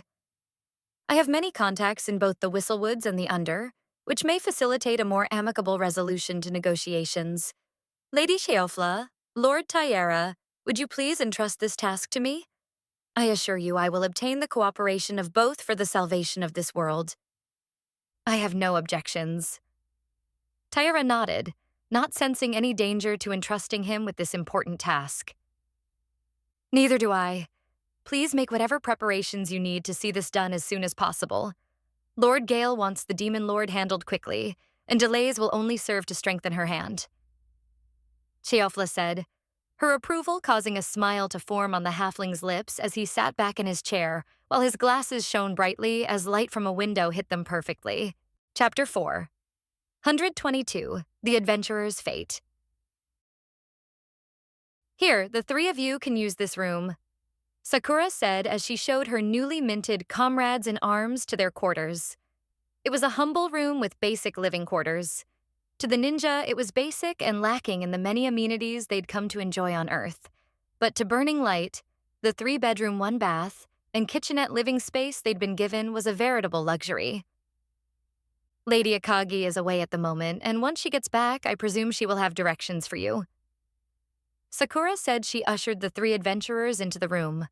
Most of the ninja were shocked and even a bit disgruntled by Akagi's decision to fold them into the clan, and while they wouldn't openly express their dissent, there was little to be done about their clear dislike for the newcomers. What use are these 3?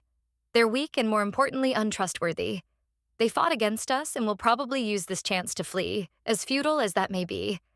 There are some times where I start to think Lady Akagi just does things on a whim or because it somehow amuses her. Sakura. Yeah, Nier said as he looked around, taken aback by the size and strangeness of their quarters. And don't go trying anything. You may have been granted mercy by Lady Akagi, but we'll be watching you.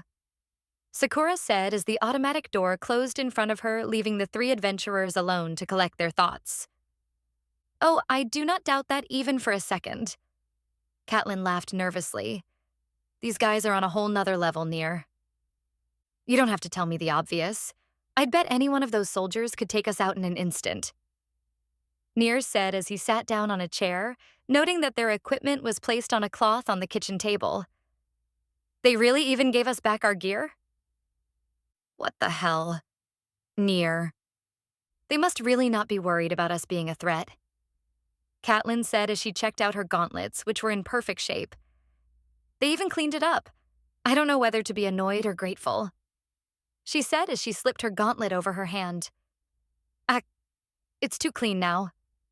She said as she flexed her hand. Gonna have to break it back in. I wonder if this is what Lady Esquire wanted you to do. Nier said as he side-eyed a visibly distraught Misri who'd taken a seat in a chair at the kitchen table.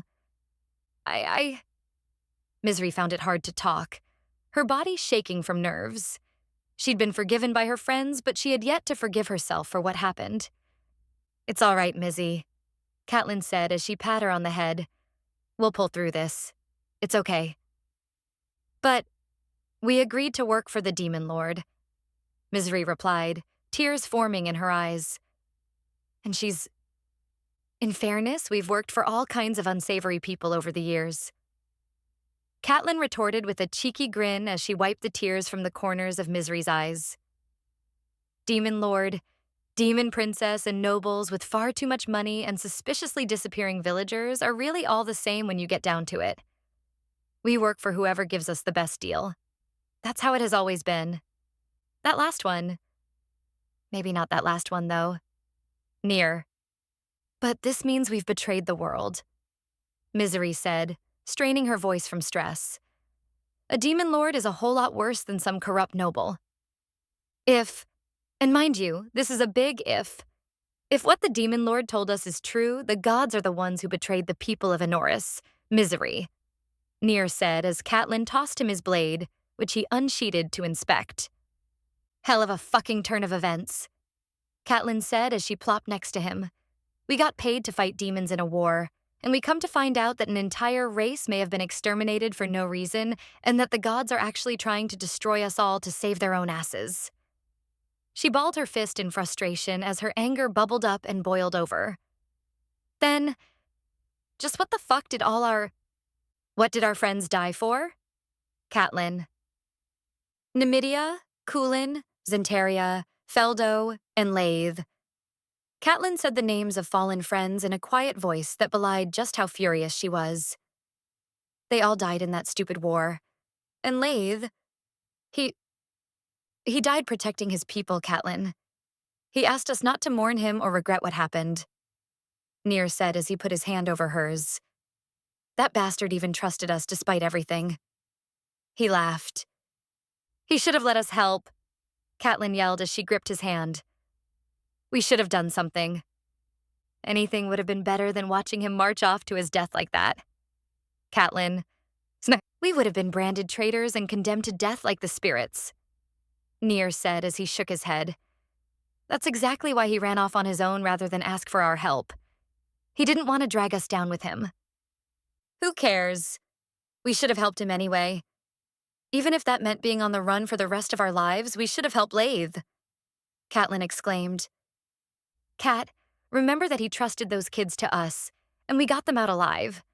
We did exactly what he wanted. Had we gone with him, they may not have survived. Near was referring to a group of spirit children that they'd been told to evacuate to a refuge. Lathe had used it as an excuse to get the two of them away from him while he charged into a hopeless battle to buy time for others to make their escape. It's fucking bullshit. Catelyn grit her teeth in frustration. We lost all those friends. All those people died. For what? Just so the gods could live? They allowed all that to happen to save their own assess? Cat, Near said as he squeezed her hand again. Calm down. There's no benefit in getting worked up. What we need to do now is figure out what the hell we're going to do going forward. Does it even matter? Catelyn asked him, defeat evident in her voice. Everything's fucked anyway. Either the gods or the demon lord is going to destroy this world. At this point, maybe this really is what Lady Esquire wanted, Misery said, finally speaking up. She wanted me to survive. So maybe she was against the gods' plans? Maybe she wanted to ensure we were in a position to do something? To do what? Catelyn retorted, her words coming off a bit more dismissive and rude than she'd intended. What can we possibly do in this situation? We're little more than glorified captives. We can't resist the demon lord. We can't rescue people. There's nothing we can do in this situation. Unless you mean to tell me that living where the rest of the world dies is a good outcome? Because I don't think it is. The very thought makes my stomach churn. She hated the idea of sitting on the sidelines while the rest of the world was forced to burn as a result of either camp's plans. Catelyn couldn't stand the idea of being helpless while others suffered, and this was, in an ironic twist, the worst punishment Akagi could give the warrior. Well, Misery stuttered and fumbled as she tried to retort. Just getting to live is quite the reward. Many would gladly trade places with you, Akagi said as she appeared at the center of the living room, startling the three of them as she appeared from a swirling black shadow. One should focus on doing what they can and not fixate on things outside of their control. 'Tis an exercise in futility, and ultimately brings you nothing but anger and frustration. A feeling I know all too well. Akagi. So we should sit here and do nothing and be content with that? Catelyn retorted with a snarky attitude. You can't be so disconnected from reality that you don't understand that just living isn't good enough. Cat. Nier glared at her, wary of angering their new demon master. I'm not, Akagi said, ignoring her attitude. And besides, why do you think I'm just going to park you in this room and let you sit around? I've got things I need doing, and I didn't just invite you into the clan to waste your abilities. If I needed more useless wastes of space, I'd go get a certain group of idiots from back home and clone them. She sighed as she thought about the misfits. Are you planning on having us kill the people of this world? Nier asked. Because I can assure you that we'd all rather die than do something like that. Nah, I don't need more people to take lives for me. I've got plenty of people who'll do that already. Hell, one just snapped a bunny girl's neck for me on command like the trained little kitty she is. Akagi smirked, her words causing Catelyn, Misery, and Nier to grimace. No, for you three, I think taking advantage of your profession is going to net me the best bang for my buck.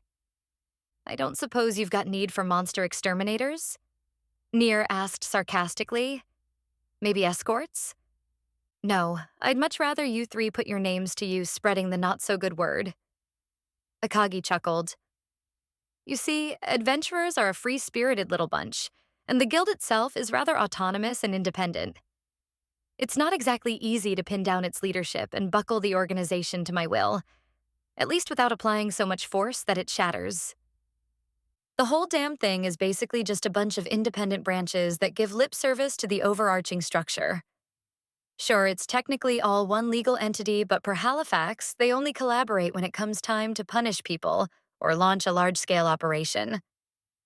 Akagi. You want us to help disseminate the fact that the gods have betrayed this world through the guild. Nier correctly guessed her plan.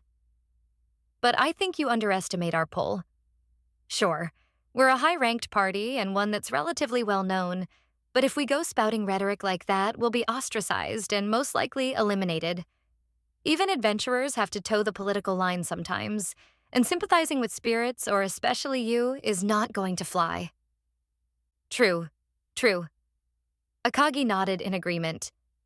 Having you three poke your noses into this mess alone will likely prove about as effective at tossing a bucket of water into a volcano.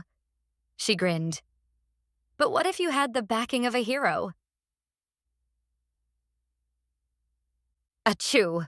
Kanato sneezed while cleaning out a few dusty glasses. After finding his way to this out-of-the-way town, he'd grown to like the couple who ran it, and their hospitality had left an impact on him. He had no idea what he wanted to do, and seeing his internal struggles, they kindly offered to let him stay for a while if he helped out, which he gladly did. You getting sick, kid? Deborah asked as she cleaned off a table. I've got some whiskey you can sip to knock yourself out. She laughed. No, I just think it was some dust. Kanato laughed. And besides, didn't the three idiots drink all your booze? They better not have, Deborah yelled as she heard a burp come from the other side of the inn. Soup? The two male fairies burped and giggled as they tipped over a large empty mug. No soup. Alcohol, the female fairy said as she tumbled forward on the table, drunk. You little rats, Deborah yelled at them. I thought I told you not to. She sighed. It's no use to yell at them. No, it isn't. Kanato sighed, understanding her pain all too well. Chapter 422.4, Suspicion Rises and a Declaration. Are you seriously going to stand there and brush me off? Halifax screamed at Ilariel, her voice practically rattling the windows of the empty cafeteria. The two began arguing after the divine blade confronted the goddess on the issue with Labrise. I'm not brushing you off. I'm trying to... Ilariel tried to explain herself, but was cut off by Halifax. You threaten Akagi with killing yourself if she asks for more info about me, and then you come in here and try telling me that I can't go searching for Labrise. Halifax growled, her words dripping with venom. Then if that wasn't bad enough, you have the gall to fucking sidestep my questions. What the hell would you call that if not brushing me off? I'm just trying to look out for you, Ilariel yelled back. Oh, so now you care about me? Halifax laughed at her supposed concern. Now? Not when you fucking make me kill for you? This is where you put your foot down? Fuck that. All your attitude and fucking gaslighting is doing is making me want to find him more. What are you hiding? Why won't you answer my questions, you bitch? Halifax. I'm trying to prevent another mistake. Ilariel screamed at the top of her lungs. I fucked up when I stood aside and let Gale do as he pleased with you. I won't do that again. I won't stand aside and make the same mistake again. Then tell me why you're so against me finding Labrisse, Halifax hissed, holding herself from punching the goddess's lights out. Tell me what the problem is? What are you hiding, huh? You never had an issue when he might have been involved before. Hell, you even sent me after that bastard on at least 3 separate occasions. So why now? What is the problem? Why are you so evasive? Ilariel. That's because he was inactive and inert. Ilariel replied, trying to keep a level head and de-escalate the screaming match that was attracting the attention of anyone in earshot. Labrisse was no threat without a proper host and souls to fuel him, but he's now awoken and may very well be at full power. She continued. We know from documents captured during the battle all those years ago that he was intentionally trying to capture you, Halifax. I'd rather not see him given that opportunity when he's at full power. If he captures Halifax, he will almost certainly try to undo our work. I can't risk that, even if that risk is infinitesimally small. I won't let my daughter vanish. Ilariel. What are you afraid of? That I'm going to swap sides and decide to go pal around with the demon axe of Vikes and destroy the world? Halifax laughed, noting that the world was already doomed, so it didn't matter. I'm already friends with a fucking demon lord. Hello, I think I've skipped the kiddie pool and jumped straight into the deep end already, Ilariel. The literal demon kitty of doom is already my friend. What could be worse? Halifax. Ilariel bit her lip, seeming not to know exactly what to say to Halifax while also being unwilling to give a straight answer. Listen, if you go to meet him now, there's no guarantee you won't become corrupted like the others were during the war. You saw what the cult did to the other divine weapons. He could do the same to you, and I refuse to let that happen. Her answer, while being truthful, came across to Halifax as incomplete. Oh, how I fucking wish you would have found your motherly instincts a millennium ago. Halifax scoffed at the goddess, which caused her blood to boil. Would have been useful. I can't change the past. Ilariel screamed at the top of her lungs, startling Halifax. I fucked up, Halifax. If I could go back in time and change the past, I'd fight Gale with everything I've got to protect you. As futile as such a thing might have been, so that you wouldn't be forced to commit such an atrocity. But I can't. Even as the goddess of time, something like that is beyond me. So, she paused for a moment as she balled her fists in frustration. I'm trying to do whatever I can now to ensure that I don't make any further mistakes, and allowing you to walk into a situation where I might lose you is exactly that. A mistake. I won't let you disappear. I refuse to lose you, Halifax. You have no idea how much I want to tell you the truth, but if I do that, then it's almost certain that you'll... Ilariel. You forfeited your right to make any decisions on my behalf 1,000 years ago, God. Halifax growled at the goddess, her words as cold as ice. I have no reason to trust you. Listen to you or do as you ask. As far as I'm concerned, you could vanish from this world and it would be better for it. Halifax... Ilariel tried to explain herself, but was interrupted before she could say anything more. Let's get one thing straight, goddess. I no longer take orders from you. I do not listen to advice from you, and I certainly don't fucking trust you. Halifax snarled as she turned to leave the room. And all you've done here is convince me that I need to find Labrisse so that I can uncover whatever it is you're hiding.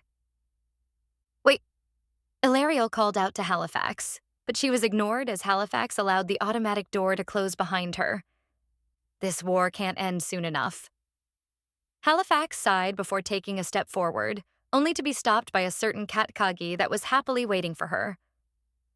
Mew. The cat Kagi mewed happily as her ears and tail flicked, waiting on the floor like the good kitty that she was. Oh, hey, did you hear all that? Halifax said as she bent down and picked the cat Kagi up and poked her ear. Of course you did. You don't need to be a demon lord to have heard that screaming match. Sorry about that. We probably caused quite the commotion. I'm a bit embarrassed by that. Halifax. Is good. Akagi snickered as she happily received head pats. Are you okay?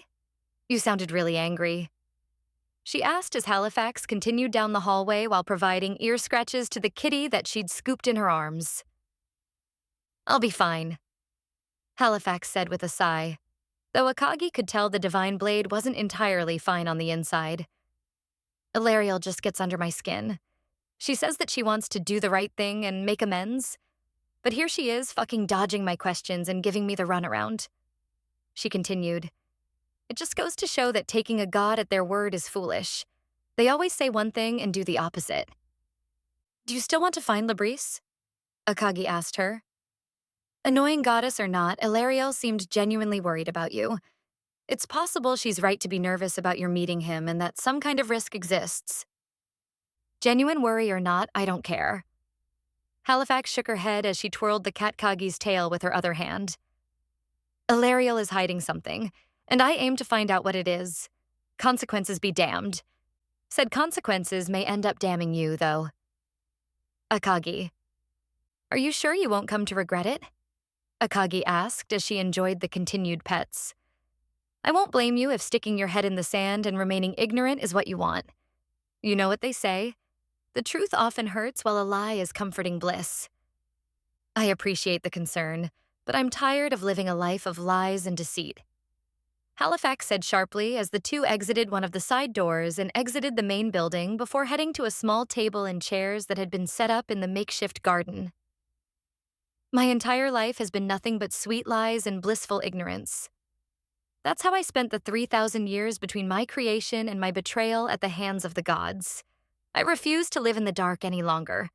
No matter what may come, I'd rather know than not. I approve. Akagi smiled as Halifax sat her in a chair and took a seat opposite her. Fuck living in denial. Being told by other assholes that they know better is a crock. Says the kitty that's lied to her friends and family on multiple occasions. Yumi. That's small potatoes in the grand scheme of things, and besides, for the most part, I don't do that kind of thing out of malice. Lying to protect Mika or her parents from heartbreak is entirely different from gaslighting your child to save your own skin. Akagi. If you were anyone else, I'd retort that you have no idea how it feels to be treated like trash by your so-called family. Halifax said as she shook her head.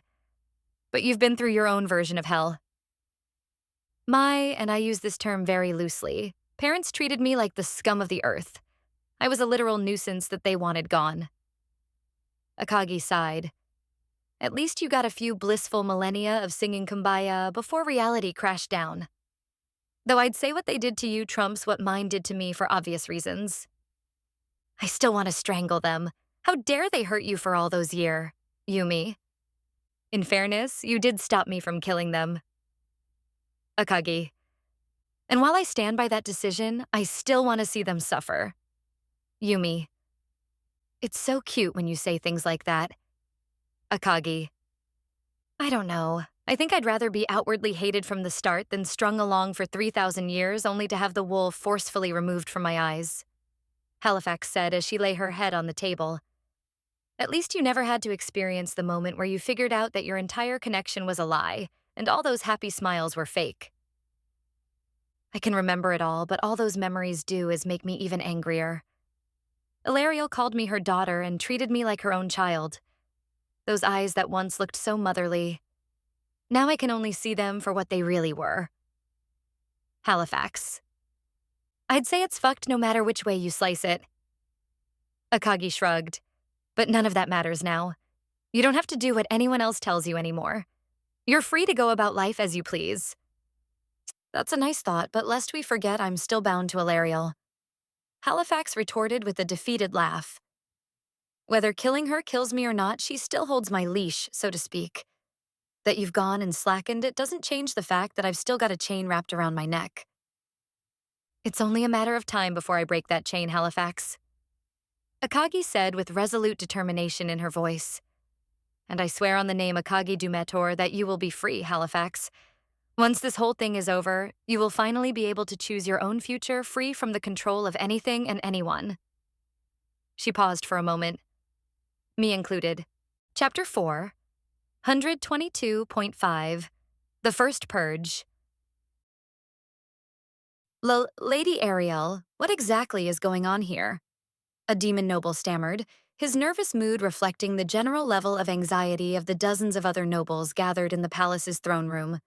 At this point, former Princess Regent had asked any and all members of the nobility that were within a few days travel from Targol to come to the palace immediately. Most had presumed it was to report on the war effort, but upon approaching the city, the lack of an encamped army had caused confusion and alarm. It seems everyone has arrived, so we can begin, Ariel said as she took a seat on the small throne next to the larger one that was reserved for the Demon King. As her father's regent, she never dared sit on the actual throne, as that would have numerous political complications, and thus used an alternative one that was much less flashy. Let's get things started, shall we? She said as the other present and alive Elector Kings sat at a long table off to the side of the thrones. Listen up. I have several announcements to make. What became of the army sent southward? Another noble yelled, interrupting her. Where is the royal army and the armies of the other kings? Ariel tried to answer, but was interrupted yet again by another anxious noble. We've heard nothing from those who went with you. Where is Count Galish? Marquis de Vidal? A noblewoman joined in, questioning where high-ranking and esteemed military commanders of the joint force were and why they were not here to answer their questions. They should be here as well. Her words caused other nobles to begin grumbling and making comments, which caused Ariel no shortage of agitation. You all are quite rowdy for a bunch that had every excuse in the book not to join the army and march with us, despite being quick to praise the operation at its inception. Now that something may have gone wrong, you began to hiss and whine like the cowards you really are. I hate people like them, and our nobility has been filled with such rot for far too long for my taste. Ariel. Ariel was about to quiet the rowdy nobles down when she was interrupted by a certain vampire who threw open the throne room doors with a great gusto and a swagger in her step. Demonkind is truly a pathetic bunch if you lot are what passes nobles these days, Sylphana said as she entered the throne room and walked up the red carpet that divided the room in two. No wonder your nation was brought to its knees if this is who you've been led by. She smirked as the nobles became quiet, confused as to who she was and why she'd barged in on the meeting. A human? One of the nobles said as she walked by. Why is a human in the throne room? And how dare she insult us? A noblewoman yelled out and was soon joined by the others who began to shout insults and racial slurs at the vampire they presumed was human. Even in this world, it seems your kind only knows how to buzz like flies, Sylphana said as she ignored their jeers as she walked up to the Demon King's throne and took a seat, an action which sent the entire room into a frenzy. But don't worry, we'll be changing that. She smiled as she crossed her legs and leaned on one of the armrests in a dramatic pose. How dare a human touch the demon throne? A group of nobles yelled, seemingly ready to rush Sylphana. Lady Ariel, I demand an explanation. Noble A. That woman should be killed immediately for disrespecting the throne. Noble B. She really wanted to rile them up, didn't she? Ariel. Be quiet, Sylphana yelled, using magic to amplify her voice to cause immense pain to everyone else in the room and make their ears ring. Ow, maybe a little warning next time, Ariel hissed as her brain seemed to buzz from the pain. It's not my fault you're weak enough to be damaged by something so mundane. Sylphana replied offhandedly as the nobles collected themselves. Now then, you all are going to keep your mouths shut until I say otherwise. My patience for worms like you is minimal at best, so I'd advise against testing it. How dare a human order a demon? A noblewoman tried to raise her voice in protest, only to find a blade running her through from the back. Ak! She coughed up blood before falling to the floor, dead, and causing other nobles to panic. Let that be a warning to the rest of you. Sylphana glared at the others, who quickly clammed up. I will not tolerate insubordination. I speak and you listen. That's how this works. Understood? She asked and received no answer, which was exactly what she wanted. Good. Now allow me to formally introduce myself. My name is Sylphana Tildescheid, and I am the new Demon King. What? A noble yelped in surprise, only to find himself cut down in the same way the noblewoman was. What part of shut up do you not understand? Ariel. Your pathetic demon army was crushed at the Battle of the Simwea Plains. Well, calling it a battle is probably giving your troops too much credit. Most were slaughtered without putting up a fight. Sylphana smirked, briefly flashing her fangs, which clued the nobles into the fact that she was a vampire, not a human. But that's fine. We don't need weaklings in my new empire anyway. I'll make certain we purge such bloodlines from your ranks post-haste, she said, her words causing every demon in the room to shiver in fear. With your forces utterly defeated, I forced your so-called demon kings to accept my ascension to your throne. Henceforth, the demon kingdom be ruled by me and will serve as the first step in my conquest of the continent and fulfillment of my birthright. Rejoice, demons. You have been blessed by the demon lord with a ruler capable of leading you into a bright new age. She has graciously given me the task of pulling your people out of the backward civilization you call a kingdom. All you need to do is accept me as your ruler and do as I say, and I promise you a future you can look forward to. She smiled warmly, though Ariel knew it was anything but. You may speak now. Lady Ariel, what is going on? Is what she said true? A nobleman asked nervously.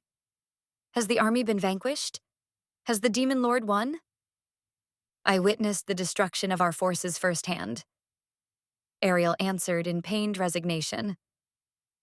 The only reason we were not sent to join them on the other side is because the demon lord found value in our continued existence, but yes, it's true. The demon kingdom has fallen, and per the terms of our agreement with demon lord Akagi, Sylphana is to ascend to the demon throne, and we are to join the demon kingdom as a vassal state. Her words sent shockwaves through the nobility, with most trembling in fear as they imagined what was going to happen to them and their people. But what about our fealty toward the gods?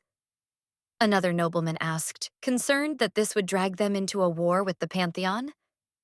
We've worked hard to separate ourselves from the sins of our ancestors. We can't just turn our back on the sacrifices our people have made over these last few centuries. Your gods hate you, Sylphana said matter-of-factly. Frankly, they wish you never existed in the first place. All your hard work to earn their and the greater world's approval was pointless. She said, though, it was clear that none of the nobles believed her. However, none of that even matters anyway. Demon Lord Akagi is going to destroy the gods, so there is no reason to care about what they think about you anymore. It won't be long now until this world is purged of their pathetic pantheon of liars, and the world will be better for it. So they've done nothing but keep the population of this world subservient and ill-developed. I have no love for gods in the first place, but their purpose should be to guide a world into a better future, not crush its people to keep them ignorant in order to preserve their power and status. Sylphana. This is madness, a noble said. This can't be. It's the truth, Ariel replied harshly. The gods were never our friends. Our people were lied to and deceived, a fact confirmed to me by Lady Ilariel herself. She shook her head. Ariel was never a truly devout worshipper of the gods, but she'd been raised to respect them. And much like every other member of the demon race, it was expected that she would do everything in her power to prove to them that her people were worthy of their acceptance. Such a claim. The noble paused, still not wanting to believe it. None of that really matters right now anyway. Sylphana said before clapping her hands to get everyone back on topic. When I call your names, step forward. She said before listing off 10 different nobles, all of which stepped forward, albeit with a heavy dose of reluctance. Good. I've heard from Ariel that you lot are some of the more useful nobles in the area. Sylphana said. From what she told me, you actually take your job of governing earnestly, and your records are clean of any major corruption. She said as magic circles appeared through the room and shot blades into the rest of the nobles, killing them all and shocking the 10 that were called forward. I'd encourage you to keep that up, lest you join your former colleagues on the floor. She smirked, flashing her fangs as her eyes seemed to glow. Chapter 4. 123. Imp is ready to adventure. Clang, clang, clang. Swoosh. Keep focused, Akari. Munachika yelled as she and her sister clashed blades. The two had taken to sparring in the underground lab and were currently using a practice area Imp created to measure returnee abilities. I see that after all this time, you've still got that bad habit of watching your opponent's face, she said as she bat Superbia's blade away and put the tip of hers to the Oni's throat. How many times do I have to warn you about that stupid habit of yours? She sighed. It's a wonder that never came back to bite you. Munachika. I think this makes number. Superbia was interrupted by a smack to the top of her head from her sister's blade. Bonk. That question didn't require an answer. Munachika grumbled before shaking her head. Akari, it's a terrible habit. You need to kick it. You're the only one who even notices it. Superbia pouted as she rubbed her head. No, I'm just the only one who yells at you about it. Munachika rolled her eyes as the two sheathed their blades. Why must I have to scold my older sister about her bad habits? Because you love me? Superbia snickered before being bopped on the head once again. Of all people to be tied to. Munachika sighed again as a familiar voice called out to them from the edge of the practice area. A bit of sibling back and forth is always fun, isn't it? Akagi laughed, Imp at her side. She dragged the devil away from her work, which took a bit of prodding due to how deep into her latest project she was. Back again? Superbia asked as the two sisters slowly walked over after wiping the sweat off their faces with a towel around their necks. What? Couldn't go without Miji's pets for more than a few days? She snickered. Yep, I came back for the sole reason of letting that little girl squeeze me. Akagi winked. I just couldn't handle being away from her anymore. Kitty floof like pets exploding. Imp cackled. I'm telling you that the second Akagi finishes the gods off, she's going to just let Miji take her away for a few years and do nothing but be her adorable little squeeze toy. Superbia chuckled. No. Akagi looked away in an attempt to deny the suggestion. Yeah, no is right, Yumi said as she popped up behind the demon. Because you will be my personal kitty. She giggled. Please, don't fight over me, you. Akagi laughed as Yumi rolled her eyes at the bad pun. You can share me. Considering you can split in two, that's actually possible. Munachika laughed. More kitties to spread the floof. But anyway, what's got you back again? Superbia's tone suddenly shifted, knowing that Akagi's abrupt reappearance probably meant something had happened. I hope nothing bad happened. Superbia. Nothing major, I just needed to pick up Imp and borrow her for a bit, Akagi said as she pat the Imp in question on the head. What, huh? Imp hissed, ranting about not wanting to be taken away from her projects. No leave go. Needed here. Must create invent. Progress toward night suits progressing nearing prototype. Oh God, is she actually making those robots for you? Superbia asked, and was slammed by a surround sound style reply from both Akagi and Imp. They're not robots. Akagi x Imp. Never call mechs robots. Akari. Otakus can get Munachika. No. While I'd love to have Imp and I give you a full-on semester's worth of lectures on what the difference is, I'm going to refrain, for I do not have the time to do so. Akagi calmed herself down and had to hold Imp back from tearing Superbia's face off for saying such vile fighting words. Let's just say we've got mechanical suits in the works, and Imp's been working on them as a pet project that the both of us want. Night household, Imp said with a satisfied look on her face. And anyway, it won't be ready until after this whole thing with the gods is done, so let's not dwell on it since it's not important.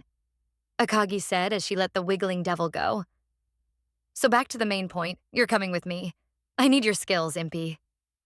No, Imp hissed again. Refuse, decline. Must work, create. No leave. So, what if I told you that you'll get to see special dwarven technology and possibly even new materials to build with? Akagi said with a nasty smile on her lips. Ready, Imp said, zipping away in a flash and suddenly reappearing dressed in travel gear with a large backpack and jungle hat. Go now. How did she... just... Never mind. Do not question the imp. Akagi. Uh, well, dwarves are underground, so you'll need...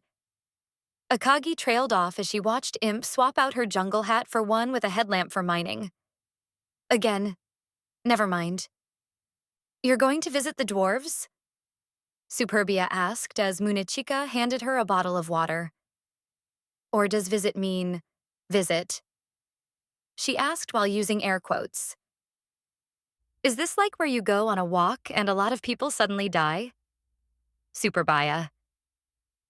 Hey, I'm going on a diplomatic mission to foster cultural exchange and offer military aid to help them defeat the horrible monsters besieging their cities. Akagi said with a fake look of shock on her face. How could you think I had any ulterior motives? Do you have any other kind? Yumi. There's none when it comes to my floof. Akagi. That doesn't answer my question. Yumi. If I had a mirror on me, I'd hold it up to you right now. Superbia rolled her eyes as Yumi avoided a swipe from Akagi. Have you ever met you? Actually, yes. Akagi nodded, nobody but Yumi understanding the true meaning behind her words. And speaking of me, I've got to do that favor for myself. At least it should be a quick one. Akagi. Is Alice really okay with all this? Munichika asked if the young girl would be okay handling whatever nasty plan Akagi had in mind. Munichika had less interaction with Alice since her death in FWO meant she'd only seen her for a short while, but she was appalled when the truth behind Alice's role in FWO and Libra was revealed to her. She's just a child. Said child plotted with this one behind my back and made a new body to help me invade the dwarves. So she's fine. Akagi replied while pointing to Imp and poking her on the top of her head. I decided long ago not to go chastising her or anyone else really for morals, especially given what I am and what I do. If she wants to do something, then I only ask her to ensure it's really what she desires. And if so, I won't stand in her way. So you're going to do the whole good cop thing here, right? Superbia asked as she took a sip of water. Seems like extra work for no reason when you could just force them to submit as you did to that Amdamel place. Man, I really am screwed up to just say that casually and not care, huh? Superbia. Dwarves hardy proud, will not give up easily without fight. Imp interjected as she tried to avoid the poking. Force will meet fight to the death extinction. Not to mention what I really want is their knowledge. I can only glean so much of that from their records. Skilled craftsmen don't write everything down about their trade, and there's a very high likelihood that attempting to bend the dwarves to my will in a more direct manner will backfire. Akagi nodded, explaining that brainwashing or memory probing was not the best way to go forward either in this case. Not to mention that a small bit of info provided by Alarielle has me even more cautious about being too forceful with them. Info? Superbia asked with a raised brow. If that goddess said something to get you on guard, it must be pretty serious. It's more what she's not telling me that has me wary. Akagi rolled her eyes, still annoyed by that whole serious events. Lucky that I'm good at reading between the lines and making educated guesses. If memory serves me, the dwarves made Halifax, right? Munichika asked, recalling what she'd been told about the Divine Blade. Perhaps you're worried they could create something like her to kill you? A good guess, and one that's not exactly far off the mark, but not quite. Akagi shook her head. I'm not really worried about them replicating Halifax per se, since I'm 99% sure they lack the material to do so at this stage of the game. No, what's got me concerned is... She proceeded to explain what she'd seen Halifax do during the battle and how Alarielle threatened to kill herself rather than spill any further information about the Divine Blade. I don't like that. Superbia hummed in thought as he crumpled the water bottle. Her power having any kind of similarity to yours is automatically suspect, and the goddess that made her threaten to off herself to keep information secret is really suspicious. Would Halifax really die if Alariel was killed? Munachika asked, knowing that her situation was similar in many ways to Halifax if that was the case. I don't think so, but there is a larger than I'm comfortable chance of it happening. Akagi clicked her tongue in irritation. Akagi caring about someone enough to not blow someone up on the spot. Am I dreaming? Superbia said to her sister, who pinched her cheek, which made Superbia yelp in pain. Nope, not dreaming. Munachika giggled as Superbia bopped her on the head. If she is, I'll find a way to sever that connection before Alariel is disposed of, Akagi said. 'Tis only a matter of figuring out how it works. Once I know that the rest should be easy. Do you really care about her that much, though? Superbia said as she rubbed her cheek to stop the pain. You've known her for a few months at most. I'm shocked that you'd care about someone you just met that much. Yes, I do, and I'm pretty sure I know what's causing the two of us to drift together. Akagi's gaze turned sharp.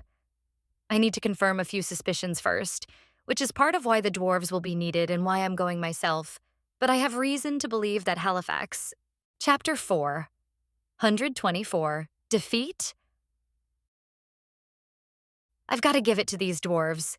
They're putting up one hell of a fight. Elna said as she watched a tank-like vehicle shoot hot steam at a group of Alice's monsters, scalding them harshly. The Dumatorian forces had been stalled out at one of the most heavily fortified positions on the highway to the dwarven capital after running head-on into what was basically a mechanized division.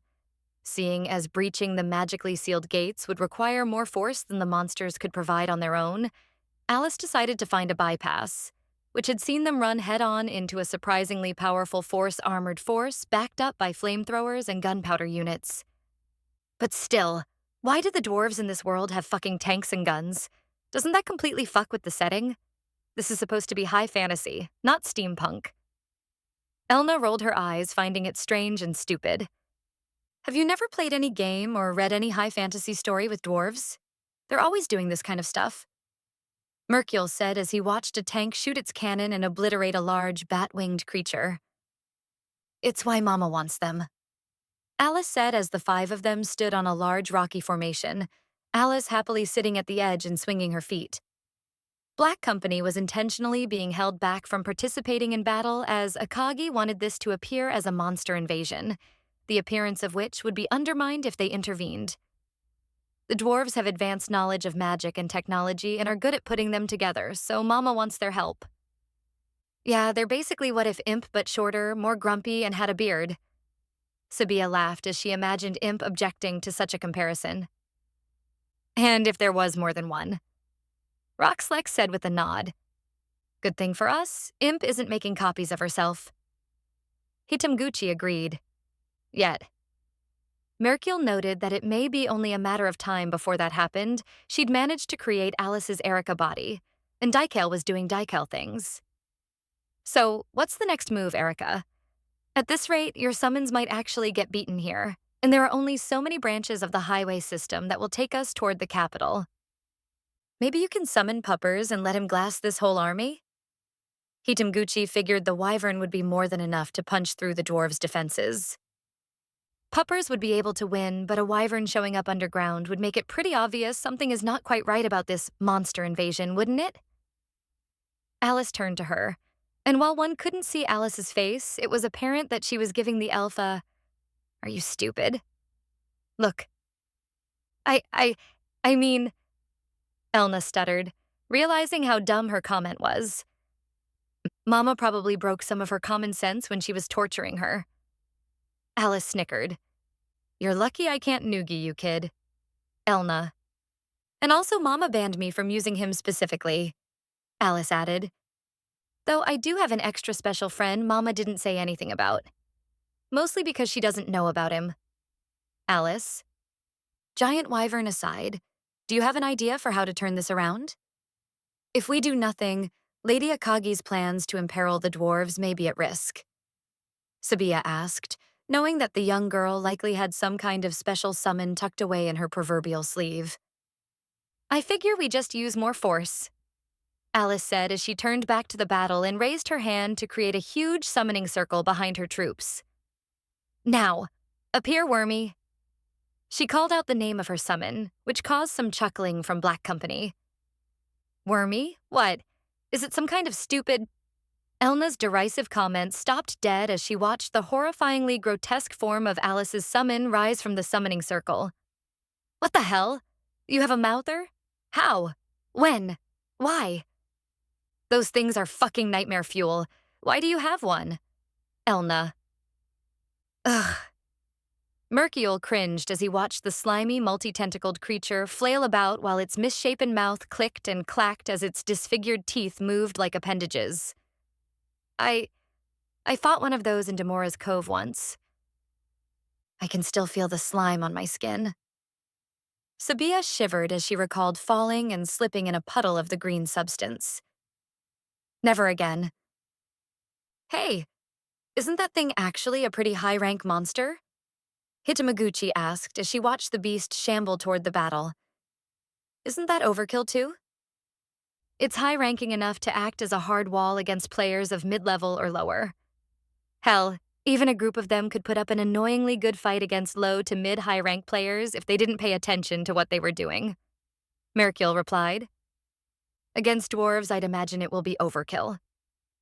Roxlex nodded as the creature's tentacles shot outward and began grabbing dwarves and their war machines before either slamming them together or throwing them against the walls with a splat.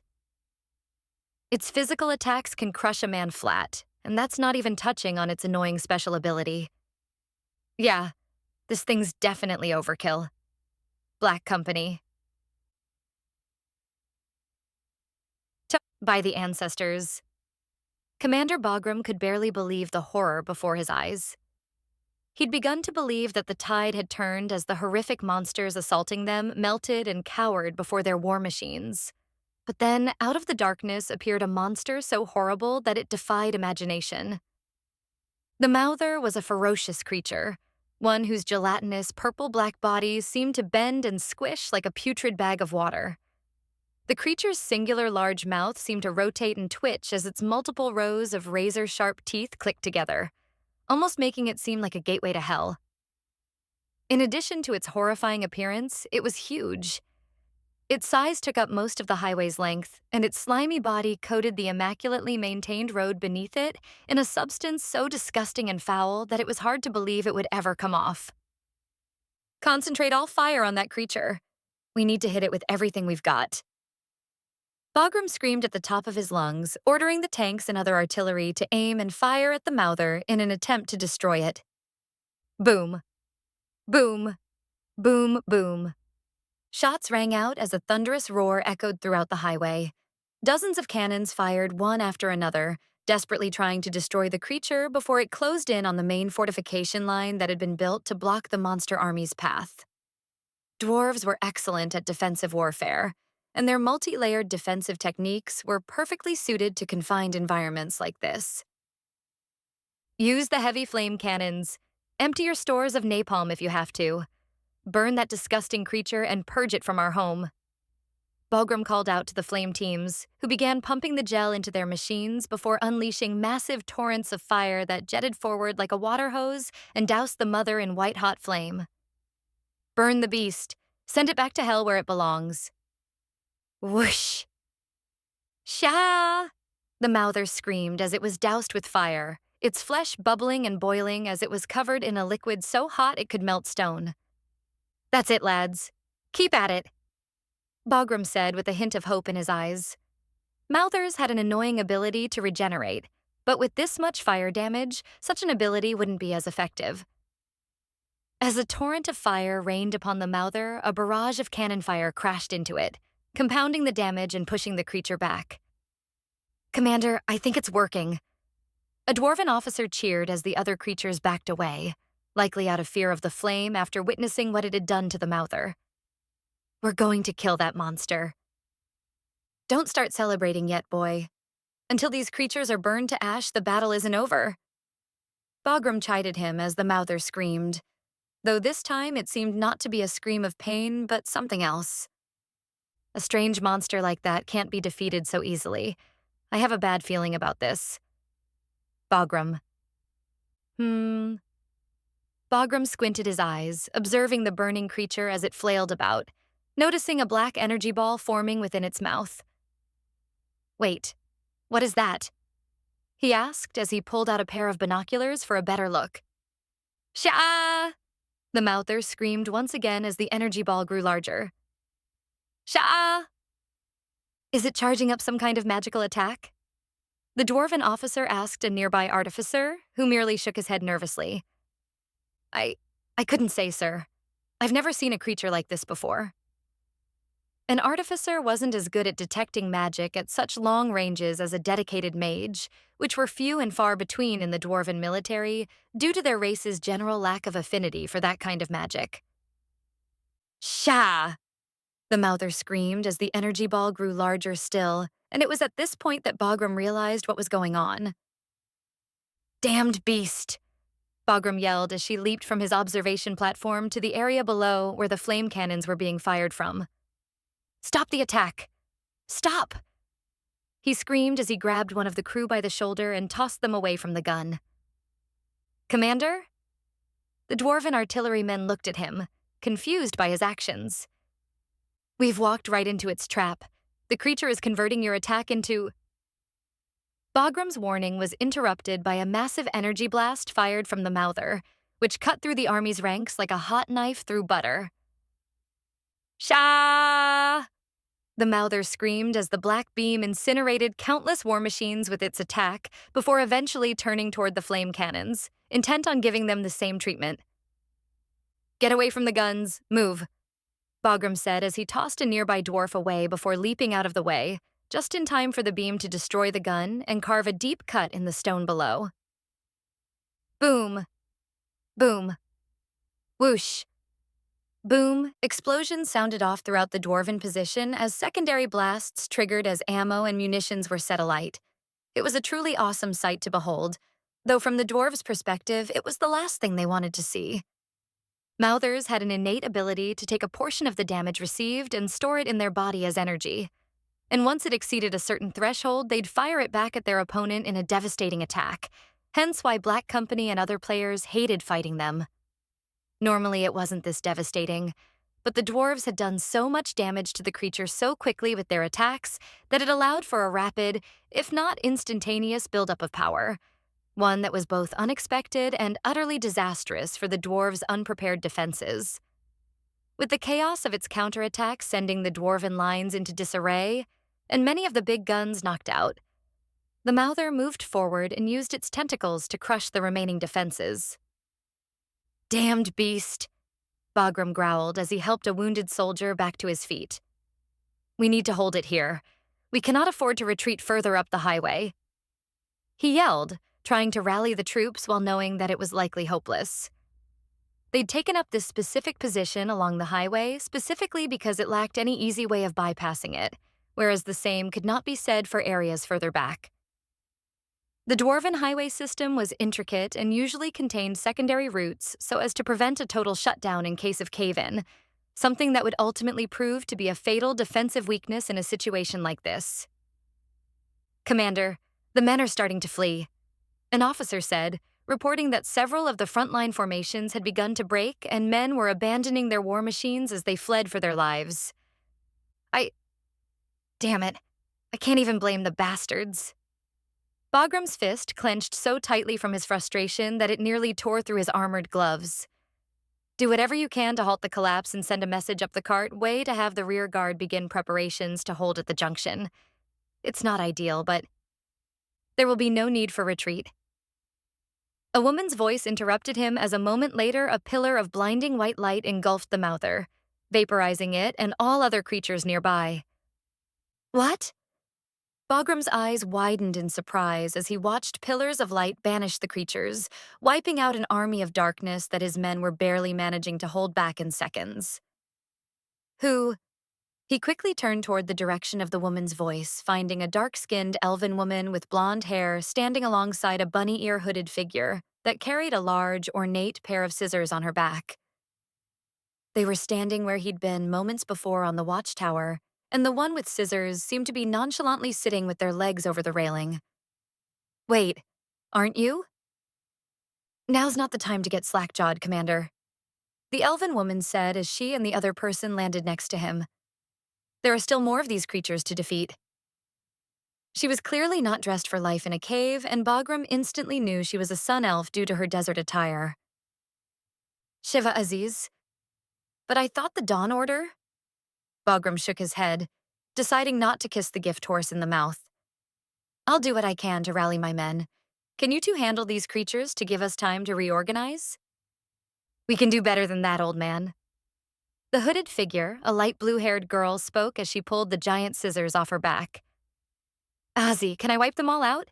Pretty please? She said, nudging Shiva in the shoulder. You got to blow up that big ugly one, so it's only fair I get to have some fun. Even if I said no, you'd just charge out there anyway. Shiva sighed as she shook her head. Just be careful out there, Camilla. I'm sure you can tell that there's more going on here than meets the eye.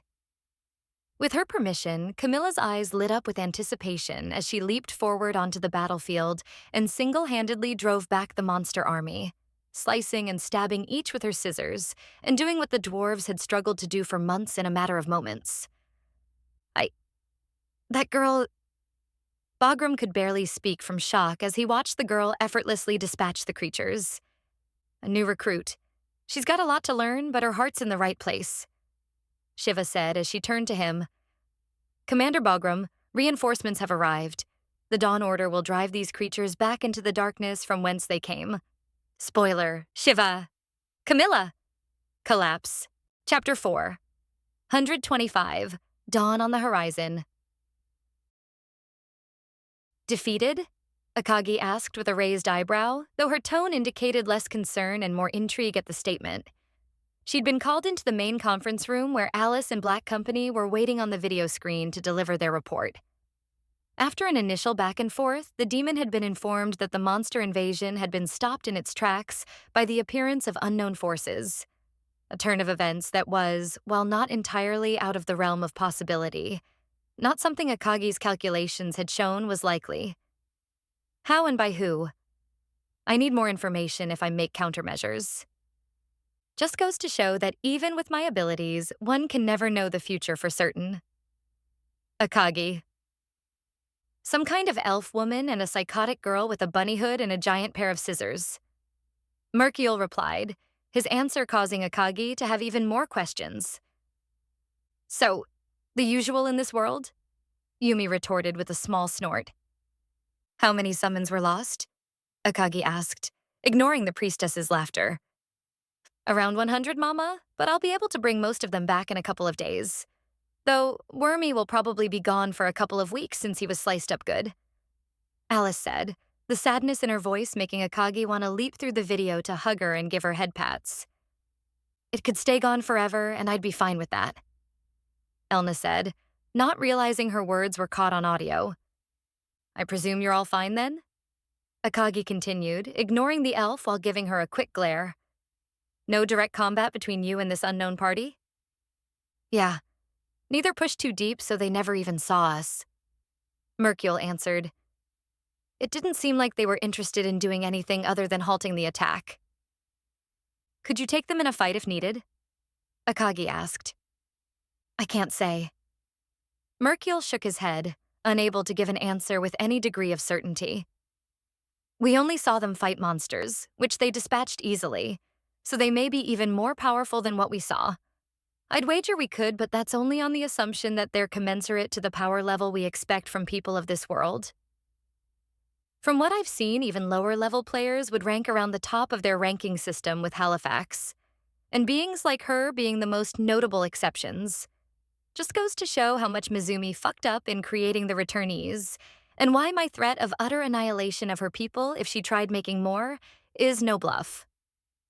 Akagi. Are they demigods? Yumi thought aloud, figuring that partially divine mortals would be the most likely culprits. I don't think your average Enorian adventurer would take down a mouther so easily, nor push through so many of Alice's summons without much resistance. She knew just how large the gap in power was between even the ninja and players, and seeing how poorly most fared against them made Yumi confident that it would take those of divine make to perform the feats described. We're working on answering that question now. I've got Roxlex slated to do some recon and intel gathering in the nearest dwarven hold here shortly, so hopefully I can provide a bit more detail in the coming days. Please forgive us for this blunder, Lady Akagi. Mercule bowed, begging for forgiveness. It's fine. In fact, this may work out to our benefit. Akagi hummed in thought as her mind raced to figure out the best path forward. Have Roxlex figure out what he can while you keep the pressure up on all fronts. No matter how powerful they are, if there are only two, then you should be able to keep the assault going to a reasonable degree. Though we do need to be careful. My little agent informed me that the gods have taken an interest in what's going on in the Dwarven Kingdom, so it's safe to assume there's some connection. I'll have to follow up with Jacobay to find out more while treading carefully. But if I play my cards right, I can turn whatever they're planning on its head and come out with an even bigger advantage. Akagi. Do you want us to kill them, Mama? I can summon even more powerful monsters if you want. Alice asked, her eyes burning with a desire for retribution for so many destroyed summons. I'll even unleash my super secret monster to crush them all. Alice. Nope. Let them play heroes fighting off the armies of hell for now. Akagi shook her head as she tapped her finger to her lips. If they come for you directly, then feel free to go all out and remove them. But for now, let's leave them be. This will make for an extra variable for my plan to bring the dwarves into the fold, but I think it's actually a benefit more than anything else. Letting them become the dwarves' saviors only to have them brutally torn to shreds will likely make it even easier to convince the dwarves to work with me when they see that even the most powerful people of this world are helpless before the monster horde banging at their doors. Still though, who exactly are these two? An elf and a bunny-hooded girl? Halifax made no mention of those two when we discussed demigods, so it's no guarantee that they are.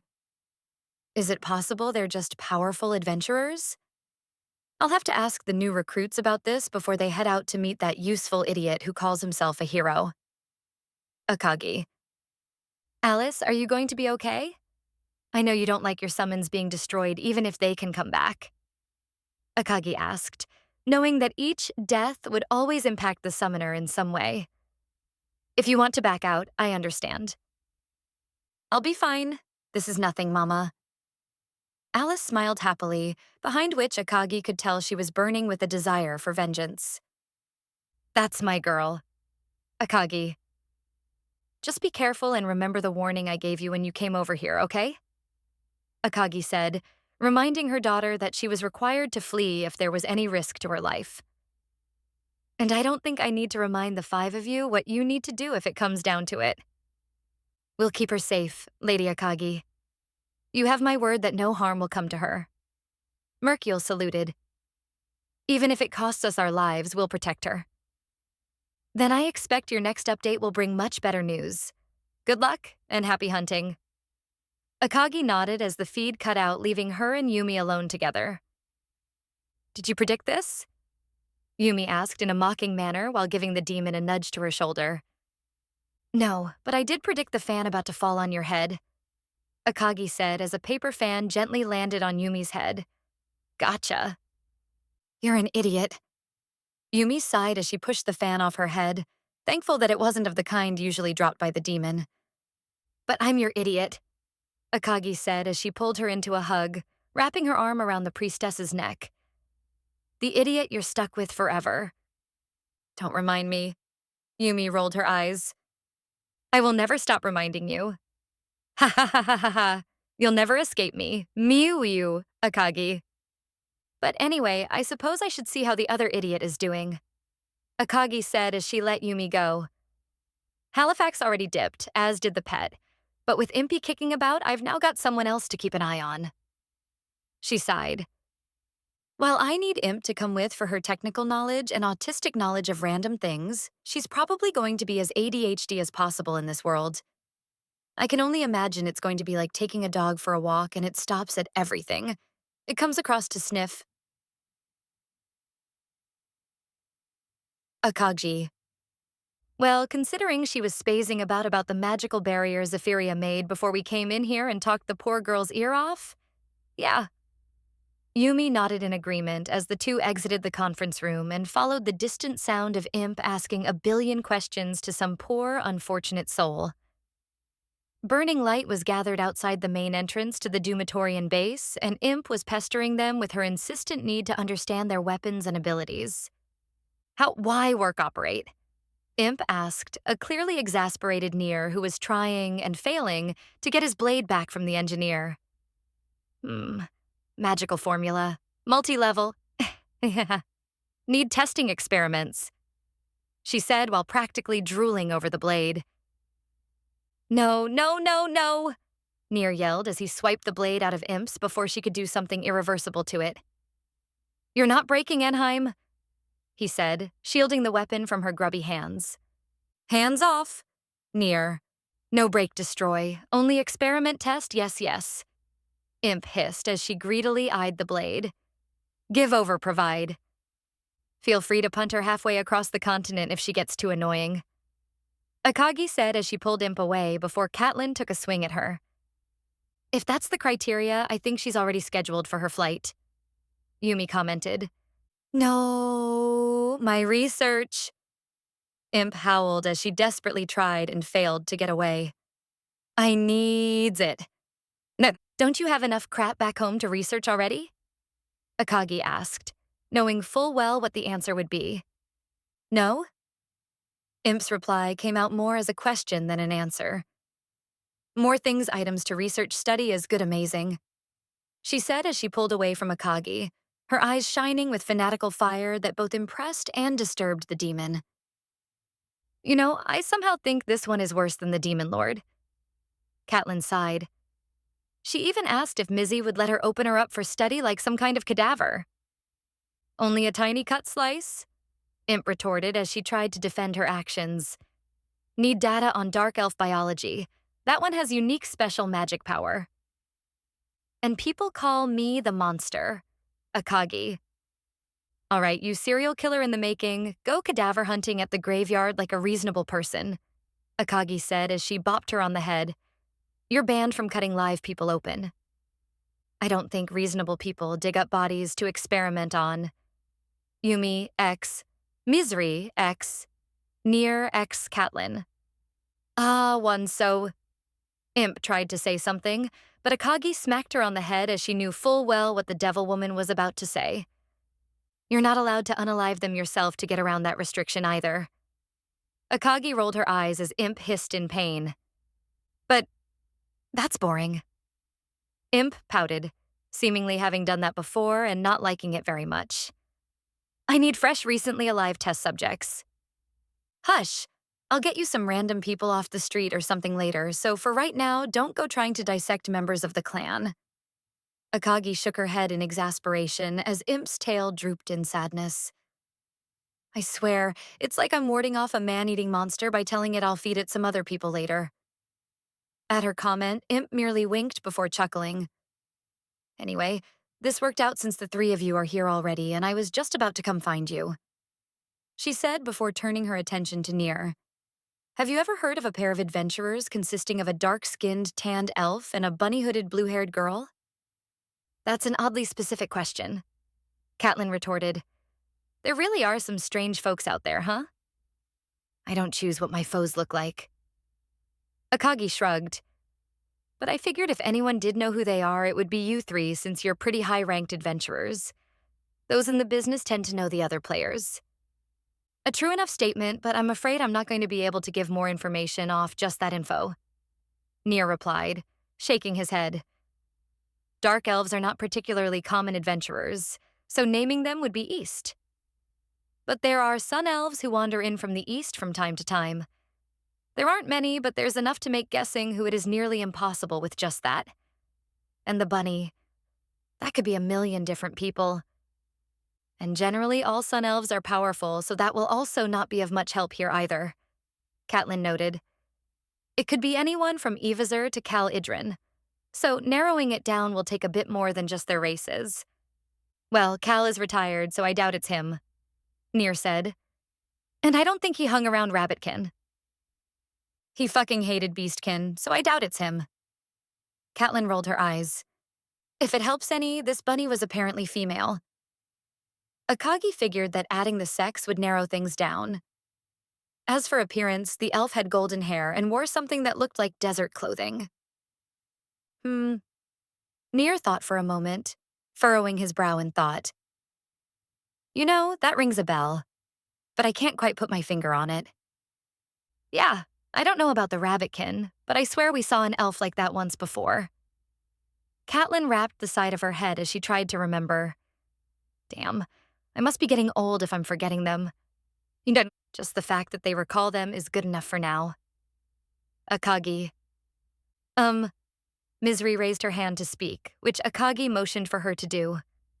Is there any chance it's that elven member of the Dawn Order we came across years back? Dawn Order? Interesting. Akagi. Ah, Nier X Catelyn.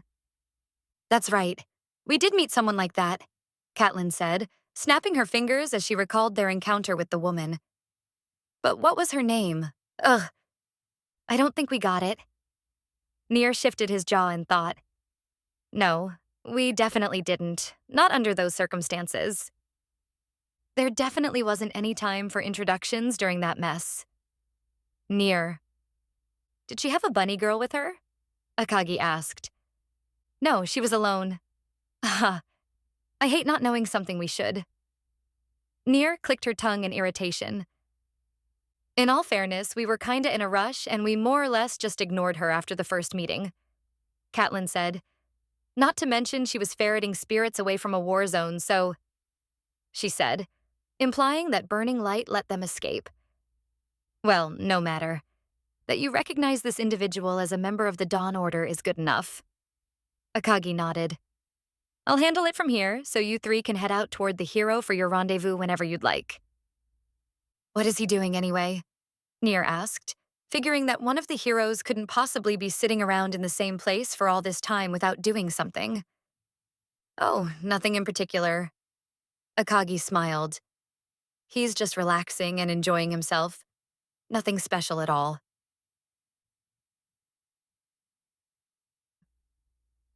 Phew, Kanto said as he wiped the sweat from his brow.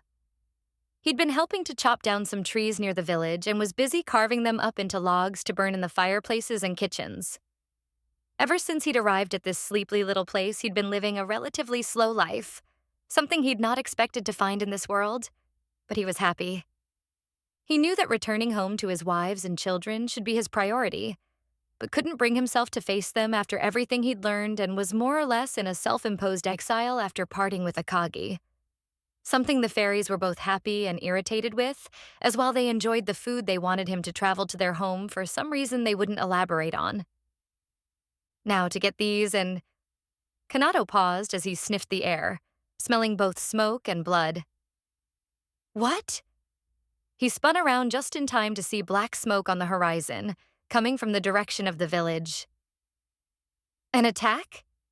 He said, summoning his blade as he rushed through the dense foliage, hoping that it wasn't too late to protect the people who'd shown him such kindness. I'm coming. I may not be a real hero, but damn it, I won't let more people die on my watch. Kanado. Chapter 4. 126. The Block.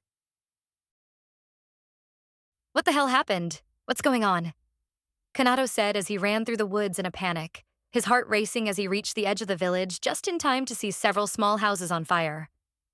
Was it monsters? Bandits? Kanado. Whoosh! Crack. Crash. As he ran into the village, one of the houses partially collapsed, causing its wall to fall toward him, which he cut in half, revealing a gruesome sight within. Oh my God. Oh my God. He turned away from the partially charred body of a woman on the floor. What the fuck? Grrr. Before Kanado could collect his thoughts or retch at what he'd just seen, his attention was turned toward the growling beast that appeared from his right. The creature was huge and had the body and face of a lion, but its mane and tail puff was made of flame instead of fur. It was a creature he'd seen before during his travels, a fulgor. They were dangerous fire monsters that hailed the burning wilds, and never should have been somewhere so far north without external influence. You bastard! Kanado flashed toward the roaring beast, severing its head from its body in a single stroke. Thump! In a flash, the monster's head hit the ground with a thud, the flames disappearing as its lifeless body followed suit. Such a creature would give the average adventurer a bit of a problem, but for Kanato, a lone Fulgor was nothing to worry about. Why the hell is there a Fulgor here? They live in the southern mountains. Kanato yelled in frustration as he continued into the village after hearing the sound of a woman's scream, only to find that he'd been a second too late as another Fulgor turned her to ash with its breath just as he arrived. No! He screamed as his blade lit up with blue energy as his eyes burned with anger. You fucking bastard! Roar! The Fulgor roared mightily, but was ultimately felled as quickly as its companion was, this time eviscerated by wind magic that tore it to shreds in seconds from a single slash of the hero's blade. Whoosh. Swish. Zwip. Wah! Kanado screamed as the beast was vanquished. Where did they come from? Did someone bring them here? I know people can tame and summon monsters, but why would they bring Fulgors to this tiny no-name village? Capturing one of those would take a huge amount of effort. So why attack a place like this when they'd normally be used by militaries? Kanado. Damn it, no use thinking about any of that right now. I need to put out these fires and wipe out any other monsters before more people die. Kanado said as he thrust his blade into the air and used his magic to cause a quick rainstorm to put out the fire across the village. Tiss, tiss. Tiss, tiss. The fires quickly went out due to the rain, something that made Kanado breath a sigh of relief. That's gotta get their attention if there really is a summoner around here. I took out 2 of their pets and caused a rainstorm, so I doubt they'll stay hidden. Kanado said just as he took off toward John and Deborah's inn. Sure, he was worried about the other villagers, but he found himself prioritizing the 2 people who took him in and showed him genuine kindness when he first arrived. I just hope I'm quick enough. Please be okay. K.I. Now we've got goblins? Kanado yelled in exasperation as a group of regular goblins and their hob counterparts leaped out from behind a group of houses in an attempt to ambush him. I ain't got time for small fry. Move. Slice. Swish. Swoosh. Flash. Irk. In a flash, 12 or so monsters were sliced to pieces by Kanado's sword. Naturally, none of these monsters stood a chance against a hero, but they were more than enough to terrorize the small, undefended village, and his heart raced as he imagined what they'd done to the rest of the villagers. He hadn't seen anyone else alive, and feared that no one was left alive at this point. Almost there. John, Deborah. Kanado called out to the 2 innkeepers as he stopped in front of their home, noting that the front door had been kicked in. Fuck. As he bolted inside, Kanado was greeted by the surprising sight of several dead goblins, but the joy at seeing so many dead monsters was quickly dashed away as he laid eyes upon a man in a black robe who had John by the throat while Deborah lay on the floor, her head slowly bleeding and forming a puddle next to her. It's gotta be him. This asshole oozes with evil. Kanado. Oh, who've we got here? The hooded man said as he threw John to the floor, which caused his head to crack against a nearby table, knocking him out. I wasn't aware a backwater place like this had anything more than stupid villagers. Our intel gathering seems to be slipping. I'll have to address that later. He said before turning to face Kanado, his cloak and hood making it hard for Kanado to see his facial features. You monster! Are you the one controlling these monsters? Kanto yelled as he pointed his blade at the hooded man. No, I'm afraid it was the other guy. Didn't you see him? He ran right past you. The hooded man laughed as he mocked Kanado. You think this is funny? Kanto growled as he channeled magic into his blade, ready to kill the man right then and there. I'm sorry. I just can't help but laugh at all you hero types. The hooded man said as he snapped his fingers and summoned 2 large gargoyles from a pair of dark swirling vortexes. But I guess I should count myself lucky. You'll make a fine sparring partner for these two, and I'll get some useful data. So this is actually a most fortuitous turn of events. Do you think this is some kind of game? Kanado said as he flashed forward, instantly cutting the two gargoyles to ribbons, shocking the hooded man who leaped away to avoid being attacked next. People like you make me sick. You kill innocent people for nothing but your own disgusting bullshit. Interesting. Those monsters are more than capable of picking apart mid to low high-ranking adventurers, but this boy cut them down like they were nothing. Perhaps he would make good fuel rather than just a sparring partner. Hooded man. Not bad, kid. Not bad at all. The hooded man said as he kicked the wall behind him, knocking it down to provide a bit more space to move. I'll admit I underestimated you, and as an apology, I'll make sure to give you a real challenge. He said as dozens of goblins poured into the inn, quickly flowed by two Fulgors smashing through the wall behind Kanato and catching him off guard. They're trying to pincer me? Kanato. I don't think so. Kanato yelled as he swung his blade around in a flourish, twisting his weapon and creating a blast of magic power that sliced through the goblins and covered the inside of the inn with blood before turning to the Fulgor, kicking one in the jaw and sending it flying back out of the inn before flashing to the other and running his blade down its length, splitting it open like a fish being deboned. Shink. Now die!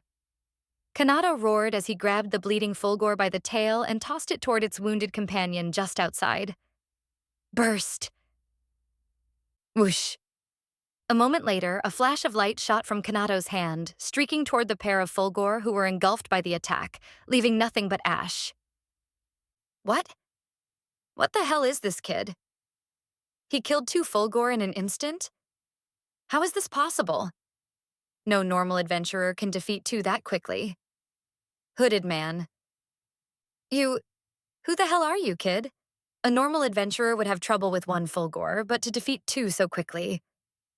The hooded man clicked his tongue. I suppose I've underestimated you for a second time. Fool me twice and all that. Hiyuki. Kanato Hiyuki.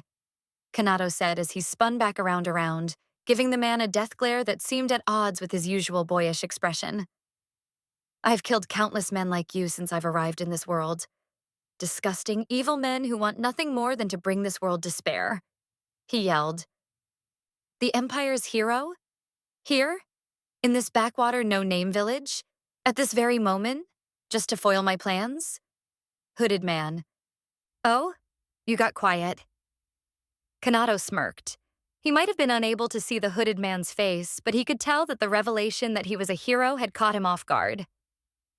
So I take it you know who I am. The Imperial hero. Yes, I've heard of you. The hooded man said as he slowly removed his hood, revealing himself to be Valuru, one of Labrise's right hands. You're actually the second hero I've had the displeasure of meeting. He laughed, though he wasn't much more than a blowhard drunk on his own power. Muichiro, Kanato said through clenched teeth. So he did get back to Enoris. Ah yes, that was his name. Valuru nodded. And if I recall correctly, he was calling out for you to save him, right up into the moment he was snuffed out. You bastard! Kanato yelled as he attempted to move forward to strike him, but found that his body wouldn't move. What?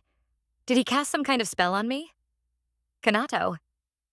He made a fine acquisition, though, and besides, he was such a disgusting man that you should be grateful that he died.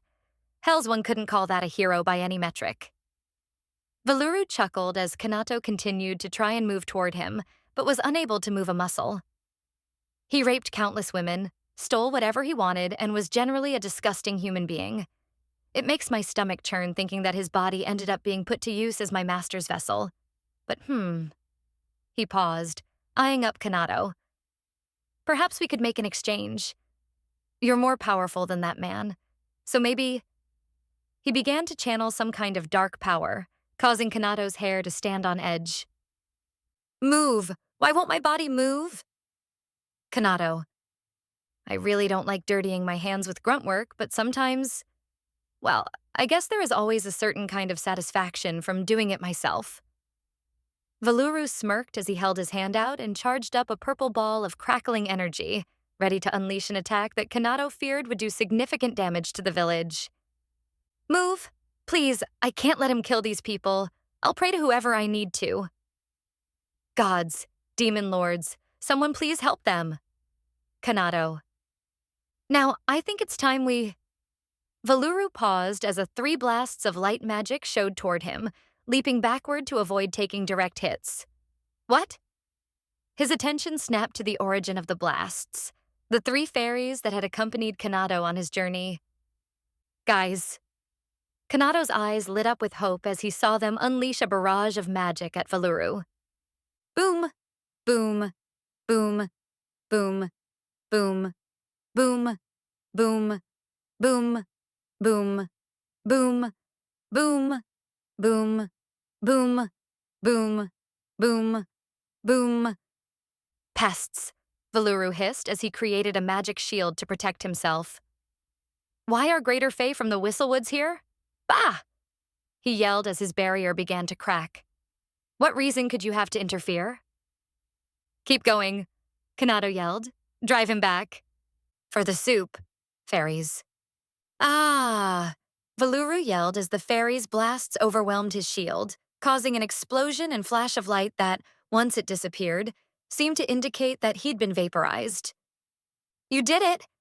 Kanado cheered, finding that his body could once again be moved. You're amazing. Nobody hurts the soup, the 3 fairies said with a satisfied smile. You 3 and your soup. Kanado rolled his eyes before turning to the injured innkeepers. Can you 2 start healing everyone? I'm going to look for that bastard. He vanished. One of the male fairies noted that he was gone and that they couldn't sense his magic anywhere nearby. Is he dead? Kanado asked. His question returned with shrugs from the fairies. He's definitely not. I know how this trope works. If you don't see a body, it's almost 100% guaranteed they're not dead, and even then it's still a coin toss. Fuck. Why couldn't I... Kanado. Fan out and start healing everyone. I'll do what I can to help too. Kanado shook his head before instructing the fairies to split up and begin healing the villagers. With the 3 of them gone, Kanado was left alone as he walked through the hole in the wall to where Valuru stood moments prior. Why couldn't I move? It didn't seem like he was the cause. Kanado asked himself quietly as he flexed his hand, baffled by his body's sudden refusal to act. He'd never experienced something like that before, and deep in his mind he began to worry who or what had caused it. Chapter 4. 127. Teaching the kids a few tricks. We missed him again, Zoe said as she kicked a rock which slammed into and collapsed part of the fort's wall due to the sheer force of the kick. Slippery little bastard. How in the hells does he keep getting away from us? Following Soul's clue, the twins searched for some of the more powerful members of the Northwind military in an attempt to track down Labrise, but found themselves always 1 step behind the weapon. At present, they'd tracked him to Fort Hithin, which sat at a river crossing in the south of the country near the border with the Demon Kingdom. However, upon arrival, they found nothing but drained bodies of the soldiers, with the time of death likely days prior and thus were no closer to their target. It had become a common yet irritating sight over these last few days and weeks, something that the twins couldn't help but cause their blood to boil over. How do we keep missing this asshole? Zoe yelled, allowing her power to flare up around her in frustration. He can't be that quick, and yet we're always too fucking late to the party. It's like he's toying with us. Zoe. I told you that running around like this was probably a waste of time. Ro chastised her for her outburst. But I'll agree that it's too odd. It's almost as if he's aware that we're looking for him and he's moving in such a way that he's always just out of reach. Does he have spies tracking? That would be the most logical thought, but that's only possible if he knows we're looking for him and Sis and I are doing our best to keep a low profile. Not to mention that number of times he hit a place we'd already been to once before. Ro. Perhaps rather than chasing the axe, we'd be better served laying a trap for it to fall into. Ro commented as he walked over to a drained body, checking it for any residual power that he could track. There's some, but not enough to follow reliable. As expected of a demon lord's weapon, he's likely too smart to make things that easy. If he wasn't, then those idiot gods would have already found and destroyed him. Row. We'd need the right bait for a trap, Zoe said in a huff, kicking another rock that plowed through several barrels, causing the water within the leak out. He's not going to be stupid enough to attack something that's obviously powerful. She figured that anyone too strong would seem out of place and be avoided, while anyone too weak would be ignored. Not to mention that primordial or divine power is going to send him scurrying away like the rodent that he is. So it's not like we can start letting our power run amok. Then I've got the perfect idea for a guinea pig, Halifax said, appearing on top of the fort wall in front of them and catching the two of them off guard by her sudden and unexpected appearance. Ugh, it's her. Roe grimaced as Halifax leaped down and landed between the two of them. What are you doing here? Don't you ugh me. Halifax rolled her eyes at their attitude. Not unless you want me to tell the kitty you were rude to her bestest best friend. She smirked as she mimed petting a certain Akagi's ears. I'm sure the kitty would thrash him good for me. All it would take is a few extra scratches. Halifax. I still have no clue what the boss sees in a divine pain in the ass like you. Zoe rolled his eyes as his sister blew a raspberry at the divine blade. Stupid little teacher's pets like you are annoying, you know that? We don't need help from a stupid divine sword to do the job boss sent us on. So scram. We'll handle this. Yeah, go fuck off somewhere else. Maybe go hang out in a pedestal until a hero draws. Zoe tried to make a joke, but quickly found herself grabbed by the throat and hoisted up by Halifax. Go ahead and finish your sentence, I dare you. Halifax glared at her, causing the primordial to shiver as she met the divine blade's eyes. But be warned, I don't care if you're Akagi's little minion. I'll end you like I ended Vike's. Zoe struggled to respond as she was held dangling in the air, choking on her own breath as the divine blade's grip tightened.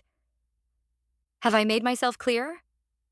Halifax's aggressive tone shook the primordial to the core and momentarily made Zoe fear for her life. Yes, Zoe barely squeaked out as she was slowly put down. Good. And for your information, Akagi asked me to help you two out. So you'll have to deal with my presence and put up with my nonsense. Unless, of course, you plan on telling her that you're refusing to obey her orders? Halifax asked, knowing full well that they wouldn't dare do something so stupid. If the boss sent you, then we've got no choice, Zoe said as she regained her breath after being choked out. So who do you have in mind for the bait? Not you, I presume? There's no way in the 9 hells that Axe will get anywhere near someone that emits divine power. Well, that's not entirely true, Halifax said as she walked over to a withered corpse that was propped up against one of the stone barracks, her face contorting in disgust as she realized what had been done to the soldier. At one point, his minions actually captured me during that shit show a few centuries ago. Apparently, Labrys was present, but I don't think I was conscious during that time.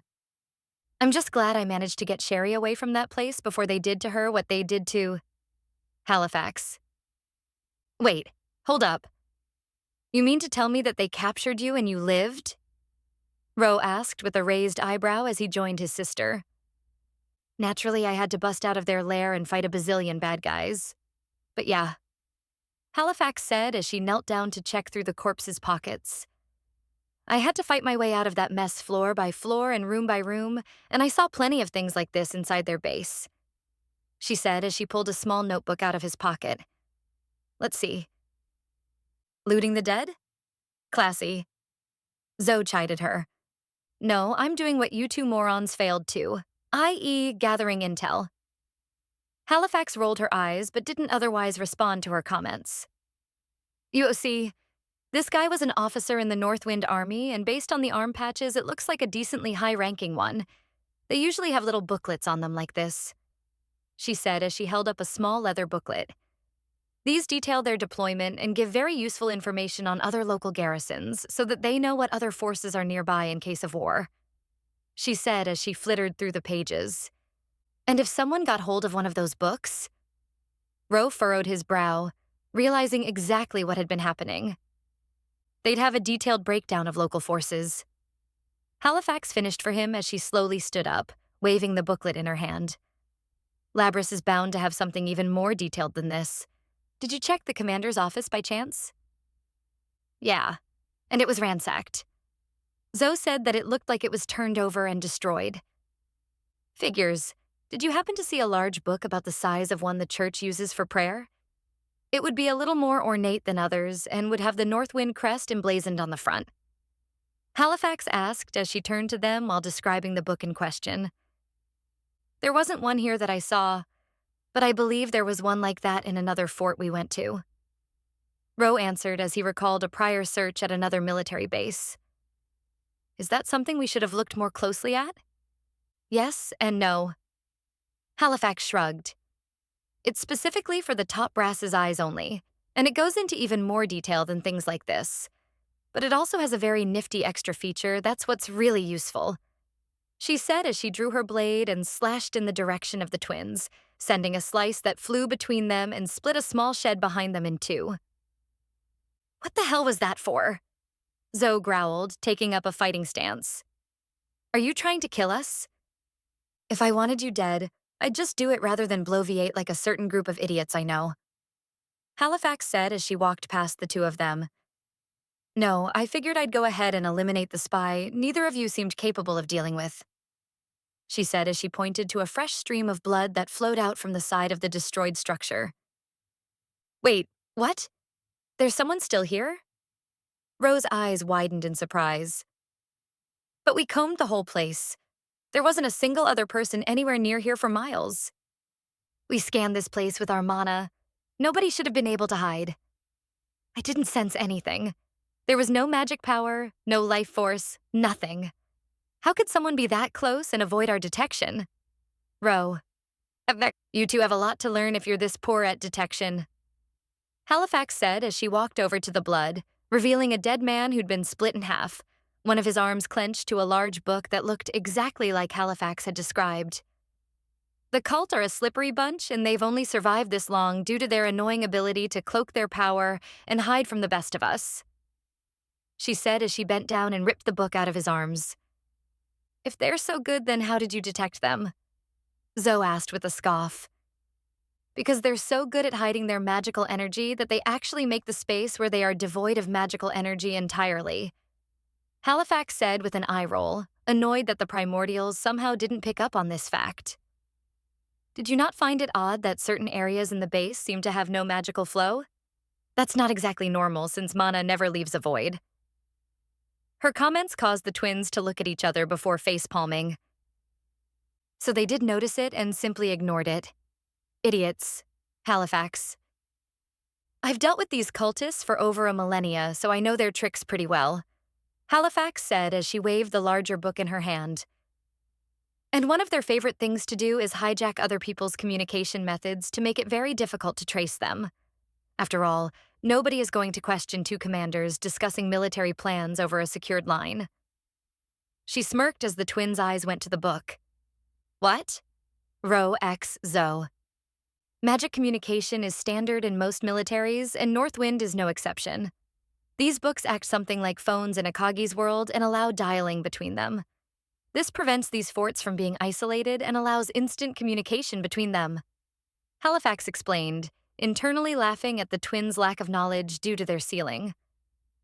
And since that cultist was following us? Rose's eyes widened. It's no wonder that bastard was always one step ahead of us. Zoe grit her teeth in anger as she realized they'd been had. As I said, you kids have a lot to learn. Halifax laughed. And as for the bait I talked about, well, I think a certain other kitty will be perfect for the job. Gone mad? Raflia said, completely confused as she spoke to Gale via video. I mean, Corex is already a bit crazy, but the way you speak of it seems to imply... Listen, I don't know how or why, but Corex has truly lost it. Gale said, his face laced with anger and frustration. I sent Esquire to check on him, and she reported his entire realm is twisted in madness, and the man himself has been reduced to little more than a rambling mess. She's currently busy trying to calm him down, but who knows how long that will take. I see. Do we have any idea what happened? Reflia asked, concerned with this sudden bout of madness while also finding it ironic and somewhat comical. We're working to figure it out. At the moment, all I've got to go on is what Esquire reported back. Hopefully she can tell me a bit more, but right now my information is limited. Gale paused for a moment. Though, according to Esquire, he was apparently repeating one phrase over and over again. But I honestly have no idea what it means. And frankly, I believe it to be nothing but nonsense. What was it? Reflia asked, her throat unexpectedly running dry. The darkness swallows the light, Gale said, his words seeming to make the whole world go quiet. Chapter 4, 128, A Shattered Worldview. Come on, I made it just for you. Arcus smiled as he tried to feed a reluctant Penelope some soup. She'd gone on a hunger strike after being captured and was refusing to eat, stating that she'd rather starve to death than remain a captive. Please? He begged with cute puppy eyes, which seemed only to irritate the demigod more than anything else. Just a bite. Come on. It's got your favorite kind of boar meat. Arcus. I don't take food from traitors. Penelope huffed, turning away from him. She'd been shackled in her cell since capture, and her hands were bound with magical restraints similar to burning light to prevent her from attempting a breakout.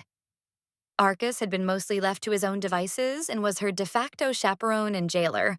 As Akagi figured, he was the only one who could keep her in check and didn't see a need to dedicate more resources to the demigod. Oh, don't be like that. Arcus smiled as he ate some of the soup, trying to rub it in her face how good it was. Oh man, you're missing out, Pen. This stuff is amazing.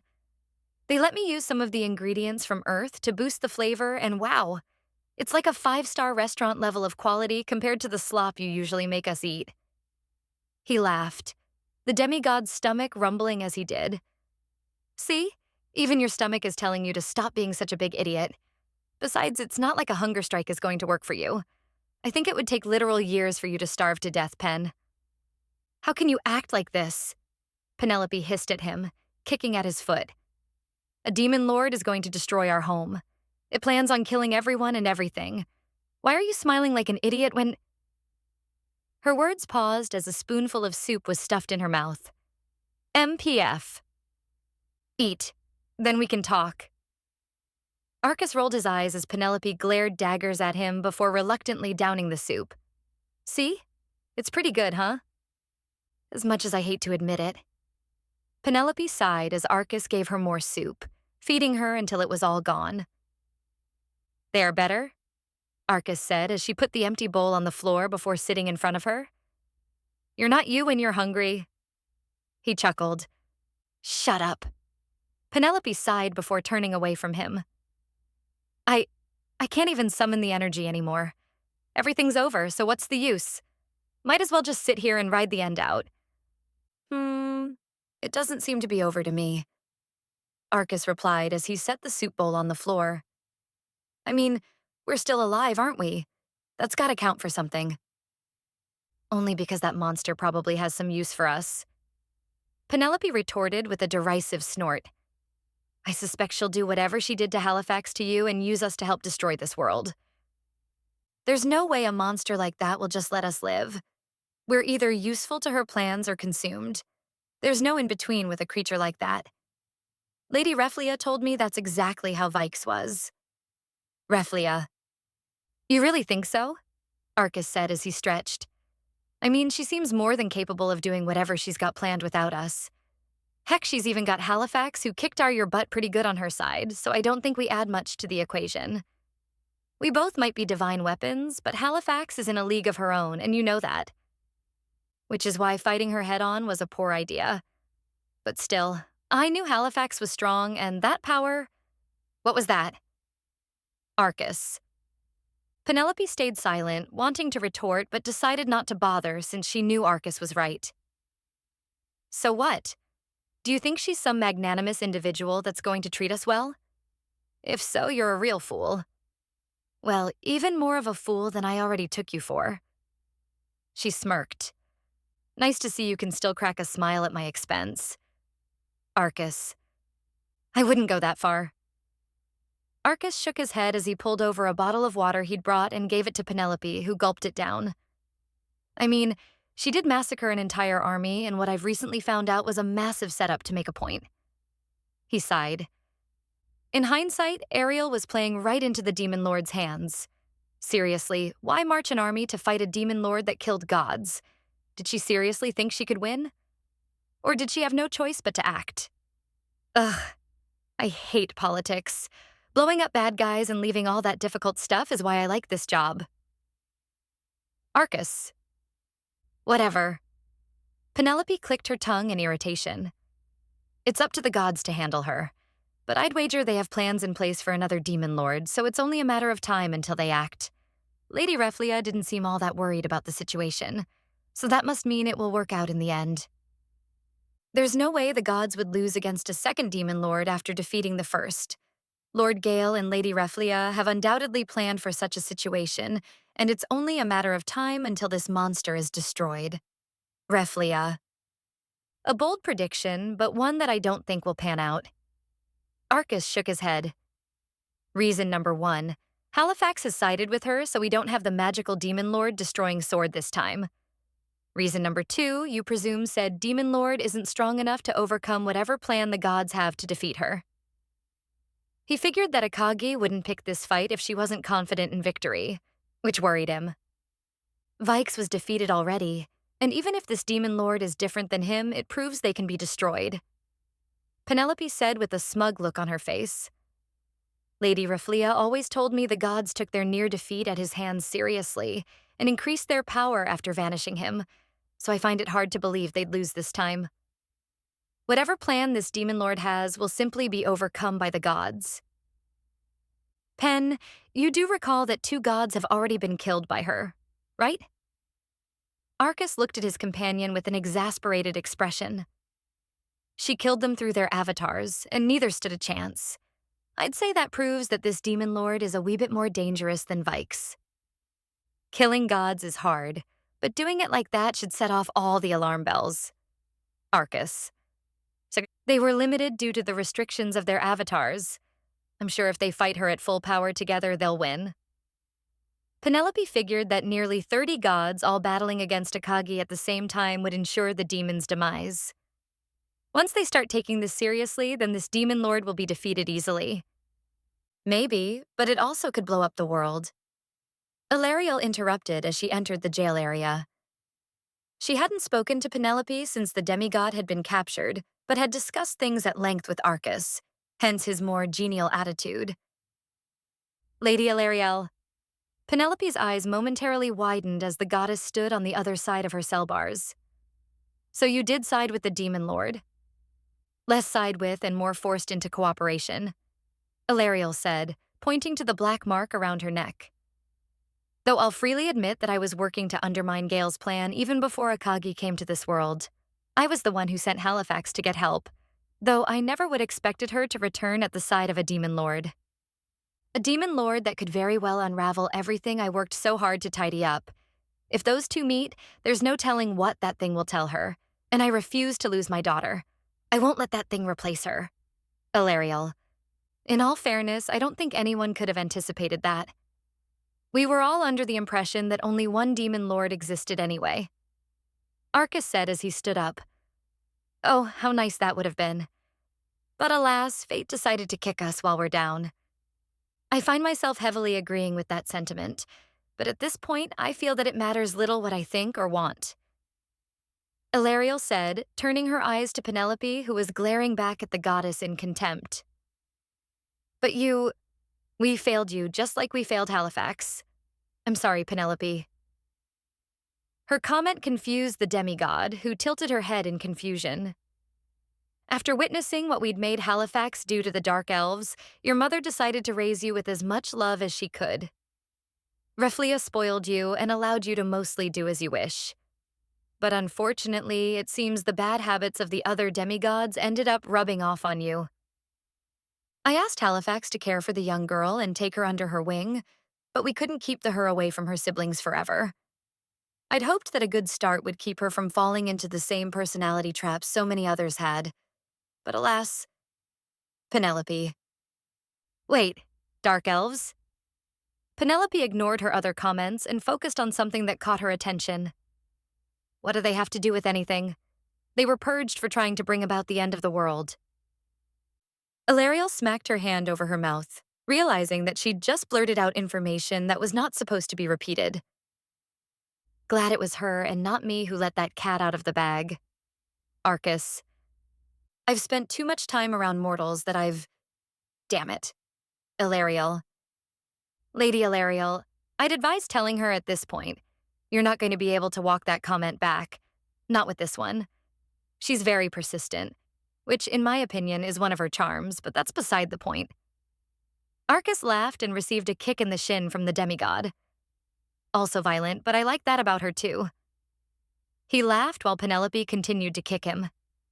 Shut your mouth. Penelope hissed as Arcus continued to laugh. Demigods were by and large not told the truth behind the Dark Elves' subjugation and the massacre. This was mostly due to Gale's promise to keep Halifax's involvement a secret, but also because it was simply not something they needed to be aware of, and because there was concern that it may fuel some type of distrust between the gods and their children if they ever found out. Penelope and the others knew they were forcefully brought to heel, and that it was anything but a bloodless affair, but anything deeper was intentionally kept from them. Well, yeah, everything is already falling apart, so I suppose it can't making things worse to be as honest as possible at this point. Ilariel took a deep breath before explaining how the Dark Elves were massacred, how she forced Halifax to be party to that slaughter, and the events surrounding that time. As she spoke, Penelope's expression turned from complete shock to anger, and by the end of the story, the demigod's teeth were grit if nothing more than to prevent herself from screaming at the goddess. Penelope didn't have sympathy for the Dark Elves and their plight. Rather, she was furious that Halifax had been forced to call their numbers against her will, and because she'd been provided to the notorious Diva, an individual whose love of bloodletting disturbed even Penelope. As much as Penelope said that Halifax and the other divine weapons were mere tools, that didn't mean she could stomach the thought of someone as kind as Halifax being forcibly used by such an individual to commit the genocide of a race. It was a shocking revelation, and gave Penelope a heaving helping of much-needed context as to why Halifax had been effectively checked out for the last 1,000 years, and why the Divine Blade had not only stood down when it came to Akagi, but had sided with her. Then, that's why she told me. Why she called me Penelope. It's an awful story, one that's never fun hearing it. Arcus shook his head. I can't even begin to imagine what she's gone through. I suppose I was foolish not to think that Halifax's resentment from that time would drive her this far. If I'd thought about it for a moment, I suppose I'm just as dense as my idiot partner. Arcus. You knew? Penelope turned, glaring at him in disbelief. And you never told me? Why would you keep that from me? It's no wonder Halifax. I only knew because Halifax told me. Naturally, I didn't spread that bit of information around since the gods told me to zip my lip, and zip it I did. Arcus shrugged, a look of guilt washing over his face. Besides, I didn't want you to hate your mother. So, that's the reason why Halifax walked away. Penelope said quietly as she slowly stood up. That's why she hates you all. That's why she called me a lost cause. That's why her eyes showed such hatred. She saw the gods in... Oh, what have I? Big sis. Penelope. You said something about Halifax betraying this world, but the truth is... We betrayed her first, Penelope. Ilariel nodded reluctantly. I should have refused Gale's orders, but I was afraid. I feared what may happen to me, and thus, I sacrificed her. I traded her sanity for my life, a trade I'd take back in a heartbeat if I could. Ilariel. My mother, did she agree with this? Penelope asked, her face partially shadowed. She did not oppose it. Ilariel's non-answer was basically a confirmation that the goddess in fact did. No god did. They couldn't even if they wanted to. Gale alone is a powerful force, but his faction would overwhelm any opposition. And thus, and because of that, Halifax. Penelope paused as she realized something. Is the rest true? Were the gods really lying about the spirits? About saving this world? Is what Halifax and the Demon Lord said true? Were the gods going to sacrifice everyone to save themselves? What else have I been lied about? Penelope. Yes. Ilariel's single word seemed to chill the room, causing Penelope's mind to go blank as everything she ever knew crashed down around her and shattered like glass. Hey, I'm back. Nana's words slowed to a crawl as she entered the kitchen, her eyes transfixed on the trembling sight of her sister clutching a coffee cup as she sat at the table, pale as a ghost. Hey. What's wrong? Are you all right? She said, running over to check on her. You're white as a sheet? What the hell happened? I was only gone for a few minutes. Did Taichi show up? Or some other member of the family? Nana. Shima stammered, barely able to speak. Rishia was here. Damn it, that girl. Nana sighed as she pulled her sister into a hug to try and calm her down. Did she go off on you again? She really needs to. No, Shima exclaimed, catching her off guard. It was Rishia, not Akagi. Rishia, she was here and… Calm down. Calm down, Nana said as she rubbed her sister's back while tears flowed from her eyes. Now, tell me what happened. Recollection 3. Dreams of freedom. Approximately 350 years ago. Penelope squeaked happily as Halifax pushed her on a wooden swing. The two had taken a break in the small village, and the young girl wanted to play a bit. Push me higher. She giggled as Halifax smiled. Not too high, please. Arcus sighed as he leaned against the tree, wary of Halifax giving in and sending Penelope on a one-way ticket to low orbit if she wasn't careful. I'd rather not have my first wielder reduced to roadkill just yet. At least give me a few decades. Oh, shut up. I'm not stupid, and even without a wielder of my own, I'm more than capable of keeping my power in check. Halifax rolled her eyes as she continued to push the young girl on the swing. Reflia asked me to take Penelope out and see the world a bit, and so far she seems to be taking things down here quite well. She smiled as Penelope happily commented on the cows in a nearby field. The demigod was only 50 years old, a veritable baby by divine standards, and this was her first outing to the mortal world. Reflia wanted her to see how mortals lived, and asked Halifax to take Penelope with her on the Divine Blade's adventures for a time, something the Halifax reluctantly agreed to after the young girl pestered her into submission. Babysitting still sucks.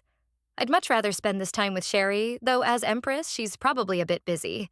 But at least this girl is pretty adorable. Halifax. Just do me a favor and keep a close eye on her. Halifax said to Arcus as she continued to push the swing. I'd rather the bad habits of the other demigods didn't rub off on her. The world needs less arrogant bastards, and she's as sweet and pure as sugar right now. Best we keep it that way. I'll do what I can, Arcus replied with a laugh. Hey, Pen, you want to go into town? I hear there's a really nice bakery with some good treats. Really? I want cookies. Penelope smiled as she leaped high out of the swing and landed a few feet away. Can we get some? She asked Halifax, her eyes boring into the divine blade and overwhelming her with cuteness. Please? I suppose we can get some snacks. Halifax sighed, breaking down and agreeing while Arcus laughed at how easy she was swayed. She's too cute, huh? Arcus snickered as Penelope picked him up and put him on her back. I have the greatest partner ever. Yeah, just don't spoil your cute little sister too much. Otherwise, she might go rotten. Halifax said as she turned to head down the hill toward the small town. They'd arrived from the heavens via the portal in the Holy City and were slowly traveling through the Demi-Human Federation on their way to the Imperial capital. Halifax figured they'd wander around as a party of adventurers for a few decades, to get the young demigod used to the mortal world and allow her to hone her powers and develop her bond with Arcus. It wasn't uncommon for most demigods to undertake such a journey, as even the most isolationist of the gods understood the need for their children to develop social skills. However, most followed in their parents' footsteps and thought themselves above the lower world, something Halifax hoped she could prevent from happening with the young Penelope. Don't worry, I'll spoil her an appropriate amount. Arcus laughed as Penelope caught up to Halifax. You're a good girl, right, Pen? Mama told me to be the goodest girl while with big sis Halifax. Penelope smiled, which caused Halifax to turn away in embarrassment. See? So it's okay if we do these things once in a while. Arcus's comment caused Penelope to giggle and cheer as they headed into town, before happily munching on some sweat treats before continuing on their journey. 20 years later. Swish. Swish, swish. Thunk, thunk, thunk, thunk. Good, good. It looks like you've got full control over Arcus's arrows. Now you just need to increase the frequency of your shots and work on adjusting the power output to give them different effects. Halifax said to Penelope as she slowly let the bow down. She'd just taken out several large monsters with a quick barrage of arrows, destroying creatures that would have taken average adventurers weeks to eliminate individually in mere seconds. You've come far since we started. Good job, Penelope, she said, patting the, at this point, teenage-looking girl on the head. Your training is coming along nicely. Please don't do that, Sister Halifax. I'm not a kid anymore. Penelope said as she pushed the divine blade's hand away, puffing her cheeks in embarrassment. Sorry, sorry. Halifax laughed as she tried to placate the demigod. I tend to forget that sometimes. Compared to me, you're still just a newborn, and I swear it was just yesterday when you barely made it to my hip. She laughed. She's still just as adorable, though. Arcus laughed as Penelope threw him into a nearby tree with a thud. Ha! Try harder to break me next time. You're... Penelope sighed before shaking her head and deciding to ignore him. Never mind. Nice to see you fight like siblings. Or perhaps I could say a married couple? Halifax snickered. I'd sooner ram your blade through my chest than exchange vows with that idiot. Penelope rolled her eyes as Halifax handed her a water canteen. Am I not good enough for you? Arcus cried in despair and shock. Pen, after everything we've been through? We even bathed together. How could you treat me so harshly? What about my love, my feelings? Does none of that mean anything to you? I swear I'm going to leave you in a hole in the ground, Penelope said before taking a gulp. No, maybe I should just melt you down for scrap. If it's you, I'd gladly get turned into an armor piece for you to wear. Just please make me into a nice pair of boots. Arcus laughed as Penelope continued to argue back with him. Seems these two really are close. I've watched them bond over the last 2 decades, and I'm really happy with how things turned out. Penelope may act all standoffish when it comes to Arcus, but I know how much he means to her. Maybe I really can foster an equal relationship between weapon and wielder. She could even be the first demigod to recognize that we're more than just tools. Maybe she could finally be the one to make change the others. Halifax. Anyway, those creatures were pretty weak, Penelope said as she finished taking a sip and hooked the canteen to her belt. Why did we even need to fight them anyway? They don't seem important enough to involve multiple divine beings. It may not seem that way to you, but in reality it would have required high-rank adventurers to handle them. Halifax answered, reminding Penelope that what came easy to her was nearly impossible for most mortals. At least 4 adamantite rank adventurers would be required to handle these, 6 platinum ranks if you were trying to go budget. Those warp chimeras are no joke, and mortals have to be careful when dealing with them since they can paralyze and inject you with a fatal toxin. Don't forget that as a demigod, your growth ceiling is much higher than theirs, and your baseline puts you ahead of just about anyone else down here. If you ask me, mortals are far too weak, Penelope said with a shrug. Now I understand why Lyra and Meldor complain about needing to clean up mortals' messes all the time. It really is annoying. As an adventurer, it's one's job to take care of dangerous foes like this, Halifax replied, not liking where that line of reasoning would lead. Those with power have a duty to use it to protect the weak. Isn't that what Lady Reflia always says?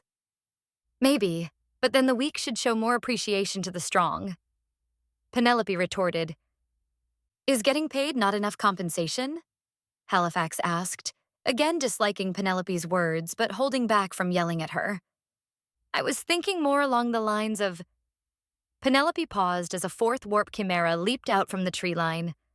The giant creature looked like a mixture of a lion and scorpion with a thick mane and large barbed tail, as well as 6 arachnid-like legs. "Look out," Halifax said as she pushed Penelope out of the way, slicing the creature in two with a single slash. Phew, that was close. The quest only said there were 3. Where did that extra come from? Halifax asked as she turned to Penelope. "You all right?" I didn't need you to save me." Penelope huffed. "Idiot, moron," she said before storming over to Arcus and grabbing him before heading into the woods and their next stop on the quest. "I swear this kid." Halifax. 25 years later. Whoosh. The whole village. Halifax paused as she watched the flames overtake another building. She'd been contacted by Penelope and informed that members of Vike's cult had been spotted in the Eastern Demon Kingdom and requested the Divine Blade's assistance in rooting them out. "Penelope!" she yelled as she took off running toward the demigod, who was standing in front of a group of villagers that had just been executed by demon soldiers. "Penelope!" "Ah, Halifax, I was wondering when you'd show up." Penelope greeted her with a smile. "I've already gone ahead and handled this village, and there are a couple more we'll have to—" "What the hell are you doing?" Halifax screamed, startling the demigod and the soldiers. "Cleaning out the cultists?" Penelope replied with a raised eyebrow. Lady Reflia's orders were to eliminate the cultists to stop them from digging deeper roots. We discovered that they were using this village as a base, so I wiped it out. "So you killed everyone? What about the innocent people that lived in the village?" Halifax yelled as she got in Penelope's face. "Did you even try and figure out who the cultists were before wiping them all out?" "The village was harboring cultists. There were no innocents." Penelope responded, baffling the Divine Blade with her callousness. Not to mention that it would be impossible to discern normal villagers from the cultists since they blend in with the population. So I decided that culling the entire village would net the best results and prevent their escape. "Do you even hear yourself right now?" Halifax growled. "This is not what you were supposed to do. Listen, the cult might be bad, but you can't just go around resorting to their methods. These are people, Penelope. They have lives. Villagers or not, you can't just cast them aside like trash." "Why not?" Penelope asked. "They're just mortals." Her words slammed Halifax like a massive tidal wave. This world is filled with them. A village being destroyed changes nothing in the grand scheme of things. Meldor and Lyra agree with me, and their methods make operations like this so much easier and effective. I knew it was a bad idea to let her work with those other demigods. I fucking knew it would lead to this. She was already going downhill, but I see now that it's gone beyond the point of no return. Halifax. Maybe be a bit nicer, Pen. Halifax does have a point. You shouldn't use such blunt force tactics. Arcus. And I don't remember asking for your opinion. All I need to do is perform my duty and do as Lady Reflia asks of me. Penelope replied. And your duty is to do as I say? You... Halifax backed away slowly, her face going dark. You turned out just like the others, she said as she put her hand on the hilt of her blade, which caught Arcus's attention. Whoa. Calm down, Halifax. Don't go doing something stupid. Arcus. I've already done something stupid, Arcus, Halifax said as she turned to leave.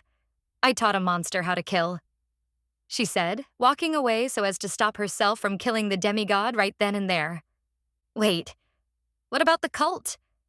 Penelope reached out to her but was ignored. We still need to destroy their base. Do it yourself, demigod. Halifax replied curtly, her words little more than a viral, soaked grow that caught Penelope off guard. After all, they're just mortals. They should pose no challenge to you. Plus, you'll get to satiate your bloodlust. Halifax. Wait, Arcus. And tell your mother I'm done. I'm not spending any more time training a disgusting creature like you. Halifax said as she took off running at high speed, leaving a baffled Penelope behind. And there she goes. Arcus. Halifax. Wait, Penelope said, her outstretched hand seeming to beg the divine blade to return. I thought you. Please don't. 5 years later. Thanks for making time for me, Sherry, Halifax said as she sat across from Empress Sheraldine. The Empress was her closest living friend and someone the divine blade trusted implicitly. It was unusual for Halifax to show up to the Imperial Palace unannounced, but when she did, the Empress made certain that she was accommodated. I hate to bother you when you're so busy. I'm never too busy for you. Sherry chuckled as a servant brought out tea for the two of them. You're an important friend of mine, and I've told you before that my status of Empress doesn't change that. I'll always be here for you, Halifax. She smiled, understanding that the divine blade was suffering from a severe bout of depression, the cause of which she already knew. Besides, I don't get to see you as much as I'd like, so I'm always happy to see you when you come to the capital. Thanks, Halifax said with an awkward smile. I'm sorry I don't get here as much as I'd like. I'll try to do better. The offer still stands for you to join my personal guard, Sherry replied. I'd sleep soundly at night knowing you were around to protect me, and I know Albert would as well. Halifax remained silent for a solid minute before finally speaking. Sherry, do you think I can ever be free? Can I ever really take my life into my own hands? Sherry hesitated to answer, understanding the deeper meaning beyond Halifax's question. If I could undo everything you've been through, I would. Even if I had to sacrifice everything else. I'd even relinquish my throne if that would give you the peace you seek. I'm just so tired. So tired. Halifax said, holding back tears. I helped to train and raise another monster. I'm tossed back and forth at the whims of gods that couldn't give a damn about me. At this point, the only thing keeping me going is the knowledge that my actions are saving lives. And even then, I don't know how long I can go on. I'm so tired. Halifax. You're a wonderful adventurer. I constantly hear reports of your deeds across the continent. You've saved citizens of the Empire countless times. If not for you, countless lives would have been lost. And in the century since you departed the palace, you've made this world a better place, Halifax. Sherry said as she reached across the table and took Halifax's hands into her own. I don't know if you'll ever get the freedom you want. And I'd love to tell you that one day you'll meet someone who can grant you that which you desire most. But I know. Halifax smiled as she reached across the table and placed her other hand on top of Sherry's. I don't expect you to lie to me just to make me feel better. She chuckled. The gods truly couldn't have picked a kinder soul to inflict their cruelty on. Sherry said as she bit her lip in frustration. The Empress was intimately aware of the hell that Halifax had endured, aware of even the deepest shames that Halifax never wished to speak of. I wish there was something more that I could do for you. I'm sorry. I wish I could take your place. You deserve rest. I can see it in your eyes, my friend. You're tired. The kind of tired you can't sleep off. But the gods, they'll never allow it. Sherry. Hey, Sherry. Your offer. To be your guard. Can I accept it? Halifax's request took the Empress back. She'd offered it countless times over the decades and always been rebuffed by the blade, stating that she served no one and was driven by wanderlust. At least for a little while. Can I stay here with you? Please? Halifax, Sherry said as she stood up and circled around the table. You can stay for as long as you like. She said as she pulled her into a hug, something that caught the maid off guard, seeing as this was the Empress embracing what was to her a commoner. As long as I walk this world, you will always have a home here. always. Thank you, Sherry. Halifax mumbled to herself while asleep before waking up under a tree, blade at her side. Sherry? She looked around for her friend, but naturally she was not there. Oh, yeah, just a dream, she said, wiping tears from her eyes.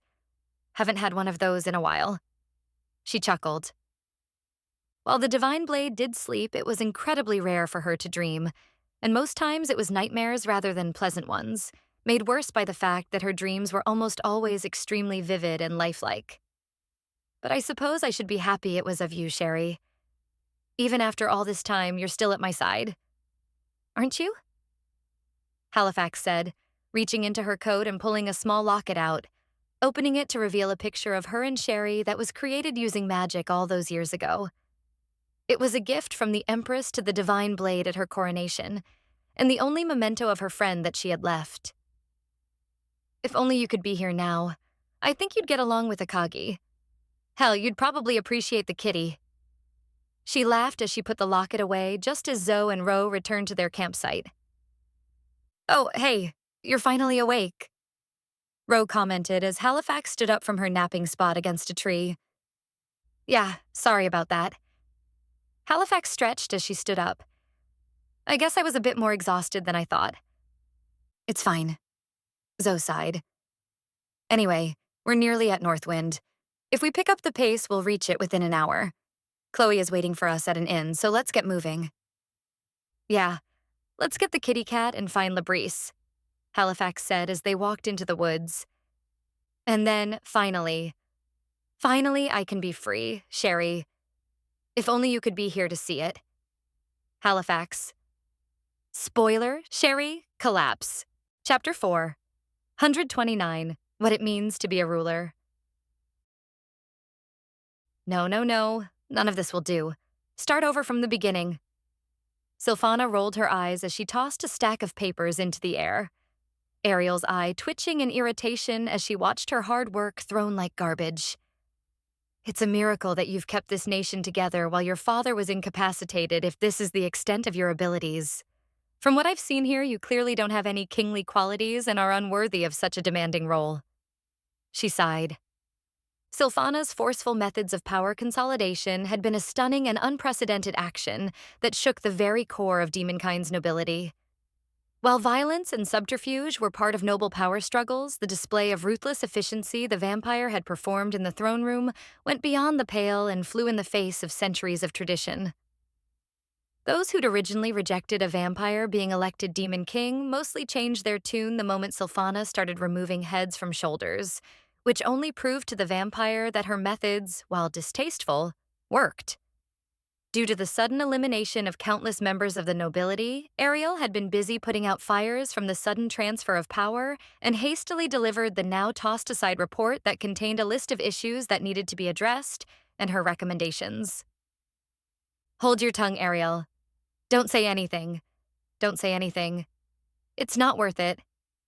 Ariel. What exactly is the problem? I'd love to hear your reasons for disregarding my hard work. Ariel replied politely, but was visibly agitated. The problem is that your proposals lack any imagination, something that I suppose could be excused by your lack of experience, but how do I put this? I felt like I was reading the absolute most textbook suggestions possible. Sylphana said as she picked up one page off her desk and used it as an example. Like here, your proposed response to the Eastern nobles' threats of secession is to hold negotiations and attempt to parley with them? Sylphana said while clearly mocking her. Sure, that might work in an academy's mock diplomacy class, but in the real world, it's absolutely stupid. Not everything can be handled by a nice sit-down chat over a cup of tea, despite what those idiots with flower fields in their heads might say. And even if it was, the world would be far too boring for my taste. Sylphana. Despite its limitations, I believe that reasoning with people is generally better than using force to bend their will to your own. Ruling through fear has many weaknesses. Surely you understand why I'd rather extend an olive branch rather than immediately go for the whip? Ariel replied with a bit of snark in her voice that did not go unnoticed by the vampire. You're correct in most situations, Silphana said as she spun her chair around to look out at the city below. The residents were mostly dissatisfied by the proclamation of the Demon Kingdom's capitulation and the installation of a new Demon King, and while there were groups of protesters all throughout the city, most were kept at bay easily enough by the local guards. However, this is not one of them. This kingdom sits in a precarious position, as I'm sure you understand. Two of its most dangerous neighbors harbor a deep hatred for your kind and are more than willing and able to invade and crush you to dust. Not to mention that I've got a tenuous hold on power as what is effectively a foreigner installed on the throne by force of arms. You must be aware that the central government's authority extends no further than the capital's walls, and the similar provincial cities of the elector kings who survived the battle, she said, folding her hands together. As much as it irritates me to admit it, I am little more than king in name only. My rule has yet to even begin, and as such I cannot appear weak, which is what your negotiation suggestion would accomplish. No, what's needed here is the same treatment I gave to the nobles in the capital.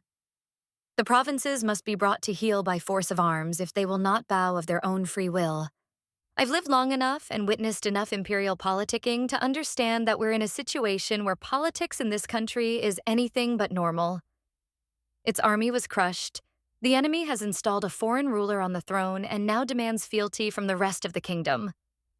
This situation can't be resolved any other way than outright war, and Akagi is banking on exactly that taking place as part of the next phase of her plan. We just have to hope that our fake plays his next part well to set up the proverbial tea for me. Silphana. And I say your methods amount to little more than tyranny. Ariel scoffed at the vampire's words. They conflicted with everything her father taught her, and the thought of ruling in such a manner disgusted her. Though, I guess I shouldn't be surprised that vampire treats us as little more than cattle. I'd point out the racism in that stereotype if it wasn't true. Silphana. My being a vampire is irrelevant and holds no bearing on whether or not my ideals are correct. Silphana said as she got out of her chair and walked around her desk, stopping just in front of Ariel and meeting her face to face. And do you even know why I became a vampire? What my reasons were? Do you have any idea what I've had to sacrifice to get here? Are you going to try and make yourself out to be some kind of tragic hero? Ariel laughed at the absurdity of a vampire trying to paint itself as a good person. People become vampires for two reasons. Either they're forced to or they crave power, and it sounds like you willingly chose this path for yourself.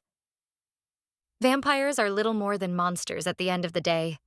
They may walk and talk like a human or demon, but that is merely a facade. A guise put on to fool people and get them to let their guard down.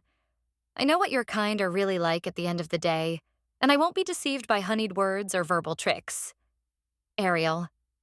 It is true that I became a vampire for power, yes, but rather than for the petty reasons that most crave, I, on the other hand, wanted the power to protect my people.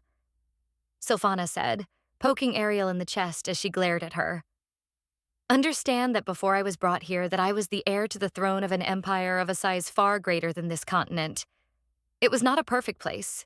Gods only know it was filled with corruption, inequality, strife, and hardship. But I took the lessons my father and grandfather taught me from a young child to heart. She continued. Rulers are meant to guide and protect their people, to create a place that allows them the opportunity to grow and thrive if they have the drive to do so. I sought out vampirism, not because I wanted more power to wield over my subjects in some sadistic fantasy, but because I knew that in that world, or any other, the only thing that matters is power. Power enables you to protect, to take, to shape, and to change. Without it, everything you want will be out of reach. A sentiment that you share with Bathroomed and the other muscle-headed idiots in this kingdom. Ariel rolled her eyes at a line of reasoning she'd heard many times before. Power, power, power. It sickens me for you to reduce the world to such a level. There's more to life than power and control.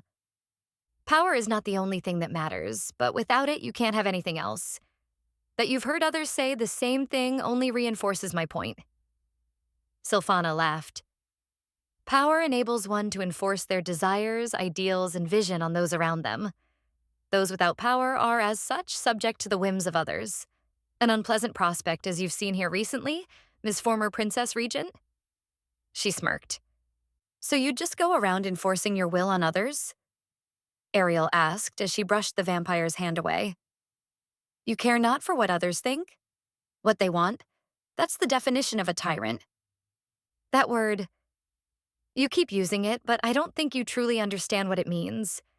What I aspire to be is not a tyrant, but a sovereign. Sylphana's gaze bore into the former princess. A tyrant cares for nothing more than their own enrichment and will happily denigrate the lives of the people to ensure that they get what they want. A sovereign, a true ruler, uses their power to lead their people and push them forward. If you fail to see the difference, then you're a failure of a royal and had no right to ever call yourself as such. My father was a mixture of both, if I'm being honest, and I won't deny that one walks a fine line between the two. But there is a difference as gray and blurred as it might seem at times. Sylphana, perhaps I'd be more inclined to believe your words if you weren't a forcefully installed ruler working under a creature that orchestrated slaughter and destruction on a whim. Ariel bit back with a sharp reply. So pardon me for thinking your words ring hollow, O Demon King, crowned by a demon lord. And your comments once again prove your inexperience, naivety, and unsuitability to rule. Sylphana laughed, unable to take offense at her derisive critique. Akagi is many things, gods do I know it, but she is nothing less than an embodiment of what it means to be a true ruler. That idiot has power, far greater power than anyone being should have, and yet she's content not to use it. Do you even understand what that means? There aren't many who could willingly refrain from using the power to literally reshape the world to do as they desire. Even I wouldn't be able to hold back and stop a fall into hedonism and tyranny. Sylphana. And how does massacring my army and countless other people in this world not count as using it? Ariel raised an eyebrow in disbelief at what she felt was a stupid remark. As far as I can see, she's little better than the gods she wars with. The only difference between the two is that one hides their disdain for us, and the other is more open with it. Disdain? Tell me, when has Akagi ever said she hates your people? Or the people for this world? Can you name a single instance of her uttering such a thing? Sylphana asked as she shook her head. Has she ever degraded you? Your people? The people of Enoris? Sure, she's called them fools and declared the people of this world responsible for their actions against the spirits, but I can't think of a single time she expressed disdain for mortals.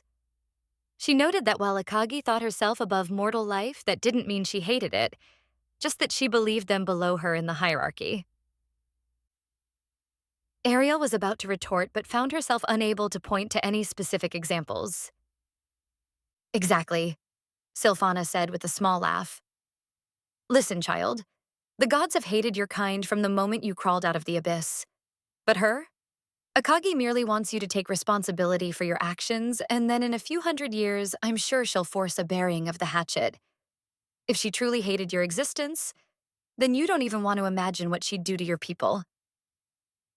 I still don't like your way of thinking, crushing all opposition with force.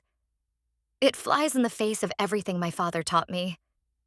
Ariel replied as she turned away to look out the window. Sure, there is a time and place for it, but... And who said we only use violence to achieve our goals? Akagi's voice sounded from the other side of the room, surprising the former princess. In fact, I'd say I'm pretty restrained. After all, this world still exists, doesn't it? She smirked. For now, Akagi. Speak of the demon and she shall appear. Sylphana commented on Akagi's perfect timing. Here to inspect things in person? I figured you'd be too busy preparing for your trip to the dwarves to deal with administrative issues.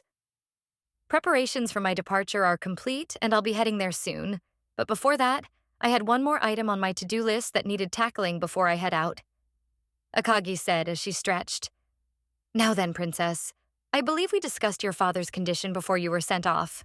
How is he? Even weaker than he was before. At this rate, he will likely not make it to the new year. Ariel bit her lip in frustration. It's been months since he's been fully conscious. He's more or less fallen into a comatose state, one that even my best healers tell me he will never awaken from. Father. Ariel. Well, that won't do. Can't have him croaking on me just yet, Akagi said as she cracked her knuckles.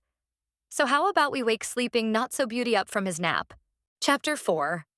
130, The Filial Daughter. Striding down the hall toward the former Demon King's chambers, Ariel struggled to hide her bubbling excitement. Her father had been cursed over 10 years ago, slowly withering away until he was bedbound and a mere shadow of his former self. The once proud Demon King who could go blow for blow with the most powerful fighters on the continent was now little more than a withered husk, one that seemed about to turn to ash at any moment. The princess sure is excited. Akagi snickered as she followed behind, Sylphana in tow. I swear she's about to start skipping. If she had a tail, it would probably be flicking back and forth like when Miji gives you pets. Sylphana laughed as she tried to poke fun at the demon, which didn't work. What can I say? Miji is very good at her job, Akagi said with a cheeky smile. Dumater's director of pets and floofs needs to be the very best. The cat Kagi is a fickle existence and must be treated well. I hate that you actually made that an official position too. And I hate that it wasn't me. Stupid brain. Yumi. Hey, it's my kingdom and I can do what I want. Akagi shrugged as Yumi rolled her eyes. I wanted a governmental position dedicated to petting me, and thus it was. All hail the demon kitty. Please prepare your daughters for sacrifice to the petting farm. Yumi. Hey, I take good care of my petting slaves. I mean, happy pet friends who I love very much. Akagi nodded smugly as she and Yumi bickered back and forth internally as they continued down the hallway. Why must the being with world-destroying power be such a child? Ariel X Sylphana. We're here. Ariel stopped in front of a large set of wooden double doors, breaking Akagi out of her discussion about the pros and cons of ear v head scratches. My father's chambers are just beyond this door. She took a deep breath as she turned back to the demon. Are you really going to cure him? I said that I'd do what I can, and I don't break promises. Akagi rolled her eyes before pushing past the former princess and throwing open the doors to the former Demon King's chambers without even bothering to knock. Well, at least it doesn't smell like a nursing home, she said, walking in and ignoring Ariel's comments about her being rude. Now, let's take a look at the old man, Akagi said as she walked up beside the large, ornate bed in the back of the room. A white curtain was drawn around the bed, and the shadow of a thin man was barely visible on the other side, though something in particular about him caught the demon's eye as she scanned over him. Is that Akagi? Sylphana hummed in thought as she stood in front of a small fireplace in the room, noticing the portrait above of a large, muscular man in ornate clothing. Is this your father? She asked Ariel. There were no portraits of the former Demon King anywhere in the palace, so the vampire had no idea what her predecessor looked like beyond some generic descriptions of a tall and strong Demon King. This lack of depictions was because tradition forbid the hanging of official images until after the current regent's death, and even then it would only be displayed in an official room that displayed every single prior Demon King. He's definitely an imposing man if the proportions are to be believed. He reminds me of my father in a way with that look in his eye. Though this man might have had my old man beat in the muscle department. Sylphana. Yes, this was painted several decades ago. I believe it was presented to him not long after his coronation. Ariel explained that the portrait showed the former Demon King in his prime. He was a tall, tan, and muscular man that towered over just about everyone else, and his thick black hair and thin beard were immaculately trimmed for someone described as a terror of the battlefield. He shared the same red eye color as Ariel, but his somehow felt sharper, and Sylphana almost felt as if he was glaring at her through the painting. His horns were black? Not white. Sylphana asked, looking between Ariel and the painting, noting that the former princess had white horns. And they were shorter. I got my horns from my mother's side of the family, Ariel replied as she walked up next to her. Hers were even longer than mine, and they sparkled with such a bright white that one would be mistaken for thinking them made of marble instead of bone. She smiled bitterly as she recalled her mother.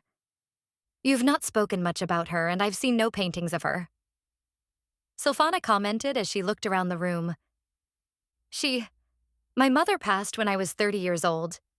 One day, an illness struck her out of the blue, and she grew weaker and weaker until eventually, Ariel grew quiet, which told the vampire all she needed to know. I'll never forget the sound of her cough. She struggled to breathe at times, and just taking short walks down the hall left her gasping for air. We could never figure out the cause, and no healing magic or potion was able to cure her. My father. He never fully recovered from her death. Neither of us did really. She was the central pillar of the family and was honestly his most trusted confidant. And, as odd as it may sound, my best friend. I tried hard to fill the vacuum she left, but in the end, she balled her fist, causing her knuckles to turn white. In the end, I was little more than a failure. It took all I had to keep our people together, and even with the war providing a sense of unity, it was clear that my position as regent was tenuous at best. I was never respected as the true heir to my father. The others saw me as little more than a nuisance, one that was hard to remove due to the circumstances, but a nuisance nonetheless. Bathram showed me that when he openly declared his intention to hold new elections despite my father being alive. And now my actions have led our people into the service of a demon lord. My legacy will be that of failure. Ariel. Calling oneself a failure is quite extreme, Sylphana said, not agreeing or disagreeing with her assessment. Extreme, but accurate. I tried so hard to keep up a good relationship with the gods only to find out that all my effort was for naught. I tried to unite our people behind a common cause of saving the world, but that ended up being a genocidal slaughter against innocent people. I tried to hang on to my position by taking a stance against a global threat, only to find out that not only was I never in control of the situation, but that said threat was actually no worse than those whose favor I sought prior. Ariel said, giving a self-deprecating laugh. I've done nothing right during my time in charge. I'm a failure as a leader, and a failure of a daughter, she said, turning to look at Akagi, who'd pulled back the curtain and was examining the withered husk of the former Demon King up close. Please, if you can restore him, then I will forever be in your debt. My father is what our people need at this moment, not a worthless child like me who can do nothing but drag our people to ruin. I'd give anything, even my own life, if that meant his return. You can stop with the dramatics. Akagi sighed, not wanting to hear more self-loathing. I'll fix up dear old dad, or at least I'll try, she said, shaking her head as she pulled back. However, there's a snag here. A snag? Ariel stammered. What do you mean? Can you not break the curse? She said, her heart rate skyrocketing as she feared that even Akagi couldn't undo the damage. No, I can, Akagi said, turning to her. However, the issue is that even if I break the curse, it's unlikely he will ever fully recover, she said, putting out her hand and making a ball of white light appear above her palm. This is what a soul looks like. Don't ask me where I got it or what I'm doing with it. That's not relevant to this situation. She flashed a brief smile. Now, ordinarily damaging or otherwise interacting with one of these is pretty hard. Souls exist in a state of being that generally makes them untouchable under normal circumstances, and even if you do, it's very hard to actually inflict harm to them in any meaningful manner. Souls are meant to be eternal, hence why only beings of high enough power and authority can even mess with them to begin with. That someone in this world did it. Akagi. It's to see such a thing. Ariel paused, a feeling of dread and awe welling in her chest. Trust me, everyone feels that way the first time they see one, Sylphana said, putting her hand on the former princess's shoulder and nodding intently. Though in my case, she showed me my own fucking soul. That was noticeably less awe-inspiring and more horrifying. Sylphana. As for your father, his soul rather than his body is being drained by this curse. Akagi explained what had been done to the Demon King. It's been slowly sapping away at his very being and draining it until it eventually fades away. The good news is that I can break the curse and prevent it from going any further. She sighed. The bad news is that even I can't undo the damage to his soul that's already been done. I suspect that it will recover somewhat given enough time and rest. But there is no way he'll return to the man he once was. Perhaps if the curse was broken years ago, he would have had enough vitality and strength. But by this point, the damage is irreversible. No, that's more than enough. Ariel's entire body went numb as she was told that there was a way to free her father from his curse. It was as if a weight had lifted from her shoulders and the sudden relief made her legs wobble. Just breaking the curse and letting him have a little more time would be more than enough, she said, slowly falling to the floor as her legs finally gave out. I thought it impossible for the cult's magic to be broken, and even though I never wanted to admit it, I knew my father would never get better.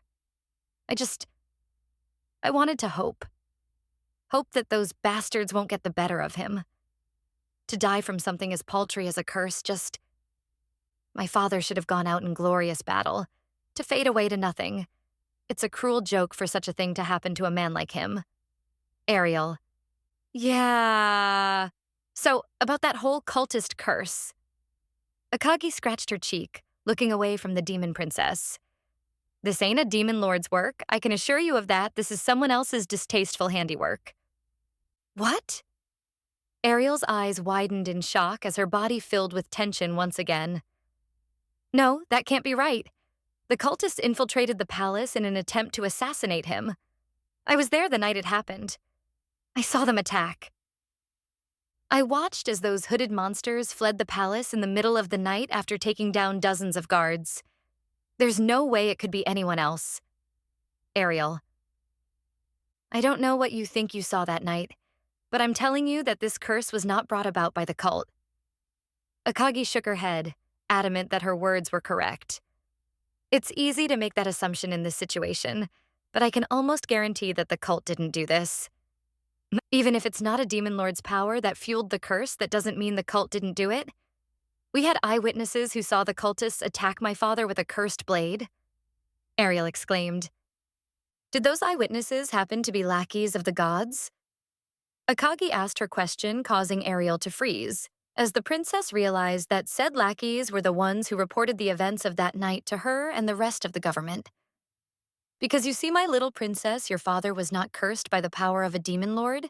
He was cursed by a god. Chapter 4, 131. The Demon King Wakes. What? Ariel froze, her mind not fully accepting Akagi's words. No, I mean, the cult was the one that...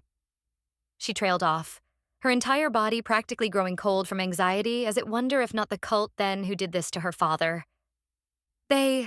No, but the cult is the only ones who would do such a thing. Ariel. I think you broke her. Sylphana sighed as she helped the barely holding it together Ariel off the floor and onto a nearby chair. I tend to have that effect on people. Akagi chuckled at the sight of a completely shell-shocked princess. But I'm not sure why you're surprised, princess. I already told you the gods of this world hate your kind. So the fact that they'd be the ones behind your father's curse can't be that shocking. I think it's more that you've turned things so far onto their head that it's overwhelming her. She's held a hatred for the cult ever since her father was attacked. So finding out that the people she'd worked alongside had actually been the ones to take him away may have been a bit much for her to handle. Yumi. How can you tell? Ariel asked, barely holding her composure together as she asked Akagi to clarify. Our best mages examined him and concluded that it was some kind of demon lord power that cursed him. The cult has artifacts filled with it from the time of Vikes, so it's not unprecedented for them to have access to it. They even managed to kill a goddess with it once. Oh, I get why your people wouldn't be able to tell. In fact, it does have legit demon lord power kicking about to make it look like one of my kind's power is the cause of this. But that's nothing more than a distraction. Akagi shook her head as she explained. Whoever made this curse intentionally layered Demon Lord power over top of divine power to mask its presence. Only a Demon Lord or the creator of the curse would be able to tell since it's a pretty complex weave, but this indeed of divine make. No other beings have access to this kind of power at a level needed to pull off something like this. And this little curse is one that undoubtedly took a great deal of time and effort to make. Whoever made it took great care to hide its true nature from any prying eyes. Akagi. Wait, they used actual Demon Lord power? Not some kind of fake? Sylphana was surprised to hear that someone that wasn't the cult had access to real Demon Lord power. Then if you're saying the cult wasn't involved, where would they get it from? Doesn't that still mean the cult is likely involved in some way? It's not like one can just find that kind of power laying around. I suppose it's possible that they might be. I've yet to see any of these so-called Demon Lord artifacts that the cult has, so I can't tell you how potent they are or what their limitations might be. But what I can tell you that this power isn't some remnant from a time long past. It's fresh. Akagi said, her tone growing sharp. This isn't a leftover from a bygone era or power sealed away in some ancient device. What's woven here was recently created, with recent being somewhere within the last few decades based on my calculations. Wait, does that mean they have access to Demon Lord power directly from its source? Then... Sylphana was cut off mid-sentence. The gods are far more of a threat than I first thought. Akagi clicked her tongue. And unless Demon Lord number 3 has shown up in this world, then that can only mean that Vike's power is still available to them. And me without Ilariel or Halifax to interrogate over this matter. Not that she or the stupid goddess would likely know anything about this anyway, since I'm pretty sure I know who did this. And he is not one to go spreading this information around. Now the only question is, how? Akagi. What exactly does this mean? Sylphana asked, a bit worried by these developments. I don't know. Akagi groaned. She knew that this wasn't good, but exactly what it meant on a larger scale was unknown due to any further information.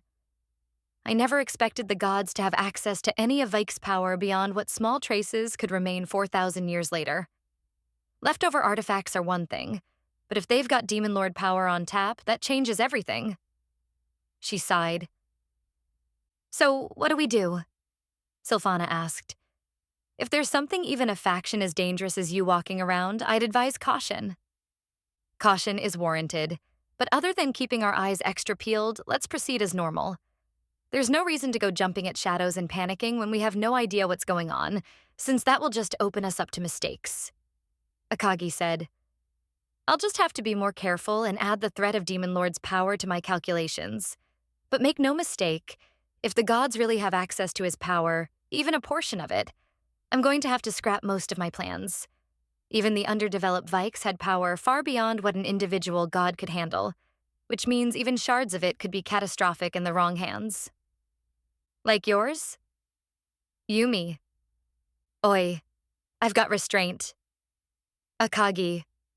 Sure you do. Yumi. Don't make me mute you. Akagi.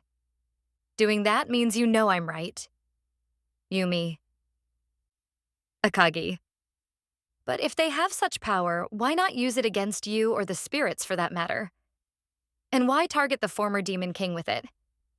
Sylphana asked, breaking Akagi and Yumi out of their back and forth. Either because the amount of times it can be used is limited, or they don't want people knowing they've got it. Akagi replied, furrowing her brow in thought. I can't imagine the gods want the people of Enoris to know a part of Vike's survived, let alone that they're putting it to use. Wouldn't really do their image any good. She laughed. Not that they probably give a fuck what the mortals think of them. Akagi. But why use it on my father? Ariel asked, partially recovering from her shock but still reeling. Why go so far as to turn Demon Lord power on him? Why would the gods curse him? The answer is obvious, Princess. Sylphana shook her head. Your father was pushing for a diplomatic solution to the war with the spirits, which would have completely derailed the gods' plans. So they decided to be rid of him, and thus ensuring the war would continue. A standard play if one done via extreme means. Silphana. That is the most likely reason. Taking him out directly would be far too obvious, and they couldn't go terrifying people by saying the spirits have the power to do something like this, so pinning it on the cult makes the most sense. Akagi nodded. Nobody would think twice about the cult having the ability to access some demon lord power, and it ensured instability in the kingdom would end any push for peace. After he was cursed, I'd imagine that more or less ended his active role in foreign affairs, right? He only fully succumbed to the curse 5 years ago. Before that, he was active. Ariel explained that her father's condition was stable for a while, but eventually started to deteriorate. However, it was clear from the very beginning that he couldn't govern like he used to, and I was appointed regent less than 1 year after the attack due to health concerns. Let's add that as another example of how little the gods cared about your people, Akagi commented. They were so desperate to save their own asses that taking your father down and preventing meaningful dialogue between the races was deemed necessary to save themselves. In fairness, if your goal is to destabilize a nation you already dislike politically and cripple it for the foreseeable future, then they picked the right way of doing it. Keeping the former leader alive but in a weakened state meant that a succession crisis was inevitable. Ariel would never have accepted a new election while her father was still alive, and I suspect she'd rally a number of other supporters to fight the other elector kings that stood against her if it came down to it. This would have eliminated the Demon Kingdom as a political actor for decades, and could have very well been the domino that caused the nation to fall. I could see a future where the Empire marched into a divided and warring Demon Kingdom to secure order. Those gods might be foolish, but I don't doubt their ability to scheme, especially their leader, Akagi. Regardless, I'll interrogate Ilariel a bit more on the matter later, but I can almost guarantee she will have no useful information. Akagi sighed, noting that her captive goddess was quite clueless when it came to the larger schemes at hand. She was the one who told me the cult was behind your father's condition, and based on my interactions with her, I'm pretty sure that she, as well as most of the gods, were fed the same lie as the rest of the population. Which means that only one man could have done it. Ariel balled her fists as she bit her lip in anger. Yep, the head asshole himself almost certainly orchestrated this whole thing. Akagi's words caused Ariel to explode in anger, her aura flaring before calming down a moment later. And people wonder why I've got a healthy skepticism of others. Yeah. Based on everything we've seen, I'm pretty sure your paranoia is warranted. Yumi sips coffee smugly. Akagi. But irrespective of the god's involvement, Akagi said as she turned her attention back to the former Demon King. I suppose we should break the curse. If nothing else, this will allow you some closure on the matter, and having him around will be useful. Are you sure that's such a great idea? Silphana interjected. Wouldn't eliminating him be the better option? Her words caused Ariel to leap out of her seat in an attempt to tackle the vampire, but the former princess quickly found herself subdued and pressed to the floor with her hand behind her back. Nice try. You bitch! Ariel hissed as Silphana continued to restrain her. How dare you speak of killing my father in front of me? She attempted to channel more magical power, but paused as Silphana slipped the tip of her blade next to her throat. From my perspective, it's the right move to make. The Demon King could easily turn around and become a nuisance later. I say that removing that risk is the correct course of action. Silphana said, And do get stronger if you wish to try something like that again, Princess. As you are right now, that was nothing more than... Enough. Akagi sighed. Silphana, let her go, and Princess calmed down. I promised you I'd break the curse, and that's what I'm going to do. She rolled her eyes as Silphana let the former princess go. I do not break my word. Your father will not be killed unless he starts causing me problems. Fine, but next time she tries something, I can't guarantee I'll hold back. Silphana smirked and gave a wink to the former princess as she got off her. And next time you won't be so lucky, Ariel hissed. Oh, for fuck's sake. First Hishya, and now Ariel's got a hate boner for the vampire. Akagi, Now then, let's get this over with. Akagi said as she snapped her fingers, causing a black film to appear around Lockheed before shattering like glass. And there we go, one curse gone. Time to get up, old man. Wakey, wakey. Really, Ariel X, Sylphana X, Yumi. I. I'm not old. Lockheed muttered a response, surprising almost everyone in the room as he slowly opened his eyes. But damn if I don't feel it. Chapter 4. 132. A True King. Father! Ariel rushed to Lockheed's bedside, pushing past Akagi, who found it amusing to see the demon princess in such an emotional state. Are you all right? Father? She barely held back the urge to hug him, knowing that in his weakened state, she may inadvertently injure him by doing so.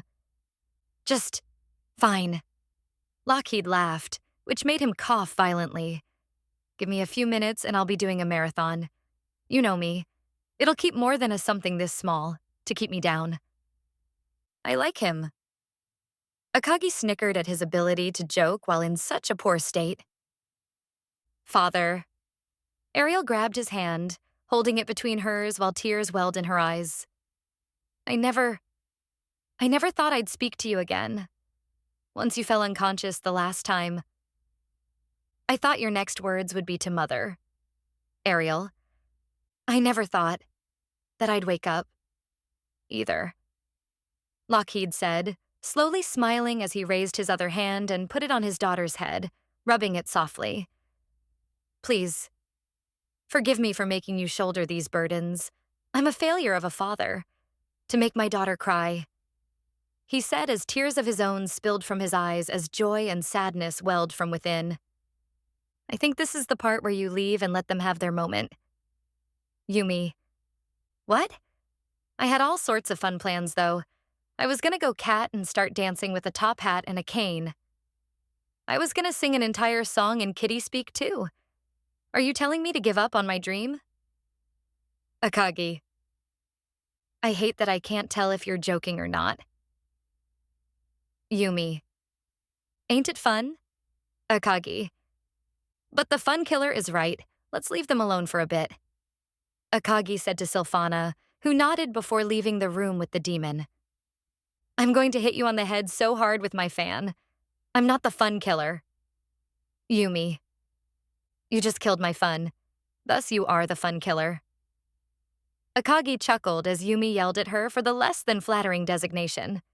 Yet you do know she's just saying these things to get a rise out of you, right?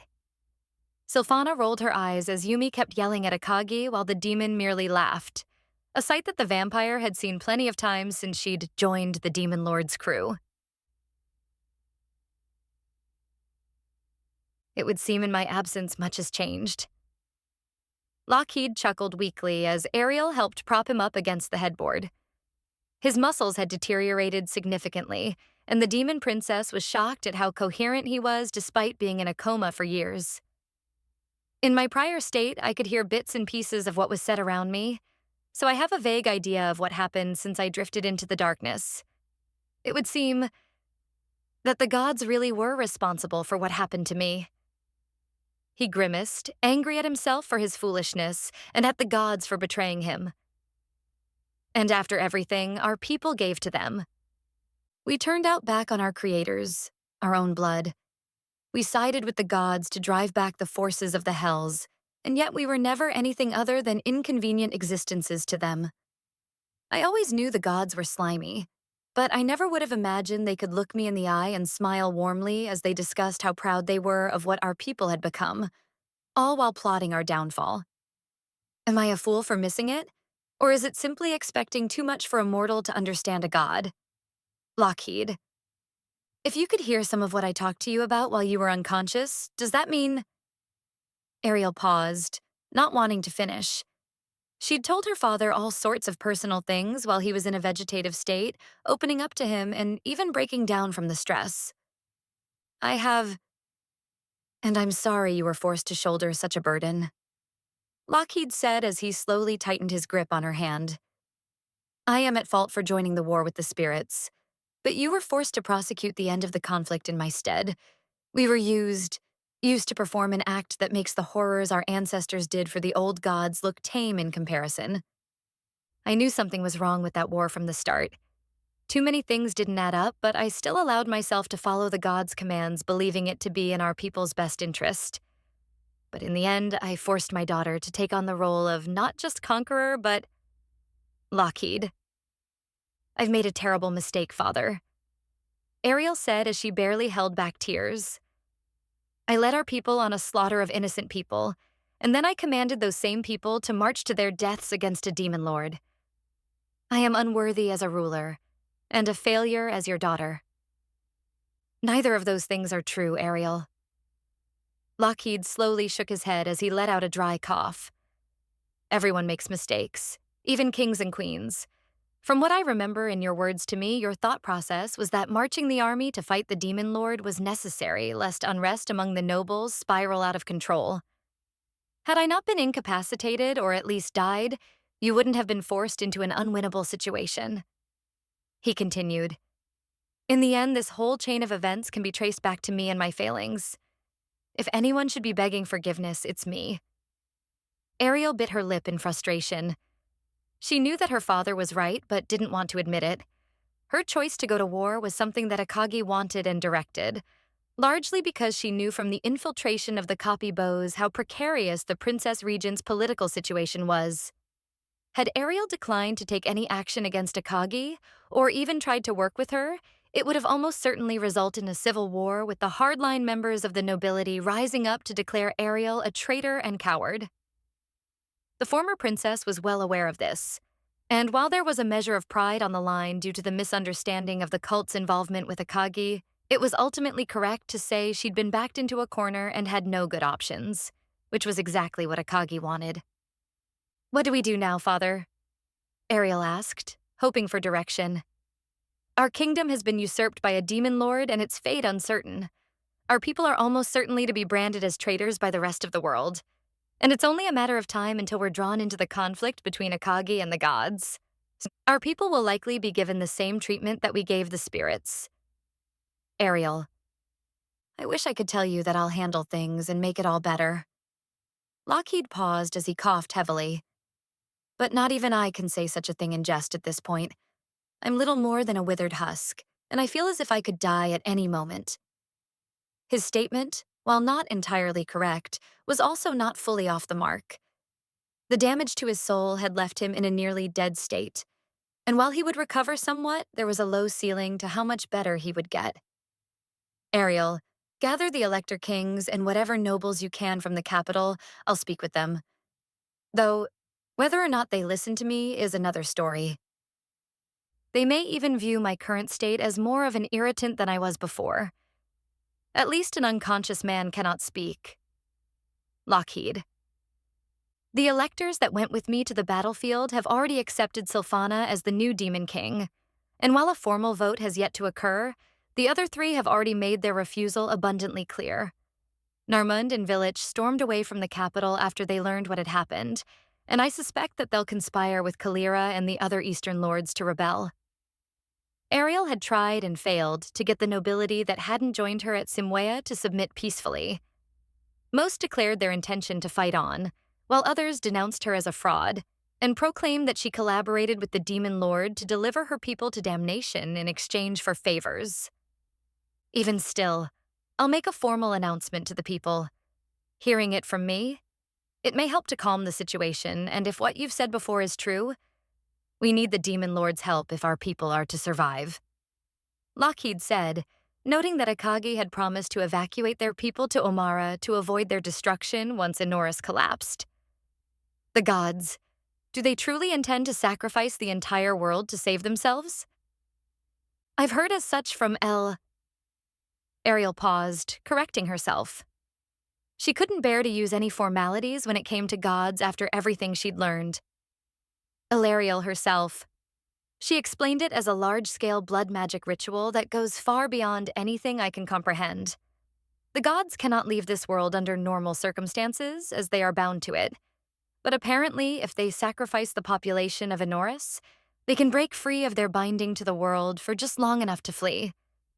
It's truly a sickening idea. That they would kill everyone in this world to save themselves, then our only hope for survival is to put our trust in the Demon Lord. Lockheed said with a wry smile, knowing how crazy those words sounded. You said she offered our people transport to her world before this one collapses? If so, we have no choice but work alongside her. Our duty requires that we do whatever possible to save our people, even if they condemn us and revile us as traitors, even if they turn our backs on us and curse our very names. I'd rather they be alive to do so. He laughed, which caused him to start coughing again. You're a true king, father. Ariel chuckled as her grip tightened on his hand. No matter what, you put our people's well-being first and foremost, even if that means sacrificing yourself in the process. Compared to him, I'm... Ariel. That is what a king's duty is, Ariel. The crown is not just a symbol of status and privilege, it also imparts a responsibility to our people. A responsibility that I will see it through to the end. Lockheed said with sharp determination in his eyes. Perhaps that's why we went along with the gods' demands, because we knew that the alternative would see our people condemned alongside them. It's not something I'm proud of, but if keeping our people alive required that sacrifice... He didn't finish, Ariel understanding the rest without another word. From what I was told, the survivors truly hate our people, not that I blame them. Ariel replied, looking away from him for a moment, embarrassed. I suppose we'll have to do everything in our power to set things right when this is all over. If that's even possible at this point. Lockheed nodded. Now, I would like to rest. I may have been unconscious, but I wasn't exactly asleep. It will take time for me to recover my strength. Once I'm able to move around on my own, we can begin trying to right the foundering ship that is the Demon Kingdom. Understood, Ariel said as she continued to hold his hand. And I'll be right here while you do. Ha, ha, you're just like your mother. Always a worrier. Lockheed laughed as he put his hand on Ariel's cheek and smiled. But that was part of why I loved her. And if she were here today, she'd probably yell at you for taking such a long nap. Ariel chuckled. That she would. That she would. Lockheed said with a warm smile. It would seem that the monsters have backed off. They must have realized that continuing to attack the main highway isn't going to work any longer, Shiva said to Commander Bagram. She and Camilla had been busy dealing with Alice's summons and had effectively driven them back from their position. It had been several days since the last wave, and the three were discussing the next steps in the command tent. My scouts are reporting that the creatures have pulled back into the caves further down. I'm not sure exactly what they're doing, but for now I believe we have chance to rest and regroup. Bagram bowed to the two members of the Dawn Order. Thank you.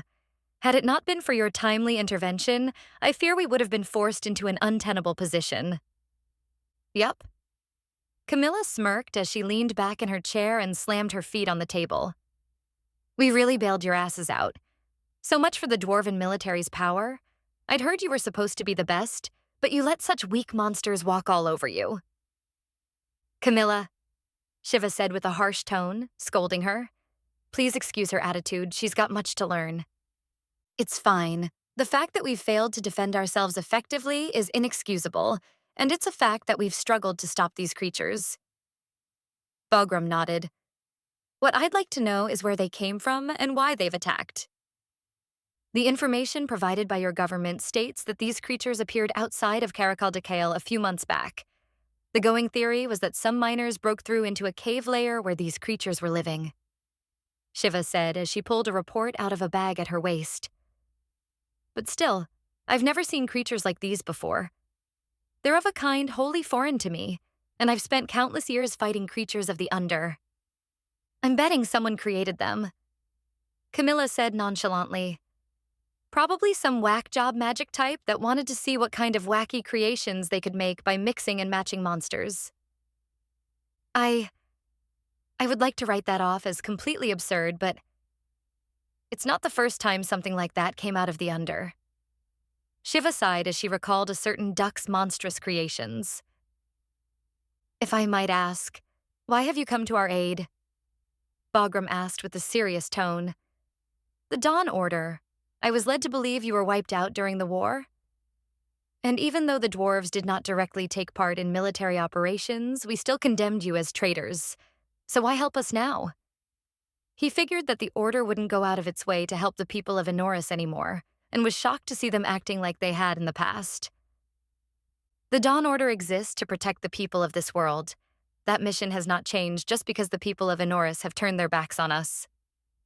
Shiva shook her head. Yeah, so you'd better be grateful. Camilla laughed. We were nice enough to turn the other cheek. Can I impose on your kindness a bit more? I'd like to request your aid in crushing these creatures so that we can put an end to this slaughter. Bagram paused. Too many have died already, and I fear that I've run out of options. The Council hasn't provided the resources I need to handle things properly, but even if they did, there's no guarantee I can drive these creatures back without help. Imperial aid isn't coming, and getting adventurers to come down here to help is going to prove difficult without proper pay. Something that I know won't be approved due to the extraordinary expense the kind of help we're going to need will demand. Bagram. I'm afraid that both of us can't stay. I'm needed elsewhere as part of larger operations, but Camilla is more than capable of dealing with this threat on her own. Shiva said, glancing at the rabbit. Can I count on you to represent us in my stead? Don't worry, these monsters won't know what I'm. Camilla smirked. Chapter 4, 133, Another Step to War. While Ariel was discussing the future of their people with her father, Akagi and Sylphana walked the halls of the palace. The demon had been kept up to date with the Vampire Empress's work and was mostly happy with how things were proceeding. However, the discovery of potential Demon Lord power used on the Demon King and Akagi's stirring theories about Halifax's origins only served to make the demon ever more cautious about moving forward. It may be best to have me take things from here, Akagi said as the two continued to walk down the hallway, ignoring the nervous gazes of the servants as they passed by. I'm growing more and more concerned that allowing the clansmen to run around is going to result in an avoidable tragedy. She sighed. I think I've humored them long enough. Having them return to Earth is the correct decision. They've performed well, but this is now a battle between beings that transcend mortality. Even those who've tasted of my power can't hold a candle to try divinity. Akagi. But even you can't be everywhere at once, and you know well that pulling them out will only degrade our ability to react to the gods' schemes. Sylphana replied, unaware that Akagi had split herself onto each member of the clan on Enoris, largely because Akagi wanted to keep that information a secret for as long as possible. Not to mention that I doubt they'd follow that order. The Beastkin are so devoted to their goddess that they'd die for you in a heartbeat. I'm certain that an order like that would be met with mutiny. Oh, how I wish they'd just let me keep them safe and sound. Akagi sighed, appreciating their dedication but finding it troublesome. I guess I could suck them into my shadow and force them to be quiet, but they'd never let me live that down. And I don't want to fall into the mindset of needing everything to stay static. Going down that route will likely result in me going crazy over time as I try to cling to everything and demand that nothing change. I can't allow myself to start thinking like that. As nice as it would be, such a world would be horrific for everyone else. Akagi. I suppose you could scale things back if you're really that worried. They'll probably protest being restricted to purely observational duties, but that should allow our network to operate while minimizing the risk to their lives. Sylphana offered a compromise. They're 100% going to riot if you try coddling them.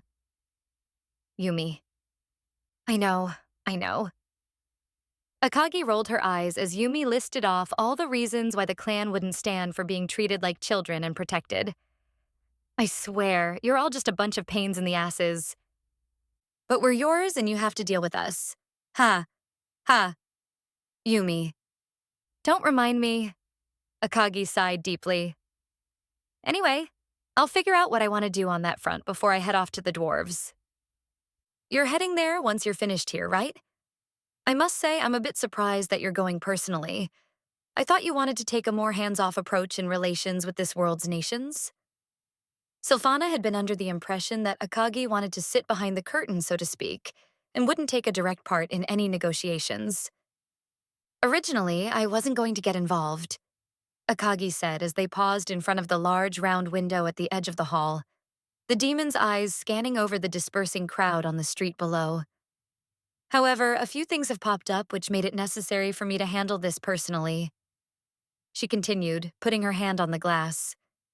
The dwarves had a hand in making Halifax, that much is certain. Ilariel refused to answer my questions about our divine friend, but I was able to discern that something must be lurking within the dwarven kingdom, something that might answer a few important questions I have. Do you intend to use her against the gods? Sylphana asked if she was planning on corrupting her and turning the divine blade against her creators. I suppose she would be an excellent weapon. After all, she did kill a demon lord.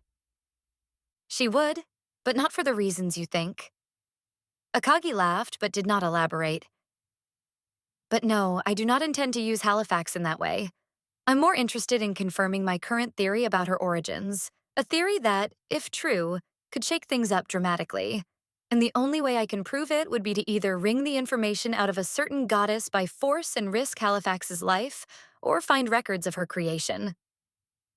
I've held back from discussing these theories with Halifax herself until I'm certain. If I find the proof I need, I'll talk with her once her hunt for Labrise is concluded.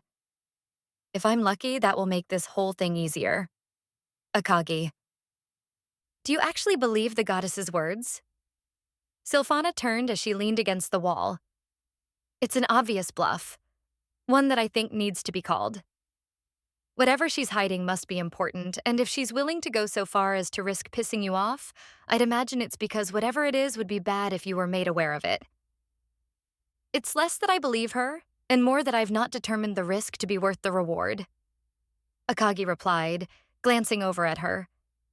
Halifax's life matters a good bit to me at the moment, and while I'm more than willing to sacrifice it if there was enough merit, we are nowhere near that point. So basically your affection for the divine blade has made you unwilling to toss her away. Sylphana chuckled. I'd find it funny if there weren't 4 other examples of that on Earth. 5. Miji's life is basically on the level of importance as Yumi's, so don't go forgetting her. Akagi chuckled. Gotta have my adorable little squishy screaming kitty as she hugs me. I don't think I'll ever get used to hearing such things from a being like you. Sylphana. The major change here is my direct involvement with dwarven negotiations, hence why I had Alice step up the attacks to cause maximum chaos in the run-up to my arrival. Akagi continued. I'll need them to be so desperate for relief that they'll happily collaborate with a demon lord, though having the Dawn Order show up was certainly an unexpected development. Though not necessarily a problematic one. Akagi. Did you speak to that elf about them? Sylphana asked about Shinlua, who was a former member of said organization. I did, briefly. She was surprised to learn that they were still active, and while Shinlua gave me information on the Sun Elf Shiva, she had no idea who the bunny was. Akagi noted that Shinlua had been separated from the Order for some time and wouldn't know about any new recruits. Naturally, she wanted to come here and attempt to parley with them, but for now, I've placed a pause on that idea. I have no doubt they'll be opposed to me on principle, and I see no reason in attempting to reason with them when crushing them likely nets me more benefit. Plus, negotiations are likely to be long and drawn out, not to mention that it could undermine the work I've put into destabilizing the dwarves. No, the best course of action here will be to wipe out these defenders to send a message to the dwarves, showing that not even their great heroes can save them, and that I'm their only hope for salvation. Akagi. But I'll handle all that myself. Akagi waved her off. Tell me, do you think the rest of the plan will come together? There is a lot hinging on your deft handling of the Demon Kingdom and our unwitting pawns in the East. As of the last report delivered to me, things are currently going as expected. The Outer Nobles have completely rejected my rule, even after being exposed to the destruction we wrought on their army. Sylphana explained the current situation. Our agent is also working to fan the flames and steer things just as you desired, and last I heard, things were moving toward a continent-scale coalition right on schedule. The man is a silver-tongued snake, if nothing else. Akagi said with a laugh. But good. If things keep progressing like they are, Then by the time they're ready to strike, I'll have exactly what I'm looking for. And then, the era of the gods will come to an end. And if those fools are really going to do what I think they're going to, then I'll gain prize far more valuable than this world in the process. Foolish gods. You created one monster, and may yet create another, possibly more dangerous one. Akagi. I was thinking about releasing those things into the nobility's ranks to cause more chaos. Is that all right? Sylphana asked about the Copybose family. That was part of the reason I created them, so yes, deploy them as you see fit. Akagi nodded. Just be sure to have them whip the other nobles into a frenzy. If they're worth the effort we put into making them, those tools will prove their usefulness by making the elimination of my opposition all the easier. Of course, this all hinges on the gods taking the bait, though I don't think that will be much of a problem, and the odds are quite in my favor on things taking my preferred route. Akagi.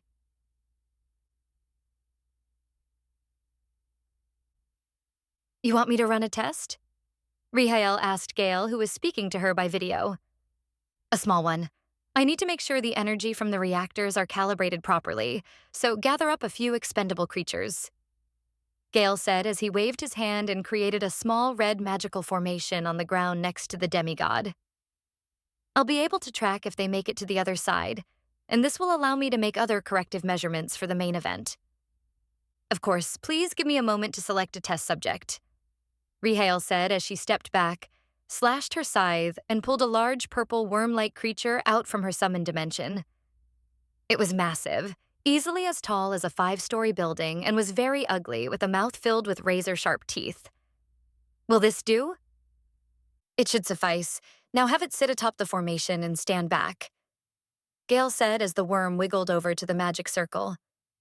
And now, 1, 2, 3. He said as he snapped his fingers, causing a bright light to flash from the circle, which quickly swallowed up the worm and upon dimming revealed that it had vanished. Excellent.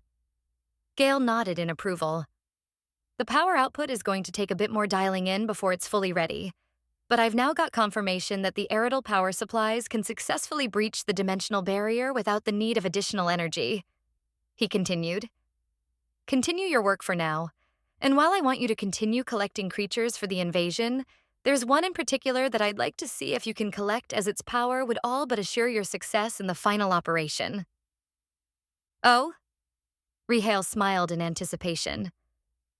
There aren't many left, but if you could bring a Titan under your control, that would almost certainly be enough force to crush any forces the Demon Lord has back on her homeworld, Gale said.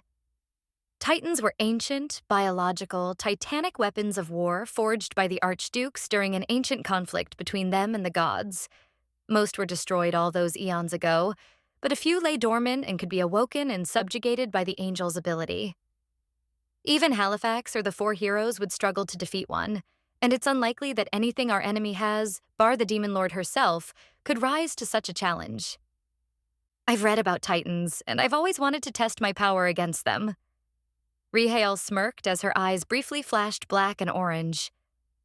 Do I have permission to use my full power to capture it? From here on out, use however much of your abilities as you deem necessary to bring about our victory. Gale nodded. There's no need to hide that side of you any longer. Just make sure you succeed in your mission. If my calculations are correct, it will only be a few weeks before I'm ready to send you, so I want you to be ready to go at a moment's notice. And then the fun will begin, Rihael said excitedly, her eyes glinting in anticipation. And I'll get to show this Demon Lord that improvements can and have been made on her kind. Oh, how I can't wait to burn her world to the ground and show her just how obsolete she really is. Rihael. Chapter 4, 133.5, The Fly's Dance in the Spider's Web. Ah, Count Edrude, Countess Melfia. A pleasure as always. The Copybose smiled as he greeted the demon nobles alongside his copy family. It's been far too long since we last met. How have Baron Melfia and his wife been? I've heard she had a most terrible accident recently. He smiled warmly as the three of them maneuvered around the large ballroom, giving pleasantries and rubbing elbows with dozens of nobles as they arrived. There were well over 100 people in the elaborate ballroom, most of which were adults, though a few children could be seen congregating together near the baked goods. Copy Bose, on Akagi's orders, was instigating a rebellion of demon nobles who opposed Sylphana's installation as Demon King. Naturally, many were not a fan of an outsider, especially one tied to the Demon Lord taking over, and he found many willing ears. It had begun even before the confrontation at the Simoya Plains, and the demon had two goals with her subterfuge plot. The first was to round up all of the kingdom's opposition in one convenient place to make crushing it easy, and to make an example to keep the rest in compliance. The second and more important goal was to further envelop the rest of Enoris in her overall plan to crush the gods in a direct engagement. Hence why they were attesting a large social gathering at Elector King Kalira's estate in her provincial capital of Zoltan. It was a rather large city, not far from the border between the Confederation and the Kingdom, and due to its close proximity to Thin Letter and the Dwarven nation, was highly industrialized and produced a good portion of the kingdom's arms and armor. Akagi guesstimated that the, as she would call it, grand alliance of men and gods wouldn't, or more realistically couldn't, turn a blind eye to rebellious nobles within the demon kingdom who wanted to remain true to the gods. There were already plenty of demon nobles who had broken away from the central government in the southeast of the northern continent long before the current upheaval, and the remaining eastern lords were dubiously loyal. Thus, when Sylphana announced her ascension to the throne and purged many central nobles in her bloody purge, those further away from the royal core of the demon kingdom began to fear for their lives and quietly began raising the flag of rebellion. Copy Bose was a perfect agent for such a fire-stoking mission, as his low rank made him appear harmless to higher-ranking noble families, and his ties to Akagi were not known by anyone other than the former Elector Kings that sided with Akagi. "It would seem most of the important players are here," Copy Margareta said as she came up alongside her husband and opened a fan to cover her mouth. She'd been investigating the other participants and was carefully recording names of every noble who'd arrived. "I'm surprised this many actually decided to show their face, given that such an event gathers the opposition in one convenient place. I'd say they're being fair to blasé about this whole thing." The gathering was being held at Elector King Kalira's estate and was not necessarily a secret event. The demon nobles were under the impression that Akagi/Sylphana couldn't be bothered to keep track of such parties, which wasn't exactly wrong. Following that line of thought, most figured that they'd get away with such a blatant meetup because there was nothing outwardly problematic about it. That it was billed as celebrating the Elector King's 212th birthday was merely a convenient cover story and served to provide an additional smokescreen. Even Prime Minister Redrut is here. Now there's a surprise. I suppose his loyalty is and always will be to Demon King Lockheed, but to throw his lot in with a rebellious force like this? Copy Margareta. "Though a few I'd like to see are not," Copy Bose said as he took a sip from his glass of wine, noting that while most of the important Eastern nobles were here, two important ones were missing. "You refer to the Elector Kings Narmund and Village?" Copy Margareta asked as she took a drink from a passing servant. "I asked around, and it seems that nobody knows where they or some of the envoys from the breakaway regions are. Invitations were apparently received at their estates, but ever since the proclamation from the capital, they've gone dark. It's not shocking that the nobles of Mirton aren't here. They're de facto independent and aren't ones to get involved with the kingdom's politics if they can help it. Though I still would have expected an unofficial representative or two given the circumstances." Copy Margareta. "Perhaps they were too smart to take the bait?" Copy Bose said as a gray-haired woman in a blue dress clinked her glass to get everyone's attention. "And there's the woman of the hour, right on time. Kalira is nothing else if not punctual." Copy Margareta chuckled as the Elector King requested everyone's attention. "May I have your attention, please?" Elector King Kalira called out as everyone quieted down and focused on her. "Thank you. I wish to extend my most sincere thanks for your attendance here this evening. To have so many celebrating my birthday is truly an honor." She smiled as the attendees said a variety of boilerplate and generic pleasantries that were standard for this kind of thing. It is unfortunate, though, that on such an auspicious day, I must deliver some tragic news, she said with obviously fake sorrow in her voice. For you see, my most dearest college and friend, Elector King Narmond, was murdered by the one calling herself the new Demon King. Her words caused the guests to audibly gasp, and even the Copy family was momentarily surprised since they'd not heard anything about this. Yes, I know. It's absolutely shocking. Narmond was truly a kind soul, and he wanted nothing more than our people to work together in harmony as we work toward a better future. He even went so far as to swallow his family's pride to speak with this so-called Demon King directly. But tragically, he was rebuffed by her and slain when he dared to call her out as the usurper that she was, she said as small tears fell from her eyes. Those servants who survived his murder told me that even his most modest requests for things like assurances that our people would not be made the fight the gods were rebuffed. Truly, this monster who dares call herself the Demon King has no honor. Such a creature has no right to claim the throne, and I denounce any and all who claim her to be anything but the monster that she is. Tell me, am I the only one who seeks to stand up to this injustice? Her question was followed by loud calls for Sylphana's death and for vengeance. Have you heard anything about Narmund's death? Copy Margareta quietly asked her husband. Nothing in any of my reports mention anything about such a meeting. I've heard nothing either, Copy Bose said as he clicked his tongue in irritation at having been outplayed by the Elector King. If he really was killed by Lady Akagi's forces or Lady Sylphana, we'd know of it, he said while indicating to Sophie, who was standing beside other noble children, to find out what she could from the younger nobles. I'll have her investigate the matter thoroughly. The question now is, who actually killed him? Though I suppose the answer is pretty obvious if you think about it for a moment, he said as Kalira continued to rile up the crowded room full of nobles. Bumping off an Elector King in such a deliberate manner would never even be considered if not for these trying times. Jerome's death already created a stir, but a second? I can't imagine his personal security took any chances.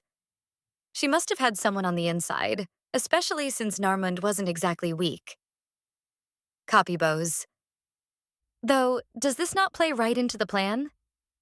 Copy Margareta noted that further chaos was more or less what Akagi wanted. A proclamation of this sort means the other nobles will... I'll make a report, but I suspect this will actually work in our favor. Copy Bose nodded as he took her hand and moved her out of the way of a nobleman who wasn't paying attention and nearly bumped into her. My, such a caring husband you are. Copy Margareta chuckled as Copy Bose looked away, flustered. They might have been copies, but that didn't mean they weren't influenced by the memories of those whose place they took. But yes, I suppose it will. And with such an obvious figurehead, we can avoid standing out too much. I'll admit I was worried that it would be hard to get them to take such a drastic course of action after what happened in Samia. After all, who'd be foolish enough to take the fight to an entity that wiped out your entire army without even setting foot on the battlefield? I wasn't. Nobles are schemers by nature, and I'm guessing that Kalira seeks to place herself at the forefront of whatever new government they seek to install if the gods manage to defeat Lady Akagi. Copy Bose said as the Elector King began to speak again. In honor of Narmund, we must resist occupation. Kalira said to a cheering crowd. The Demon Lord must never be allowed to subjugate our people. We are faithful children of the gods who fought against our own creators to free ourselves from the darkness of oppression. If I must take up arms against tyranny as my ancestors did then, I simply ask who will join me? Who will stand with me to save our people? She asked to a roaring room, filled with voices of eager nobles ready to resist the Demon Lord, the irony of the whole thing seemingly lost on most of them since they'd held back their troops from the Demon Lord subjugation force. She's good at managing a crowd. I'll give her that, Copy Bose said as he begrudgingly gave the Elector King credit for her performance. Her family's oratory skills are well known. There's a reason they've been in charge of foreign diplomacy and domestic political management for centuries, Copy Margareta said. Though I'd still like to know where Village is. It doesn't seem like she took him out too. I wouldn't be surprised if he was far too engrossed in his workshop and simply couldn't be bothered to come, Copybow said as the nobles began to disperse around the room and congregate in their small cliques. She's coming over here now. We'll discuss more later, he said as Kalira approached them and offered her warmest regards. While it was not unusual for the party host to greet every single guest, an elector king generally did not speak with counts before higher-ranking nobles. Count Bose, Countess Margareta, I'm so glad you could join me today, Kalira said with a smile that the two copies returned. I must say it is truly a miracle that you departed the capital when you did. You must have been protected by the gods' graces. Yes, indeed. We left just a day before the others were summoned and killed, Copybow said as he faked a pain expression. I must admit that I held out some hope that things wouldn't turn out that way, but something deep inside told me to leave the capital, and I'm glad we did. Otherwise, I've heard that some of the nobles were spared and are working with the Demon Lord's puppet ruler, Copy Margareta interjected. It looks like they're assisting in the consolidation of her rule, and the capital has gone relatively quiet in the days since. They've likely been forced to work for her or face the same fate as the others. Truly a barbaric way of ruling, and certainly disqualifying for one who seeks the position of Demon King, Kalira said as she made comments about a true Demon King needing to be fair, just, and honorable. Speaking of the position of Demon King, with 4 of the Elector Kings plus the Princess Regent supporting this vampire, I must admit we will have a hard time taking back our kingdom, Copybow said, seemingly worried about how they'd face such a force. The royal army was crushed, and I do not even begin to hope that we can defeat a demon lord on our own. I dare say that we can't do such a thing with our current forces. Yes, that is something I've been agonizing over, Kalira said with a fake sigh and look of worry on her face. Right now we're quite weak. Nothing more than a collection of nobles with depleted forces. We could scarcely defeat Northwind, let alone a force as powerful as the Demon Lord. If I might say, though, your words and attitude tonight indicate you have a plan to turn that around, though. Copy Margareta prodded her for information. Indeed I do. If we're to win, we'll need help from outside the kingdom, Kalira said. Her words would be no less than treason in any other time, but nobody seemed to care due to the dire circumstances. Help that I've recently been offered from a certain backer. Rest assured that we will be getting the help we need. Her tone momentarily swapped to being sharp before reverting to normal. Oh? Copies. That is most fortuitous. Copybow smiled, knowing better than to pry for further information given the look in the Elector King's eyes. Well, rest assured that the Bose family stands firmly behind you, my lady. If you need anything from us, just say the word and it shall be done. I shall be sure to let you know if anything comes to mind. And once again, I am so glad that you could make it to this evening's events. Kalira smiled before she politely departed and began speaking to another group of nobles. What are the odds her backer is... Copy Margareta looked at her husband, who returned a nod. These fools have no idea just how intricate the spider's web is, Copybow said before taking his wife's hand and ushering her into the party to enjoy themselves. Spoiler, Kalira, Zoltan location, collapse. Chapter 4. 134, a reward and a coming reunion.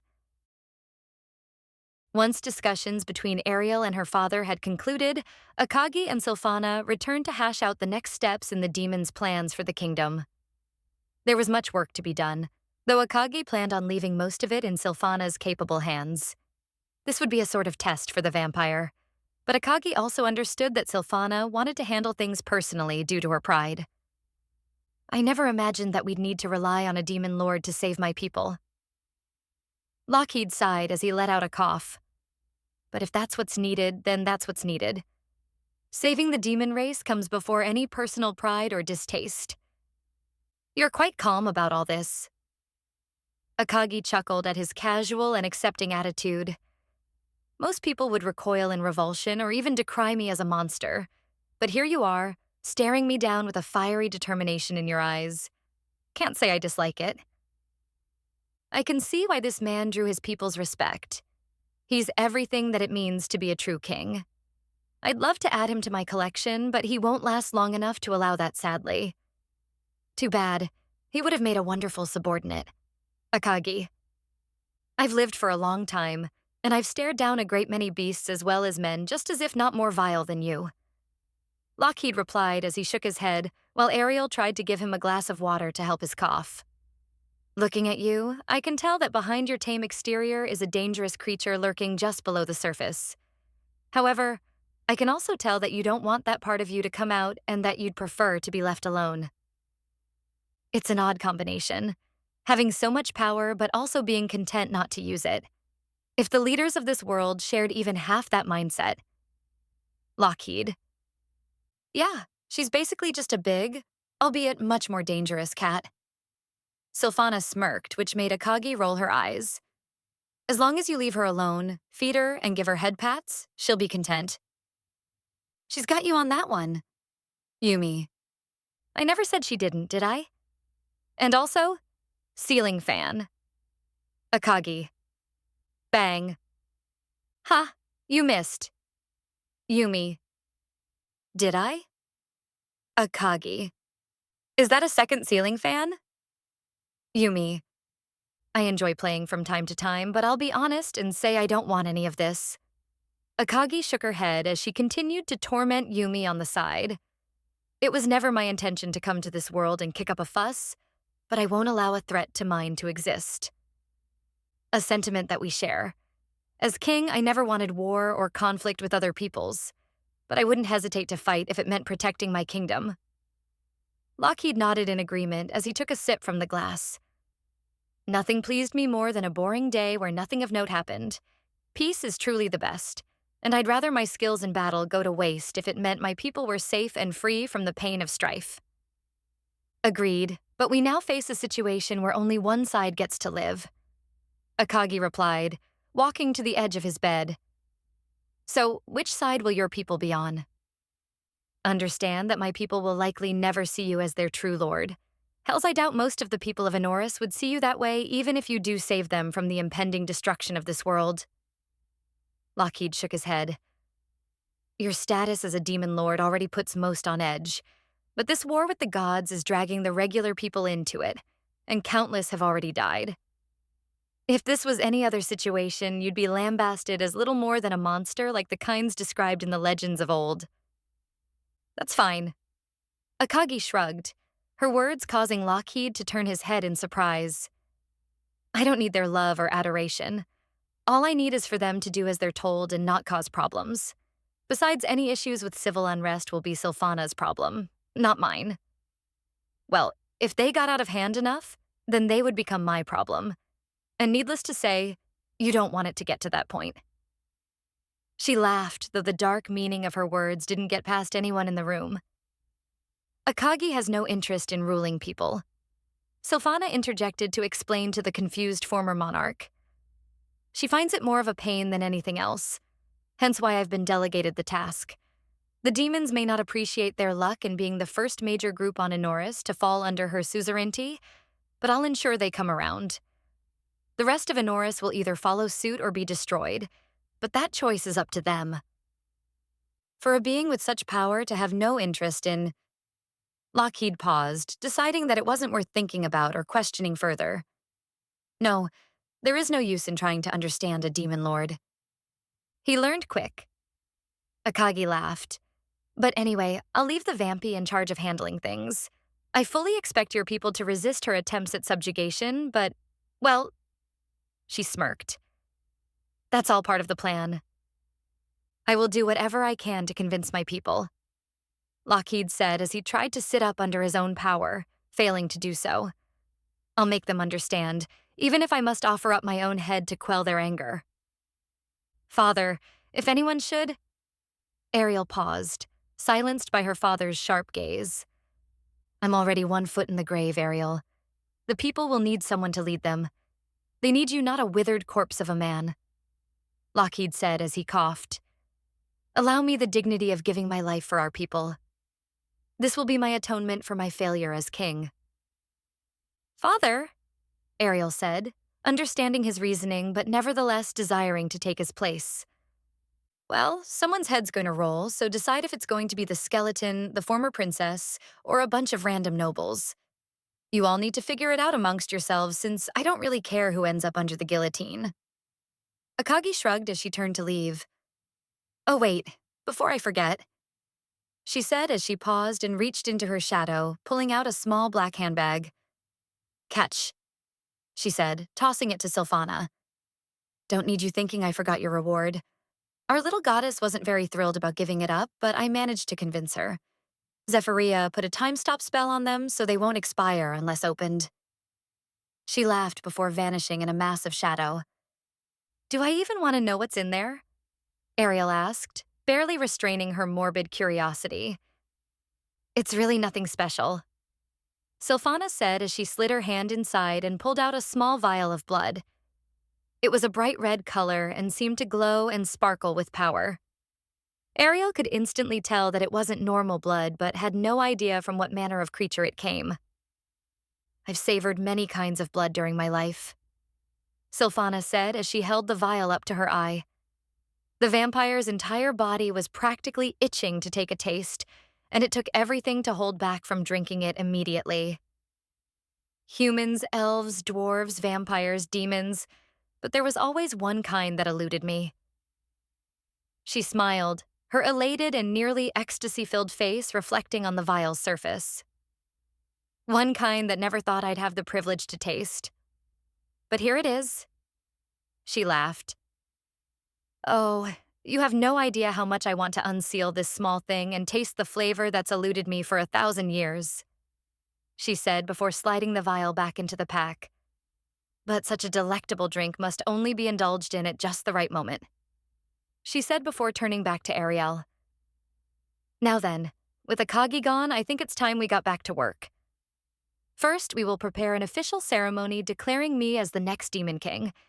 And then, she smirked, her fangs flashing outward. And then begins the march to that white ivory throne in the imperial capital that so rightfully belongs to me.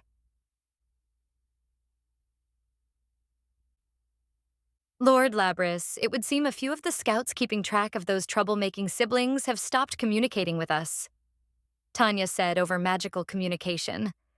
I'm trying to reestablish contact, but the teams I've sent out to investigate haven't been able to find them. I see, Labris said before retreating into thought for a moment. Any word from Valuru? Last you told me he'd been driven off by that hero boy, he asked while slicing a woman's head off as she begged for mercy before consuming her soul. Only that he apologizes for his failure and that he promises to deliver the boy to you, Tanya said with a sigh. I warned that fool not to underestimate his foes, though stumbling across the Empire's hero in such a backwater village was unexpected to say the least.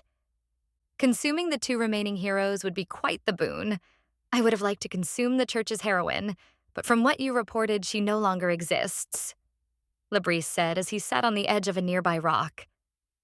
Our agents within the church have been cracked down hard on both by their colleges and those primordial twins following the events in the Holy City.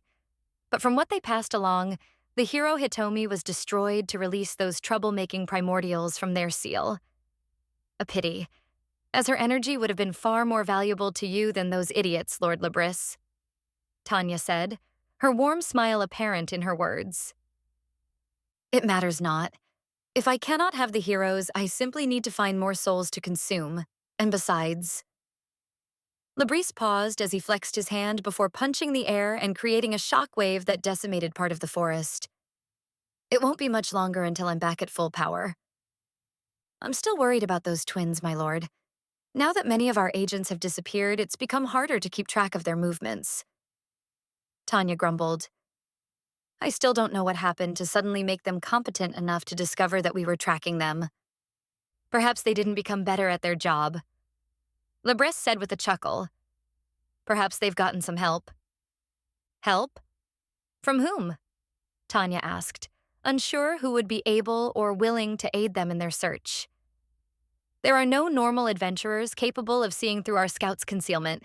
The so-called Demon Lord isn't directly involved in hunting you down, and none of her subordinates give off the impression that they'd be up to the task either. The demon cult had been hiding from gods for thousands of years with only brief moments of detection. To Tanya, it was inconceivable, rightly so, that no mere mortal could detect and hunt down their members. At least not this easily. Indeed, you're right. There are few who could disrupt our plans this easily, Labris said as he slowly stood up, looking into the clear blue sky above through his mask. However, there is one that comes to mind. One that I've met before. One that I must meet again. The hour of our reunion draws near. The last time we met, I was barely conscious and I missed the opportunity to speak with you, but I won't make that mistake again. Labris. When next we meet Halifax, I hope that you'll listen to what I have to say and perhaps even remember your true name. Labris said as he turned, walking into the woods to devour his next victim. Halifax? Tanya. Chapter 4. 135, The Hall of the Mountain King. Departing from the demon capital, Akagi took to the sky alongside Yumi and Imp, flying toward the dwarven capital of Thin Letter. The demon's plans for the dwarves had been slightly altered with the appearance of members of the Dawn Order, but Akagi was not really concerned. The ultimate goal of Alice's monster invasion remained unchanged despite their heroic arrival, and it was expected that the dwarves would quickly fold to Akagi's demands the moment the Order's inability to save them was made evident. It shouldn't be much longer, Yumi said as she hovered next to Akagi, scanning the mountains below and enjoying the scenery. The ninja have already made contact with multiple government officials and arranged for our pickup and transportation. She'd authorized the transfer of a copious amount of gold and silver as bribes to facilitate this meeting. Ordinarily, the main gate wouldn't open for anyone without official state approval, but enough greasing of the wheels ensured that the Demon Lord's entrance into the capital wouldn't be rejected. Do I even want to know how much money you had to spend to get this whole thing set up? Akagi sighed, not really caring, but finding it wasteful nonetheless. Not like it really matters anyway. I can easily create money at this point with Imp's tech, so I basically have infinite funds, at least when we're talking about using non-fiat currency. Akagi. More than you wanted, but less than you probably think. Yumi laughed. Whatever, they'll end up paying it back through their hard work and tech exchange. Akagi said as she looked over her shoulder at Imp, who was practically vibrating with excitement. Right, Impy Imp? Rune crafting goes burr. Imp cackled as she imagined what kind of crazy things she could make with dwarven knowledge. Indeed it does, Impy Imp. Indeed it does. Akagi laughed. It was my favorite method of imbuing weapons in FWO. It's just too bad the game's system was barely put together. What we actually got, despite being an early alpha of it, was actually really solid and probably would have become something amazing. She said as the three of them slowly descended toward a large paved road below, dropping altitude in a spiral before landing not that far away from a massive set of stone doors. The large structure formed the outermost barrier against invasion and was flanked by a pair of statues on either side, each representing an ancient dwarven king. Another check for my bingo card. Large dwarven stone doors with massive monuments to pasty glory. Akagi. I still say just sneaking in would have been better, but you always were one for doing things in unnecessarily flashy ways. Yumi sighed as a small subsection of the door opened and a group of heavily armored dwarves slowly approached them. I'm approaching them in friendship. If I bust in and show up completely unannounced, it's going to piss them off and cause a massive fracas. Akagi replied with a shrug. That's why I had the ninja get a few of their politicians to cooperate and get me an audience with their government. Best to do things the legit way to smooth things over. Though they think it's an envoy of the Demon Lord, not the kitty herself coming to greet them. Yumi rolled her eyes. It will be a special surprise. Akagi winked as the dwarves slowly approached her.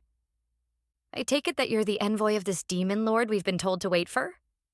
The dwarven captain said, his voice muffled slightly by his metal helmet. His tone was a bit rough, though Akagi found it strangely endearing since it reminded her of how the dwarves in FWO spoke. Though despite their casual tone, Akagi could tell that she wasn't trusted, as the half a dozen men had their weapons either drawn or within quick reach. It was an understandable reaction, especially as it became clear to the dwarves that they weren't dealing with some mortal emissary. Yes, My name is Akagi Dumetor, the Demon Lord. Akagi smiled, her words causing the men to start muttering among themselves. I apologize for the change of plans. Originally, I was going to send one of my people in my stead, but I decided that speaking to your leadership in person was simply too important, so I came myself. I see, the dwarven captain replied as he seemed to process this information. Well, it's not my place to get involved in politics, so I don't really care if you're an envoy or this demon lord in the flesh. I've been tasked with escorting you into the capital, and that's what I'm going to do. Huh. I figured they'd freak out. This reaction is kind of underwhelming. Yumi. Dwarves generally aren't the kind to panic. Recall that Antonobrek pretty much had a poker face on 24/7. Not to mention, this guy probably doesn't believe I'm actually the Demon Lord, and even if he does, I'd bet his attitude is, I'm not paid enough to give a shit. Akagi. Fair. And honestly, if I didn't know any better, I'd assume Demon Lords would look much more, well, like you'd think something with that name would look. Yumi. Like Kitty? Akagi. Yes, sure. Like Kitty. I definitely wasn't thinking of something else. Yumi. Dwarves. Imp said silently, barely holding in the urge to ask the men a series of questions they would have no way of answering. Down, girl. You'll get your chance to be a bother to some poor engineers later, Akagi said, scolding the imp to keep her in line. Is it just the three of ya? The Capitan said, looking around. From his past experience with these kinds of welcomes, he'd been expecting some kind of fancy entourage and was wondering why so few people had arrived for a meeting of this importance. I have no need of escorts, Captain. Akagi waved off his concern. These two are merely along for the ride, so when you're ready, let's get a move on. I can't imagine your government wants to delay our meeting, she said with a smile that told the man that he shouldn't ask too many questions. Yeah, please follow me, the captain said, ushering the three women to follow him while he instructed his men to return their post. Sticking close to the dwarven Captain Akagi and the others entered the massive stone gates through a small entrance at the base. On the other side was an immaculately decorated and carved hallway, large enough to fit an aircraft carrier with room to spare. Surface entrances to most dwarven holds were large, but none were bigger than the entrance to their capital. Jewels, silver, and gold adorned the pillars that supported the weight of the mountain above, and the walls were filled with carvings that served a dual purpose of decoration and magical reinforcement. Akagi suspected that most of what she was seeing was millennia old, and as they followed the captain down the hallway, it was apparent that they were being watched from the shadows by other soldiers. Meanwhile, Imp was spazzing out as usual, her head seemingly on a swivel as she took in all the sights and pointed intently at the myriad of carvings and rune etchings that lined the walls and ceiling. Dwarves were always well known as the greatest craftsmen, and the mad scientist always fancied herself as an excellent inventor and builder, but even she had to admire the construction before her as something truly magnificent. It's truly a beautiful sight, Captain. I've seen other examples of dwarven construction, but this one might just be the most awe-inspiring, Akagi said to the captain as they stopped in front of what looked like a small, open-topped train car. It looked very steampunk, and Akagi internally compared it to something like a caboose, crossed with the handcarts miners would use to move up and down rails for maintenance. However, in this case, it had little in the way of walls beyond small railings, and was more or less a flat cart with an engine at the back and driver area at the front. I've never seen other holds' main gates before, but you're not the first to say something like that, the captain said as he motioned for the three women to step onto the train. The cart will take you straight to the capital. There's a party from the foreign ministry waiting for you at the station. I would advise you not to stick any body parts off the cart while in motion, lest you find it no longer attached when you reach your destination. The Capitan chortled, seemingly having seen exactly that at least once before. Thank you for the warning, Akagi said with a smile before boarding alongside the other two. There was a single conductor dwarf waiting at the helm, and it was instantly apparent to the demon that he was no normal driver, as she gleaned from the body language that he was likely an agent of the government sent to spy on them during the initial trip. Her visit was intended to be off the books at first, largely because the dwarves knew that openly hosting a Dumatorian envoy would bring trouble, hence why there was no rolling of the red carpet upon her arrival. Though, Akagi figured that, depending on how negotiations went, their stance may change. "Thank you, Captain." Akagi paused, waiting for him to name himself. "Name's Gilbrand." Captain Gilbrand said, removing his helmet and extending his hand. "Thank you for your hospitality, Captain Gilbrand," Akagi said, shaking his hand. "I hope it's a sign of things to come. I look forward to working with your people going forward." She smiled, the dwarf not entirely believing her kind words. "I don't much get involved with politics, but I can say that having fewer enemies is always good." Captain Gilbrand agreed as they parted. "My sentiments exactly." Akagi smiled as a small steam whistle sounded from the cart. "I presume that means it's time to leave. Imp, Yumi, are you ready to go?" "Yep."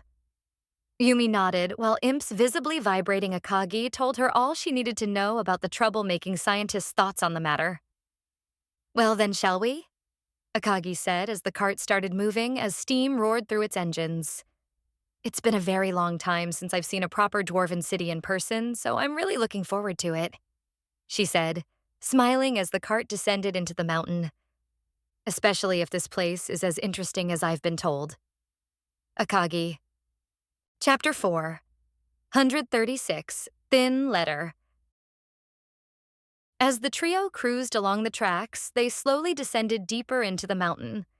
Dwarven holds were rarely close to the surface, and that went doubly so for their capital, which went many miles below ground.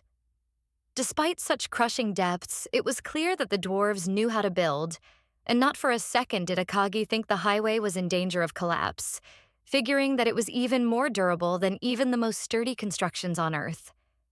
As they twisted along the winding corridor, they caught sight of countless patrols, many of which contained interesting machinery that the demon recognized despite their unique appearances. "You know, I'd been told the dwarves had more advanced technology than the rest of the planet, but..." Akagi's words paused as she examined the engine pushing the cart. "I don't think I really appreciated just how advanced they were. For example, this engine. It's using a combination of magical power and raw steam to drive pistons up and down much like a standard steam engine from Earth. I suppose it represents something like a merger of tech and magic you see in certain magic punk settings. Alice did mention primitive tanks, and the ninjas' reports talked of many Earth-like items in their cities. But how do the dwarves have such knowledge? And why hasn't it spread? Containing useful technology is almost impossible, and dwarves an industrial and commerce-focused people. Not to mention that just about everything here begs for adaptation into military technology." Akagi. "The dwarves from Altus didn't have things like this," Yumi said as she stood next to Akagi as the demon continued to observe the engine. "They were good craftsmen, but I don't think they made things this out of the ordinary." "No, they didn't." Akagi shook her head as she watched Imp pester the poor driver. "FWO's setting didn't allow for dwarves to advance into a proto-steampunk civilization, so it's not a good comparison, but what we're seeing here is still unusual." "You think they had help?" Yumi asked quietly. "Maybe. Both Halifax and Ilariel have mentioned an Aridal empire on multiple occasions. The records about them that we were able to find told of advanced technology that put them about on par with what humanity has reached on Earth in certain respects, and more advanced in others." Akagi paused as she thought for a moment. Ilariel stated that they were destroyed due to getting a bit too powerful for the gods' comfort, but she never really said what bothered them enough to wipe out an advanced civilization like them. It's obviously not basic military or civilian tech like this. Otherwise, the dwarves would have been wiped out too. No, whatever that ancient civilization was pushing toward must have been a fundamental threat to the gods' position at the top of the pecking order. Something that could have unseated them from their lofty perch. But what? Akagi. Thunk. Akagi's internal thoughts came to a pause as they switched tracks and started down a set of long and narrow tunnels that opened up to the impressive sight of the dwarven capital below. Thin Ledar was a massive underground city, easily hosting 1 million residents, and was filled to the brim with structures both old and new. Compared to even the imperial capital, the dwarven city wouldn't come up short in both size and scope, and was awash with beautiful carved stone architecture that, in some places, was actually molded into the very bedrock of the mountain itself. At the center of the massive cavern that housed the city was a massive glowing sphere that provided sunlight and ensured the residents would experience something akin to a day and night cycle. Currently, it was at a midday setting, and Akagi could see a series of complex pipes and other structures that seemed to feed magic to the device. Okay, I'm officially impressed, Akagi said as Imp continued to pester the driver with an unending barrage of questions. Constructing something this large, this far underground is no mean feat, and while I suppose it could be done on Earth, it would be a monumental undertaking far more costly than even the richest governments could stomach, she said as they swapped tracks again to a join main thoroughfare that circled the capital from above. Thin Ledar was surrounded with a series of concentric circles that formed an outer ring around the city. Each had dozens of stations and off-ramps that went into the various districts and wards of the capital, and there was no shortage of both passenger and rail traffic. Akagi instantly thought it similar to Tokyo, or Shanghai's interconnected metro, though it also included cargo lines rather than being used solely for public transportation. It's definitely a unique view, one that I'm glad I get to see with you. Yumi smiled as she leaned against Akagi. Oh yeah, romantic. A stone city miles underground while we have Imp rambling about the logistics of building all this in the background. Akagi rolled her eyes as she pat Yumi on the head. Truly the greatest of date spots. Hey, compared to the places you usually take me for our outings, I'd say it's not bad. Yumi giggled. Aren't you too busy hugging all over me most times to care about the location? And what? Do you want me to take you to dinner and a movie? Akagi retorted. Nah, I'll take cuddles at home every time. Yumi laughed as they continued along the tracks before eventually stopping at a rather mundane station that was clearly not intended for public use. All right, Imp. Please stop bothering the poor man, Akagi said as she picked Imp up by the scruff of her neck, which caused the tiny devil to wiggle about in protest.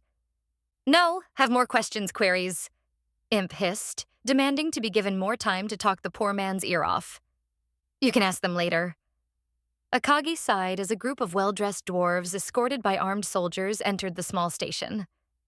What Akagi assumed were the 3 diplomats in the group had well-groomed beards laced with various weaves that Akagi figured had something to do with their clan based on the shape and metal decorations strewn throughout. Please forgive this less than extravagant welcome, the diplomat in the center of the group said, stepping forward while the others stayed at his sides. But I'm sure you can understand why a formal meeting between our governments would be problematic at this juncture, the dwarf said as he ran his hand through his red beard. He was an older man, likely a dwarf with decades of foreign policy experience. Akagi knew from the ninja's reports that this man was Hesmal Marbleback, the Minister of State for the Dwarven Nation and their head diplomat. Strange he wasn't supposed to be here, was he? I thought this would be a meeting with only low-level diplomats as a precursor meeting to something more formal. Why is someone of his status coming to greet what they thought was a mere envoy? Yumi. Word likely got back to their leadership that the BBEG herself was showing up instead of a minion, so this guy probably had the sense to show up in person if that report turned out to be true. Akagi. I didn't even detect anyone watching us. Yumi. Dwarves are a crafty bunch. It's likely they've got something akin to our radios to transmit information over long distances quickly. Akagi. I expected as much. After all, you can't have it known just yet that the dwarves are meeting with the Demon Lord. Akagi chuckled as the two shook hands. My name is Akagi Dumetor, the aforementioned Demon Lord, if you didn't already know. This here is Yumi, and over here we have... She paused as she went to point to Imp, who'd vanished. Well, we had my engineer friend, but I suppose she bolted into the city to go check out your people's work. I'm going to apologize in advance for any trouble she gives you, she said while pinching the bridge of her nose in frustration. When you get back, I'm going to tickle you silly, Imp. Akagi. She just couldn't wait, huh? Yumi. Hesmal Marbleback. The diplomat said, not missing a beat. But I'm sure you knew who I was already. I must say your sudden appearance caught us off guard, but it's an honor to meet you, Lady Akagi. Yeah, that's gotta be the first time someone outside the clan has said that. Yumi. Diplomatic fluff, but still amusing nonetheless. Akagi. Shall we? I've prepared transportation back to the palace. We can discuss things in more detail there. Hezmal said, gesturing for her to follow him outside, which she did. Exiting the station, Akagi was immediately brought to a large carriage that was really more akin to a car as it had no horse. It had space for a driver at the front and reminded Akagi more of a Model A than some kind of magic punk vehicle, though it was nowhere near as sleek. Inside, it had more than enough room to accommodate Akagi and Yumi sitting side by side, and Hezmal took a seat across from them while the others from his group did not join him. Is the rest of your entourage not coming along? Akagi asked as the car started and began its journey down the stone road. Everything that I know tells me that guards have little meaning with you around, and my junior colleagues quite frankly have no place at something like... Hezmal said succinctly. If I may speak plainly, negotiations with the Demon Lord could mean the difference between life and death for our people, so I'd like to handle this myself. You know what they say about wanting something done right. He chuckled as he pulled out a cigar and offered one to Akagi, who accepted. Holy shit. A rarity. A guy with fucking common sense? Akagi. I appreciate you taking things seriously. That should bode well for our relationship going forward. Akagi said as she lit the cigar with a flick of her fingers. I only desire peace with the dwarves, and I hope we can work together amicably from now on. Well, that's good to hear. If you'd come here seeking to destroy us, then I'm not sure what I'd do. Hezmal chuckled as he lit his own cigar. Though at the rate things are going, there may not be much of Dwarven Nation left under these mountains for you to work with. He said as he took a hit. You speak of the monsters that have been sacking your cities? Akagi asked, holding the cigar off to the side. Odd how he just opened with that information. Yumi. He's smart. Akagi. I'm going to assume your intelligence network was good enough to understand just how dire the situation is? Hezmal said as he folded his hands in front of his mouth. He knew that Akagi had infiltrated their government and bought off enough bureaucrats to arrange this meeting, hence why he figured it best not to dance around any issues and speak plainly. In his mind, he guesstimated that Akagi already knew everything there was to know about the dwarf situation and saw no reason to put on his usual opaque front. We've lost several holds already, and though we've recently gotten some aid, there's much unease about the future. As you can imagine, those of us in the capital is filled with anxiety. That would be most unfortunate. After all, I came here with the intention of forming an alliance. Akagi shook her head as she took a hit from the cigar. Can't well have my future friends get wiped out by monsters. I'm sure you understand that there will be some hesitation in the government when dealing with you. Hezmal said bluntly. No offense, but even though our people don't exactly have the same relationship with the gods as the surface dwellers do, we're still mindful of their presence. Not to mention you have a reputation. I completely understand. So how about we discuss exactly what I can do to assuage those fears and improve the completely unfounded image you have of me? Akagi said, briefly smirking before putting on her best business smile. Chapter 4. 137, The Beginning of a Special Relationship. Akagi expected the negotiations with the dwarves to be difficult to say the least. Not only were they a stoic and generally stubborn people, but she was also not exactly the most welcome guest by any stretch of the imagination. The only reason they'd even entertained the idea of meeting with Dumator, and thus the Demon Lord, was because she'd bribed a ton of bureaucrats and military brass, which made the cacophony of voices so loud that even the council couldn't ignore it. The poorly timed monsters banging at their gates didn't hurt either. The party's travel through the dwarven capital city was relatively relaxed as the demon and Hezmal chatted about various topics ranging from the demon's thoughts on the city to questions about her own nation. The diplomat knew better than to launch into any serious discussions just yet, deciding that breaking the ice was more important than any substantive discussion, which Akagi was grateful for. After a swift 30 minutes drive, car arrived at the front entrance of the palace that served as the government office. It was huge, large enough to be seen from just about anywhere in the city, and was immaculately decorated in such a way to rival the imperial palace.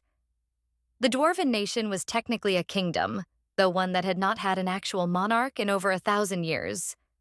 When asked about this, Halifax mentioned that the dwarves were awaiting the return of their hero king, a man whose life was so large and filled with greatness that it bordered on fantastical, though he did indeed exist.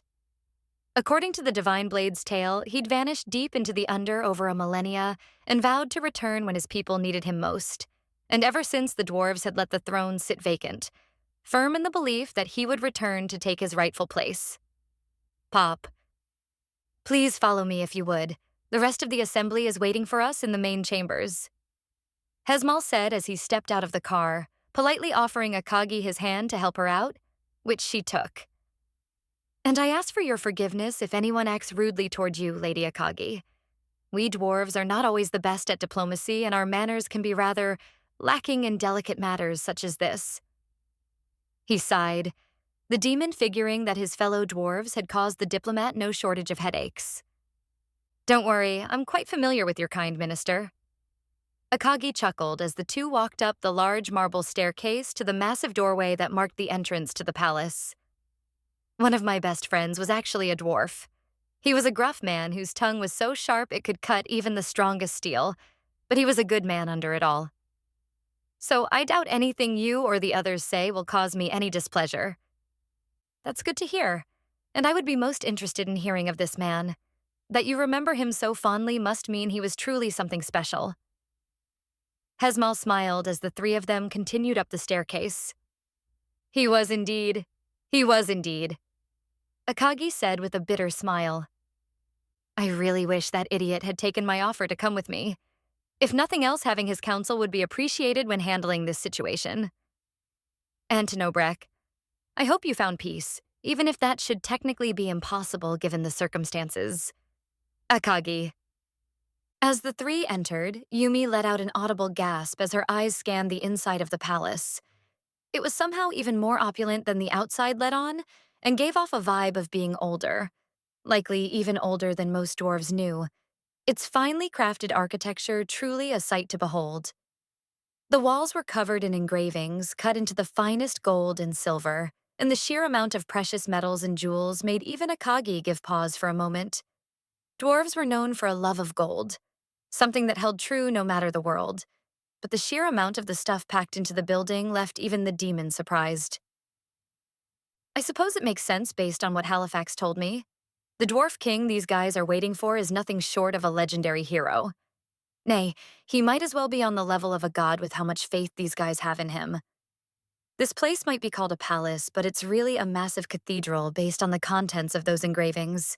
Each tells a story of his heroics and deeds, and I'd bet that the rest of this place is no different. Akagi. After heading up another grand staircase, Akagi and Yumi were led to a massive conference room that was no less ornate than anything else they'd seen up to this point. Within were 9 other dwarves seated around an oval-shaped table, the 3 most important from Akagi's intel gathering being Umisgreth Sapphirebringer, the Minister of Finance, Beryl Goli Earthbraids, the Minister of Infrastructure and Development, and the newly appointed Minister of War, Galman Bogram. It would seem Nima's intel was right. There's been a shakeup in the dwarven government. Looks like the prior war minister was ousted over our little invasion. Akagi. This new Minister of War is apparently quite competent too. Alice reported that he was quite a tough opponent and was the primary reason her advance slowed before those Dawn Order people intervened and brought it to a screeching halt. Yumi. I suppose we'll need to keep an eye on him. If we're not careful, he might start doing things that actively undermine my goals. So make sure you keep people on him at all times. Akagi. Gentlemen, please allow me to introduce Lady Akagi Dumator, ruler of the Kingdom of Dumator and the Demon Lord. Hesmal hesitated for a moment as he introduced Akagi, his words causing a murmur among the members of the Dwarven Council. Naturally, they all knew about the Demon Lord causing a ruckus on the surface world, And while they expected to meet with a representative of said demon lord, having the actual being herself show up caused a stir. Taking a moment, the council spoke in a hushed manner amongst themselves for a few moments before standing, turning to face Akagi, and saluting her by putting their balled fist across their hearts. It was the dwarven equivalent of bowing, and it was done as a sign of respect, though what surprised Akagi the most was the fact that they'd seemingly done it with little hesitation. Lady Akagi, we were unaware that you would be coming in person. Please forgive our rudeness, Bagram said, his words quickly joined by the other members of the council. Indeed, had we been aware, we would have prepared a more appropriate welcome for you, Minister Earthbraid said apologetically. It's fine. Akagi waved off their concerns as she offered Yumi a seat before taking one herself. As I told Minister Hesmal, it's my fault for making a last-minute change, so the blame lies with me. She smiled. I'm surprised that they instantly believed that I'm the Demon Lord. I actually expected some skepticism and perhaps a bit of hostility, but so far it seems they're taking this whole thing seriously. Akagi, dwarves aren't stupid, and they're good at reading people. Plus, our intel showed that Hesmal is quite well respected by others for his diplomatic skills and keen insight. If he's telling them you're really the Demon Lord they've heard of, then it seems they're inclined to believe it. Yumi, so how about we start things off and get past all the stuffy formalities? Akagi decided to take control the flow of the conversation. I've come to speak with you because I've some matters of utmost importance. Matters that impact the entire dwarven race. Her words instantly got the Dwarven Council's attention, and their faces all turned serious. First off, let's tackle the biggest elephant in the room. I am not here to conquer you, nor am I intending to quarrel with the Dwarven people. I am here on a purely diplomatic mission, and I seek the friendship and cooperation of your people, so you need not worry. Oh, they're going to worry, and they honestly should. Yumi, I know, but I still wanted to say it. Akagi, pardon my rudeness, but do you not quarrel with the gods? From what we've heard, you intend to destroy this world. Hesmal asked, trying not to sound hostile. We may not worship the pantheon, but we do heed the words of the gods. Your actions have shown a desire for conflict with them. He paused for a second. A conflict that has seen the downfall of two nations, if my information is correct. Looks like he can be quite the feisty one when things actually get started. Akagi, you speak of my battles with the demons and the Alliance? Akagi nodded, not denying anything. Both were unfortunate, but necessary parts in my wider war against Enoris's gods. I will not sit here and try to act as if what I did was anything more than part of a greater plan.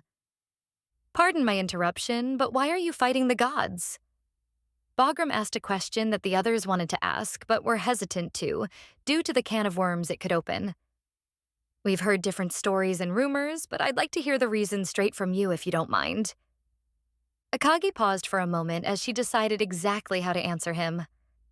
She figured that trying to make the case that the gods were actually betraying the world wasn't the best idea in this situation, as it was such an outlandishly crazy claim that opening discussions with it would only serve to make them even more wary of her motives than they already were. Thus, she decided to be honest while also mixing in both lies and truth to obfuscate things just enough to give the dwarves pause, a favorite strategy of hers. Simply put, the gods invaded my home and they seek to kill my people, Akagi replied succinctly. Her answer caught the dwarves off guard, though they held their poker faces well enough to not show it. That's really all there is to it, and what other reason do I need to go to war with them? Is it not the duty of a monarch to protect those who they rule over? Do you speak of the heroes? Hesmal asked, furrowing his brow. He knew of their mission and presumed they were the root cause of this whole thing if Akagi was telling the truth. So you are aware that the gods were sending them on their little mission? Akagi replied with a nod. I was under the impression that it was quite hush-hush. Not to those who need to know, Hesmal said with a brief smirk that vanished as soon as it appeared. But I was under the impression that the gods were sending the heroes after the remnants of the spirits to prevent them from destroying our world. So how did that result in a conflict with the gods? You're correct. That's exactly what they sent the heroes to do. Akagi paused for a moment as she thought about how to word things. However, the heroes found themselves smack in the middle of my realm and declared their intent to massacre the people I had brought under my suzerainty. Naturally, I didn't take kind to that. So you're sheltering the spirits? Hesmal guessed. I am. Akagi nodded. They came to me seeking protection, and in exchange for becoming my subjects, I've incorporated them into my realm. The same spirits that seek to destroy our world? Minister Earthbraids asked as he stroked his beard.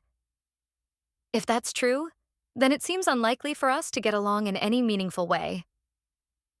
Ah, and you would be correct if the spirits were actually trying to destroy your world. Akagi replied with a grin. Gentlemen, allow me to enlighten you, she said as she slowly got to her feet and placed her palms onto the table before leaning in.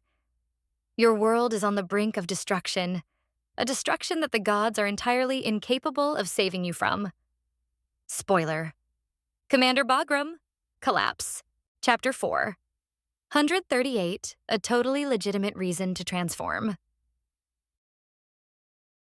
Oh, you're putting on that brave face now, but you looked plenty scared during the movie. Kana snickered as she nudged Naomi's side. The two had just returned to the movies and were getting ready to grab Mika for a study session. The blue-haired girl had been invited to the horror movie, but had turned it down as she'd already made plans earlier in the day, something that surprised her friends since Mika loved horror movies, and this one was heavily anticipated.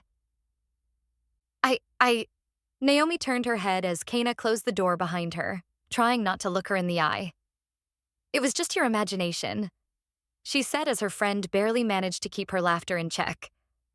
I guess I imagined you squeezing my hand like a vice when the masked guy leaped from the closet. Kana.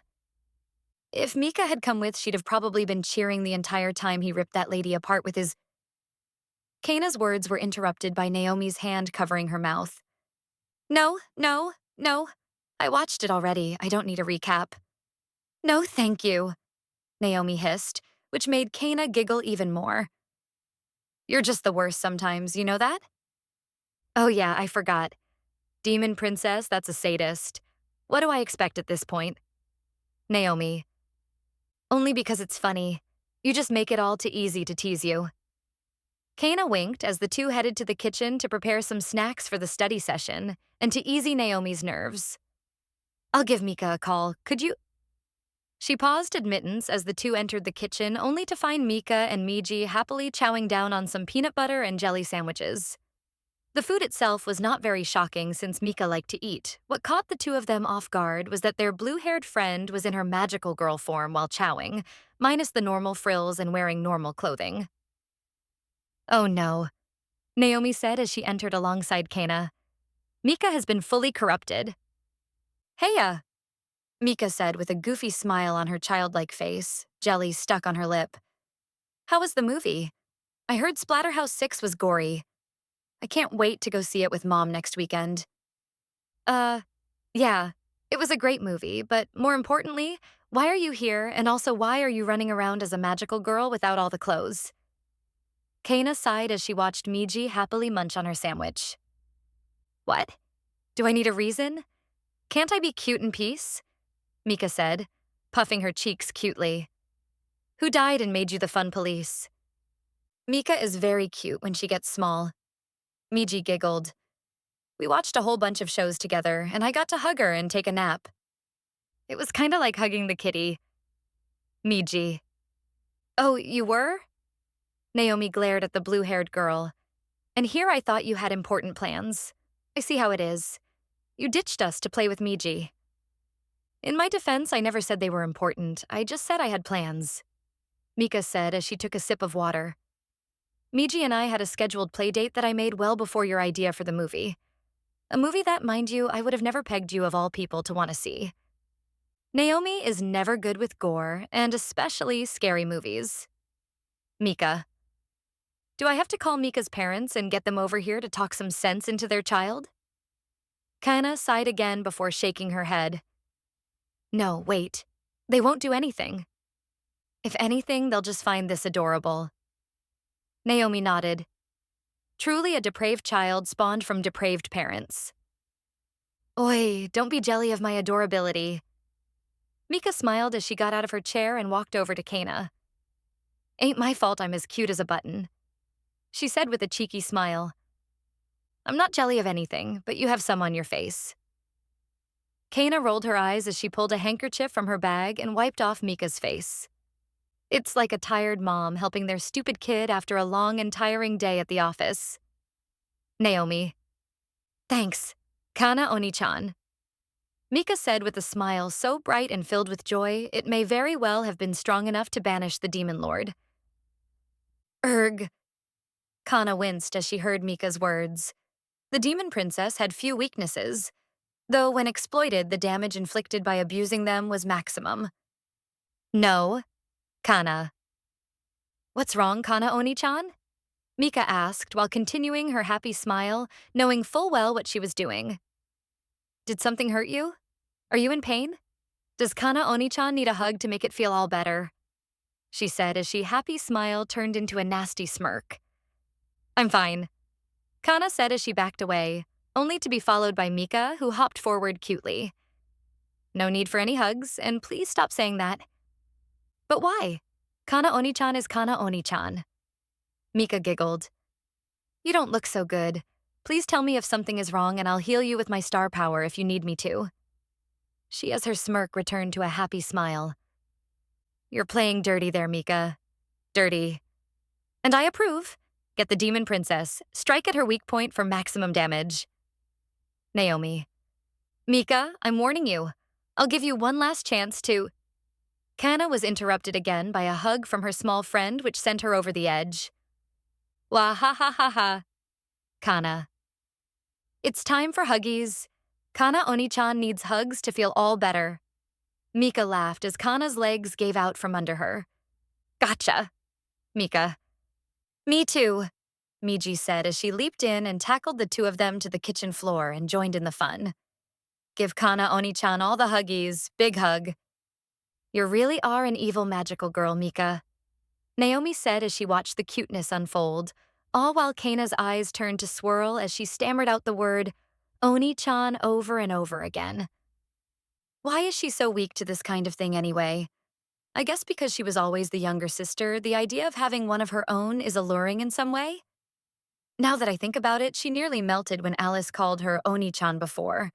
And Mika here is basically dialing up the childlike innocence to a level even further beyond what Alice could hope to achieve. Akagi really created a Katniss WMD here, didn't she? Naomi. I'll never understand the fascination with having a younger sibling. I can tell you from experience that it's not all it's cracked up to be. Momo. Hey, I can hear you. Himari. I know I wanted you to. Momo. And they're off to the races. Naomi sighed as the spirit sisters began yelling at one another. After a few minutes, Naomi decided to spare Kana the cuteness overload she'd been smacked with and pulled Mika and Miji off her, directing them out of the kitchen and into the living room where there was more room. Of course, with the fun gone, Miji quickly disappeared to play with Alice and Alm, which left the comical scene of a small Mika sitting in Kana's lap with a happy smile on her face, while Kana's face was twisted in defeat. You know, I'm tempted to take a picture of this and blast it all over socials. Naomi snicked as Mika winked. I wonder what the reaction would be. Mika laughed. People would definitely find me cute, but they'd probably think Kana was some kind of creeper. Mika, I hate you sometimes. Kana sighed as she pat her friend on the head. Part of their deal to get her to stop calling Kana Oni-chan was that she was to be spoiled a bit. Something that Kana recently agreed to so as to not melt into a puddle of mush. I figured you'd like having someone this cute glom all over you, Mika said as she leaned back into Kana. Ain't I just adorable? She asked, turning around to face her and putting on the most cute face imaginable. Don't you just want to spoil me all day long? You know you want to. Mika. I'm going to decline to answer that question. Kana sighed for what felt like the billionth time that day. So why are you doing all this anyway? Just to pick on me? Is that a good enough reason to go running around as a child and attacking me in such a brutal manner? Rather than answer her question, Mika simply replied with a tihiparo. Fuck you, Mika. Kana. Please don't tell me that you're like Oni-chan and have all kinds of repressed issues that you're trying to work out by playing around as a child. Kana was hoping that she wouldn't have to deal with Akagi 2 Electric Boogaloo, except this time it's Mika as a magical girl. Nah, I had a good childhood. No tragic memories causing me to start acting out here. Mika waved her off. But do I need such a thing to want to play around? What if I just want to have some fun? Can't I just be cute and happy in peace? I guess not. But Mika, at this rate, I'm half expecting to find you down at the park playing on the jungle gym and making sandcastles with Miji. Kana said, figuring that it was a possibility, albeit a remote one. Mika paused, her eyes darting away from the two girls. She already did? Naomi ex Kana. Do I have to call the police? Kana said, tightly squeezing Mika in her arms. How many laws have you broken?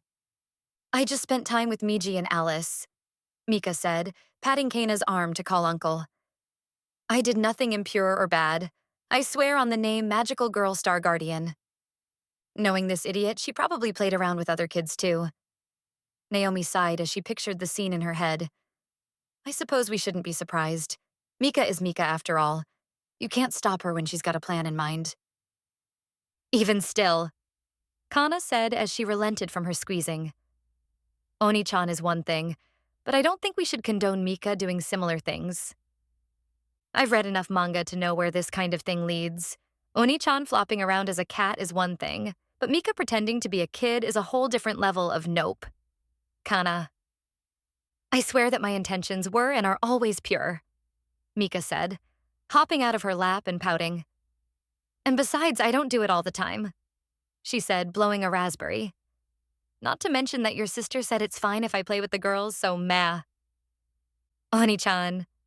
Kana groaned, vowing to give the demon a lecture once she returned. Just because that idiot gives you permission to do doesn't mean you should, Mika. Would you jump off a cliff if she said it was fine? No, and that's a stupid example. Mika huffed, looking exactly like a grumpy and obstinate kid. Now. Naomi tried to simmer things back down. I don't think it's that big a deal, Kana. As long as Mika isn't doing anything bad, I don't think it's a problem. Especially since she's just playing with Miji and Alice. It's not like she's doing anything harmful or strange. Well, more strange than Mika's usual level of strangeness. PLBBT. Listen, you and I both know that the slippery slope fallacy is less fallacy and more an accurate predictor of the future at this point, Naomi. Kana replied. Having fun with kids isn't the only reason I've taken on my transformed appearance, Kana. Mika rolled her eyes as she sat next to Naomi, demanding head pats which were quickly provided. I'm also testing the limits of my magic to see how long I can stay transformed and working to increase my time limit. But playing around with them is also really fun. Mika. And that's perfectly fine. Kana had no issue with that. Just be mindful of things, okay? I really don't want to have to run you through with Himari if you go off the deep end into forbidden lolicon land. No using me to kill Mika. Himari. If I need to smite the evil, then smite it I shall. Kana nodded to herself. We must prevent Mika from going down the dark path. If I must strike down my friend before she turns evil, then I will. Hey, listen, if I want questionable interactions with cute girls, then I'll just go play around with my girlfriends. Mika deadpanned as Naomi patted her on the head. They're always down for some fun. TMI, Mika. TMI. Kana rolled her eyes. And I swear if I find out you're allowing them to... That's not allowed. I banned it. Mika cut her off, knowing exactly what she was getting at. Looking and spoiling is good, but more than that is off limits. So why in the hell do I have to have this conversation with my friend? Oh yeah, it's fucking Mika. Oni-chan, I'm going to smack you when you get back for enabling her stupidity. Kana. Me thinks that Kana is just envious that her whittle dragon doesn't give her the touchy-woochies that she wants. Mika said, her cute voice that heavily contrasted with her true meaning. Wink. Himari, can you transform into a bat by chance? Kana asked the sword girl for a bit of help. No, but feel free to use the flat of my blade as a club. Himari snickered as Kana summoned her. Oop, I suppose this means that Mika's going back to jail. Naomi chuckled. Ha, I don't fear it. I was born there, Mika said with a proud puff of her chest. I embrace the jail. Your bat has no power over me. Mwahahaha. Send me there if you wish, and I shall return at the head of an army. Yeah, you'd probably just... Kana paused as a notification came through her AR system. Kaori? What's she messaging me for? She said as she swiped to open her message, which was a video posted online that showed some kind of large purple worm tearing through houses and causing mayhem. What? Is something wrong? Naomi could sense that something was wrong due to Kana's facial expression that showed a combination of worry and confusion. Take a look at this. Kana sent the message to Naomi and Mika, who opened it and were similarly baffled by what they saw. Is that a familiar? Mika asked, as she watched the worm tear through a house. It looks like a monster from a game, Naomi said with a bit of hesitation, knowing full well that whatever was happening was bad. Hey, this is real, isn't it? Mika asked, worried. Like, it's not some CGI thing, right? It's real, Kaori said as she burst into the living room, her face flushed red, showing how fast she'd run to the house.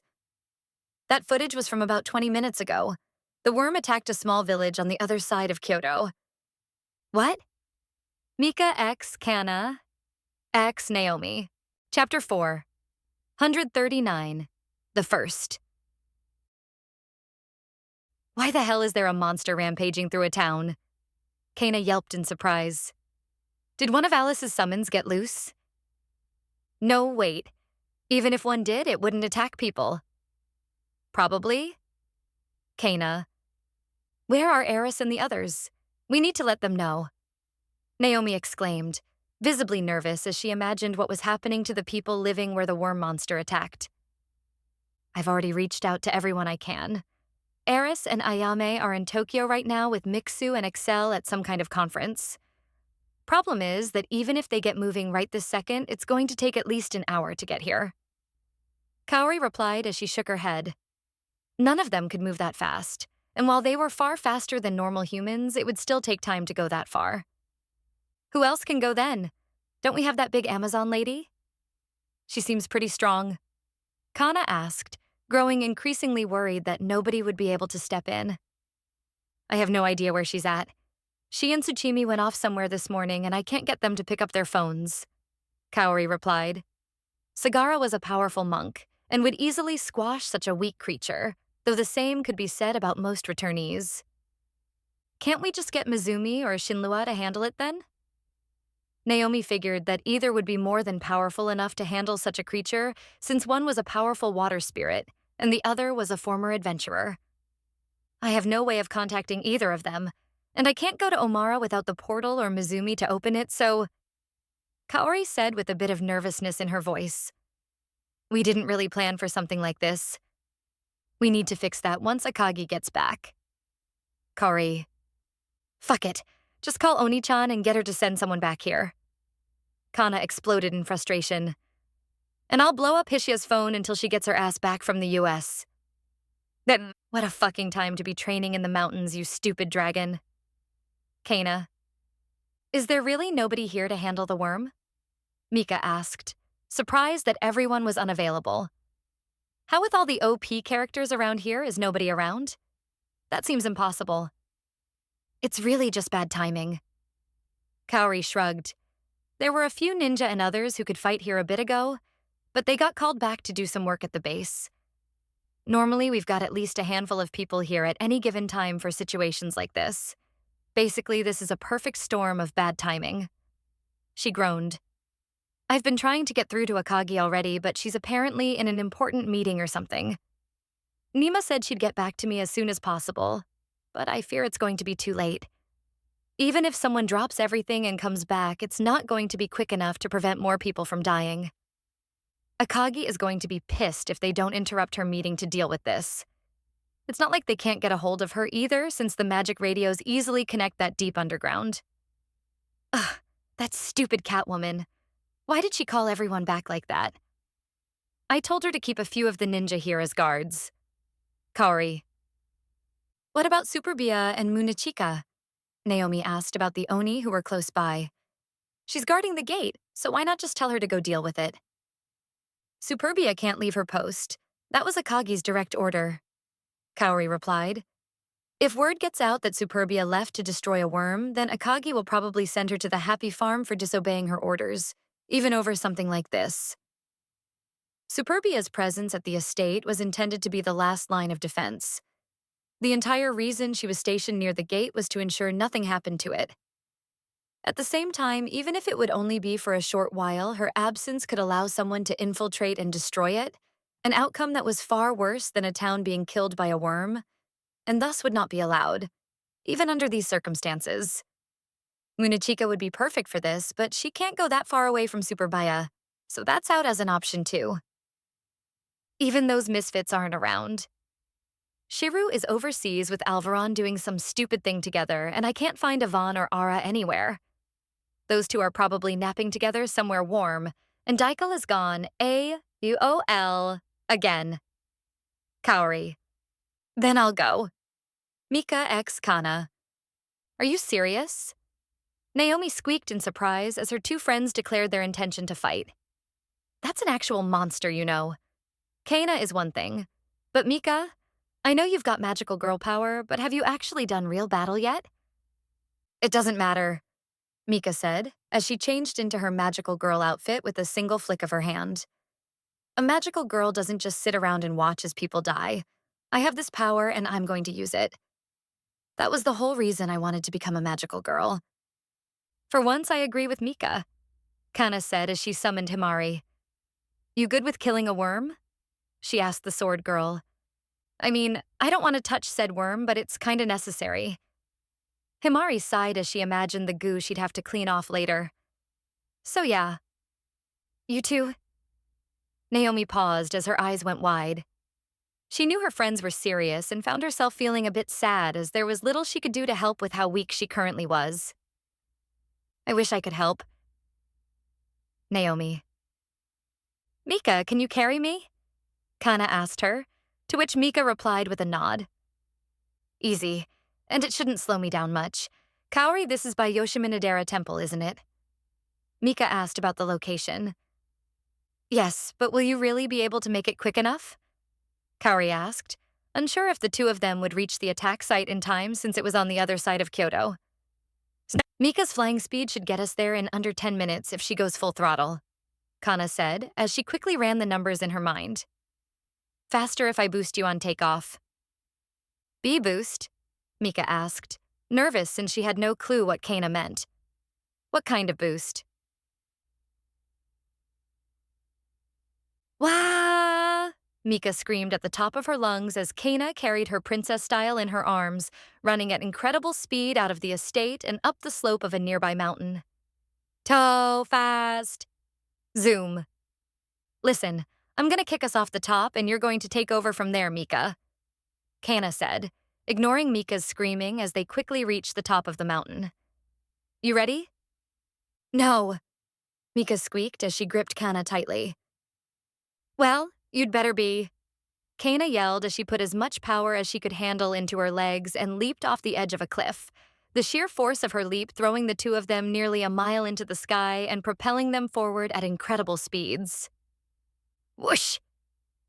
I'm not ready for any of this, Mika screamed as they launched through the air, only barely maintaining enough composure to activate her flight magic to put them on a gliding path toward their destination. Kana, we're having words when we get back. You don't just put someone in your arms and jump off a mountain? And since when can you jump that high? Mika.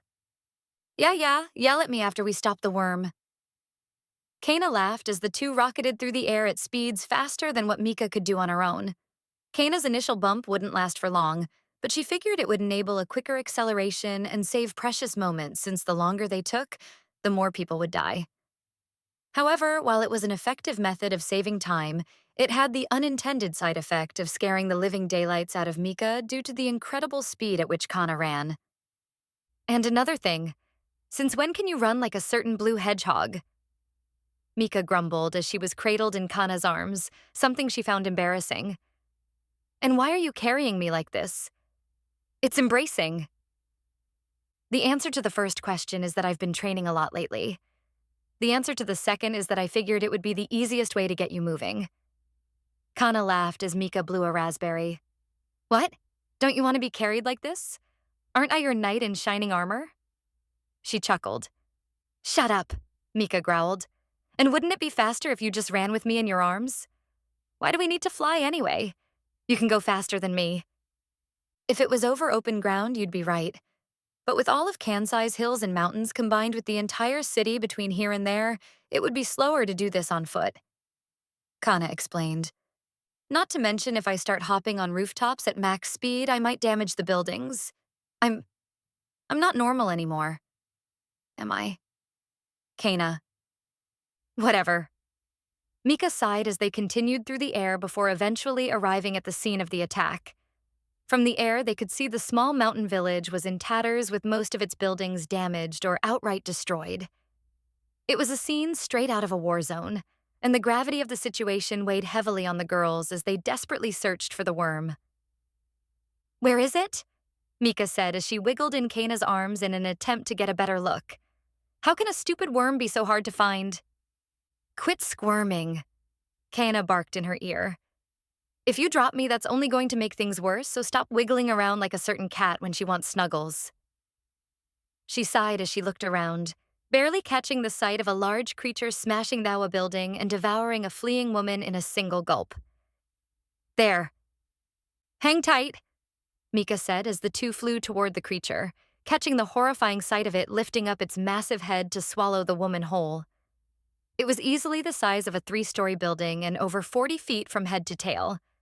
The creature was like nothing they'd ever seen before, and the razor-sharp teeth that filled its mouth gave both girls pause as they landed on a roof to face off with it.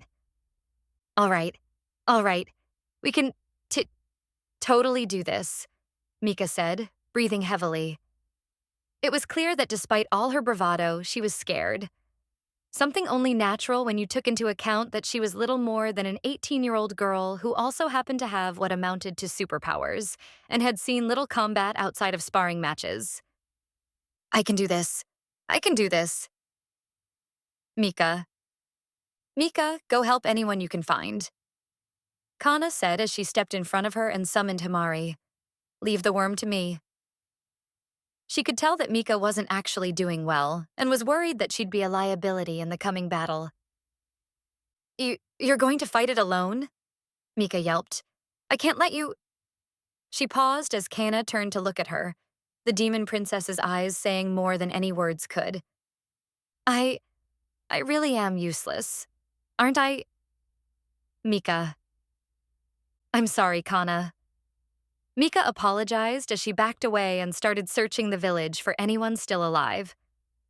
There's nothing to be sorry about, Mika. Kana. You good?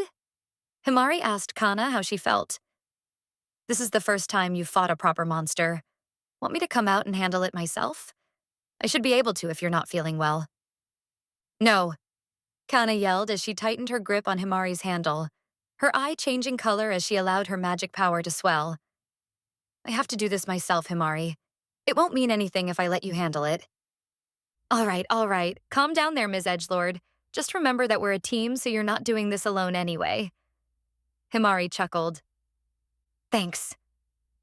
Kana smiled briefly before turning to the worm, which moved so as to face her. All right, it's just a little worm. Just a 3-story tall purple worm with great white shark-level teeth. Nothing to be afraid of. Nope. I'm different than when I fought Hito. I've learned from Hisha and Oni-chan. I can do this. Kana.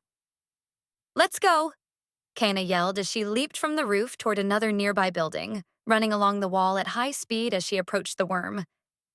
Internally, Kana was absolutely terrified, but she did her best not to let it show. She had confidence that Mika could handle the worm if push came to shove, but the demon princess wanted to prove to herself that all her training hadn't been for naught. She'd spent the better part of a year training with the various members of the Dumator clan, her sister, and even her girlfriend, and now she wanted to see if she had what it took to stand at their side. I won't just sit around and be protected. I'll show them I can fight just like they can. Kana. Running along the houses, Kana dodged the massive yet slow tail slams of the worm as it tried to stop her. Leaping from building to building as she circled the creature, Kana took note of its movement and determined that while it was physically imposing, it was also slow and uncoordinated. She figured that the creature was likely unintelligent and could do little more than act on instinct and hunger as it thrashed about. All right, are you ready? Let's see what we can do.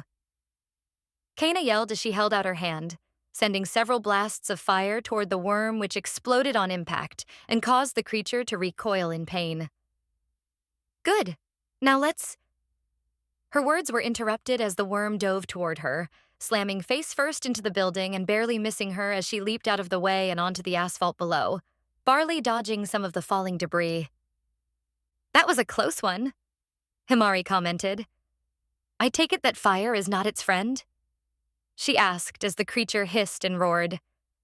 I'd say so, Kana said as she leaped backward to avoid the creature's tail as it withdrew from the collapsed building. It's a good thing that I've got a flame attribute sword. She chuckled as the worm turned to face her, its gaping maw dripping with saliva and blood as the teeth within rotated like a drill head. Great. I'm going to be having nightmares about that for a week. Kana, you still good with worm extermination duty? Kana asked the sword as she gripped her tightly. Yes, Mom, Himari replied, her salute visible through her words. Then let's take it down, Kana yelled as she ran forward, leaping over the worm's tail, barely managing to spin her body over it like a pole vaulter attempting to beat their record. There, she yelled as she spun Himari and dove the blade into the worm's flesh, causing the creature to hiss as she dug in and used the blade as a hook to hold on. STAB. Hang on tight, here comes the hard part. Himari yelled as the creature thrashed about as it tried to shake Kana off as it smashed through nearby buildings. Though despite its best efforts, Kana managed to hang on and right herself, taking up a standing position at the back of its tail. Now then, let's split it open.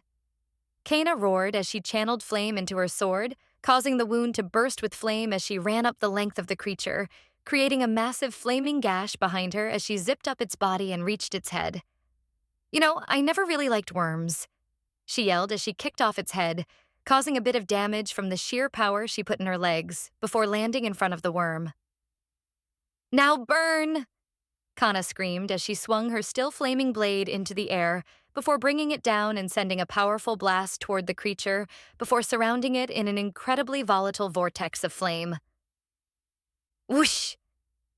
Surrounded by fire, the worm hissed and writhed in pain, attempting to put out the fire as it thrashed about with its tail, but to no avail. Magical fire required magic to extinguish, and after a few moments, the colossal monster fell to the ground and stopped moving as its body burned to ash, leaving nothing behind save for some burnt remains and a dusting of black particles. We did it, Kana said before taking a deep breath. It's dead. She paused as he put her hand to her chest, feeling the rapid beat of her heart, which seemed like it was moments from leaping out of her chest. I killed it. Kana. Nice. You did it, Kana. That was awesome, Himari said, praising her. Yeah, Kana said as she fell backward to the ground, the shock of the moment finally hitting her and making her legs give out. Though rather than start crying or freaking out, she found herself unable to stop smiling from ear to ear, a smile which eventually gave way to a giggle and then finally full-blown laughter. Chapter 4. 140. This seems familiar. Akagi's words chilled the once lively conversation. It was a bold declaration, one that should have been met with either a furious rebuttal or a deluge of questions. However, despite what she'd expected, the dwarves did not rebuke her, scold her, or seem off-put by what she'd said. Rather, a look of confirmation seemed to wash over their faces. "Are you not surprised to hear this?" Akagi asked, breaking the nearly minute-long silence. "Or do you simply not believe me? At this point, I'm expecting to have my name put in a certain book if it's not already in there." Akagi: "I believe that I speak for all of us when I state your words are indeed shocking, but more so in that they confirm something that we'd already feared for some time." Hezmal said as the other council members nodded. There was already some skepticism about the gods during the war, and our scientists had already privately discussed their concerns about the true danger to this world. Minister Sapphirebringer broke his silence and spoke up, stroking his gray beard before continuing. "I'd commissioned our best researchers to analyze the structural damage being done to our world and their initial reports.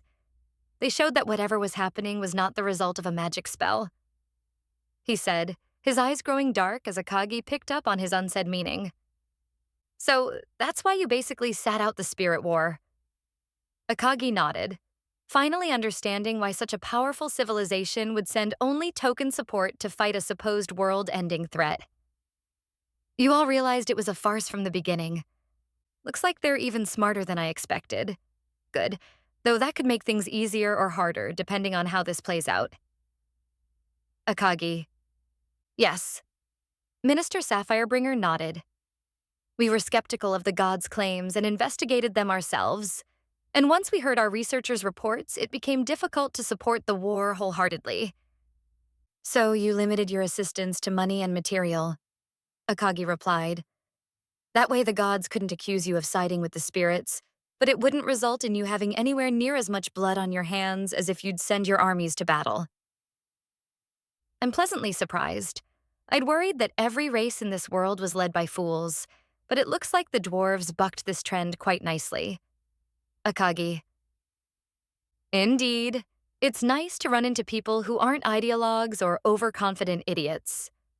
Yumi: "As much as possible, tried to keep out of the war once it became apparent that the gods were lying. We even took in whatever refugees we could smuggle out." Hezmal said his words, catching Akagi off guard. She figured that none of the other races would take in spirits, even unofficially. "You took in spirits?" Akagi asked, annoyed that the ninja hadn't found anything about this during their investigation. "I'll get with Nima about finding them." Yumi: "We did, though sadly not as many as we'd like. They're being kept in a secure location, far below ground where no one would ever find them." Hezmal said, aware that Akagi was searching for them and subtly hinting that they could discuss that issue later. "But before we get off track, how about we discuss what it exactly is that you want and what you're offering us? From what I understand, you want to establish some kind of relationship with our people." "Fair enough, and I suppose getting to business is for the best," Akagi said as she pulled out her kisaru. "You mind?" "Do as you'd like. We tend to smoke quite a bit during meetings anyway." Hezmal and the others chuckled as Akagi lit up and took a hit from her pipe. "My offer is quite simple. I want an alliance." Akagi said her words, causing some of the council members' eyes to widen. "I have no interest in fighting the dwarves.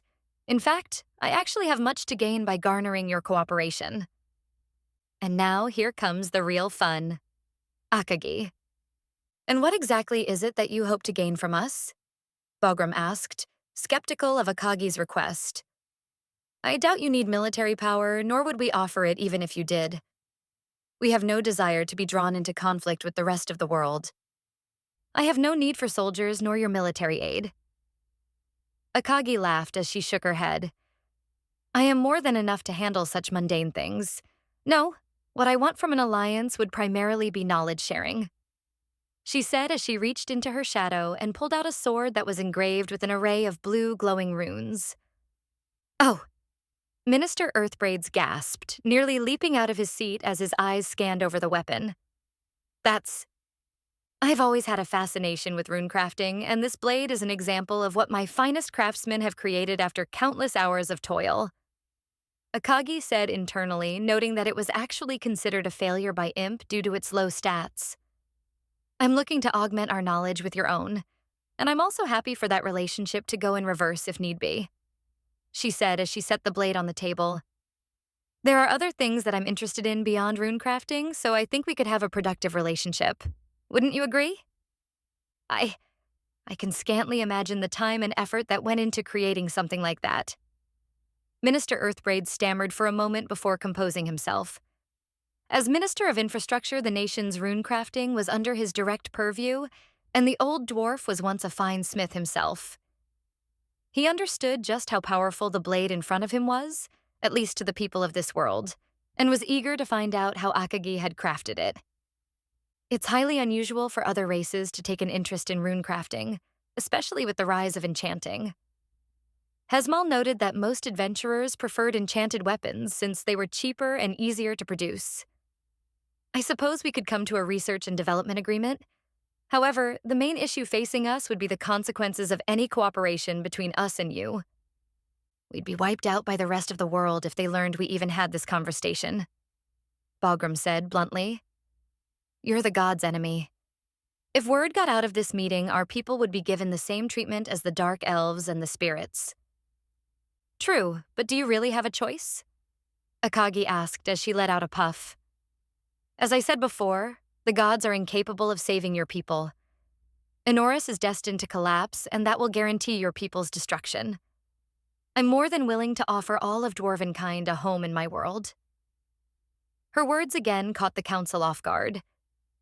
You would be free to re-establish your nation there, unmolested by the gods and their whims. And you're just offering that? Hesmal asked, skeptical. What's the catch? There's always a catch. Demons don't offer anything for free, and as any dwarf knows, gold that glimmers too brightly is coated in poison. Hesmal. Part of the deal will involve an alliance and joint research agreements and exchanges, but yes. Akagi nodded. The dwarves are free to move to Omara and establish a new home. I will not interfere with your internal politics, and you will maintain total independence from me. After all, I wouldn't be offering you an alliance if I wanted you under my direct control, would I? If wanted to destroy or enslave your people, there would be no reason for this conversation since I could easily accomplish such a trivial thing. The dwarves knew she was right and hesitated to rebuke her. Akagi's offer was far too good to pass up, and the council knew it. If their people could be saved and they got access to Akagi's knowledge, then there was no reason to decline. However, just because it was an objectively good deal did not mean that it was an easy one to agree to. We will take your offer under advisement, Hesmal said, sweat forming on his brow. Please forgive us for not being able to answer you at this exact moment, as this will require much discussion, as I'm sure you understand. That's fine. Take as much time as you need, though the longer you dither on the matter, the closer this world gets to destruction. Akagi smirked. And the closer those monsters get to the capital. So you're aware of our predicament? Bagram said with a sigh. We'd hoped to keep that information a secret from you, but I suppose that wasn't going to happen. My intelligence network is second to none, and there's little one can do to hide things from me. Akagi said, proud of her people but also internally vowing to make them do even better. They've told me that all kinds of nasty creatures have been smashing their way through your cities and that countless lives have been lost. Please allow me to express my most sincere condolences, she said, bowing slightly as she put a hand over her non-existent heart. We appreciate that. Hesmal thanked her for her kindness. It's been a trying time for our people, and there is much unease about the situation. Trying doesn't even begin to describe how bad it's been, Bagram grumbled in a low voice. Oi, Bagram. Earthbraid scolded him for making such a statement in front of their guest since it would make them look weak. What? Do you want me to lie? Bagram laughed. It's clear as day that she understands just how bad our position is, and you know that I'm not one to sugarcoat things. These creatures are overwhelming us, even with the Dawn Order's help. At the rate things are going, I cannot guarantee the safety of the capital. Only because you've withdrawn our forces from the advanced fortifications and gave up Fort Grugnall without a fight. Minister Sapphire-Bring yelled back, I don't need a bean counter telling me how to wage war. Bagram nearly leapt over the table in anger. Gentlemen, Hesmal yelled, causing the two arguing dwarves to stop. Are you forgetting that we are conducting negotiations with our guest here? I don't care if you fight among yourselves, but do it after our discussions have concluded, he said before lowering his head to Akagi. Please forgive their arguing, Lady Akagi. While there is much anxiety about the situation, this is neither the time nor place for such things, and I'm sorry you had to see that. It's not a problem, and I suppose it's really my fault for bringing up the military situation. Akagi gave a fake, apologetic smile as she waved off his concerns. But you know, if you'd be open to the idea, I could handle these monsters for you. Think of it as a show of good faith in hopes of proving my sincerity for forming an alliance. Dealing with such creatures would be child's play. Bait dangled. Now let's see if they bite. Akagi. Hertzmal didn't know how to respond, but before he could put together his thoughts, the door to the conference room burst open as a certain bunny-eared girl rocketed in at high speed and landed in the middle of the table. Well, well, well, Camilla said as she pulled her giant pair of scissors from her back and pointed them at Akagi. What do we have here? She smirked as the bunny and demon locked eyes. Chapter 4. 141. The Bunny and the Kitty. Yeah, what's up, Doc? Akagi said as she held a certain orange vegetable out to the bunny. Go on. I promise you'll like it. She smirked as she wiggled the carrot up and down. You just couldn't resist, could you? Yumi. I was going to scream bunny at the top of my lungs but decided against it, so why not praise me for my restraint instead? Akagi. Yes, yes. You're a good kitty for not being extremely stupid this one time. Mental pets for you? There. Yumi. Mew. Akagi. Oh, you fucking didn't. Camilla's smirk twisted into a nasty scowl. Clearly, the bunny did not approve of being patronized. Hey, all I did was offer the bunny a snack. What's wrong with that? Akagi returned a nasty grin of her own as she took a bite of the carrot. I'd say it's quite nice of me, considering you just interrupted our discussion with your antics. You fucking bitch.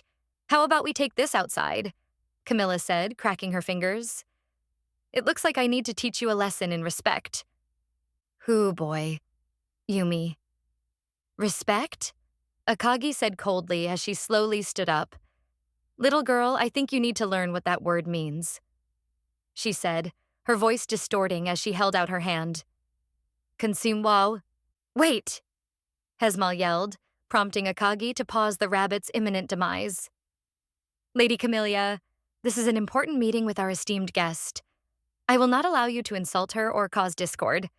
Get down from the table and leave this room immediately. Huh? Camilla turned to look at the dwarf over her shoulder. Are you saying you don't need me, dwarf? She said she walked across the table and glared down at him. Need I remind you that it is I who's kept your people from falling to those monsters? I'd say you need to show more appreciation for all my hard work. Or perhaps you'd rather I leave you to your fate. So I'm sure you've noticed, but our little rabbit here isn't exactly as she appears. Yumi. Naturally. She reeks of death, and I've seen her kind before in FWO. I figured they existed on Enoris, what will all the magic flying around, but to see one in person was a bit unexpected. Akagi. Shall I instruct Alice to capture her for experimentation? I'm sure she and Imp would enjoy such a unique test subject. Yumi. For now, let's see how things play out. But in the end, I suspect we'll be taking her along. She may prove useful in Zephyra's soul experiments, if nothing else. Plus, you don't get to mouth off to me and get away with it. Akagi. Lady Camilla, please. We are tremendously grateful for your help and that of the Order, but we cannot allow you to insult our guest. Bagram said, sweat forming on his brow. He knew how dangerous the bunny could be and wasn't interested in seeing her tear up the capital in a fit of rage. Humph. Camilla huffed as she returned her weapon to its place on her back. You're lucky. Az would be angry with me if I walked away and left you to your fate. She clicked her tongue. Oi, you! She turned and pointed to Akagi, who was still considering eating her and just getting this whole thing out of the way. Be glad I'm such a generous woman. I'll let you off with a warning, but if you try anything like that again, she said, indicating with her thumb that she'd slice Akagi's head off. Please kill her, and make it painful. Yumi. Don't worry, I'll make sure she regrets her ignorance. I don't tolerate this kind of disrespect. Akagi. Perhaps I'd take your words as more than simple bluster if you were actually something substantial. Akagi said, deciding that riling her up was entirely worth the headache it would cause for the dwarves. Like, I've literally eaten people far more worth my time for breakfast. She yawned to make it even more insulting. A stupid rabbit like you is little more than a fly in my soup. Oh ho, you really are trying to test my patience, aren't you? Camilla said as she eyed the demon up. But you don't look like much yourself, demon. Looks can be deceiving, Lich. Akagi smirked as the bunny's eyes widened in shock, her use of that term causing a bit of a stir among the council. You, Camilla hissed as she reached for her scissors. How do you know about that? I've met others of your kind in the past, and you reek of death. Akagi answered, trying her best to be vague. It wasn't hard to figure it out after a few seconds. Your soul isn't where it should be, so that kind of gave it away too. Impressive, Camilla hummed in thought. Even Az took a few weeks to out me. She said as she jumped and landed in front of Akagi, squatting down to meet her face to face. Maybe there is something to you after all. Who the hell are you anyway? I don't recall hearing about a demon diplomat coming to the city. My name is Akagi, and I'm here on behalf of my nation. Akagi replied as she met the Lich's gaze with her own. Akagi. Akagi. Camilla thought for a moment, racking her brain as she tried to figure out where she'd heard that name before it finally dawned on her. Wait. You're not? I am. Akagi allowed her voice to distort as she gave a happy smile.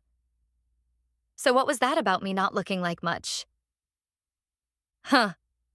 Camilla's lips curved into a wry smile. It seemed that she was more excited than afraid of the demon. Well, didn't think the monster itself would just waltz right up to me. I'm not sure who's the foolish one here.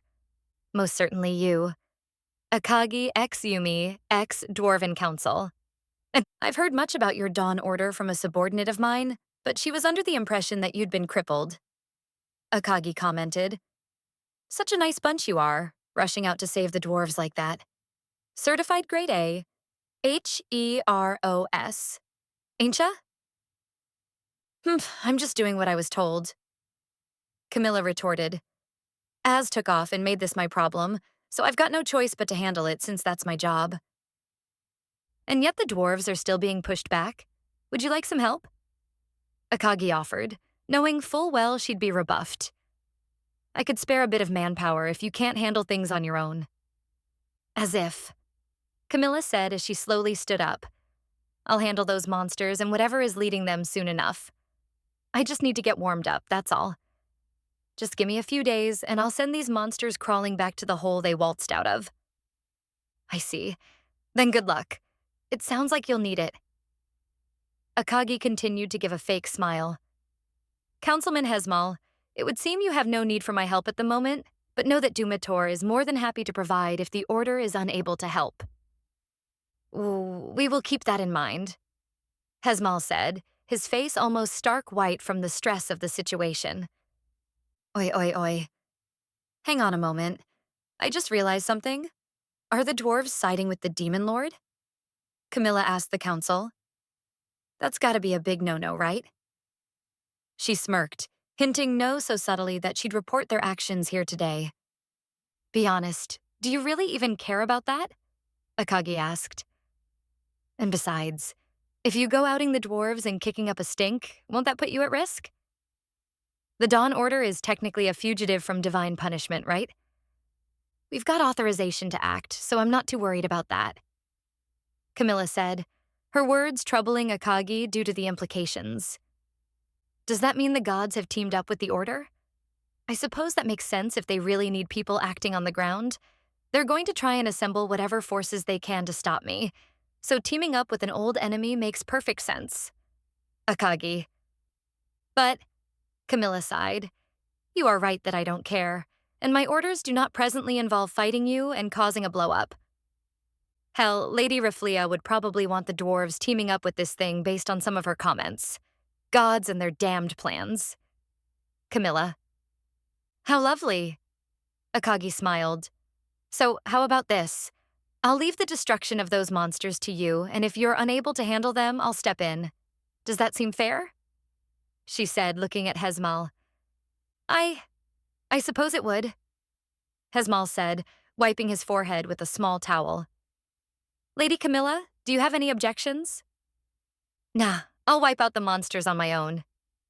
Camilla paused for a moment before turning to the council members. Actually, I've got an idea. She smirked. Once I defeat the monsters and save your asses, I want the dwarves to kick the demon lord out of the city. There's no reason for you to negotiate with her at that point, and doing so may end up putting your entire people in danger. Oh? Akagi. We will take that under advisement. Hezmal nodded as Camilla hopped off the table and made her way to the door. Oh, and one more thing. Camilla paused in the doorway. Demon Lord, I'll be watching you. Try anything funny and you'll be facing a whole lot more than just me. So remember that when you're poking your nose into things that don't involve you. Noted. Akagi replied without turning to look at the bunny as she left the room, the large doors closing behind her. Note deleted. She chuckled. Unlike Catelyn, I don't find that one's attitude endearing or cute. She's a cocky bitch, and I can't wait to play with her. Akagi. Please accept my utmost apologies for her. Hezmal bowed. Lady Camilla. He paused as he tried to best organize his thoughts. We are in debt to the Order, and her help was instrumental in driving those creatures back. Understandable. Akagi shrugged. You need not worry, councilman. I've taken no offense at her words, at least regarding you. She continued.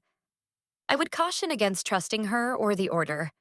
It's clear that they're acting under the direction of someone else, likely a god, and as we all know, the gods are not to be trusted, she said before turning to leave.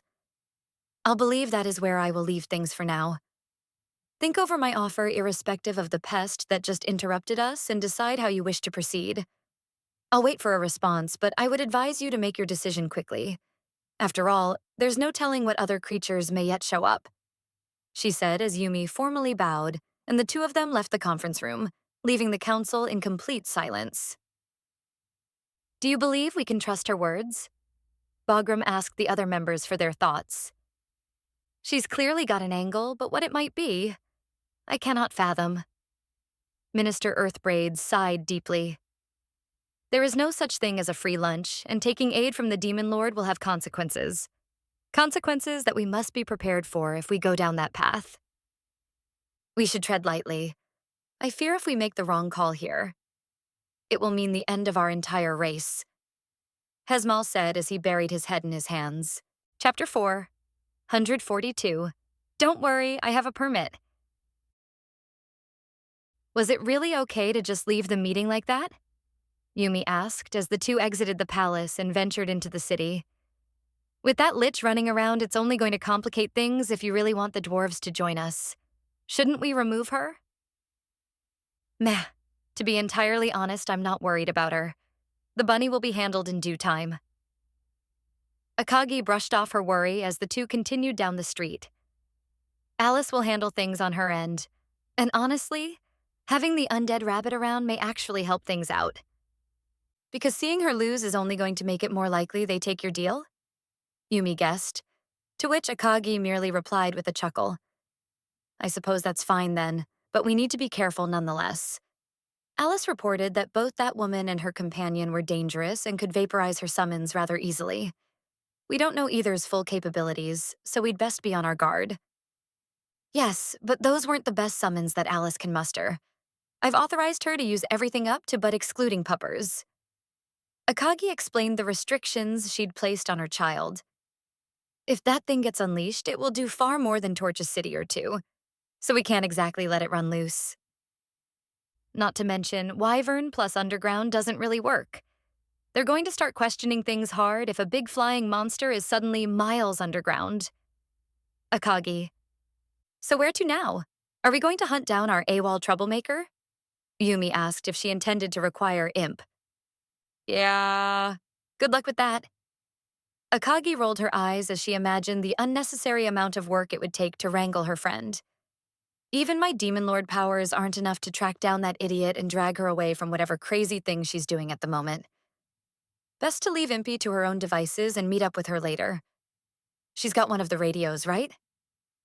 Yeah, I gave her one before we took off from base. Yumi nodded. The range isn't quite as far as the ones given our field agents, but it's more than enough to cover the local area. Then let's leave things be. She'll call us if needed, plus I've got a backup plan to keep her safe. Akagi shrugged as the two continued walking into the city. Beyond meeting with the dwarven government, the demon had a second objective in coming to their city. According to everything Akagi knew, Halifax was forged somewhere in or around the dwarven capital millennia ago by a faction of dwarves renowned for their smithing skills, and the demon wanted to see what, if anything, she could find out about that process. She already had an educated guess about a key part of the Divine Blade's origins, a part that she figured was what Ilariel wanted to hide, but she couldn't come to a conclusive answer without more information. After wandering around the city for a good 3 hours, taking in the sights and looking through the various dwarven shops, Akagi and Yumi stopped just in front of a massive stone building that had the symbol of the Enorian Adventurers Guild carved above its main entrance. It was a large shield with a single sword crossed behind it, both emblazoned with a large flame indicating that this branch was located within the dwarven nation. Please don't tell me you're going to cause that cliché scene where the newbie registers at the guild, gets harassed, then destroys whatever idiot happened to pick a fight. Yumi sighed, knowing Akagi was apt to do exactly that out of a deep love of cringe. I hate that trope, so no. Akagi rolled her eyes as the two entered, passing a party who made comments about Akagi's eyes before moving onward. She'd expected more attention, but it seemed that most people cared little for her strange appearance, likely because the city was frequented by all sorts of strange peoples. What I'm here for is something much more interesting.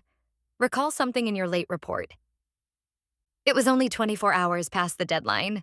Give me a break. Not to mention you stayed in Cat the whole time and tempted me with your fluff. Yumi. Welcome. A receptionist called out to the two of them as they approached the counter. The Dwarven Capital's branch of the Adventurers Guild was pretty big, and the interior reminded Akagi of some of the guild buildings she'd seen in FWO. There were dozens of parties crowed around tables or request boards, mostly human.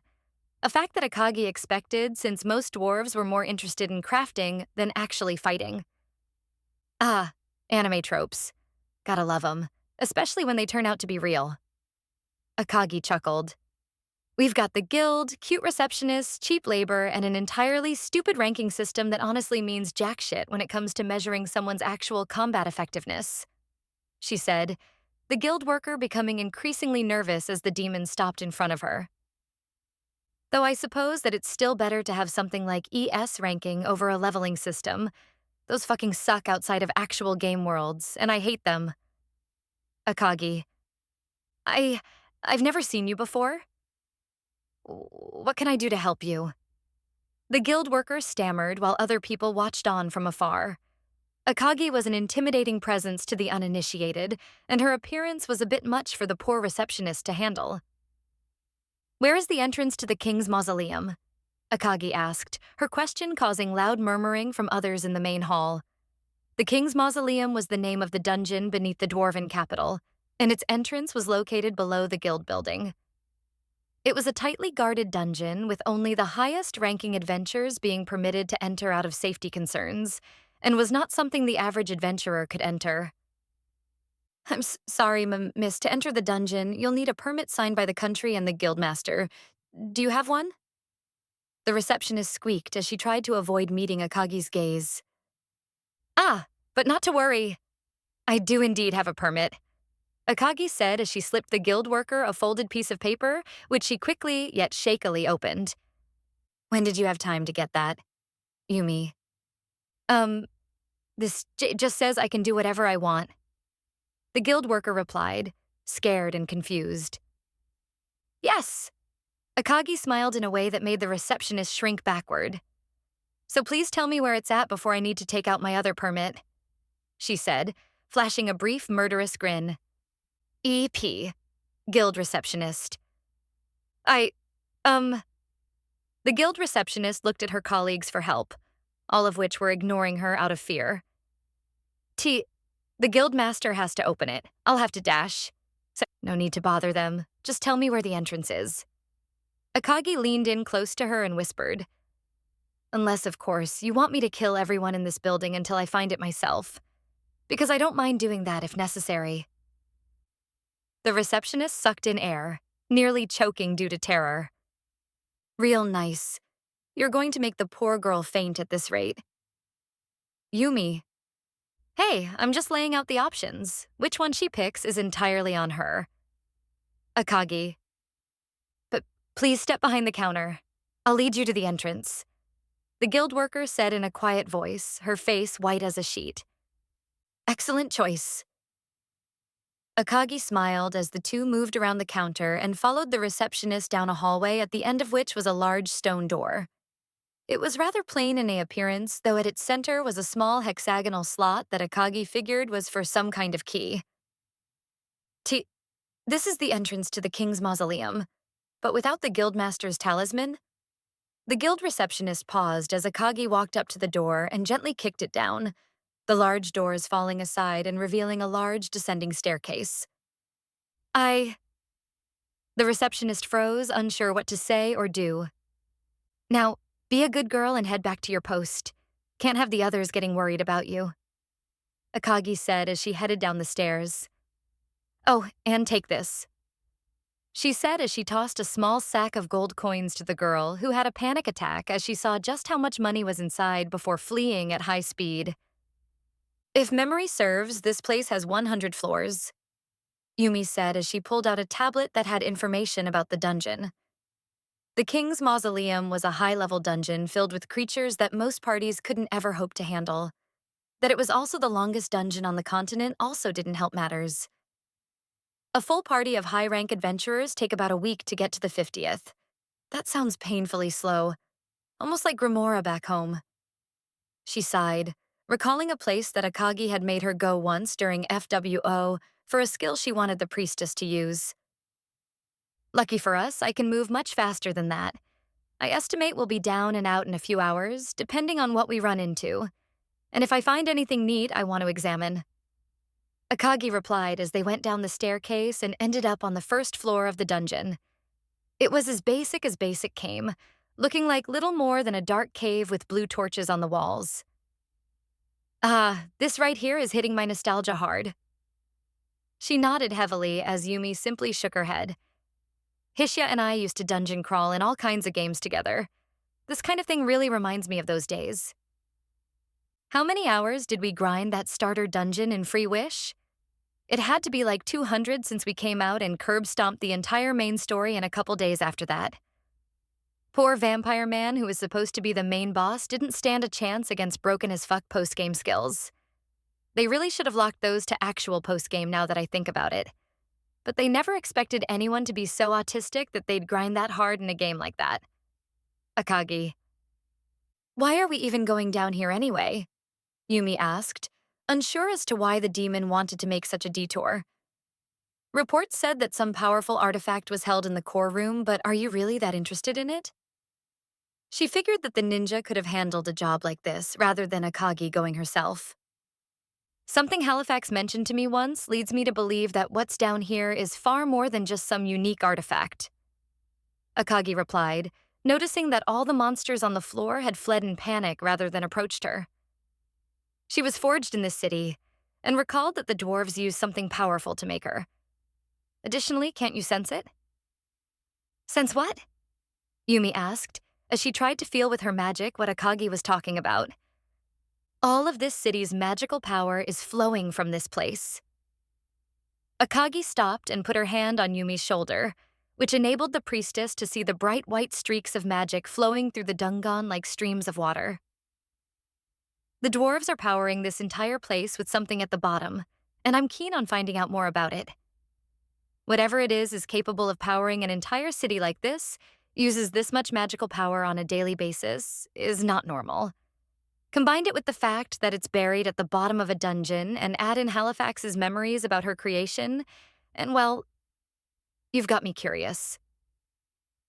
Wow, that's a lot of magic power, Yumi said in awe as she watched the energy flow around them. She knew a good bit about magic power and had seen a lot of it in her time, but this still surprised her. And you think whatever is at the bottom of this place helped create Halifax? Akagi nodded as the two continued into the dungeon. Uh, Whoosh. And there we go. Arrived right where I told you that you would. Happy? Tanya. I'm still not a fan of teleportation, Valuru said as he appeared inside a building, finding a large magic circle under his feet as he wobbled from some nausea. Oh, don't be a crybaby. Unless you want to walk several thousand miles, you'll have to get used to zipping between places.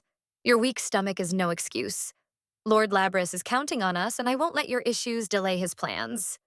Valuru. Whatever. Valuru said as he oriented himself, seeing no one else in the room, which he figured was some sort of basement. I'll do whatever Lord Labris wants, and if he wants the Dwarven power reactor extracted, I'll find a way to make it happen. He'd been sent to the Dwarven capital on the order of his demonic overlord in an attempt to secure the reactor at the bottom of the king's mausoleum, since its power was apparently important for whatever plans the Axe had for the future. And I've got a few ideas about how we're going to… Tanya? Valuru paused with the unexpected and sudden halting of Tanya's thoughts, his foot just about to touch the first step to head upstairs. Something wrong, Tanya? No, it's just… There are multiple souls within the city with extraordinary power. At least 3, and they're each even more powerful than that hero you lost to. Tanya. I didn't. Valuru calmed himself, not wanting an argument. If you're surprised by their strength, they must be powerful. How do you want me to handle them? I'll speak to Lord Labris and report my findings. If we can isolate them, perhaps you can capture one or more of them. The power reactor is going to be a tough prospect and may take some time to secure. But if we can get even one of these 3, it may completely restore Lord Labris's power. For now, just keep low and try and find out what you can about the King's Mausoleum. I'll report back with an update shortly. Tanya. Wait! Valuru yelled as the connection was cut. Damn, woman. He sighed. Don't just leave me like this. The entire operation was by your design, and I still have no idea how I'm supposed to get to this reactor. Chapter 4. 143. A Butterfly's Wings. Swish. Slash. Swoosh. You know, I honestly forgot what it felt like to do a proper dungeon dive. Akagi said as she slashed a group of large dog-like monsters to ribbons, covering the walls with red blood. She and Yumi had slowly but steadily been descending the floors of the mausoleum and were, by this point, at floor 94. They'd come across great beasts and monsters that Akagi figured would give most adventurers a challenge, though naturally nothing in here was up to the task of making her even give it a second thought. I'm definitely getting a rush of nostalgia, though the lack of the level-up sound effect really takes away that dopamine hit, man. She chuckled. Could have a lot of fun with sound effects if I wanted. Akagi. You spent far too much time playing with that menu thing. Yumi sighed as the two continued onward before descending down a large stone staircase. NPCs weren't able to see in-game menus like players could, though by this point Yumi was well aware of what such things were. To this day, I still don't understand how you can get so much enjoyment out of playing with numbers. Is it really that fun to do math? Building a perfectly optimal build that crushes anything is joy in and of itself. Akagi laughed. Hence why I force certain equipment and training methods on the clansmen. Doing math for other boring things is awful, though. So outside of that stuff, it can take a hike. Ah, so those strange hats weren't your stupid sense of humor? Yumi asked with a heavy dose of sarcasm in her voice. Could have fooled me. No, those were absolutely necessary for your builds, I assure you. Akagi snickered as Yumi rolled her eyes. Each provided carefully crafted stat boosts that suited each of you perfectly. I would never make you wear silly things for my amusement. Sir. Yumi shook her head as they reached the bottom of the staircase, finding a massive set of doors that indicated a boss room. Looks like someone's already here, she said as she tried to push the door open, which wouldn't budge. The two of them could sense life energy within the room, and it seemed that a total of 5 people were engaging whatever creature lay within. I'm surprised that a party could get this far down, Akagi said as she pulled out her kizaru and lit it.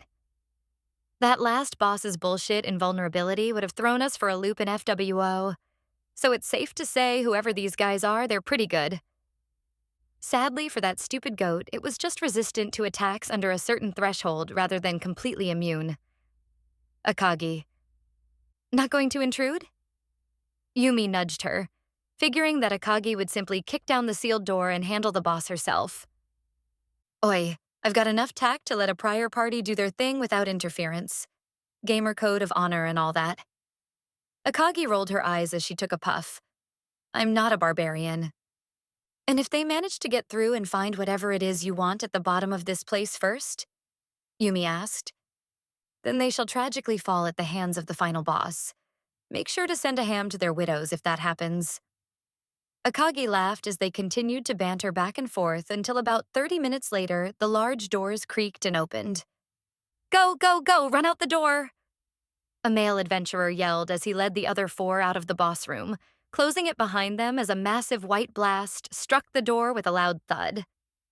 They were all badly injured, though Akagi noted that none of their wounds were life-threatening. Fucking hell, man. I thought we were goners, a female demonkin said as the party collapsed to the floor. Her outfit led Akagi to believe she was a healer, and soon after she began to tend to the other party members' wounds with her magic. No wonder nobody's gotten to the final 5 floors. A large, muscular male dogkin laughed as his wounds were healed slowly. How in the hells are we supposed to kill that thing? You'd need an army to put a dent in it. An ancient platinum dragon is quite the formidable final guard. A white-skinned woman with a large blade on her back grumbled. We knew what we were expecting, but damn, I never imagined my attacks would just bounce off its scales. Hey, we at least managed to put a few wounds on it before turning tail. I'm certain with additional preparation, we can bring it down. An older wizard man said as he pushed up his cracked glasses. Well, we got the whole TTRPG party down here, huh? Akagi said to Yumi, who was happily resting her head on the demon's lap as they sat on a blanket on the ground. Who the hell? The first man, who Akagi assumed was the leader, jumped in surprise at the demon's words, pulling his twin blades off his belt as he turned to face her. There's someone else down here? What? I thought we were the only party granted permission? The white-skinned woman was just as confused as he was. We were. The old wizard confirmed as he analyzed Akagi. Curious. Are they dungeon monsters? The healer woman asked as she tended to their leader's wounds. I've heard of mimics taking the form of people to catch them off guard. Doubtful. They don't approach boss floors, the dogkin man said with a snort. Hey lady, you a monster? Yes. Akagi nodded with a smile that made Yumi chuckle. A spooky monster here to eat your souls. Grrr, she said while making a cute clawing motion like she'd seen in a slice-of-life anime. Well, we're all doomed. The leader of the party sighed as he put his weapons away. We weren't expecting to see anyone else down here, and I don't recall sensing anyone coming behind us. When did you depart from the surface? Like 3 hours ago? Akagi thought for a moment. Yeah, about 3 hours. Didn't take long once we got the hang of the layouts. 3 hours? The old wizard nearly choked on his own spit as he heard Akagi's words. That's impossible. It takes weeks to get even partway to the bottom. I would have done it faster, but I wanted to check this place out a bit. It's been a while since I was in a proper dungeon, so I wanted to sightsee a bit, Akagi said as Yumi sat up. That and this one had a tantrum that she hadn't gotten to pet the kitty in a while. She snickered. Yumi sighed as she bonked Akagi on the head. Don't try and blame that on me. Am I lying? Akagi. Hush! Yumi. What's your name? The leader asked as he walked over as he wiped off his dirty hand on his pants and put it out for a handshake. Mine's Jacob. That's Hermann, Gelfia, Munz, and the old man's name is Merkel, he said, pointing to the dogkin, white-skinned woman, healer, and wizard in that order. I'm the leader of Butterfly. The party's name is Butterfly? Yumi x Akagi. Akagi, nice to meet you, Akagi said as the two shook hands. No party name here, just two people who wanted to check this place out. Akagi. Jacob paused. Not a name type I'm familiar with. Are you from the Eastern Continent? I think the people over there use names with that kind of pronunciation. My bingo card got another entry. Akagi. Careful, Jacob. That's a demon, Merkel said, surprising the others with his words. I'd advise keeping your guard up. His stance was loose, but Akagi could tell the old wizard was ready to throw down at a moment's notice if it came to it. Wait, like an actual demon? Gelfia yelped. Or do you mean like the tanned skin kind of demons like Munz? The kind that comes from the hells and torments people. That kind. Merkel sighed, which would explain how she got down here so easily. Is the cute little priestess one too? Hermann asked with a snort. Doesn't look like it, but one can never be certain with demons, Merkel said, noting that he'd dealt with shape-shifting demons that could hide their true nature quite well. Yumi is Yumi, Akagi said with a shrug. She's my squishy, but technically probably not entirely human anymore, she said as she pulled her into a hug. We're like this, so no touchy. You're just trying to embarrass me now, aren't you? Yumi sighed, but did not resist the hug. Only a bit. Akagi winked. So what brought you down this far? A dungeon like this is really more of a test of power than one to claim rewards, Jacob asked, deciding not to allow Merkel's tension to spread. I want to see what's at the bottom of this place. I've got business with the power source in the final room, Akagi replied. It may or may not have a connection to a good friend of mine, so I'd like to examine it. The dwarves aren't going to like it if you go poking around it, Jacob replied. They put it down here to keep it safe since it powers the entire city, so I doubt they'd appreciate you messing with it too much. I don't intend on causing any problems, Akagi replied. Like I said, I only want to analyze it. Once I'm done with that, I'll head back home. Good luck with that, Hermann said as he pointed to the door. The dragon in there has never been beaten by anyone. We put all our strength into taking it down and barely scratched it, so good luck getting past. Meh, one of my good friends is a dragon far more powerful than that thing, and I can easily defeat her, Akagi said as she slowly stood up. Shouldn't take me too long to handle it. Just give me a second to stretch and get the mojo flowing, she said while over-dramatically stretching and doing warm-ups. Really? Jacob stammered. Hey, Merkel, do you think she could do it? Gelfia asked in a hushed voice, nervous as Akagi approached the boss door. Demons are far more powerful than we are, so I'd say it's possible, Merkel replied in a whisper. Either way, we should prepare for our departure. It took us 3 months to get down here and will take us around half that to get back. We should get moving once we've rested. This place is not kind to those who linger too long. If you want a quicker way back up, then feel free to come with, Akagi said as she pushed open the door, revealing the sight of the massive platinum dragon coiled around a central pillar.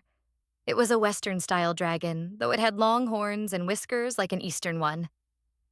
Look at that, she laughed as it examined her. Hisha is a hell of a lot bigger, but it's definitely one of the bigger dragons I've seen in a long time. She laughed as the dragon slowly dropped to the center of the room, white fire springing up from the various cauldrons to illuminate the room in a strange white light. I'll give high marks for the atmosphere, Akagi. Be careful of that thing's fire. It melts anything lower than the absolute best equipment to slag, Jacob warned Akagi as she summoned the black sunrise to her hand. Yo, that blade, Hermann said, backing away. His natural instincts told him that it was not something to mess with. A hellblade? No, it's something far, far worse, Merkel said, sweating nervously. He'd seen weapons from the darkest pits of the hells, but Akagi's blade was something else entirely. All right, you big lizard. It's time to put your ass to bed, and there's no staying up extra late to watch anime, Akagi said as she flashed forward, vanishing before reappearing on the tip of the dragon's tail that was pointing straight into the air. Nighty-night, she said as dark slash marks ran all along the dragon's body, covering it in a spiderweb of attacks that ended just below the demon's feet. It was a clean and instant kill.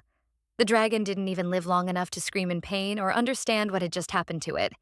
And a moment later, the wounds began to gush with red blood as its body collapsed to the floor. Dead. You think Hisha would have wanted it as a pet or something? The demon asked Yumi as she reappeared in front of her.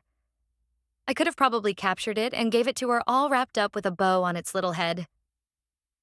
Giving it to Mika would have been funnier.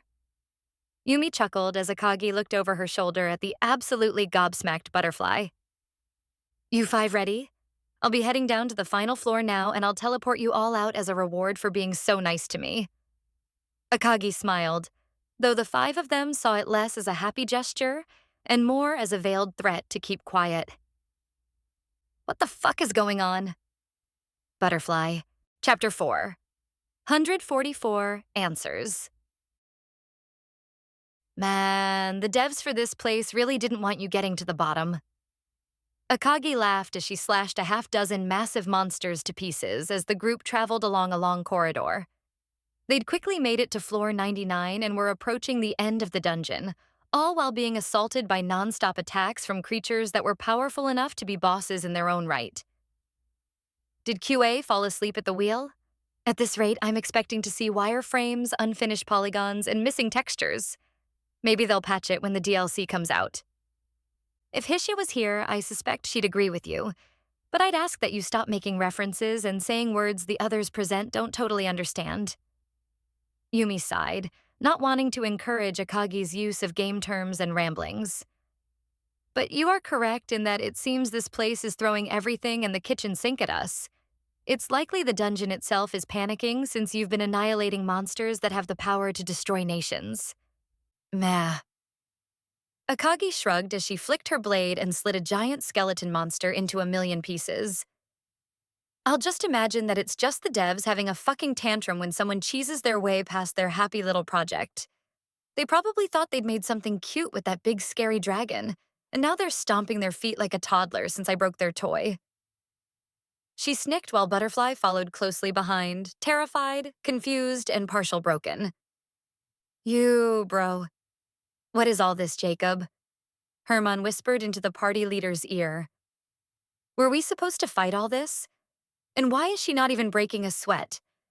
This stuff would tear us to pieces, but strolling through without a care in the world. This shit ain't right. Herman. Is she an archdevil? Muntz asked the wizard, figuring that the only kind of demon that could do something like this would be one of the most powerful and dangerous. There's no way she's just a normal demon to tear things apart this easily. I have no idea, but an archdevil coming to the mortal plane? Merkel said, his voice quivering as he shuddered at the thought. What is going on the surface? How could the gods allow such a thing? I doubt anything good. Jacob sighed as they continued to follow Akagi down the marble corridor, eventually arriving at a massive golden door that screamed, "Do not enter under penalty of death." Looks like the ride is over, Akagi said as they stopped in front of it. I really should ask for a refund of my ticket. This place was boring. If you want it back, you'll have to go complain to management, Yumi commented. Though I hear they don't take complaints very seriously.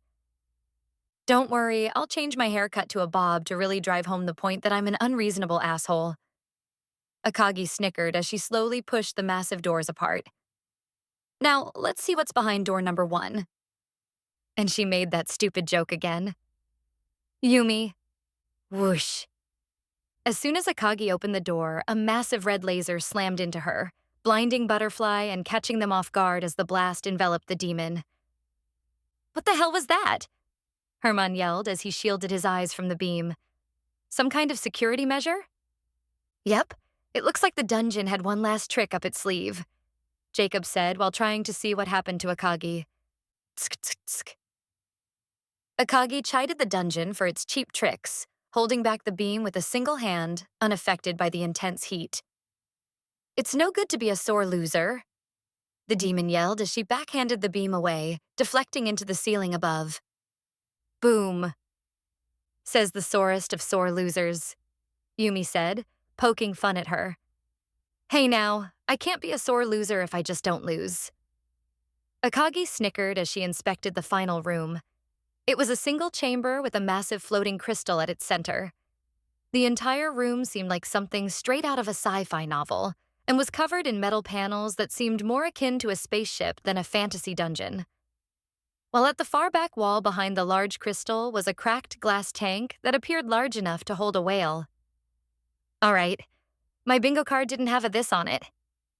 Akagi sighed as she and Yumi slowly entered, followed by an absolutely done butterfly. Oh well, I'll get the next one. What in the hells is all this? Jacob asked, seemingly hitting his breaking point and finally getting overwhelmed. Eridal technology. Merkel replied quietly. I've seen some of their artifacts and ruins over the years, but never this intact. It's as if nothing has changed in the thousands of years since it was created. The old man's eyes started to sparkle like a child who was just given a new toy. To think that the dwarves were hiding something this incredible? I remember Halifax mentioning that their civilization was pretty advanced, but this seems really out of place. Akagi hummed as she walked up to what looked like some kind of computer console just below the massive crystal. If this thing boots up in Windash. Leave this place. Akagi's comment was interrupted by a robotic voice that seemed to come from all around the room. You are not welcome here. Leave now and never return. I'm not welcome in most places, and yet still go there, so hush. Akagi laughed off the voice's words as she continued to inspect the crystal and the technology in front of her. Plus, as we've seen, you aren't capable of stopping me. Unless you've got something packing more firepower than those weaklings you sent before. Leave this place immediately. Only those authorized may enter. The robotic voice warned again. Do I have to break out the permit again? Akagi sighed as she started flicking the various mechanical switches on the device to see what they did. It's entirely analog. A primitive type of computer, but a computer nonetheless. Interesting. She hummed as the voice continued to yell. This place must not be disturbed. Leave now, the voice yelled. Does it ever say anything else? Yumi rolled her eyes. Oh, be quiet. I'm not here to break things. Akagi sighed as she placed Yumi in her shadow before floating up to the crystal. All I want is answers, and then I'll leave, she said, the voice growing quiet before speaking again. Maybe. Akagi. Ask your questions. I will answer what I can, but you must then leave. The voice replied, unhappy but seemingly understanding that there was nothing it could do. Good. Then first off, what are you? Akagi asked as she inspected the crystal, a look of surprise washing over her face for a moment before returning to normal. I am a guardian. I was created to protect this place and my master's relic, the voice replied. Are you in control of the dungeon? Akagi asked as she continued to float around the crystal. I created it to protect the relic, for its misuse could cause calamity, the voice answered. And your creators were the Eridals? Akagi asked. That is what you would call them in your tonge, yes, the voice answered, hoping that Akagi would wrap things up soon and leave. You said that only authorized people may enter, yet you allow the dwarves to use this thing's power for their city, Akagi said as she continued to analyze the crystal. The dwarves have the blessing of the gods. Entry was granted based on the agreed pact, the voice replied. Interesting. Akagi hummed in thought. Did the dwarves and gods use the crystal to create Halifax? Unknown name. Who is Halifax? The voice asked. Stupid fucking. Was this crystal used to create a divine artifact at the gods' behest? Akagi sighed before asking the question differently. Specifically a sword? The voice paused for a moment, not answering straight away.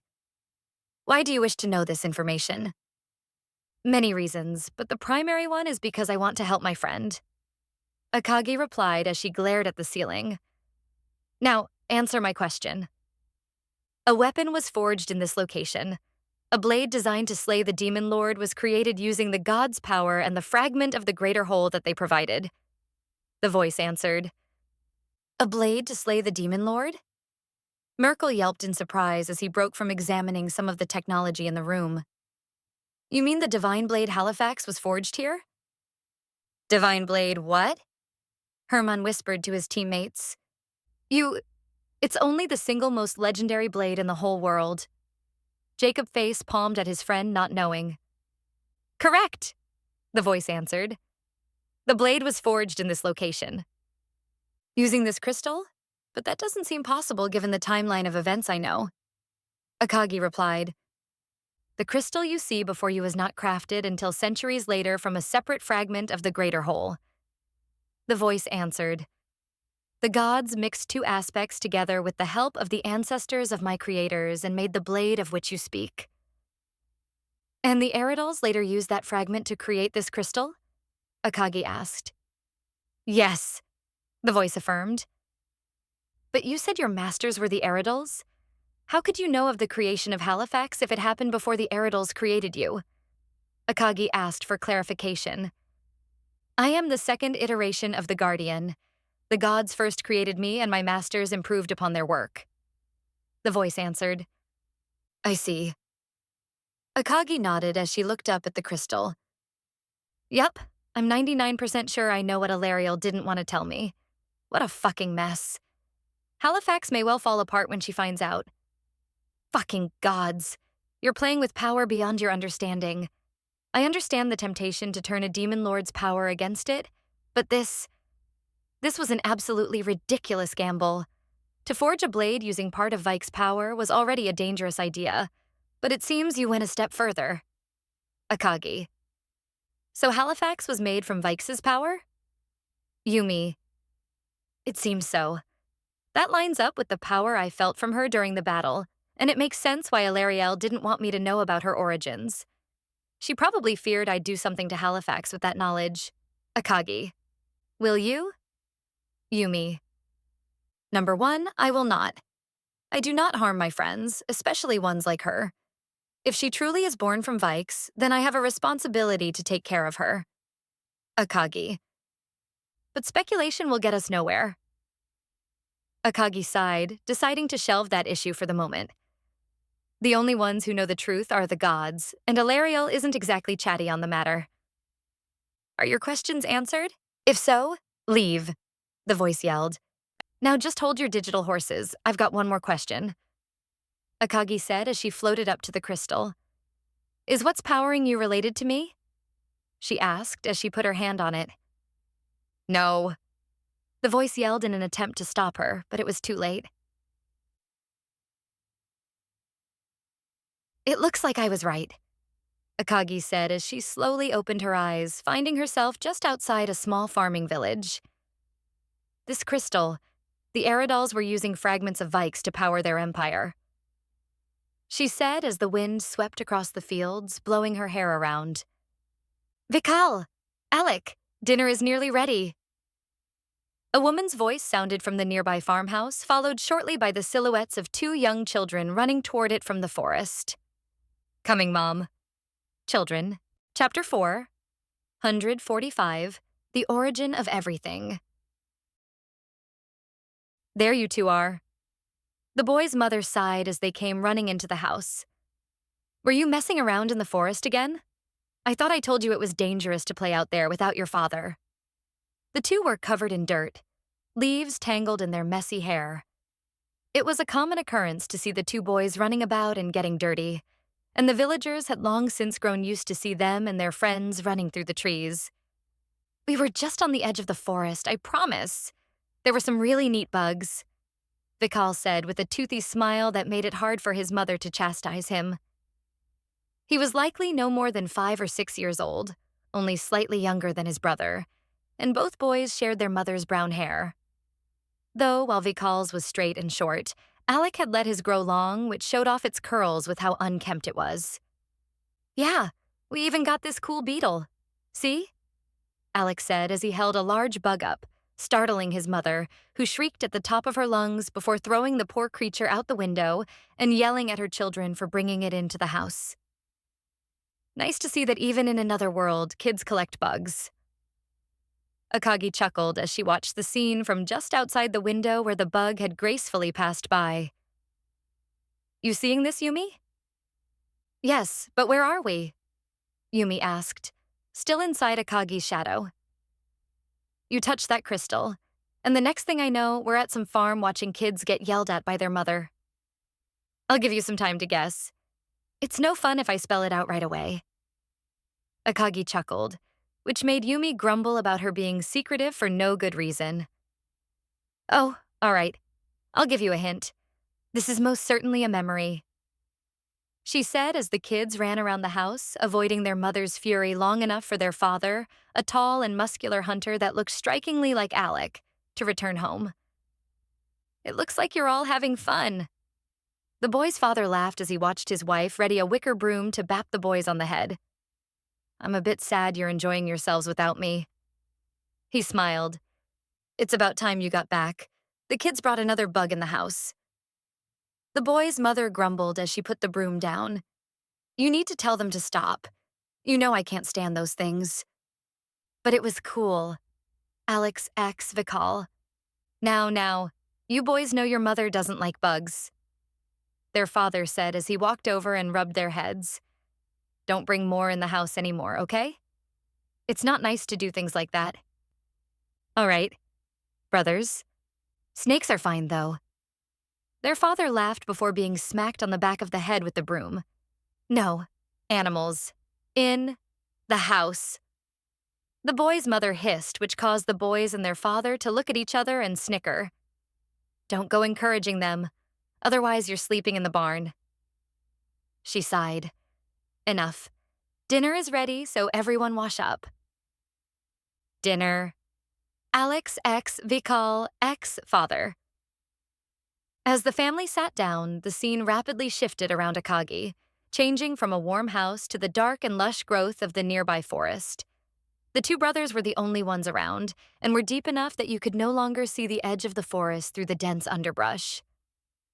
"Hey, Alec, if we go deeper, Mom's gonna get mad," Vikal said as he followed behind his brother, who was using a large stick to smack away bushes and other plants. It was clear that he was nervous and tried to keep as close to his other brother as possible. "We should go back. Dad and the other hunters always said there were scary monsters out here." "Don't worry about that. The adults in the village just say that to scare us, and besides, we've never seen a monster around the house. The other kids in the village said they only show up when you go really far in, and we're just going to this neat cave I found anyway," Alex said with a happy smile, showing that he was not worried in the slightest. "You're gonna like it, Vikal. I even asked Meili and Jordan to meet us there. We're thinking of making it a secret hideout." "A hideout?"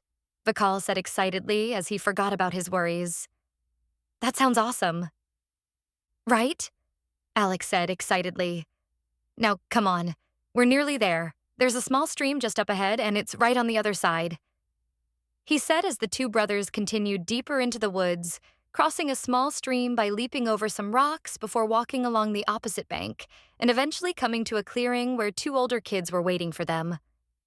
The older boy wore something that looked like hunter's gear, and his short, reddish hair was the same as the older girl's. She wore clothing not too dissimilar to what the brother's mother had worn, though it was much smaller and had several holes where wear and tear had taken its toll. "About time you two showed up," Jordan said with a snort. "I thought you'd chickened out." "Be nice." Meili chastised her younger brother for his rudeness. "You don't need to pick on them all the time," she said, puffing her cheeks up cutely. "Sorry about my idiot brother." "It's all right. We all know Jordan is all bark and no bite." Alex snickered.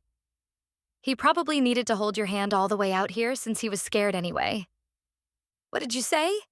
Jordan exclaimed, prompting his sister to tell him to be quiet as his voice could attract animals or monsters. All right, let's go to the cave. It's going to be awesome, Alex said as he continued past the two siblings, followed close behind by his brother. Wait up, Vikal said as he hurried to keep up. And about 5 minutes later, they arrived at the entrance of a dark cave. It wasn't very deep, and if you looked closely, one could see the back, though it gave off an eerie vibe that was impossible to ignore. That place looks kind of scary, Molly said while ducking behind her brother. And gross. Bah, it's not that bad. When I came here before, there was a really cool flower growing inside too, Alex said as he walked toward the cave's entrance, Vikal and the siblings following closely behind. It smelled of moss and dampness within the cave, with little signs of life beyond lichens and other small plants clinging to the small amount of light spilling through the entrance. Just beyond the mouth of the cave, the children could see several pools of stagnant water, around which grew small blue flowers that looked similar to roses, only smaller and without the thorns. What kind of flower is that? Melly asked, intrigued by the strange plant. I've never seen it before. Dunno, Alex said as they slowly entered. You know, Jordan, your mom knows all about herbs, right? I don't know either, Jordan replied curly. I have no interest in girly things like flowers anyway. Let me go see, Vikal said as he ran past them and over to the flowers, crouching down to inspect them. Do you know what these are, Enuma? He asked, turning to his side to ask someone that didn't quite seem to be there. He's still talking to that imaginary friend? What a baby. Jordan laughed at the young boy for his delusions. Be nice, Malie hissed at her brother. Just leave Vikal alone, Alex said as the three of them looked deeper into the cave. This place will make a really cool secret base. I doubt any of the adults know about it either. We can do whatever we want all the way out here. I wonder if some animals live here, Jordan asked as he saw a few small scratches on the floor. This place seems like the perfect place for a nest. No clue. I've never seen one come in before. They always stop just outside and leave without going inside. There was a bear that sniffed around before leaving one time, Alec explained, his words causing Jordan's brow to furrow slightly. So you don't know either? Oh, Vikal said, sad that his invisible friend didn't know about the strange blue flower. That's okay. You know lots of other stuff. So don't be sad. He smiled before standing up and turning to the others. Hey, Alec, we should take one of these. His words came to a crawl as he froze in place, his eyes going wide in terror. Huh? Something up, Vic? Alec asked his brother, wondering why he'd stopped talking. Huff. T-t-t-t-t? Vikal stammered as he slowly raised his hand to point behind them, the other children realizing quickly that something was standing behind them at the front of the cave. Hey, Alec, you said that other animals didn't come into this cave, right? Jordan said quietly as he side-eyed his friend. Yeah, I never saw any come inside, Alec said, his blood running cold as he listened to the deep breathing coming from behind him. Is that maybe because of this place? Is some dangerous creature's nest? And they were scared of it? Jordan gulped as he cursed himself for forgetting something so obvious. Brother, Molly squeaked as she hugged him tighter. I'm scared. What should we do? Jordan asked as the creature grew closer, its footsteps squishing on the mud behind them. We need to run, Alex said, his mouth running dry from fear. Oh, on 3. We'll turn around and run as fast as we can. Back to the village. All right, Jordan said as he gripped his sister tightly. A 1. T2, Alex said, reading his stick. 3, Jordan yelled, quickly turning only to find himself frozen in utter terror as his eyes met the creature. It was a massive black wolf, large enough in size to block most of the cave's entrance. Its pitch-black fur seemed to blend into the darkness around them, and its red eyes bore straight into him and the other children like daggers. It was angry, angry that something had come into its home and it bore its teeth at the four of them, ready to strike at a moment's notice. There's nowhere to... Jordan paled as the creature's breath washed over him, the scent of death overwhelming his senses. Brother! Mully began to cry as she hid behind him. Hey, you!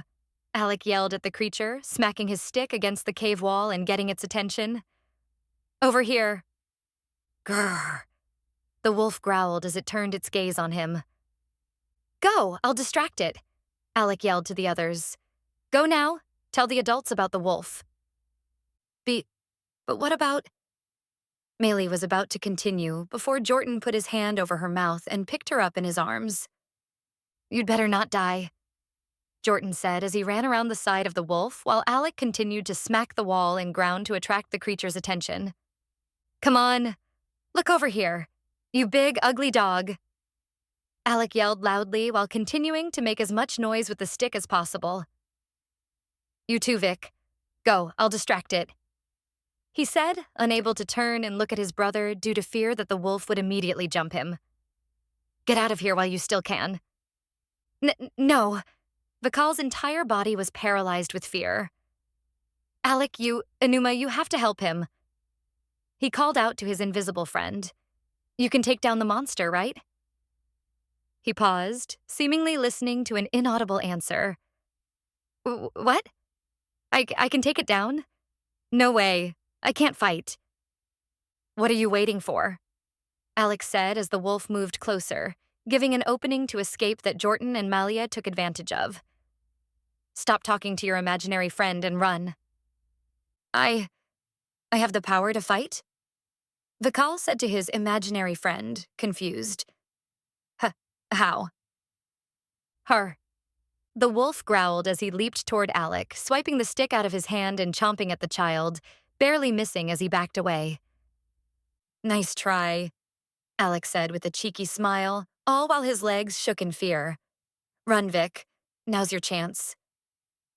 Mom, I'm sorry. We should have listened to you about the forest. Please don't blame Vic for this. It's all my fault that we came here. Alec. If I do that, I'll be able to save Alec? Vikal asked his imaginary friend. Then, I'll do it. He yelled as the wolf jumped toward his brother, who readied himself to be devoured by the beast. I'm sorry, Vic. Alec closed his eyes and let his arms fall to his side as the beast's jaws came crashing toward him, waiting for his death. However, it didn't come. Seconds passed, and after nearly a minute, he slowly opened his eyes to find the wolf's jaws opened just above his head, but frozen in place, seemingly out of fear. What? I won't let you hurt my brother. Vikal's voice sounded from the back of the cave, though it was heavily distorted, and something about its unnatural pitch caused Alec and the wolf to shudder. I'll destroy you. Enuma, I'm ready. He cried out for his friend, forming a dark black blade in his left hand. Now die, he said before zipping forward at high speed and clumsily splitting the giant wolf horizontally with the sword, killing the best in an instant, its body burning away in black flame. We did it, Enuma, we did it! Vikal cheered, turning to his brother with a happy smile on his face. I killed the wolf, Alec. Enuma helped me. Vikal, Alec stammered, backing away from his brother in terror and confusion. What? Is something wrong? Vikal tilted his head as he allowed Enuma to dissipate. The wolf is gone, so we're safe. We need to tell Jordan and Mally and the other villagers. Your eyes? Alec squeaked before falling on his behind. His brother's eyes had changed from their normal brown to bright orange, with his white sclerae turning black as night. It was a terrifying sight, especially when combined with the black flame-like aura that lightly surrounded his body. What are you? Chapter 4. 146, your tab's $14 billion. All right, seeing all that, do you have any guesses now? Akagi asked Yumi as she took her hand off the crystal. It seemed that no time had passed since the start of the memory they'd been shown. A memory that provided many answers, but just as many new questions. There's no way. Was was that Vikes? But he was Yumi, a child. Akagi said as she floated back down to the ground, ignoring the robotic voice's demands for her to leave. Within this crystal is a fragment of his being, a small shard of his very soul. She sighed, looking up at the massive red crystal. It pulsated with power that flowed down to the base below it and out of the room before dispersing throughout what Akagi assumed were a series of conduits behind the walls. They've been using it as a power source. I had a hunch that's what was inside when we entered the dungeon, as the energy I was sensing was eerily similar to my own. And once we got to this final room, I instantly understood what was going. But I thought you were the only demon lord that retained their sanity? Vike seemed normal after awakening his power. How is that possible? Yumi. It was likely that his was a limited awakening, and recall that I never said that demon lords go insane immediately. Akagi replied as butterflies slowly walked over, still confused by what the hell was going on. What you saw there was the very beginning of his emergence as a demon lord. Something similar happened to me at the mall when Kana and the girls was attacked. Only a portion of my power got loose, but I was still myself. So it stands to reason that a limited release can happen during emotional moments, and seeing his older brother about to die would be more than enough to satisfy the conditions. But now I've got more questions. He was clearly speaking to something before awakening, something called Enuma. That's the same name as Halifax's first form and the same name he used for that blade he summoned to destroy the wolf. Putting aside whatever connection she has to Vikes for a moment, I'm intrigued by the idea that his power could have had a personality of its own. It's not impossible per se, but highly unusual. It didn't seem to overtake him once he accepted the power. This only further complicates things. Ugh. I hate this kind of shtick where you get one answer and 1,000 more questions. It's bullshit. Part of me wants to go talk to Halifax right now about this, but the other part says to leave things be until after she brings in Labrice. Fuck knows that's going to be an awful conversation, and I kind of need her out there acting as a bait for him. Damn it, I don't really like it, and she's probably going to be pissed. But let's hold off in discussing this with her for a bit. I'll wait until either she brings him in or I wrap up here with the dwarves. I can't risk her falling apart and ruining my best shot at finding the easiest way of ending this war on my terms. Akagi. Leave this place. You've gotten your answers and even destabilized the power source. The robotic voice yelled as Akagi continued her internal monologue. Fine. Akagi sighed. Not like I can't just come back whenever I want anyway. And while I'd really like to take this thing with me, I have a feeling the fallout from doing that wouldn't be worth it. She figured that removing the reactor would cause the entire city of Thin Letter to shut down due to lack of power, which would be a problem. Hey, you were talking about a demon lord there? Just who are you anyway? Jacob asked. You'll find out once you're back on the surface. Akagi waved him off. Yumi, you ready to teleport us back up? Ready whenever you are. Yumi replied as she stepped out from Akagi's shadow. Alrighty then. Mr. Ms. Robot Voice, I'll see you later. Akagi snickered as Yumi summoned her staff and channeled her teleport spell. No thank you, do not return. There is no reward for repeat visits. The voice yelled back. Bye-bye. Akagi laughed as the group vanished in a flash of light, teleporting back to the surface in an instant and leaving the room empty. So, a second demon lord has appeared in this world. Is she the reason other fragments have stopped responding? If so, why not seize this one as well? The voice asked no one before the entire room went dark as it returned to dormancy, only illuminated by the faint red glow of the crystal. Whoosh. Huh? Where? What? Jacob yelped as the group appeared just outside the guild hall. They hadn't been consulted on the teleportation and were taken aback by the sudden scenery change. Teleportation shouldn't be possible within a dungeon, Merkel said, aghast by Yumi's magic. There are barriers to prevent it. Such a thing violates the very laws of the dungeon. Merkel. Yumi, did you feel anything blocking your magic? Akagi asked the priestess as she noted a tremor that seemed to originate from somewhere on the surface, as if a small earthquake had stuck in the distance. I don't like that. Akagi said, there was a barrier, but it didn't hold up very well. Yumi shrugged, disregarding the quake. I've dispelled tougher ones during our practice.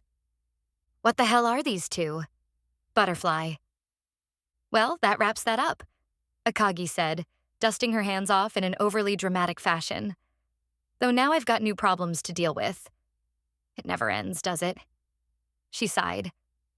One way or another, Halifax is going to be a problem. How the hell do I go about this?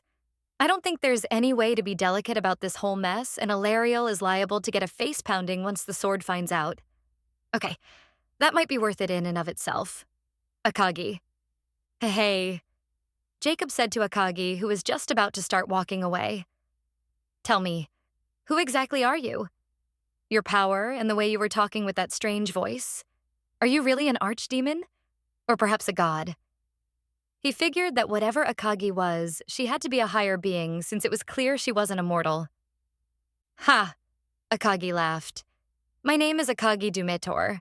You five have been out of the loop for the past few months, so just go ask around for a bit, and I'm sure you'll figure out who I am. She said as she and Yumi began to walk away. Have fun and happy hunting, the demon said as she and Yumi vanished into the crowd. Okay. Well, anyone else want to go drinking and put off thinking about all this till later? Jacob said as he turned to his party, who all nodded vigorously in agreement. Good, because I'm going to need a massive tab after whatever the fuck that whole thing just was. Was it really a good idea to just leave them like that?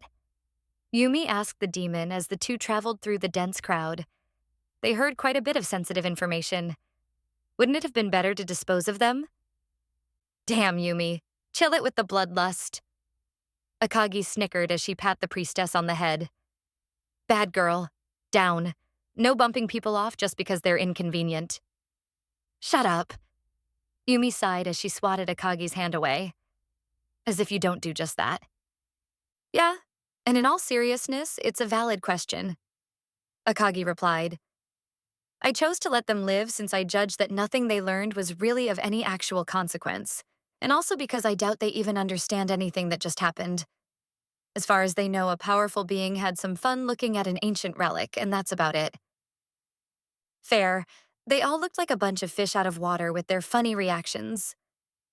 Yumi nodded. I suppose the real issue is what comes next. And by next, I mean Halifax. Before I handle my sharp, squishy friend, I will return to base and calmly speak with Alariel about some new questions I have. Akagi said with a happy smile. Won't she just threaten to kill herself again? Yumi asked, figuring the goddess would refuse to talk. She won't, Akagi said, completely certain that the goddess would comply. Alariel knows better than to tempt fate again. She got away with that nonsense once, but she knows that doing it again will see me call that bluff and then destroy this world. As much of an idiot as she is, Alariel isn't one to try and bluff me twice using the same trick.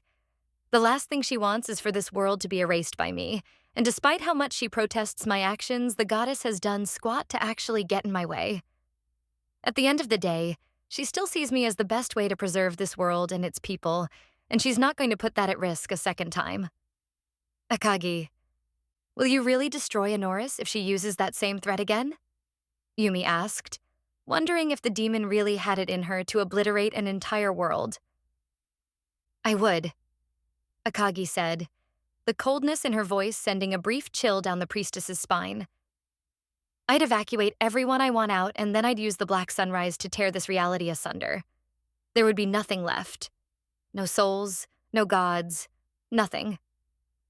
I will not have a god challenge my resolve like that again. My feelings toward Halifax are one thing, but I will not permit them to restrain me. I see. Yumi nodded. Well, let's hope it doesn't come down to that. I'd rather the people of this world not be obliterated if we can help it. Me too. I'd like to continue on the current path if all possible. Akagi shook her head. Nuking this world from a distance and shutting it down is a last resort. I'd much rather take it over and use its people, not to mention that blowing it up will rob me of things that I want. And it may well lose you Halifax, Yumi commented. Oh? Are you jealous of her? Akagi said, nudging the priestess. Think she's going to steal me away? Jealous? Of her? No. Yumi shook her head. I know where your heart lies, so I'd never be genuinely worried about such a thing. I just don't want you to lose a friend that you care for greatly. I may have my misgivings about the thief, but that does not mean I want her gone. I feel it best for her to stick around since she seems to be a positive influence on you if nothing else. But she still steals too much of my kitty time. The thief must be stopped. Only Miji should take that much time away from me, and even then I don't like it. Yumi. Positive. Akagi laughed at that assertion. I don't think so. If anything, Halifax is a bad influence on me. She's... The demon paused as she was interrupted by Yumi's magic radio going off. A call from base?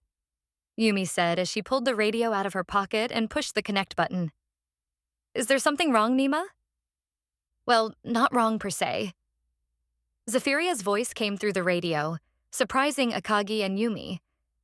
So, while you two were away, we sorta got attacked. Also, Kana killed a giant worm. So yeah, that was a thing, she said, laughing nervously. I knew that boom was a bad sign. Akagi, Chapter 4. 147, The End of Everything. Not long before Akagi left the king's mausoleum. Oof, there's a whole lot of them out there, Zephyria said as Kira looked through a visor. I suppose we shouldn't be surprised that they eventually sent forces to engage us.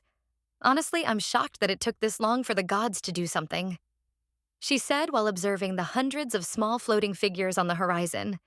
They'd been hovering and keeping their distance, seemingly observing the Dumetor base while making no moves toward it. Zephyria and the others didn't know exactly who they were, but had a few guesses. They look like machines. And with the magic coming from their bodies, are they some kind of golem? But I've never seen ones that look like that. And they're more metallic and humanoid than the kind I'm used to. They kind of remind me of mech suits. Zephyria. I should report this to Lady Akagi, Kira said as she put her visor down. If the gods are launching an assault, she must be informed immediately. Yeah, go ahead and... Zephyra paused as a massive magical circle formed over the base. Maximized area shield, triple layered, she said, quickly casting a multi-layered magical barrier to block an enormous magical blast that slammed onto the base from above. It was similar to the one used at the start of the battle with the demon army, though this one was much, much more powerful. Whoosh. Boom. Geez, not even a warning shot? Do they not have any decorum? You're supposed to choreograph your big attack at least. Where's the fun if you just fire it out of nowhere? Zephyria laughed as she lowered her hand as the magic circle faded, dissipating her shield. The attack had been successfully blocked by her shield, and no damage to the base or surrounding area was sustained, though the attack did leave Zephyria a little jumpy from how quickly they'd cast such a powerful spell. But in all fairness, I wouldn't have given one either, she said before snapping her fingers and summoning a dozen grimoires from her inventory. I think that clears up any doubt as to whether they're our enemy, Kira said with a wry smile. She was happy that Zephyria was here to handle that attack since no one else in the base could have created such a complex barrier that quickly. I'll gather everyone I can from the base and we'll take them on together. We can't allow them to live after such a brazen attack like that. Nah, I've got this, Zephyria said as she floated into the air, summoning more grimoires to her side. You just stay back and make sure there's no sneak attack. I'd rather not find out this is a feint, and their real target is the base itself. Go ahead and see if you can get Akagi on the phone, but let her know that I've got things handled and want to test some magic out if she doesn't mind. Understood. Kira nodded before running back inside, leaving Zephyria alone to face these foes. If it were anyone else, Kira wouldn't have left such an important job up to them, but Zephyria was different. Though their circumstances were different, the warlock was a servant of the demon, and Kira had no doubts about her loyalty or competency. Observing the forces amassing in the distance, Zephyria estimated that there were more than 600 of the floating figures, and after their big attack, they didn't seem too keen on trying again, instead moving together in the distance as if they were waiting for some kind of signal. The warlock figured that the magical attack was essentially a kind of probing maneuver, and seeing how easily she blocked it must have made them, or whomever was ordering them, wary. Naturally, Zephyria was going to take advantage of this lull to prepare herself for whatever was to come, though she found it odd that her foes were making the mistake of giving a magic caster time. All right, all right, all right, all right. Zephyria cheered as she floated higher into the sky. I don't think I've gotten a chance to really put myself to the test ever since we got out of FWO, she said, stretching and doing some comical air punches. Even against Halifax, I had to hold back a bit since it wasn't exactly a fight to the death. So, she cackled evilly. How about we really give things a go? Taking a moment to center herself, Zephyria stared down her foe from a distance. By this point, she was quite certain that they were some kind of creation of the gods, and were intended to be a scouting force rather than something intended to overwhelm their position. Thus, the warlock decided to show off her power, mostly in an attempt to give the gods pause and show them that Akagi wasn't the only person they needed to be wary of. They don't seem intent on moving either. Are they waiting for a response? I'd imagine whoever is controlling them is wary of me since I easily blocked their attack. So maybe they want to see what my next move is? Though the gods should know better than to sit around and wait. Odd. Zephyria. Well? Zephyria smirked as she commanded one of her grimoires to appear in front of her. If you're going to wait, I might as well prepare myself thoroughly. Though I would have expected that the gods would know that giving a caster time is the worst thing they can do, she said before taking a deep breath and casting a series of buff spells.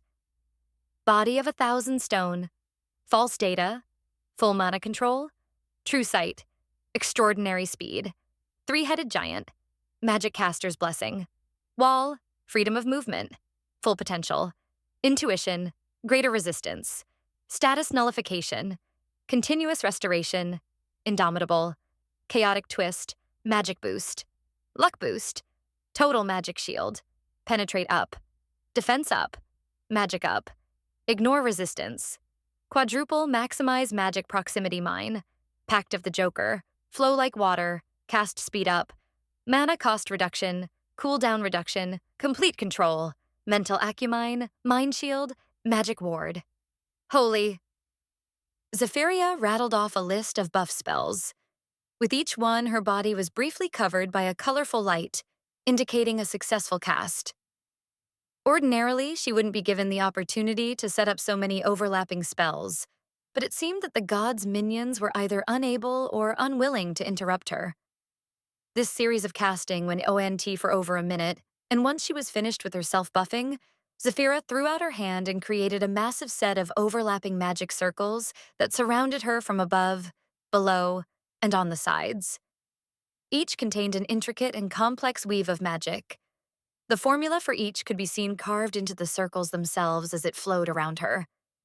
Zephyria was nothing short of a magical genius, and her ability to understand and skill of controlling magic was astonishing. Even within the confines of FWO, she had an extraordinary grasp on the game's magical system, but when that system turned into reality, she found that it just clicked. For her magic was little more than an extension of her body, and she could move and manipulate it as if it was an appendage. The question of why a person who came from a world without magic could use it in such a way came up a few times, though Akagi could never really get a solid answer, and eventually stopped asking questions. Still no response after all that showboating? Zephyria said as she continued to watch the golems. She thought they looked like a cross between mecha and angels due to their humanoid shape and metallic bodies that had wings protruding from their backs. They were an odd shape and didn't seem to fit in with this world's high fantasy aesthetic, seemingly more at home in a sci-fi anime than on Enoris, especially with their angular shape and clearly visible cannons in place of arms. I'm surprised. When I've used 11th tier magic in the past, it always attracted all the aggro, especially because it leaves you vulnerable during the startup. She sighed as her spell continued to power up. 11th tier magic was unique in FWO in that it wasn't technically magic. No MP was consumed upon the use of the spell, and it was treated as an ability rather than a true casting. A player could only use the individual spell once in a 24-hour period due to cooldown limitations. But to compensate for that, each of the 9 11th tier spells was incredibly overpowered. The developers hadn't fully implemented the system at the launch of the alpha, and as a result, there was absolutely no balance when it came to such high-powered abilities. Each had the power to completely upend a battle and turn the tide in the caster's favor, though as a slight bit of balance, players couldn't use them against world bosses, though when used on anything else, the effects tended to be devastating. Naturally, like everything else from the game, these spells changed in the real world as well. The cooldown was replaced by a massive stamina/life force drain on the user, and restrictions on usage were removed completely. Zephyria had practiced with them a few times, and was currently the only caster actually able to use them due to her full dedication to magical study in the game, and because she possessed more than enough strength to actually activate said spells. Most players didn't bother with the laborious quest requirements to obtain 11th tier magic, since nuking a bunch of regular enemies, while useful, was generally not seen as worth the effort. The devs did include 11th tier magic that buffed one's allies, but again, the challenge in obtaining them was generally not regarded as worth the reward. Perhaps this really is overkill, but, I'm curious to see how it plays out, Zephyria said as she thrust her arms out into the air, channeling an insane amount of magic through her body. 11th tier magic. The end of everything. As the spell was cast, the intricate web of magic circles around Zephyria expanded even further and gained new layers as it grew. The spell's activation seemed to electrify the very air itself around her, and even those within the Dumedor base could feel the extraordinary weight of the mana being coalesced and ejected. It was far more magical energy than they'd ever felt gathered in one place, and could be best described as suffocating due to its density. Mere moments later, a massive plume of white power exploded from the ground just beneath the flying enemies in the form of a cylinder that rapidly expanded outward, engulfing all of them and reducing the entire gathered force to little more than free-floating atoms. The power of the attack was so great that everything within a mile, the origination point was annihilated as a crater of approximately the same depth formed underneath. The 11th tier magic. The end of everything was quite possibly the single most powerful magical power a player could access within FWO. It was intended to be a mass horde-clearing magic for wiping out entire armies, and the version of it cast by Zephyria was even more powerful than what could be done within the game, since traditionally it would be no larger in AoE than that of a football field. Even without adding Akagi's power to boost it, Zephyria's mastery of magic and high mana pool meant that when she unleashed this spell, the entire planet felt the impact. Enoris itself shook under the weight of the blast, almost as if a worldwide earthquake had struck for just a brief moment. While Herlex's Angel's Lance was certainly capable of shattering a portion of the earth, it was entirely possible that a casting of the End of Everything, unrestricted by FWO's systems and sufficiently boosted by Akagi's power, could actually eradicate it if one was not careful to limit the spell's area of effect during the casting process. Had it not been for the fact that Zephyria simply lacked the energy to make the spell more than a few miles across, she could have easily taken a large portion of the northern continent out right then and there. That was a terrifying enough prospect in and of itself, and the Warlock was keen on one day growing so powerful that she could wipe out entire planets with a single spell. Something that she knew from her experiments with the demon's power was more than possible given enough time and training. Zephyra smirked, admiring the irradiated hellscape she'd created with her magic. Not bad. Not bad at all. I just hope I get to use it against something a little more formidable than grunts, she said before turning and flying back toward base, pleased with her test. And I see. Gale grumbled as he tapped his foot, irritated as he sat at his desk. He'd been watching the forces he'd deployed via his divination magic and was displeased by how easily the Warlock had disposed of his forces. I didn't expect those constructs to actually succeed at their job. But that magic. He clicked his tongue in irritation. It would see the Demon Lord is not the only dangerous one. I've underestimated her subordinates, and it appears I need to rethink my plans if we're to account for other beings with such power. He said, looking at Cheofla, who was absolutely mortified by the magic just used. A spell like that. I've never seen anything like it. Cheofla said, her face slightly paled. As the goddess of magic, she had an intricate understanding of it, how it worked and what it could do. But the formulas and magic used by Zephyria left her completely flabbergasted, as they looked nothing like what she'd seen during her long life and defied her understanding of the basic fundamentals of magical theory. No, I don't even know if that was magic. It was as if I watched the weaving of something even more fundamental than magic. That may very well have been creation itself. How could a mortal... Cheofla? It matters not. Find a countermeasure for it. Gale said curtly. And tell that stupid king that his constructs need some work. We're going to need far better soldiers if we hope to confront the Demon Lord. He said, waving his hand and causing the view of the Samoya Plains to vanish. At the end of a day, a mortal is still a mortal. They might have powerful abilities, but against a god, they'll be no match. Hilare is nearly done with his project, and soon enough they'll face our full power. I hope you're prepared, Demon Lord. Gale. Interlude 24. Choosing the Other Devil. Sitting alone in one of the palace's drawing rooms, Shiro, for once, found herself completely alone with her thoughts. Events since her return to Earth had gone by quickly, giving her whiplash that was only now just starting to take effect. Combine that with what had just happened in Simioa, and the heroine was about as fried as one could be in such a circumstance. That she'd managed to hold on until now was a commendable feat, something likely due to her experience with stress and trauma. What the hell am I even doing here? Feline. She has to hate me. I stuck around a bit after the attack, but I have no idea what to even say. I killed her father and brother, all because of Akagi. She has to hate me for that, even if I was under that idiot's control. Damn it. Why am I always so useless? It's like the only thing I'm capable of is destroying things and hurting people. Amakusa. That's always how it's been, even back on Earth. Amakusa sighed as a maid knocked on the door. Lady Amakusa, Her Majesty has arrived. The maid said before slowly opening the door and allowing a more regally dressed Queen Feline to enter. Her blue dress was far more elegant than before, and the usually soft look on her face was replaced with that of firm stoicism. Shiro knew that things would change about Feline now that she'd been thrust into the role of monarch, but seeing her like this was still a surprise. Please leave the two of us alone once you've brought in the tea. Feline said to the maid, who quickly complied, bringing a pot of tea as well as a few light snacks and placing them on the table between the two before leaving as quickly as she entered. With the maid gone, the drawing room grew quiet, save for the ticking of the large grandfather clock. Its sound seemed to match Amakusa's heartbeat, and what were mere moments felt like hours. The situation only changing when Feline spoke and broke the palpable tension in the room.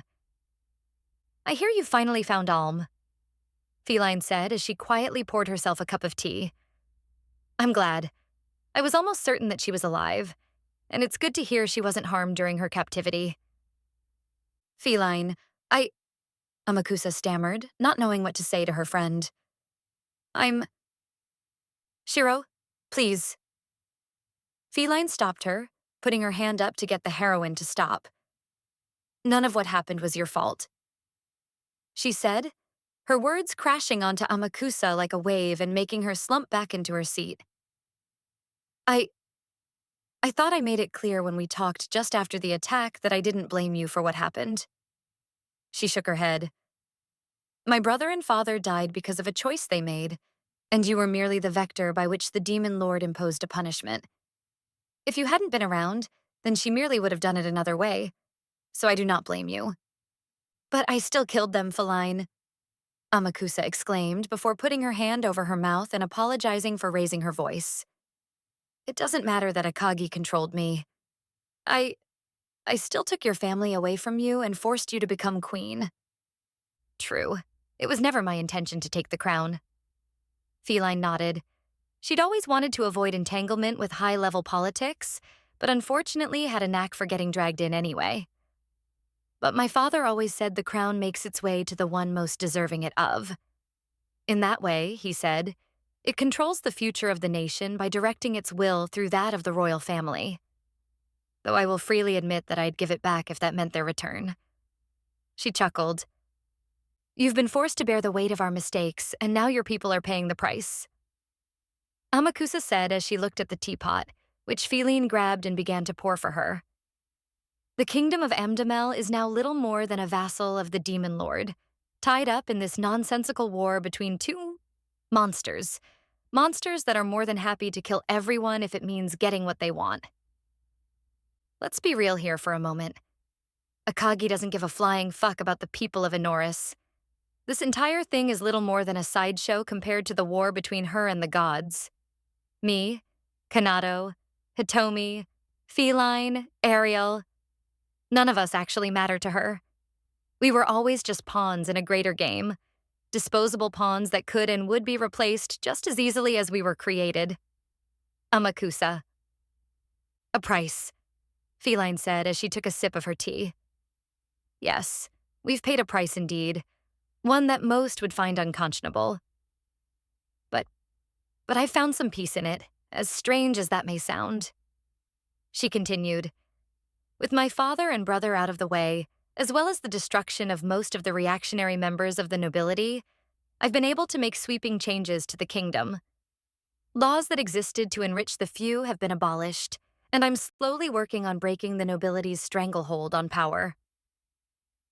The church has also been crushed within the kingdom as well. Akagi's minions saw to that in record time. With them out of the way, the nobility no longer has its most powerful ally, and they've had no choice but to look to me as their guarantor. Ironically, royal authority has never been stronger than at this very moment, and changes that would have taken generations are happening overnight. Feline. Yeah, but change enforced at sword point isn't exactly the most stable. Amakusa retorted with a sigh. Akagi's power enabled you to do whatever you want, but I've never been a fan of such methods. On Earth, it rarely led to any lasting progress since the next person could easily reverse whatever reforms you mandate. And using violence to get whatever you want isn't right. It's kind of hypocritical for me to say that at this point, isn't it? Amakus. Your viewpoint? Feline paused as she tried to word things less harshly than she meant to. It's not that it's wrong, more that it doesn't fully understand the whole picture. Do not take this as criticism. You've merely never been involved in politics to any meaningful degree and thus wouldn't understand how it truly works. She continued. Shiro, what do you think held the royal family up for so long? No, not just Amdamel's royal family, but the entire system of feudalism that dominates much of our world. Same as what held it up on Earth. Connections and military force. Amakusa answered curtly. The nobles protect the peasants who pay them taxes to enable them to keep them safe. This is exactly the same as the monarch's relation to their vassals. The same thing was true on Earth for the longest time. That's correct. Feline nodded.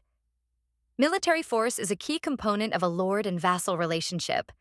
The Count sends soldiers to fight monsters in their territory just as the king sends the royal army to aid the various noble forces during a war. Such is the nature of our relationship and the way in which our society functions. So, what am I misunderstanding? Amakusa asked with a raised brow. This whole relationship is built on power. Power then can easily be used to... Shiro, all relationships are built on power. Feline cut her off. I held power over you when you came to this world. Perhaps not physical power, but most definitely mental. You were lost, had nothing, and were entirely reliant on me and the kingdom for practically all your daily needs. Sure, you could have left us and gone gallivanting off into the hinterlands to do whatever you wanted, but that would have left you with no backing or understanding of this world. Even someone with your power wouldn't have fared well in that situation. Your point? Amakusa didn't see what she was getting at. My point is that what Akagi's doing is not unique. Feline answered as she poured another cup of tea for herself. Our kingdom was established by military conquest. We rebelled against a collapsing empire, and our founder was a turncoat, a noble who raised arms against the rightful ruler because he could. She continued, Akagi is doing the same thing. She's casting aside the old order with sheer force of arms and implementing her vision of the world. Again, I understand that people with power can do such things. My point is that I see it as inherently unstable and also a terrible way to run things. Change has to come about from within, and imposing it on people via external pressure as she does will only build up resentment and lead to greater problems down the road. Amakusa shook her head, still not understanding what Feline was trying to say. You're not wrong. Forcing change on an unwilling population can result in backlash. We've seen that plenty of times throughout history. Feline agreed. But you're also missing something pretty obvious. Something sitting in this very room. She chuckled. Amakusa tilted her head, confused. Shiro, I'm a direct descendant of Algriv Amdamel. With my ascension to the throne, I mark the 48th ruler of the Kingdom of Amdamel, in an unbroken line of kings and queens stretching back over 500 years. Feline explained. My ancestor instituted radical change when he established this kingdom, casting aside traditions and norms that had been around for longer than this kingdom has existed. And yet, well, here we are. I still don't understand. Amakusa sighed. Maybe I'm just stupid. You're not. Feline chuckled. It's just that you're overthinking things like you usually do. To be as blunt as possible, that my kingdom is still here centuries later, ruled by the same dynasty, proves that change enforced at sword point can stick, Shiro. This is true not just for Amdamel, but the entirety of Enoris, and I'd assume Earth too. I mean, I guess? Amakusa replied, still not understanding what Feline was getting at. The point I'm getting at is that you need to let go of this whole fixation on how the change was implemented. Feline explained as she took a sip of tea. What matters is how we go forward, Shiro. I, for one, am not going to stand aside and allow such a perfect opportunity to slip by. Akagi's actions are causing the proverbial wheels to turn, and real change is about to occur in our world. With the gods' power in retreat, this will mark the first time in Enoris' history that we can pursue whatever future we choose for ourselves. And I would be a fool not to take advantage of that opportunity. Feline, you're still going to be controlled by Akagi. Amakusa shook her head. I know she promised to bring the kingdom's people over to the other side, but world is fully under her thumb. It will be no different than it is here. Meet the new management, same as the old and all that. Doubtful. And even if that were true, we've still been given a choice. That's more than the gods ever gave us. Feline replied curtly. She'd never been a fan of the Pantheon, though couldn't outwardly rebuke them for obvious reasons. Unlike the gods, Akagi has allowed us to choose our own path. Either we stay in this world and fade into history, or we can follow her and allow our people a chance at a future. And I'm going to take that chance. She paused for a moment. I have no idea what fate has in store for our people or the rest of Enoris, but I know that if I throw away this one opportunity, this chance to make a meaningful choice about my people's future, I'd regret it. Perhaps living under Akagi's gaze will bring misery to our people, and perhaps it will bring harmony. Who knows? I can't say which is more likely at this very moment, but I believe taking such a risk is better than remaining in this stagnant world ruled by gods that see us only as pawns in their schemes. Isn't the phrase, better the devil you know? Amakusa laughed. Yes, and to that phrase, I say that I know this devil very well, and with that knowledge in hand, I'd rather take a chance with the other one. Feline said without a hint of hesitation in her voice. Chapter 4. 148, right up. Tap.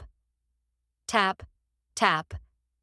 As she was given a full debriefing, Akagi slowly tapped on her desk, annoyed. She'd teleported back to the Dumetor base camp moments after Zephyria had called her, And needless to say, the demon was not happy with certain events. After gathering a few key individuals in her office, Akagi had Zephyria finish explaining what had happened while she was away. As the details were laid out to her, the demon grew increasingly annoyed, and the look on her face told her subordinates that her mood was quickly souring with each passing moment. So yeah, I blew up those angel things, and Kana took out some crazy worm that showed up in Kansai. Zephyria said with a wry smile, conscious of the fact that Akagi was now in a bad mood and trying her best to limit how much she said as to not draw her ire. Nobody was hurt, and everything turned out fine in the end. So yeah, we won. Tap. Oh, fucking hell. We may all fucking die right now. I'm too young to die to the kitty's wrath. Zephyria. Nima, Akagi said, her gaze sliding over to a very nervous cat who flinched as her name was called. What do you have to say for yourself? Please accept my most humble apologies, my lord. Nima panicked before getting on her hands and knees, prostrating herself before the demon lord. The worm appeared during a moment where we were swapping personnel, and I didn't anticipate needing anyone at the estate. Enough, Akagi said, her voice distorting as it shook the room. You've made far too many mistakes as of late, Nima. First, your intel gathering proves to be insufficient in several ways, which caused some unneeded problems. And now I find out that you left the estate unguarded and allowed my sister to be put in harm's way. She said, her voice flat, but everyone could tell that Akagi was absolutely pissed. I'm starting to have doubts about your competence, Nima. Perhaps I should replace you with someone else? Eh, Nima squeaked, knowing that replacement meant more than just losing her job. Please forgive me. I'd speak up in her defense, but I value my soul far too much to do that. Zephyria. I want immediate changes to staff rotation so that this doesn't happen again. Akagi growled. From now on, there will always be someone at the estate who is able to act in an emergency, and so help me if I find out that you left it unguarded for even a second. I'll have your head, Nima. I may want to push Kana forward, but it must be on my terms. I will not allow unexpected variables in my calculations. And Hishya, that damned idiot, I'll be tearing her a new one soon enough. The most important thing she can do is keep things safe and under control back home, and here I fucking find out she's gallivanting around without a care in the world. That stupid dragon. Does she not realize that her role when I'm away is to protect the estate? And why did nobody report to me that she'd left? Akagi. Of course, Nima yelped, imagining Akagi mounting her over the fireplace and sipping coffee. My patience is vast, but even I have my limits. Understand that there will be no next time, Nima, Akagi said, dismissing her from the room before turning to Zephyria. Please don't say you're mad at me, Zephyria said, trying to appear small. I may chastise you for your choice of attack, but otherwise you did exactly as you were told. The foe was vanquished in short order and the base was kept safe, so I have no major complaints. Akagi said to the warlock, who instantly felt relief. Though the end of everything was far too overkill, and perhaps it would have been best to hold that card in reserve just a bit longer. She sighed, figuring that it was pointless to chastise the warlock further on the matter. But there is no sense crying over spilled milk, and it's not like I never told you not to use it. So let's just say it was within your discretion and move on. She shook her head before looking to Ilariel, who'd just entered the room. Leave us. I want to speak to the goddess alone, she said to Zephyria, who quickly zipped away just like Nima. Sit. Akagi commanded the goddess, who was uncharacteristically nervous as she sat across from the demon. Tell me, what exactly were those things that attacked the base? And don't even try to lie to me. I'm currently in no mood for your bullshit, she said as Yumi excused herself as she had other matters to attend to. Ilariel paused momentarily as she thought best how to explain. I cannot be certain, but they look to me like Aerodol constructs. If I was hazarding a guess, I'd assume that Gale had some under his control and sent them as a test. But where did he even get them? The ancient forges and their schematics ought to have been destroyed millennia ago. Ilariel. Use your ability to communicate with your servants and get me a definitive answer, Akagi said curtly. And you're also going to tell me everything about this extinct civilization you all wiped out. I just got a chance to examine one of their power reactors, and let's just say it left me with a whole lot of questions. I see. Ilariel paused, realizing that she couldn't dance around this topic. So, you know what fuels them? She bit her lip in frustration. She'd hoped to avoid Akagi coming into too much contact with Aerodol technology, but it was now too late for that. Vikes, Akagi said. Her use of the demon lord's name chilled the air. They took shards of him that remained after Halifax shattered his soul and used them as effectively unlimited power sources for their tech. Does that sound about right? That's exactly right. Ilariel sighed as she explained more about the Aerodols. We thought him entirely destroyed, but the Aerodol eventually created power sources using those fragments exactly as you described. It was part of why we eventually decided to destroy them, as it was simply too risky to allow their research into Demon Lord power to continue. She continued, Aerodol technology was highly advanced, and they had an understanding of this world that was far beyond what normal mortals should ever hope to achieve. Obtaining the power to actually use that knowledge was far too dangerous. Their most powerful weapons threatened to tear the planet asunder, and even low-grade munitions could level cities. They were a threat, one that we had no choice but to eliminate. Ilariel. And yet you've allowed the dwarves to use one to power their capital? Akagi asked, folding her hands and resting her chin on them. Apparently it's not that dangerous. The dwarves' reactor is a special situation. They are only allowed to use it as a magical power generator, and only after we heavily restricted its power output. Ilariel shook her head. That was part of the deal for their help in destroying the Aerodol Empire, and also because we owed them a bit of debt for... She paused. Helping you forge Halifax. Akagi finished for her. I heard as much from the system that protects the one in the dungeon below the capital. It was none too thrilled with intruders. I'd like to press her more on what I saw and to confirm my running theory on exactly what Halifax is. But let's hold that card close to my chest for now. If Ilariel was willing to incur my wrath to protect this information, there's no telling what the goddess would do if she found out I knew the truth. I'll learn the full story in due time, though breaking it to Halifax. That will not be pleasant. Akagi. Naturally. We created that dungeon to guard the reactor so that nobody could reach it without our permission. It's impossible to get to it without our assistance, and it's authorized to kill anyone to prevent them from reaching the final room, Ilariel explained. There are other power reactors scattered throughout the world, but they are all either heavily guarded or in a state of disrepair, and thus unusable. We've kept tabs on them all to ensure they aren't misused. Why not destroy them? Akagi asked as she leaned back in her chair. If they were so dangerous, logic dictates their destruction. It seems foolish to risk their theft. I would agree, as would most of the gods. However, it's not that simple. We tried just that, and the problem is that destroying one requires, effectively, that it be detonated, and unfortunately detonating one severely destabilizes the world. Ilariel shook her head as she continued. Perhaps if Enoris was fully stable, we could have disposed of them without issue. But with the world falling apart at the seams, the best we can do is hide them away and put them under guard. The one time we did destroy one, it wiped out the surrounding area and killed hundreds of thousands of people. Understandable, but that still begs the question of why they're in the material plane and not the heavens. Leaving them down here is far too dangerous, so why would they... Akagi. Because we were afraid of them. Ilariel answered Akagi's thoughts since she could tell what the demon was thinking.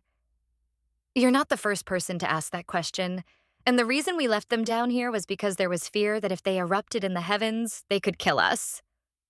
Good to know, Akagi. And these constructs were forged from Aerodol technology? Akagi wanted to get back to the original topic. What are their capabilities? How many are there? And exactly how do they work? I need info if I'm going to make decisions. You're asking the wrong person, sadly. Ilariel shook her head. I was not even aware any still existed after the war. The forges and schematics for those automatons should have been eliminated in their entirety. As for their capabilities, all I can say is they can do many things. She continued. The Aerodolls used a basic template to make them and could swap out parts to create different variations. Some are kitted for hand-to-hand combat. Others can cast spells, while others can combine and form powerful weapons. I have no idea about their inner workings, as that was never my forte. Hilari and Cheofla would be the ones to ask on that matter since they actually analyzed those machines during the war, and they generally have a better understanding of those kinds of complex inventions. I might need to capture one if that's the case. Akagi clicked her tongue. Too bad Zephyriah vaporized them all. On that, Ilariel said, standing up and slamming her palms on the table. What the hell did she do? I've never seen magic like that before. It made the entire planet shake. I've seen powerful spells, but never one so easily cast by one person, and so quickly at that. Ilariel. I don't think I can explain it in a way you'd understand. Akagi sighed, figuring that the goddess would struggle to grasp a video game and the intricacy of how exactly the other player's power came to be. Suffice it to say, Zephyria is an extremely powerful and unique mage. She lives and breathes magic and is the only living person that I'm aware of that can cast the end of everything. I believe Spellhauser had it unlocked, but I don't recall her ever actually using it. 11th tier magic was extremely specific in the trees it would appear in, and most players didn't bother picking up those spells since they couldn't be used in boss fights, and were just as likely to nuke your teammates as they were to kill monsters. Not to mention, they left you wide open and also ate into your maximum spells known, despite not technically being a spell. They were honestly little more than a novelty, if you ask me. Akagi. That magic reminded me of things we'd cast during some of the most ancient battles between God and primordials. Granted, it wasn't anywhere near as powerful as what we could let off at full power, but that woman's just a mortal, isn't she? Ilariel asked, exasperated. How could a human mage conjure up a spell that powerful that quickly on her own? It defies reason. Mortals should not be capable of such a thing. Even demigods cannot do something like that. I'd thought that vampire to be the most troublesome of her minions, but here I find out that she has a mage powerful enough to shake the planet with a single spell. This is exactly why we destroyed the Aerodolls. Once mortals get that powerful, they threaten the entire world. Ilariel. Zephyria is a special case, even amongst those of us who survived FWO. Akagi laughed as she noted just how obsessive Zephyria could be with magic, and how seriously she took its study. The girl has a love of magic far beyond anyone else I've met. To her, it's the most important thing in the world, and her love of magic goes so deeply that I doubt there's room for anything else in her heart. Where Daikel is apparently self-sexual, I'd say Zephyria has a similar feeling toward magic, but I shouldn't be making fun of her. I'm no different when it comes to a good battle. Akagi. I'm surprised you didn't have her deal with the demon army then. Ilariel sighed as she slowly sat back down, exhausted. That woman could have annihilated the entire army in a flash with the amount of power I felt within her. That would have defeated the purpose and robbed Sylphana of the honor. Akagi replied. And besides, Zephyria's role is to guard the base, that's it. I need her focused on that and that alone. Anything else is not her concern. She seems to be overkill at such a mundane role. Ilariel rolled her eyes. Considering her end goal is to become the goddess of magic, I'd say you might be right. Akagi chuckled. A goal that just about every mage aspires to, I suppose. Ilariel waved off such words as in her experience they were little more than examples of mortal hubris. But it's not possible. Gods are gods, and mortals are mortals. There's a fundamental wall she can never cross. Surely she understands that. I don't know, Akagi said, resting her cheek on one hand. But I'm quite interested to see exactly where she goes.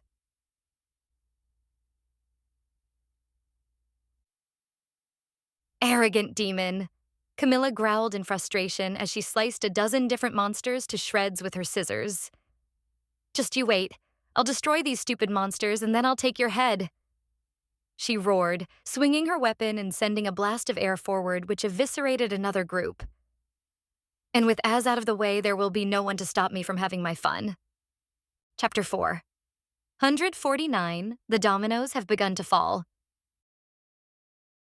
Fuck, fuck, fuck, fuck, fuck, fuck, fuck, fuck, fuck, fuck, fuck, fuck, fuck, fuck, fuck, fuck. Hishia swore at the top of her lungs as she flew back to Japan, zipping across the Pacific at speeds far in excess of Mach 10, the boom from breaking the sound barrier seeming to shatter the water beneath her as she accelerated. The dragon had been informed about the worm shortly after it appeared. At first, she hadn't thought much of it. That was until the realization dawned on her that big scary worm thrashing about on Earth was not normal, and thus meant something much more problematic was happening. Why did this have to happen when I was away too? Stupid worm, you caused me all sorts of... Hishia. Ding, ding, ding, ding, ding. Oh, great, now who's... Oh no. Hishia paled as her phone rang, showing the caller ID, which simply read as, you know who. Jesus Christ. Akagi is going to fucking to mount me above her fireplace. The demon almost never called the dragon, hence the caller ID. If Akagi was calling, that didn't tend to be a good thing since she didn't exactly do social calls. Oh God. Oh fuck. Oh God. Oh fuck. Hishia screamed as she answered the call, ready for the ass-chewing of a lifetime and to potentially kiss her scaly hide goodbye.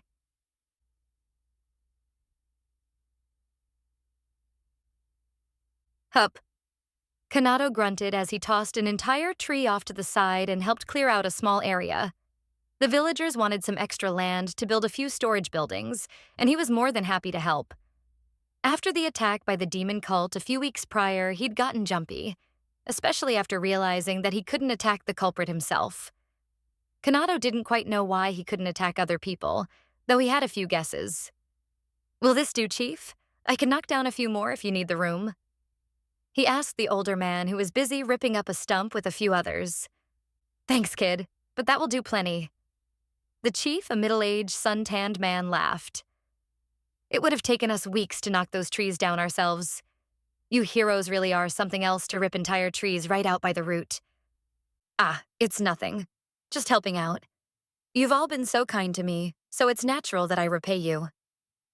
Kanado said with a warm smile that made the villagers momentarily forget he was much older than he looked.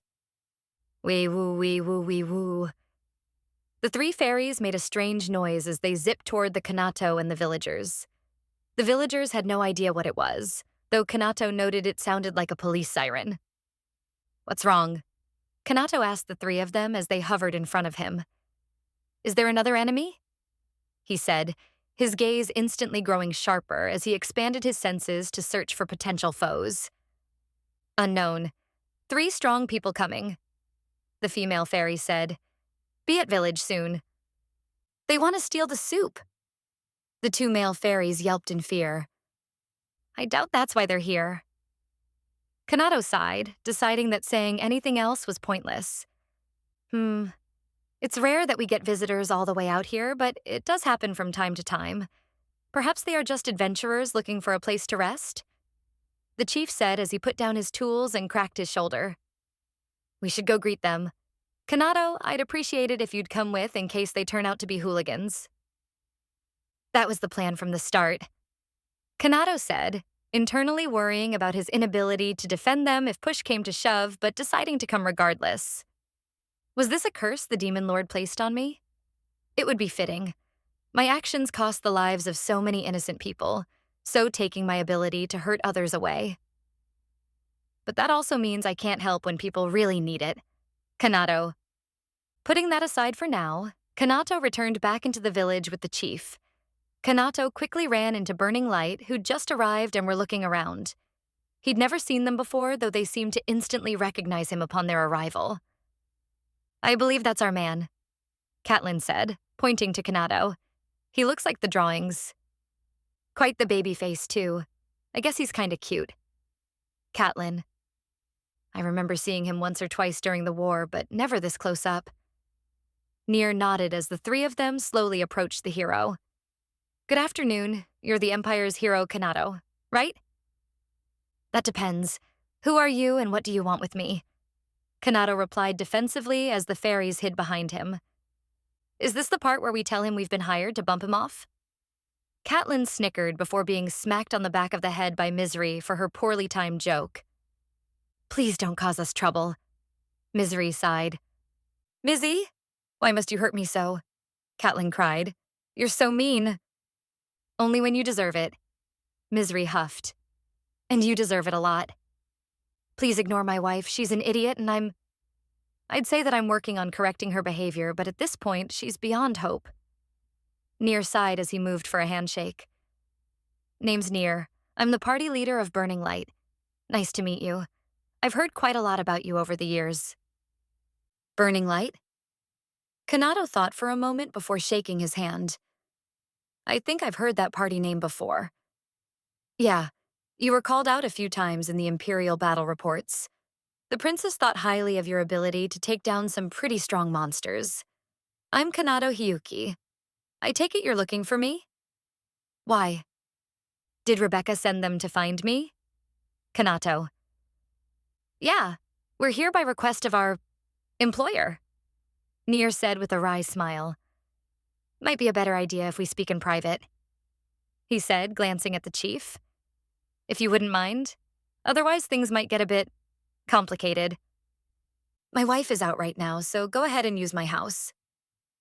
The chief nodded, knowing better than to get involved in whatever was going on. Thank you, Near said as Kanado nodded, and the four of them plus the fairies headed into the chief's house and took a seat at the kitchen table. Are you here to drag me back to the Empire? Kanado asked, presuming they were here on the princess's behalf. I'm sure the princess is worried, and I'm honestly a massive asshole for not going home to see my family in so long. I'm just the worst. I've got 2 other wives and children, and here I am hanging out in a village in the middle of nowhere. What kind of scum am I? Kanado. We haven't been asked to take you anywhere, actually. Near shook his head, his words surprising Kanato. I'm sure you're familiar with Akagi, right? Wait, what? You work for her? Kanato yelped. That was a recent change in employer. Catelyn said as she tried to pat Misery on the head and was smacked away. Did you hear about what happened in Samoya? No. Kanato shook his head. This village is pretty out of the way, and I've been here since she and I parted at the Holy City. I was aware that the Demon Kingdom was sending its army to fight the Vikes cult, but nothing since then. He said, to which Near and Catelyn exchanged glances before nodding and explaining what had happened. They went into detail regarding the annihilation of the demon army, the capture of their leaders, and their subjugation by Akagi. Naturally, such a thing rankled the hero since he, as a man of justice, could not abide the deaths of so many people. That's... Kanado paused, looking down at the table in defeat. Damn it. More people that All I've done is get more innocent people killed. What kind of man am I? Kanado. It was a hell of a mess. Catelyn said with an overly flashy shrug. In all my years, I've never seen the complete annihilation of an army, at least not the wholesale slaughter of one. Most battles end with the majority of the losing forces running away, not cut down to the last man. So it was a bit... yeah. War is always a bloody... but that... if I went my entire life never seeing something that bad again, it would be too soon. Near agreed. He'd seen much death during his career, but that didn't prepare him to watch 100,000+ people wiped out like they were nothing. And you survived because you surrendered to her?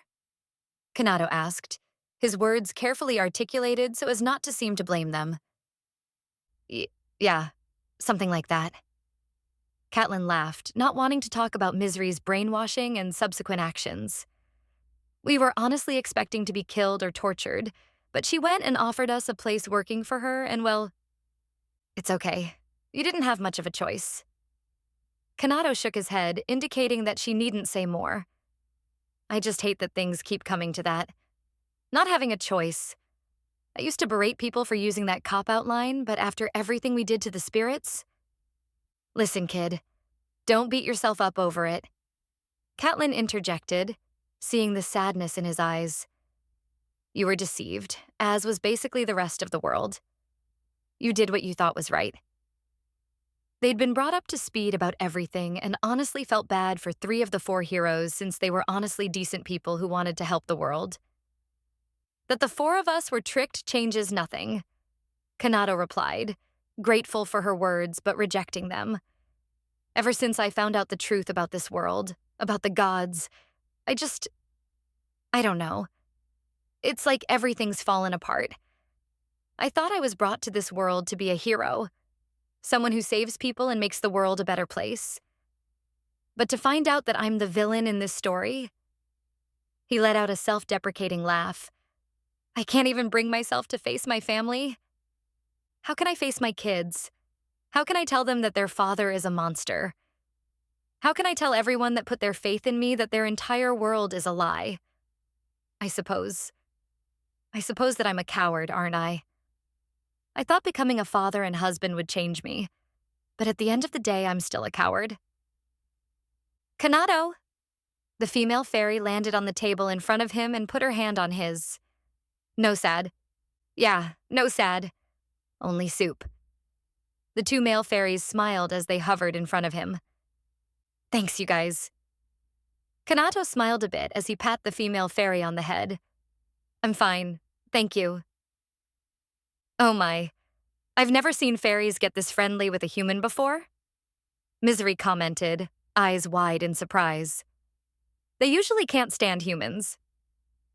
Elf lady, the 2 male fairies exclaimed as they landed in front of her. Dark elf. I'm only a half-dark elf. It's nice to meet you two, Misery said, smiling warmly. My name is Misery. Why won't you smile at your big sis that way? Catelyn. Misery? The female fairy turned, her eyes going wide in surprise. Name Misery? Yes, Misery replied, a bit startled by her loud voice. Do I know you? Important, the female fairy said as she zipped over to the dark elf and hovered close to her face, examining her. Come with?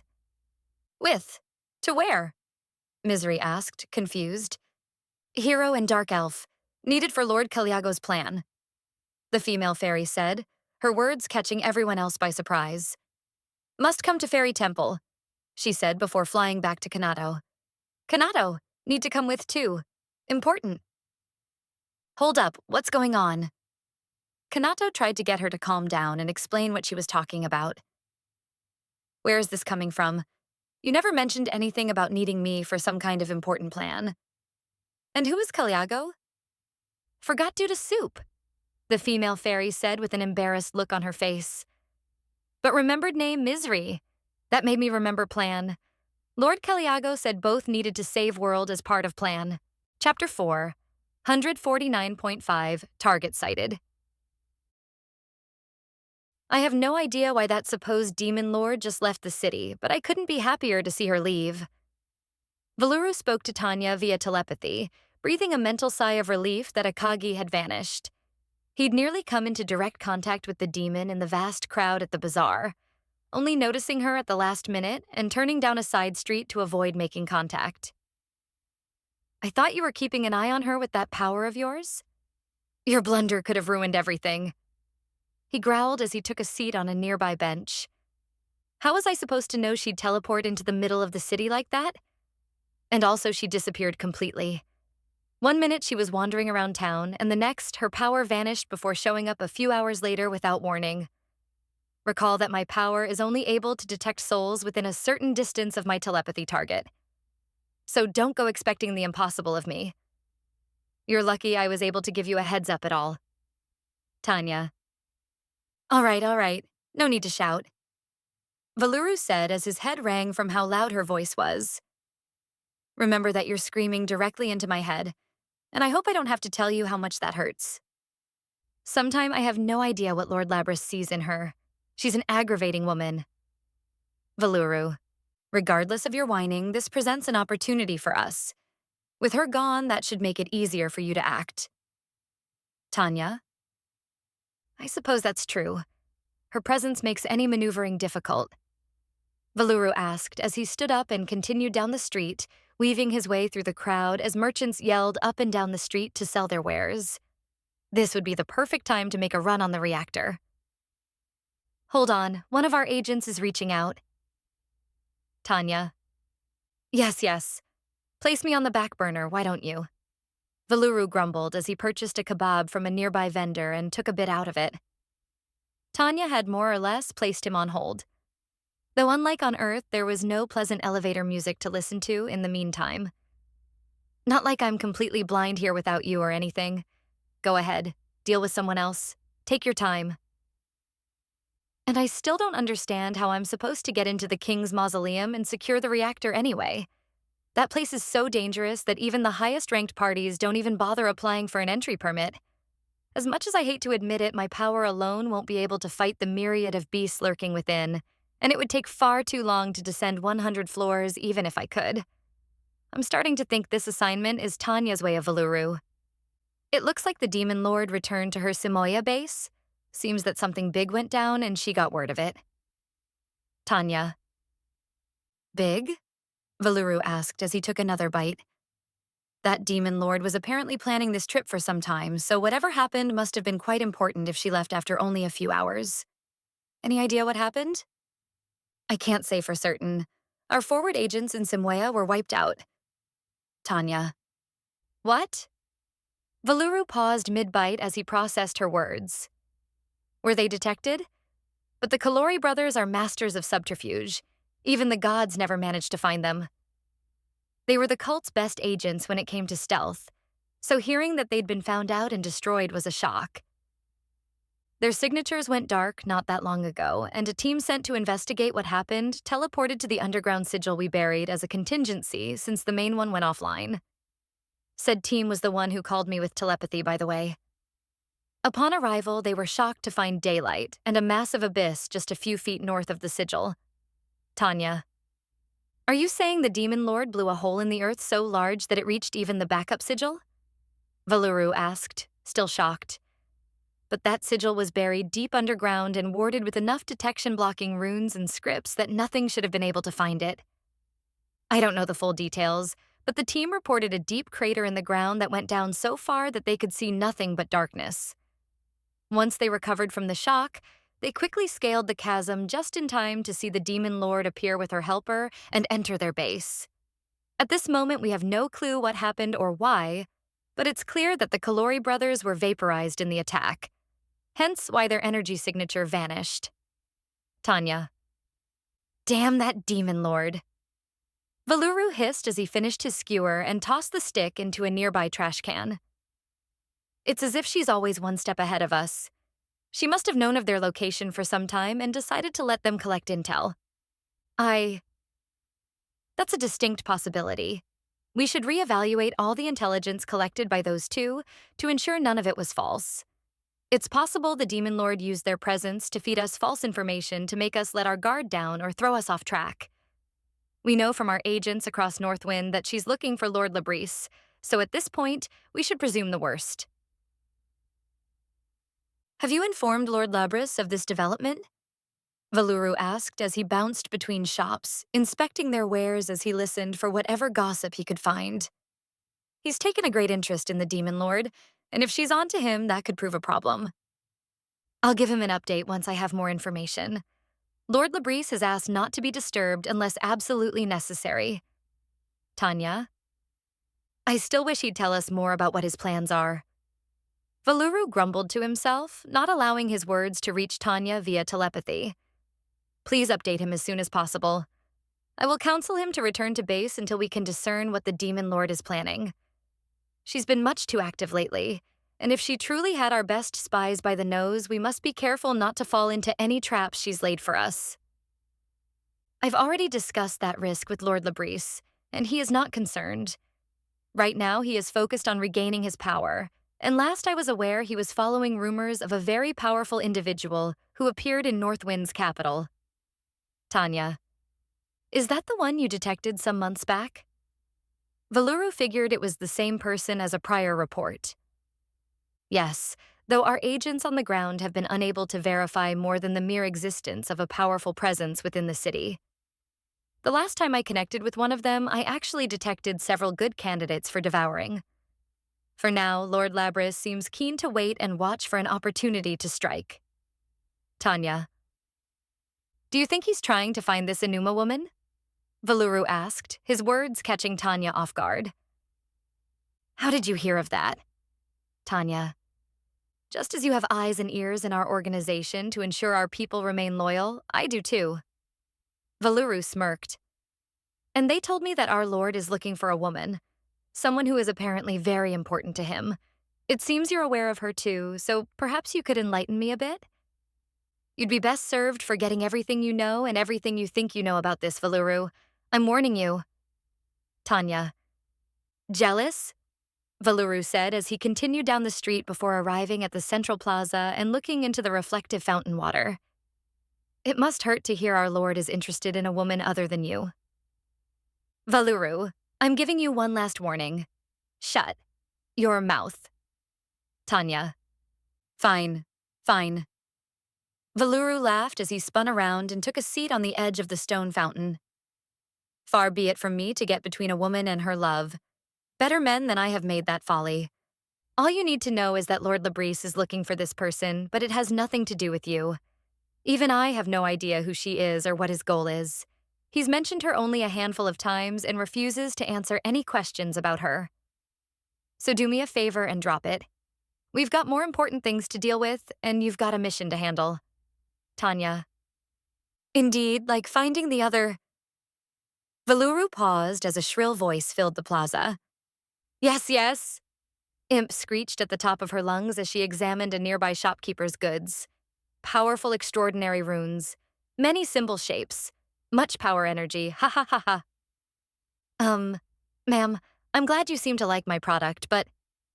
The dwarven shopkeep tried to get her to calm down, but was ignored as Imp began rambling about topics that he could barely understand. We could include this in transportation teleportation device. Imp cackled as she examined a small sphere metal covered in blue, glowing runes. Oh, this could be used included in magical firearms for maximum effect power. She cackled.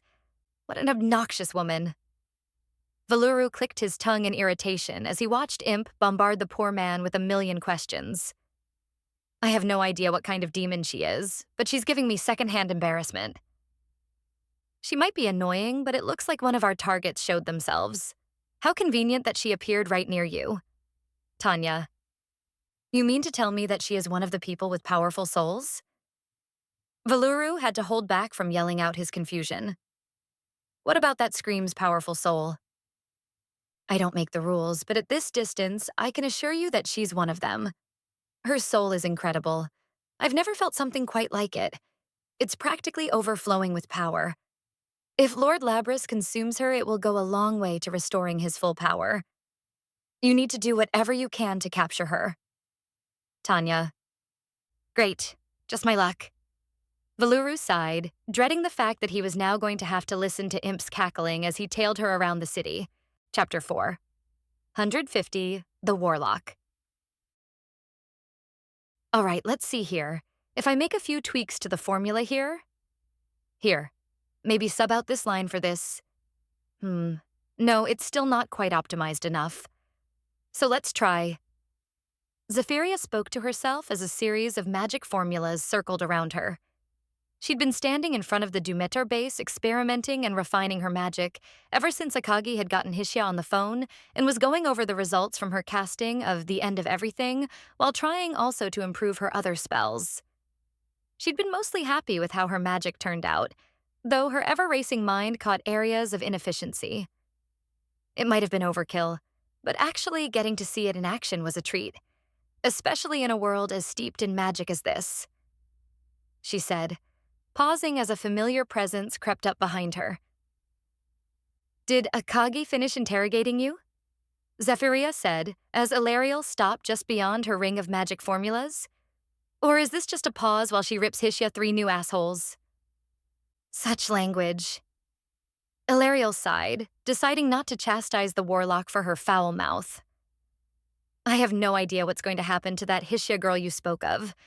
But the demon lord being in a foul mood after finding out that a creature of Enoris appeared on Earth leads me to believe it won't be good.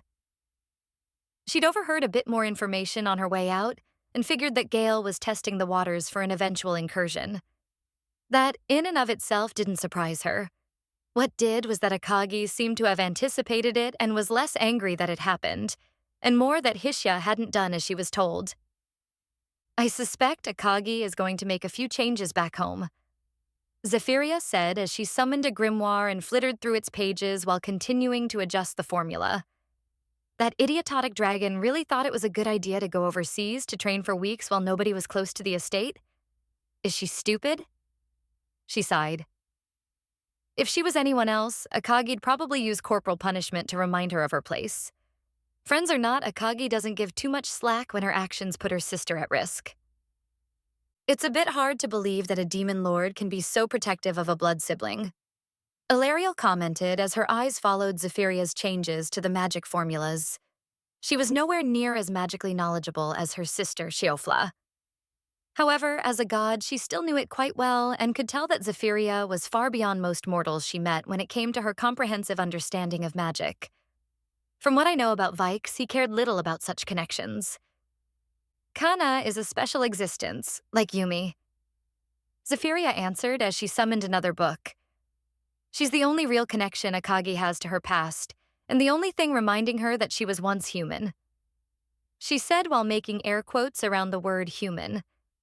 Akagi might joke around a bit, but at the end of the day, it's obvious that Kana holds a level of importance equal to that of Yumi. Hence why she's currently about ready to blow a fit. Putting Kana in harm's way because the person meant to keep things under control was fucking around is a quick way to piss her off. And on the topic of special existences, what exactly do you make of yourself? Ilariel asked, finally coming to the true reason she wanted to speak with the warlock. I can see Akagi's power wrapped around... No, it's fused with your soul.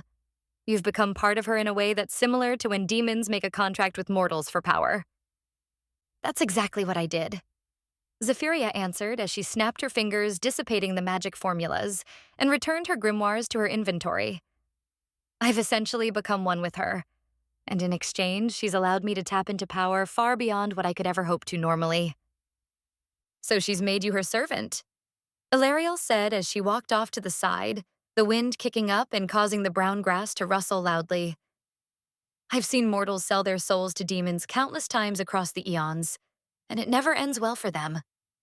Her comment caused Zephyria to laugh as she turned to face her. I knew full well what I was getting into when I signed our little deal. Zephyria chuckled. But I find it worth the cost. Selling one's immortal soul for power is never worth it. No matter how much power you've been promised, you always give up something far more important, Ilariel said curtly. She understood why mortals did such things, but always found it short-sighted and foolish. Akagi now owns your very existence. As if she didn't already. Zephyria shrugged. Just because one has not signed on that dotted line does not mean that your soul is safe. If anything, those not bound to her in such a way are arguably more at risk. At least with the deal I made with her, I'm guaranteed to avoid incurring her wrath and being arbitrarily deleted since I'm useful. And what makes you so sure of that? Demons are not exactly known for being trustworthy. Surely you must understand that any magical bindings placed on the contractee can be circumvented, especially if there's someone like her. Ilariel had seen many demons sign what looked to be fair and equitable deals with mortals, only to later exploit loopholes that put the mortal in a position they would never have otherwise agreed to. Demon lords, no, just demons in general should never be trusted, under any circumstances. As a general rule, I'd agree with you, Zephyria said as she pulled a small thermos out of her inventory and took a swig. I'm so glad hot items stay hot in inventory. Otherwise, I wouldn't get to enjoy fresh cocoa in another world. She smiled. Always a good energy refresher after using my magic. Speaking of magic, what exactly was that spell from earlier? Ilariel asked about the 11th tier spell she'd cast. Akagi mentioned that it was something called 11th tier magic, and that the name of the spell was the end of everything. Such an ominous name for a spell. but it seems warranted given the level of destruction it wrought. I've never heard of magic being split into tiers, only categories for its elemental affinity. I suppose Cheofla would know better than I do, but generally spells are based more on one's control and magical power than some arbitrary categorization. Ilariel, how much do you know about our situation? Zephyria asked as she took another sip before using her magic to fall backward into a reclining position, hovering just off the ground as if she was relaxing in a chair. Do you know how we came to be as we are now? From what Halifax told me, your world is nearly devoid of magic, and it was only within the last year or so that anyone could use the level of power I've seen on display. Ilariel had discussed what had happened on Earth once she'd arrived with the Divine Blade in some detail, but found herself wanting more answers and being unable to get them. Thus, that brings up the question as to how you have such intricate knowledge of magic and a level of control over it that would rival some of the best mages I've ever seen. Someone from a world without magical ability couldn't possibly have this level of intricate knowledge or acquire your level of skill in a year's time. I was told she's not much more than 20 or so years old. Even the best prodigies that have trained with magic from birth would pale in comparison to this girl. So just what happened on Earth to create such a magical genius? It defies all logic. Ilariel, technically, you are responsible for the way I am now. Zephyria laughed as she put her thermos away and relaxed her hands behind her head. The gods chase the spirits away, and their magic is the reason so many of us were granted abilities that were otherwise relegated to fantasy. Halifax did mention something to that effect. Ilariel clicked her tongue, cursing her past self for helping to create this situation. But even still, I'll thank you for that too. Zephyria laughed as she channeled a bit of magic above her hand and made several balls of elemental energy appear before playing with them. Your screw-up ended up giving me something I always wanted. She snickered. Even if the spirit's magic had the effect of giving you and others the gift of magic, that doesn't explain why you understand its fundamentals so well. Ilariel continued as she analyzed Zephyria's magic. I watched you change and manipulate those magic formulas so easily and quickly. That's something I've seen countless mages try and fail to do. It takes a level of magical understanding that goes beyond what someone could learn in books. She continued. Not to mention that I've only ever seen Cheofla do something even close to that spell of yours, as mortals generally cannot comprehend the amount of data that goes into even a simple spell, let alone one as complex as the one you cast. But here you are. Not only are you casting magic that would rival things used during our war with the Primordials, but you can edit and refine a spell as if it were little more than rewriting a mathematical equation. I mean, I always did like math, Zephyria said as she stretched before leaning to the side and resting her hand under her chin as if she were leaning on an end table. Something about the definiteness and stability of numbers just sits right with me, you know? Maybe that has something to do with it? I've heard that exact line before. Ilariel, magic is, naturally, built on a completely different foundation to math, but I've found that, at its core, it's similar to it. Zephyria wanted to compare it to programming language, but knew that the goddess wouldn't understand what she was talking about. Input A always gives you output Z, unless you add variable X, which then changes it into output W, etc., she explained. Once I boiled it down to something like that, well, the rest just, I don't know, clicked. She shrugged as she flicked some magic between her fingers. I've studied magic for over 5 years now, and that mentality has yet to fail me. It's how I've grown as much as I have and why I'll continue to grow in the future. Not to mention that I always had an interest in magic since I was a kid, and I kinda grew obsessed with it over the years. She'd more or less always played as a mage in any game that had it as an option for this exact reason. But why fixate on magic? Ilariel asked. She thought it strange for a mortal originating from a world with no magic to become so enthralled by it. Why not put your effort into something else? A magicless world doubtless has other things that would interest you, and if it wasn't attainable until recently, it seems strange to focus on a power you'd never actually get to use. Because Zephyria paused, her face brow furrowing as she recalled an unpleasant memory from her past. Because magic is an equalizer. Where one struggles with physical strength, through their mind, they can even the playing fields or even surpass those who rely on brute strength to get what they want, she said, a distant look in her eye telling Ilariel that this was the heart of the matter. I suppose that I can understand that. Many find themselves at the stronger person's mercy and wish for something to enable them to fight back.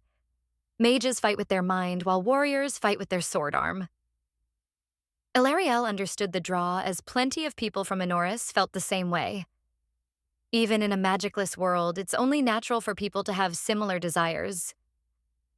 I grew up the subject of ridicule by my peers, Zephyria said, finding herself uncharacteristically open about the subject and deciding to talk. From about the time I was 8 or 9, I found myself bullied, harassed, and generally disliked. All over something that had nothing to do with me. She sighed. The children called me the daughter of a rapist and a prostitute. They called me dirty, tainted, soiled. The list goes on and on. She paused, looking up into the sky as she adjusted her position.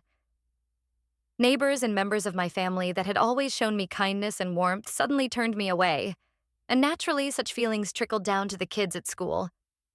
She laughed quietly, recalling the farce. I endured it all. Beatings, having my things stolen, embarrassment in ways I don't even want to repeat. I had it all done to me. All for something. Something that wasn't even true, she said, starting to yell but caught herself before becoming too emotional. My father was framed for what happened to that woman, betrayed by his best friend, and forced to take the fall for something that had nothing to do with him. And my mother... Zephyria paused before leaning back further and putting the back of her hand over her eyes. She had to do what she had to do to make sure our family could survive after all that. It sounds like you've been through a lot, Ilariel said, quietly understanding what she was getting at. A lot is putting it lightly, Zephyria replied. My father killed himself after half a decade of being called a rapist. And my mother... She shook her head as she stood up. I visit her sometimes, but at this point, she's not really there most days. Losing my dad, the constant stress, and then my disappearance for nearly half a decade really took a toll on her. It's a miracle she's even still alive after all that. Most times, she doesn't even know who I am. I've tried everything I can to heal her with magic, but there's nothing I can do. It's just like Akagi told me when we first met after FWO ended. Physical wounds can be healed, but mental ones. Sometimes there's nothing that can be done for those. Zephyria. And at the heart of it all, she was the one. The one I grew to hate the most. Zephyria turned away from Ilariel. I'd been hoping to kill her with my own 2 hands, but when we got back from FWO, I found myself afraid of Zakuro again. When I saw her for the first time, it was as if I'd been sent back to being that scared little middle schooler again. And I ran. She growled, her power welling slightly around her body and forming into a thin azure flame. I fucking ran. Damn it, I couldn't even get my revenge. Akagi had to be the one to do it. All because I was too weak in the knees when it came down to it. Zakuro Fujiwara, Spellhauser, the one who caused my dad to... And she even had the gall to laugh to my face about it. She's gone. She's gone, but I still have this hole in my heart. Zephyria. So do you understand now? Zephyria asked the goddess without turning to face her. I've become Akagi's pawn because I know this is the best way to get power. Power that will enable me to protect myself and ensure that nobody can ever hurt me like that again. If selling my soul to a demon is the price, then I'd pay it again and again if that's what's required. I can't say I understand, though I can sympathize with her. I suppose this may just be another area in which my understanding of mortals and their plights is lacking. Halifax always told me that I, as well as the other gods, couldn't possibly understand what it was like to be a mortal, and this is probably a good example of what she meant.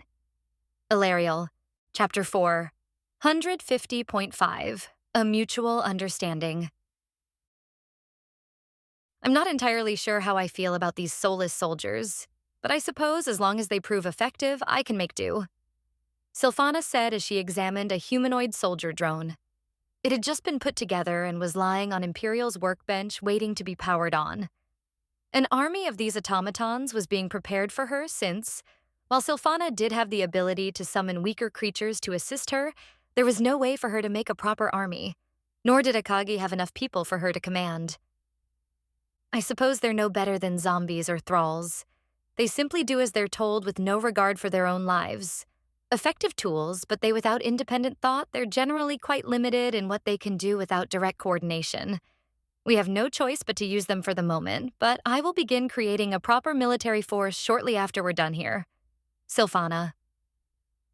Well, that makes two or us. Imperial retorted as he flipped down his welding visor to make a few adjustments to the drone's left arm with his torch. Not like I want to be making war machines like this, but I've also got no choice in the matter.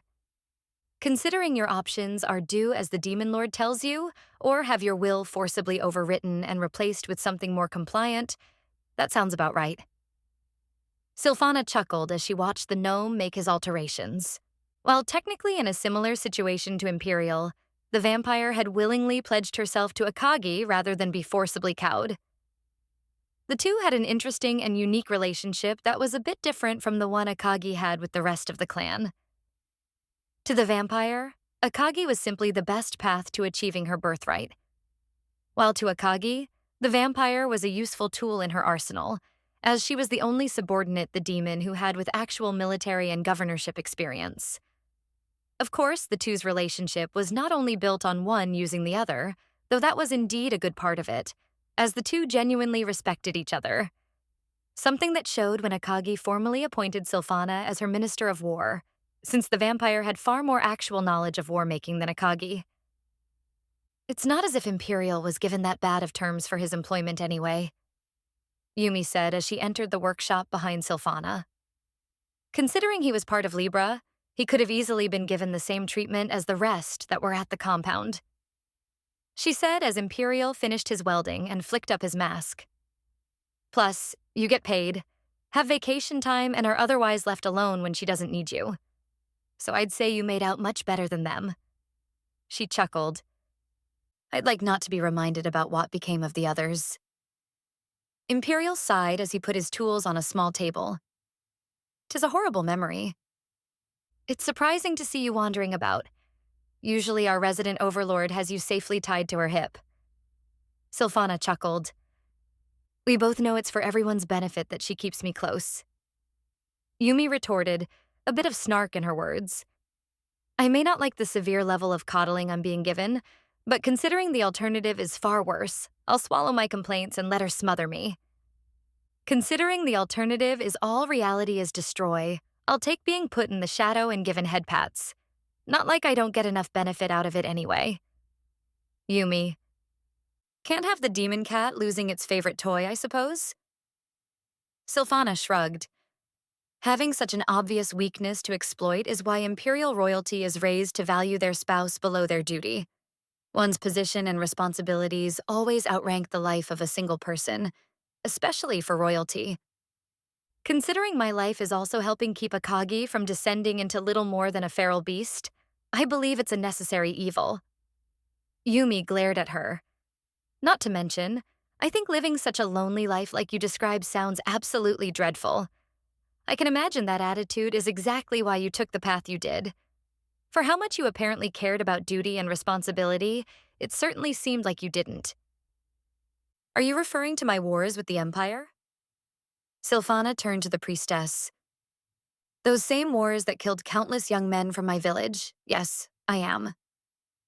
Yumi rolled her eyes. She'd lost plenty of friends and neighbors due to Silphana's invasions, some she'd known since she was born. And her disdain for the vampire went far beyond petty racial bigotry. Almost everyone knew of the vampire lord, and her reputation was one of death and destruction.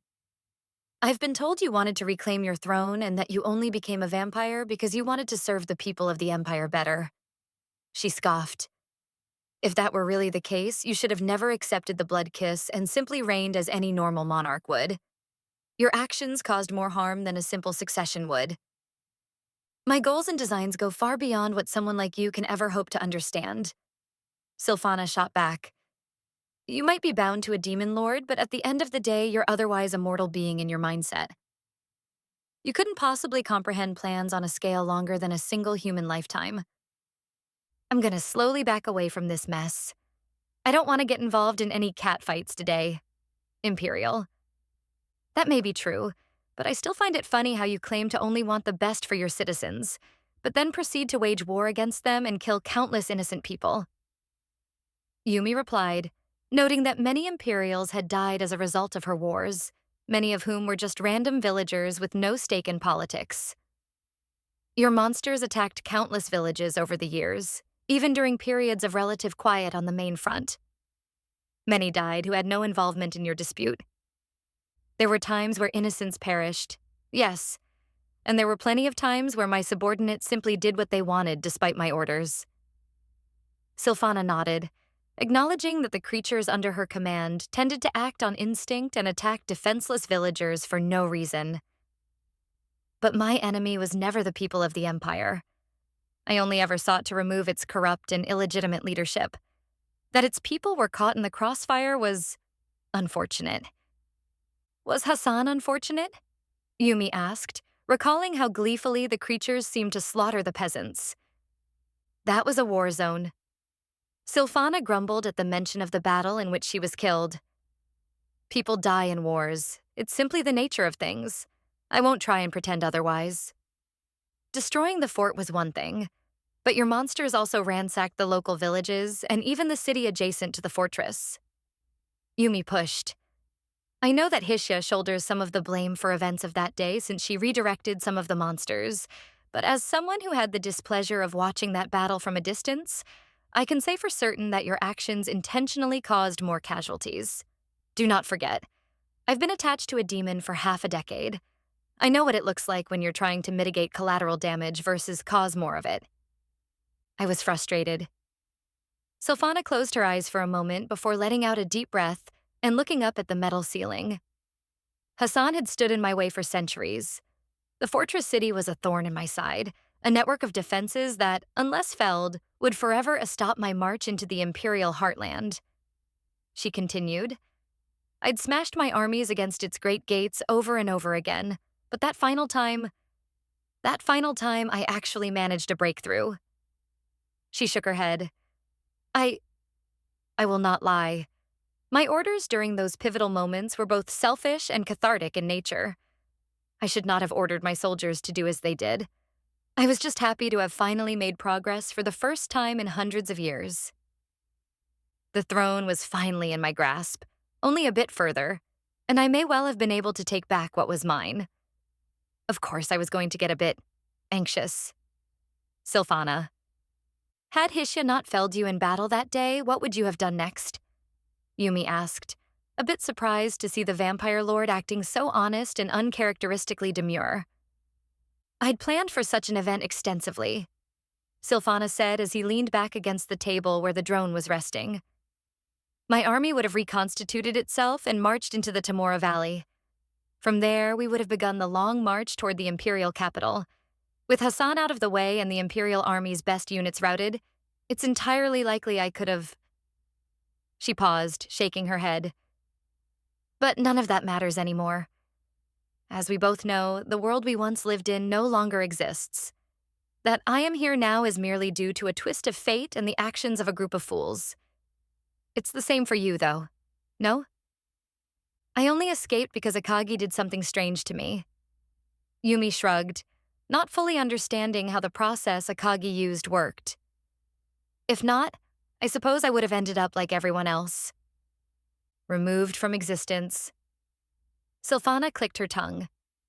It irritates me to no end that everything built in our home world was so easily destroyed, as well as how its people were never more than simple puppets to be paraded around for the amusement of others. I suppose that's just how gods work. Yumi chuckled. They rarely care much about their creations and are more than willing to dispose of them as soon as it suits their needs. Though in our case, it was not gods but mortals playing at being gods that created us. Sylphana sighed. I suppose in the end one cannot be too harsh on them. Neither the humans nor the spirits truly understood what they were doing. But then again, that is oft how playing God winds up, and why so many stories teach such a thing as a cautionary tale. Sylphana.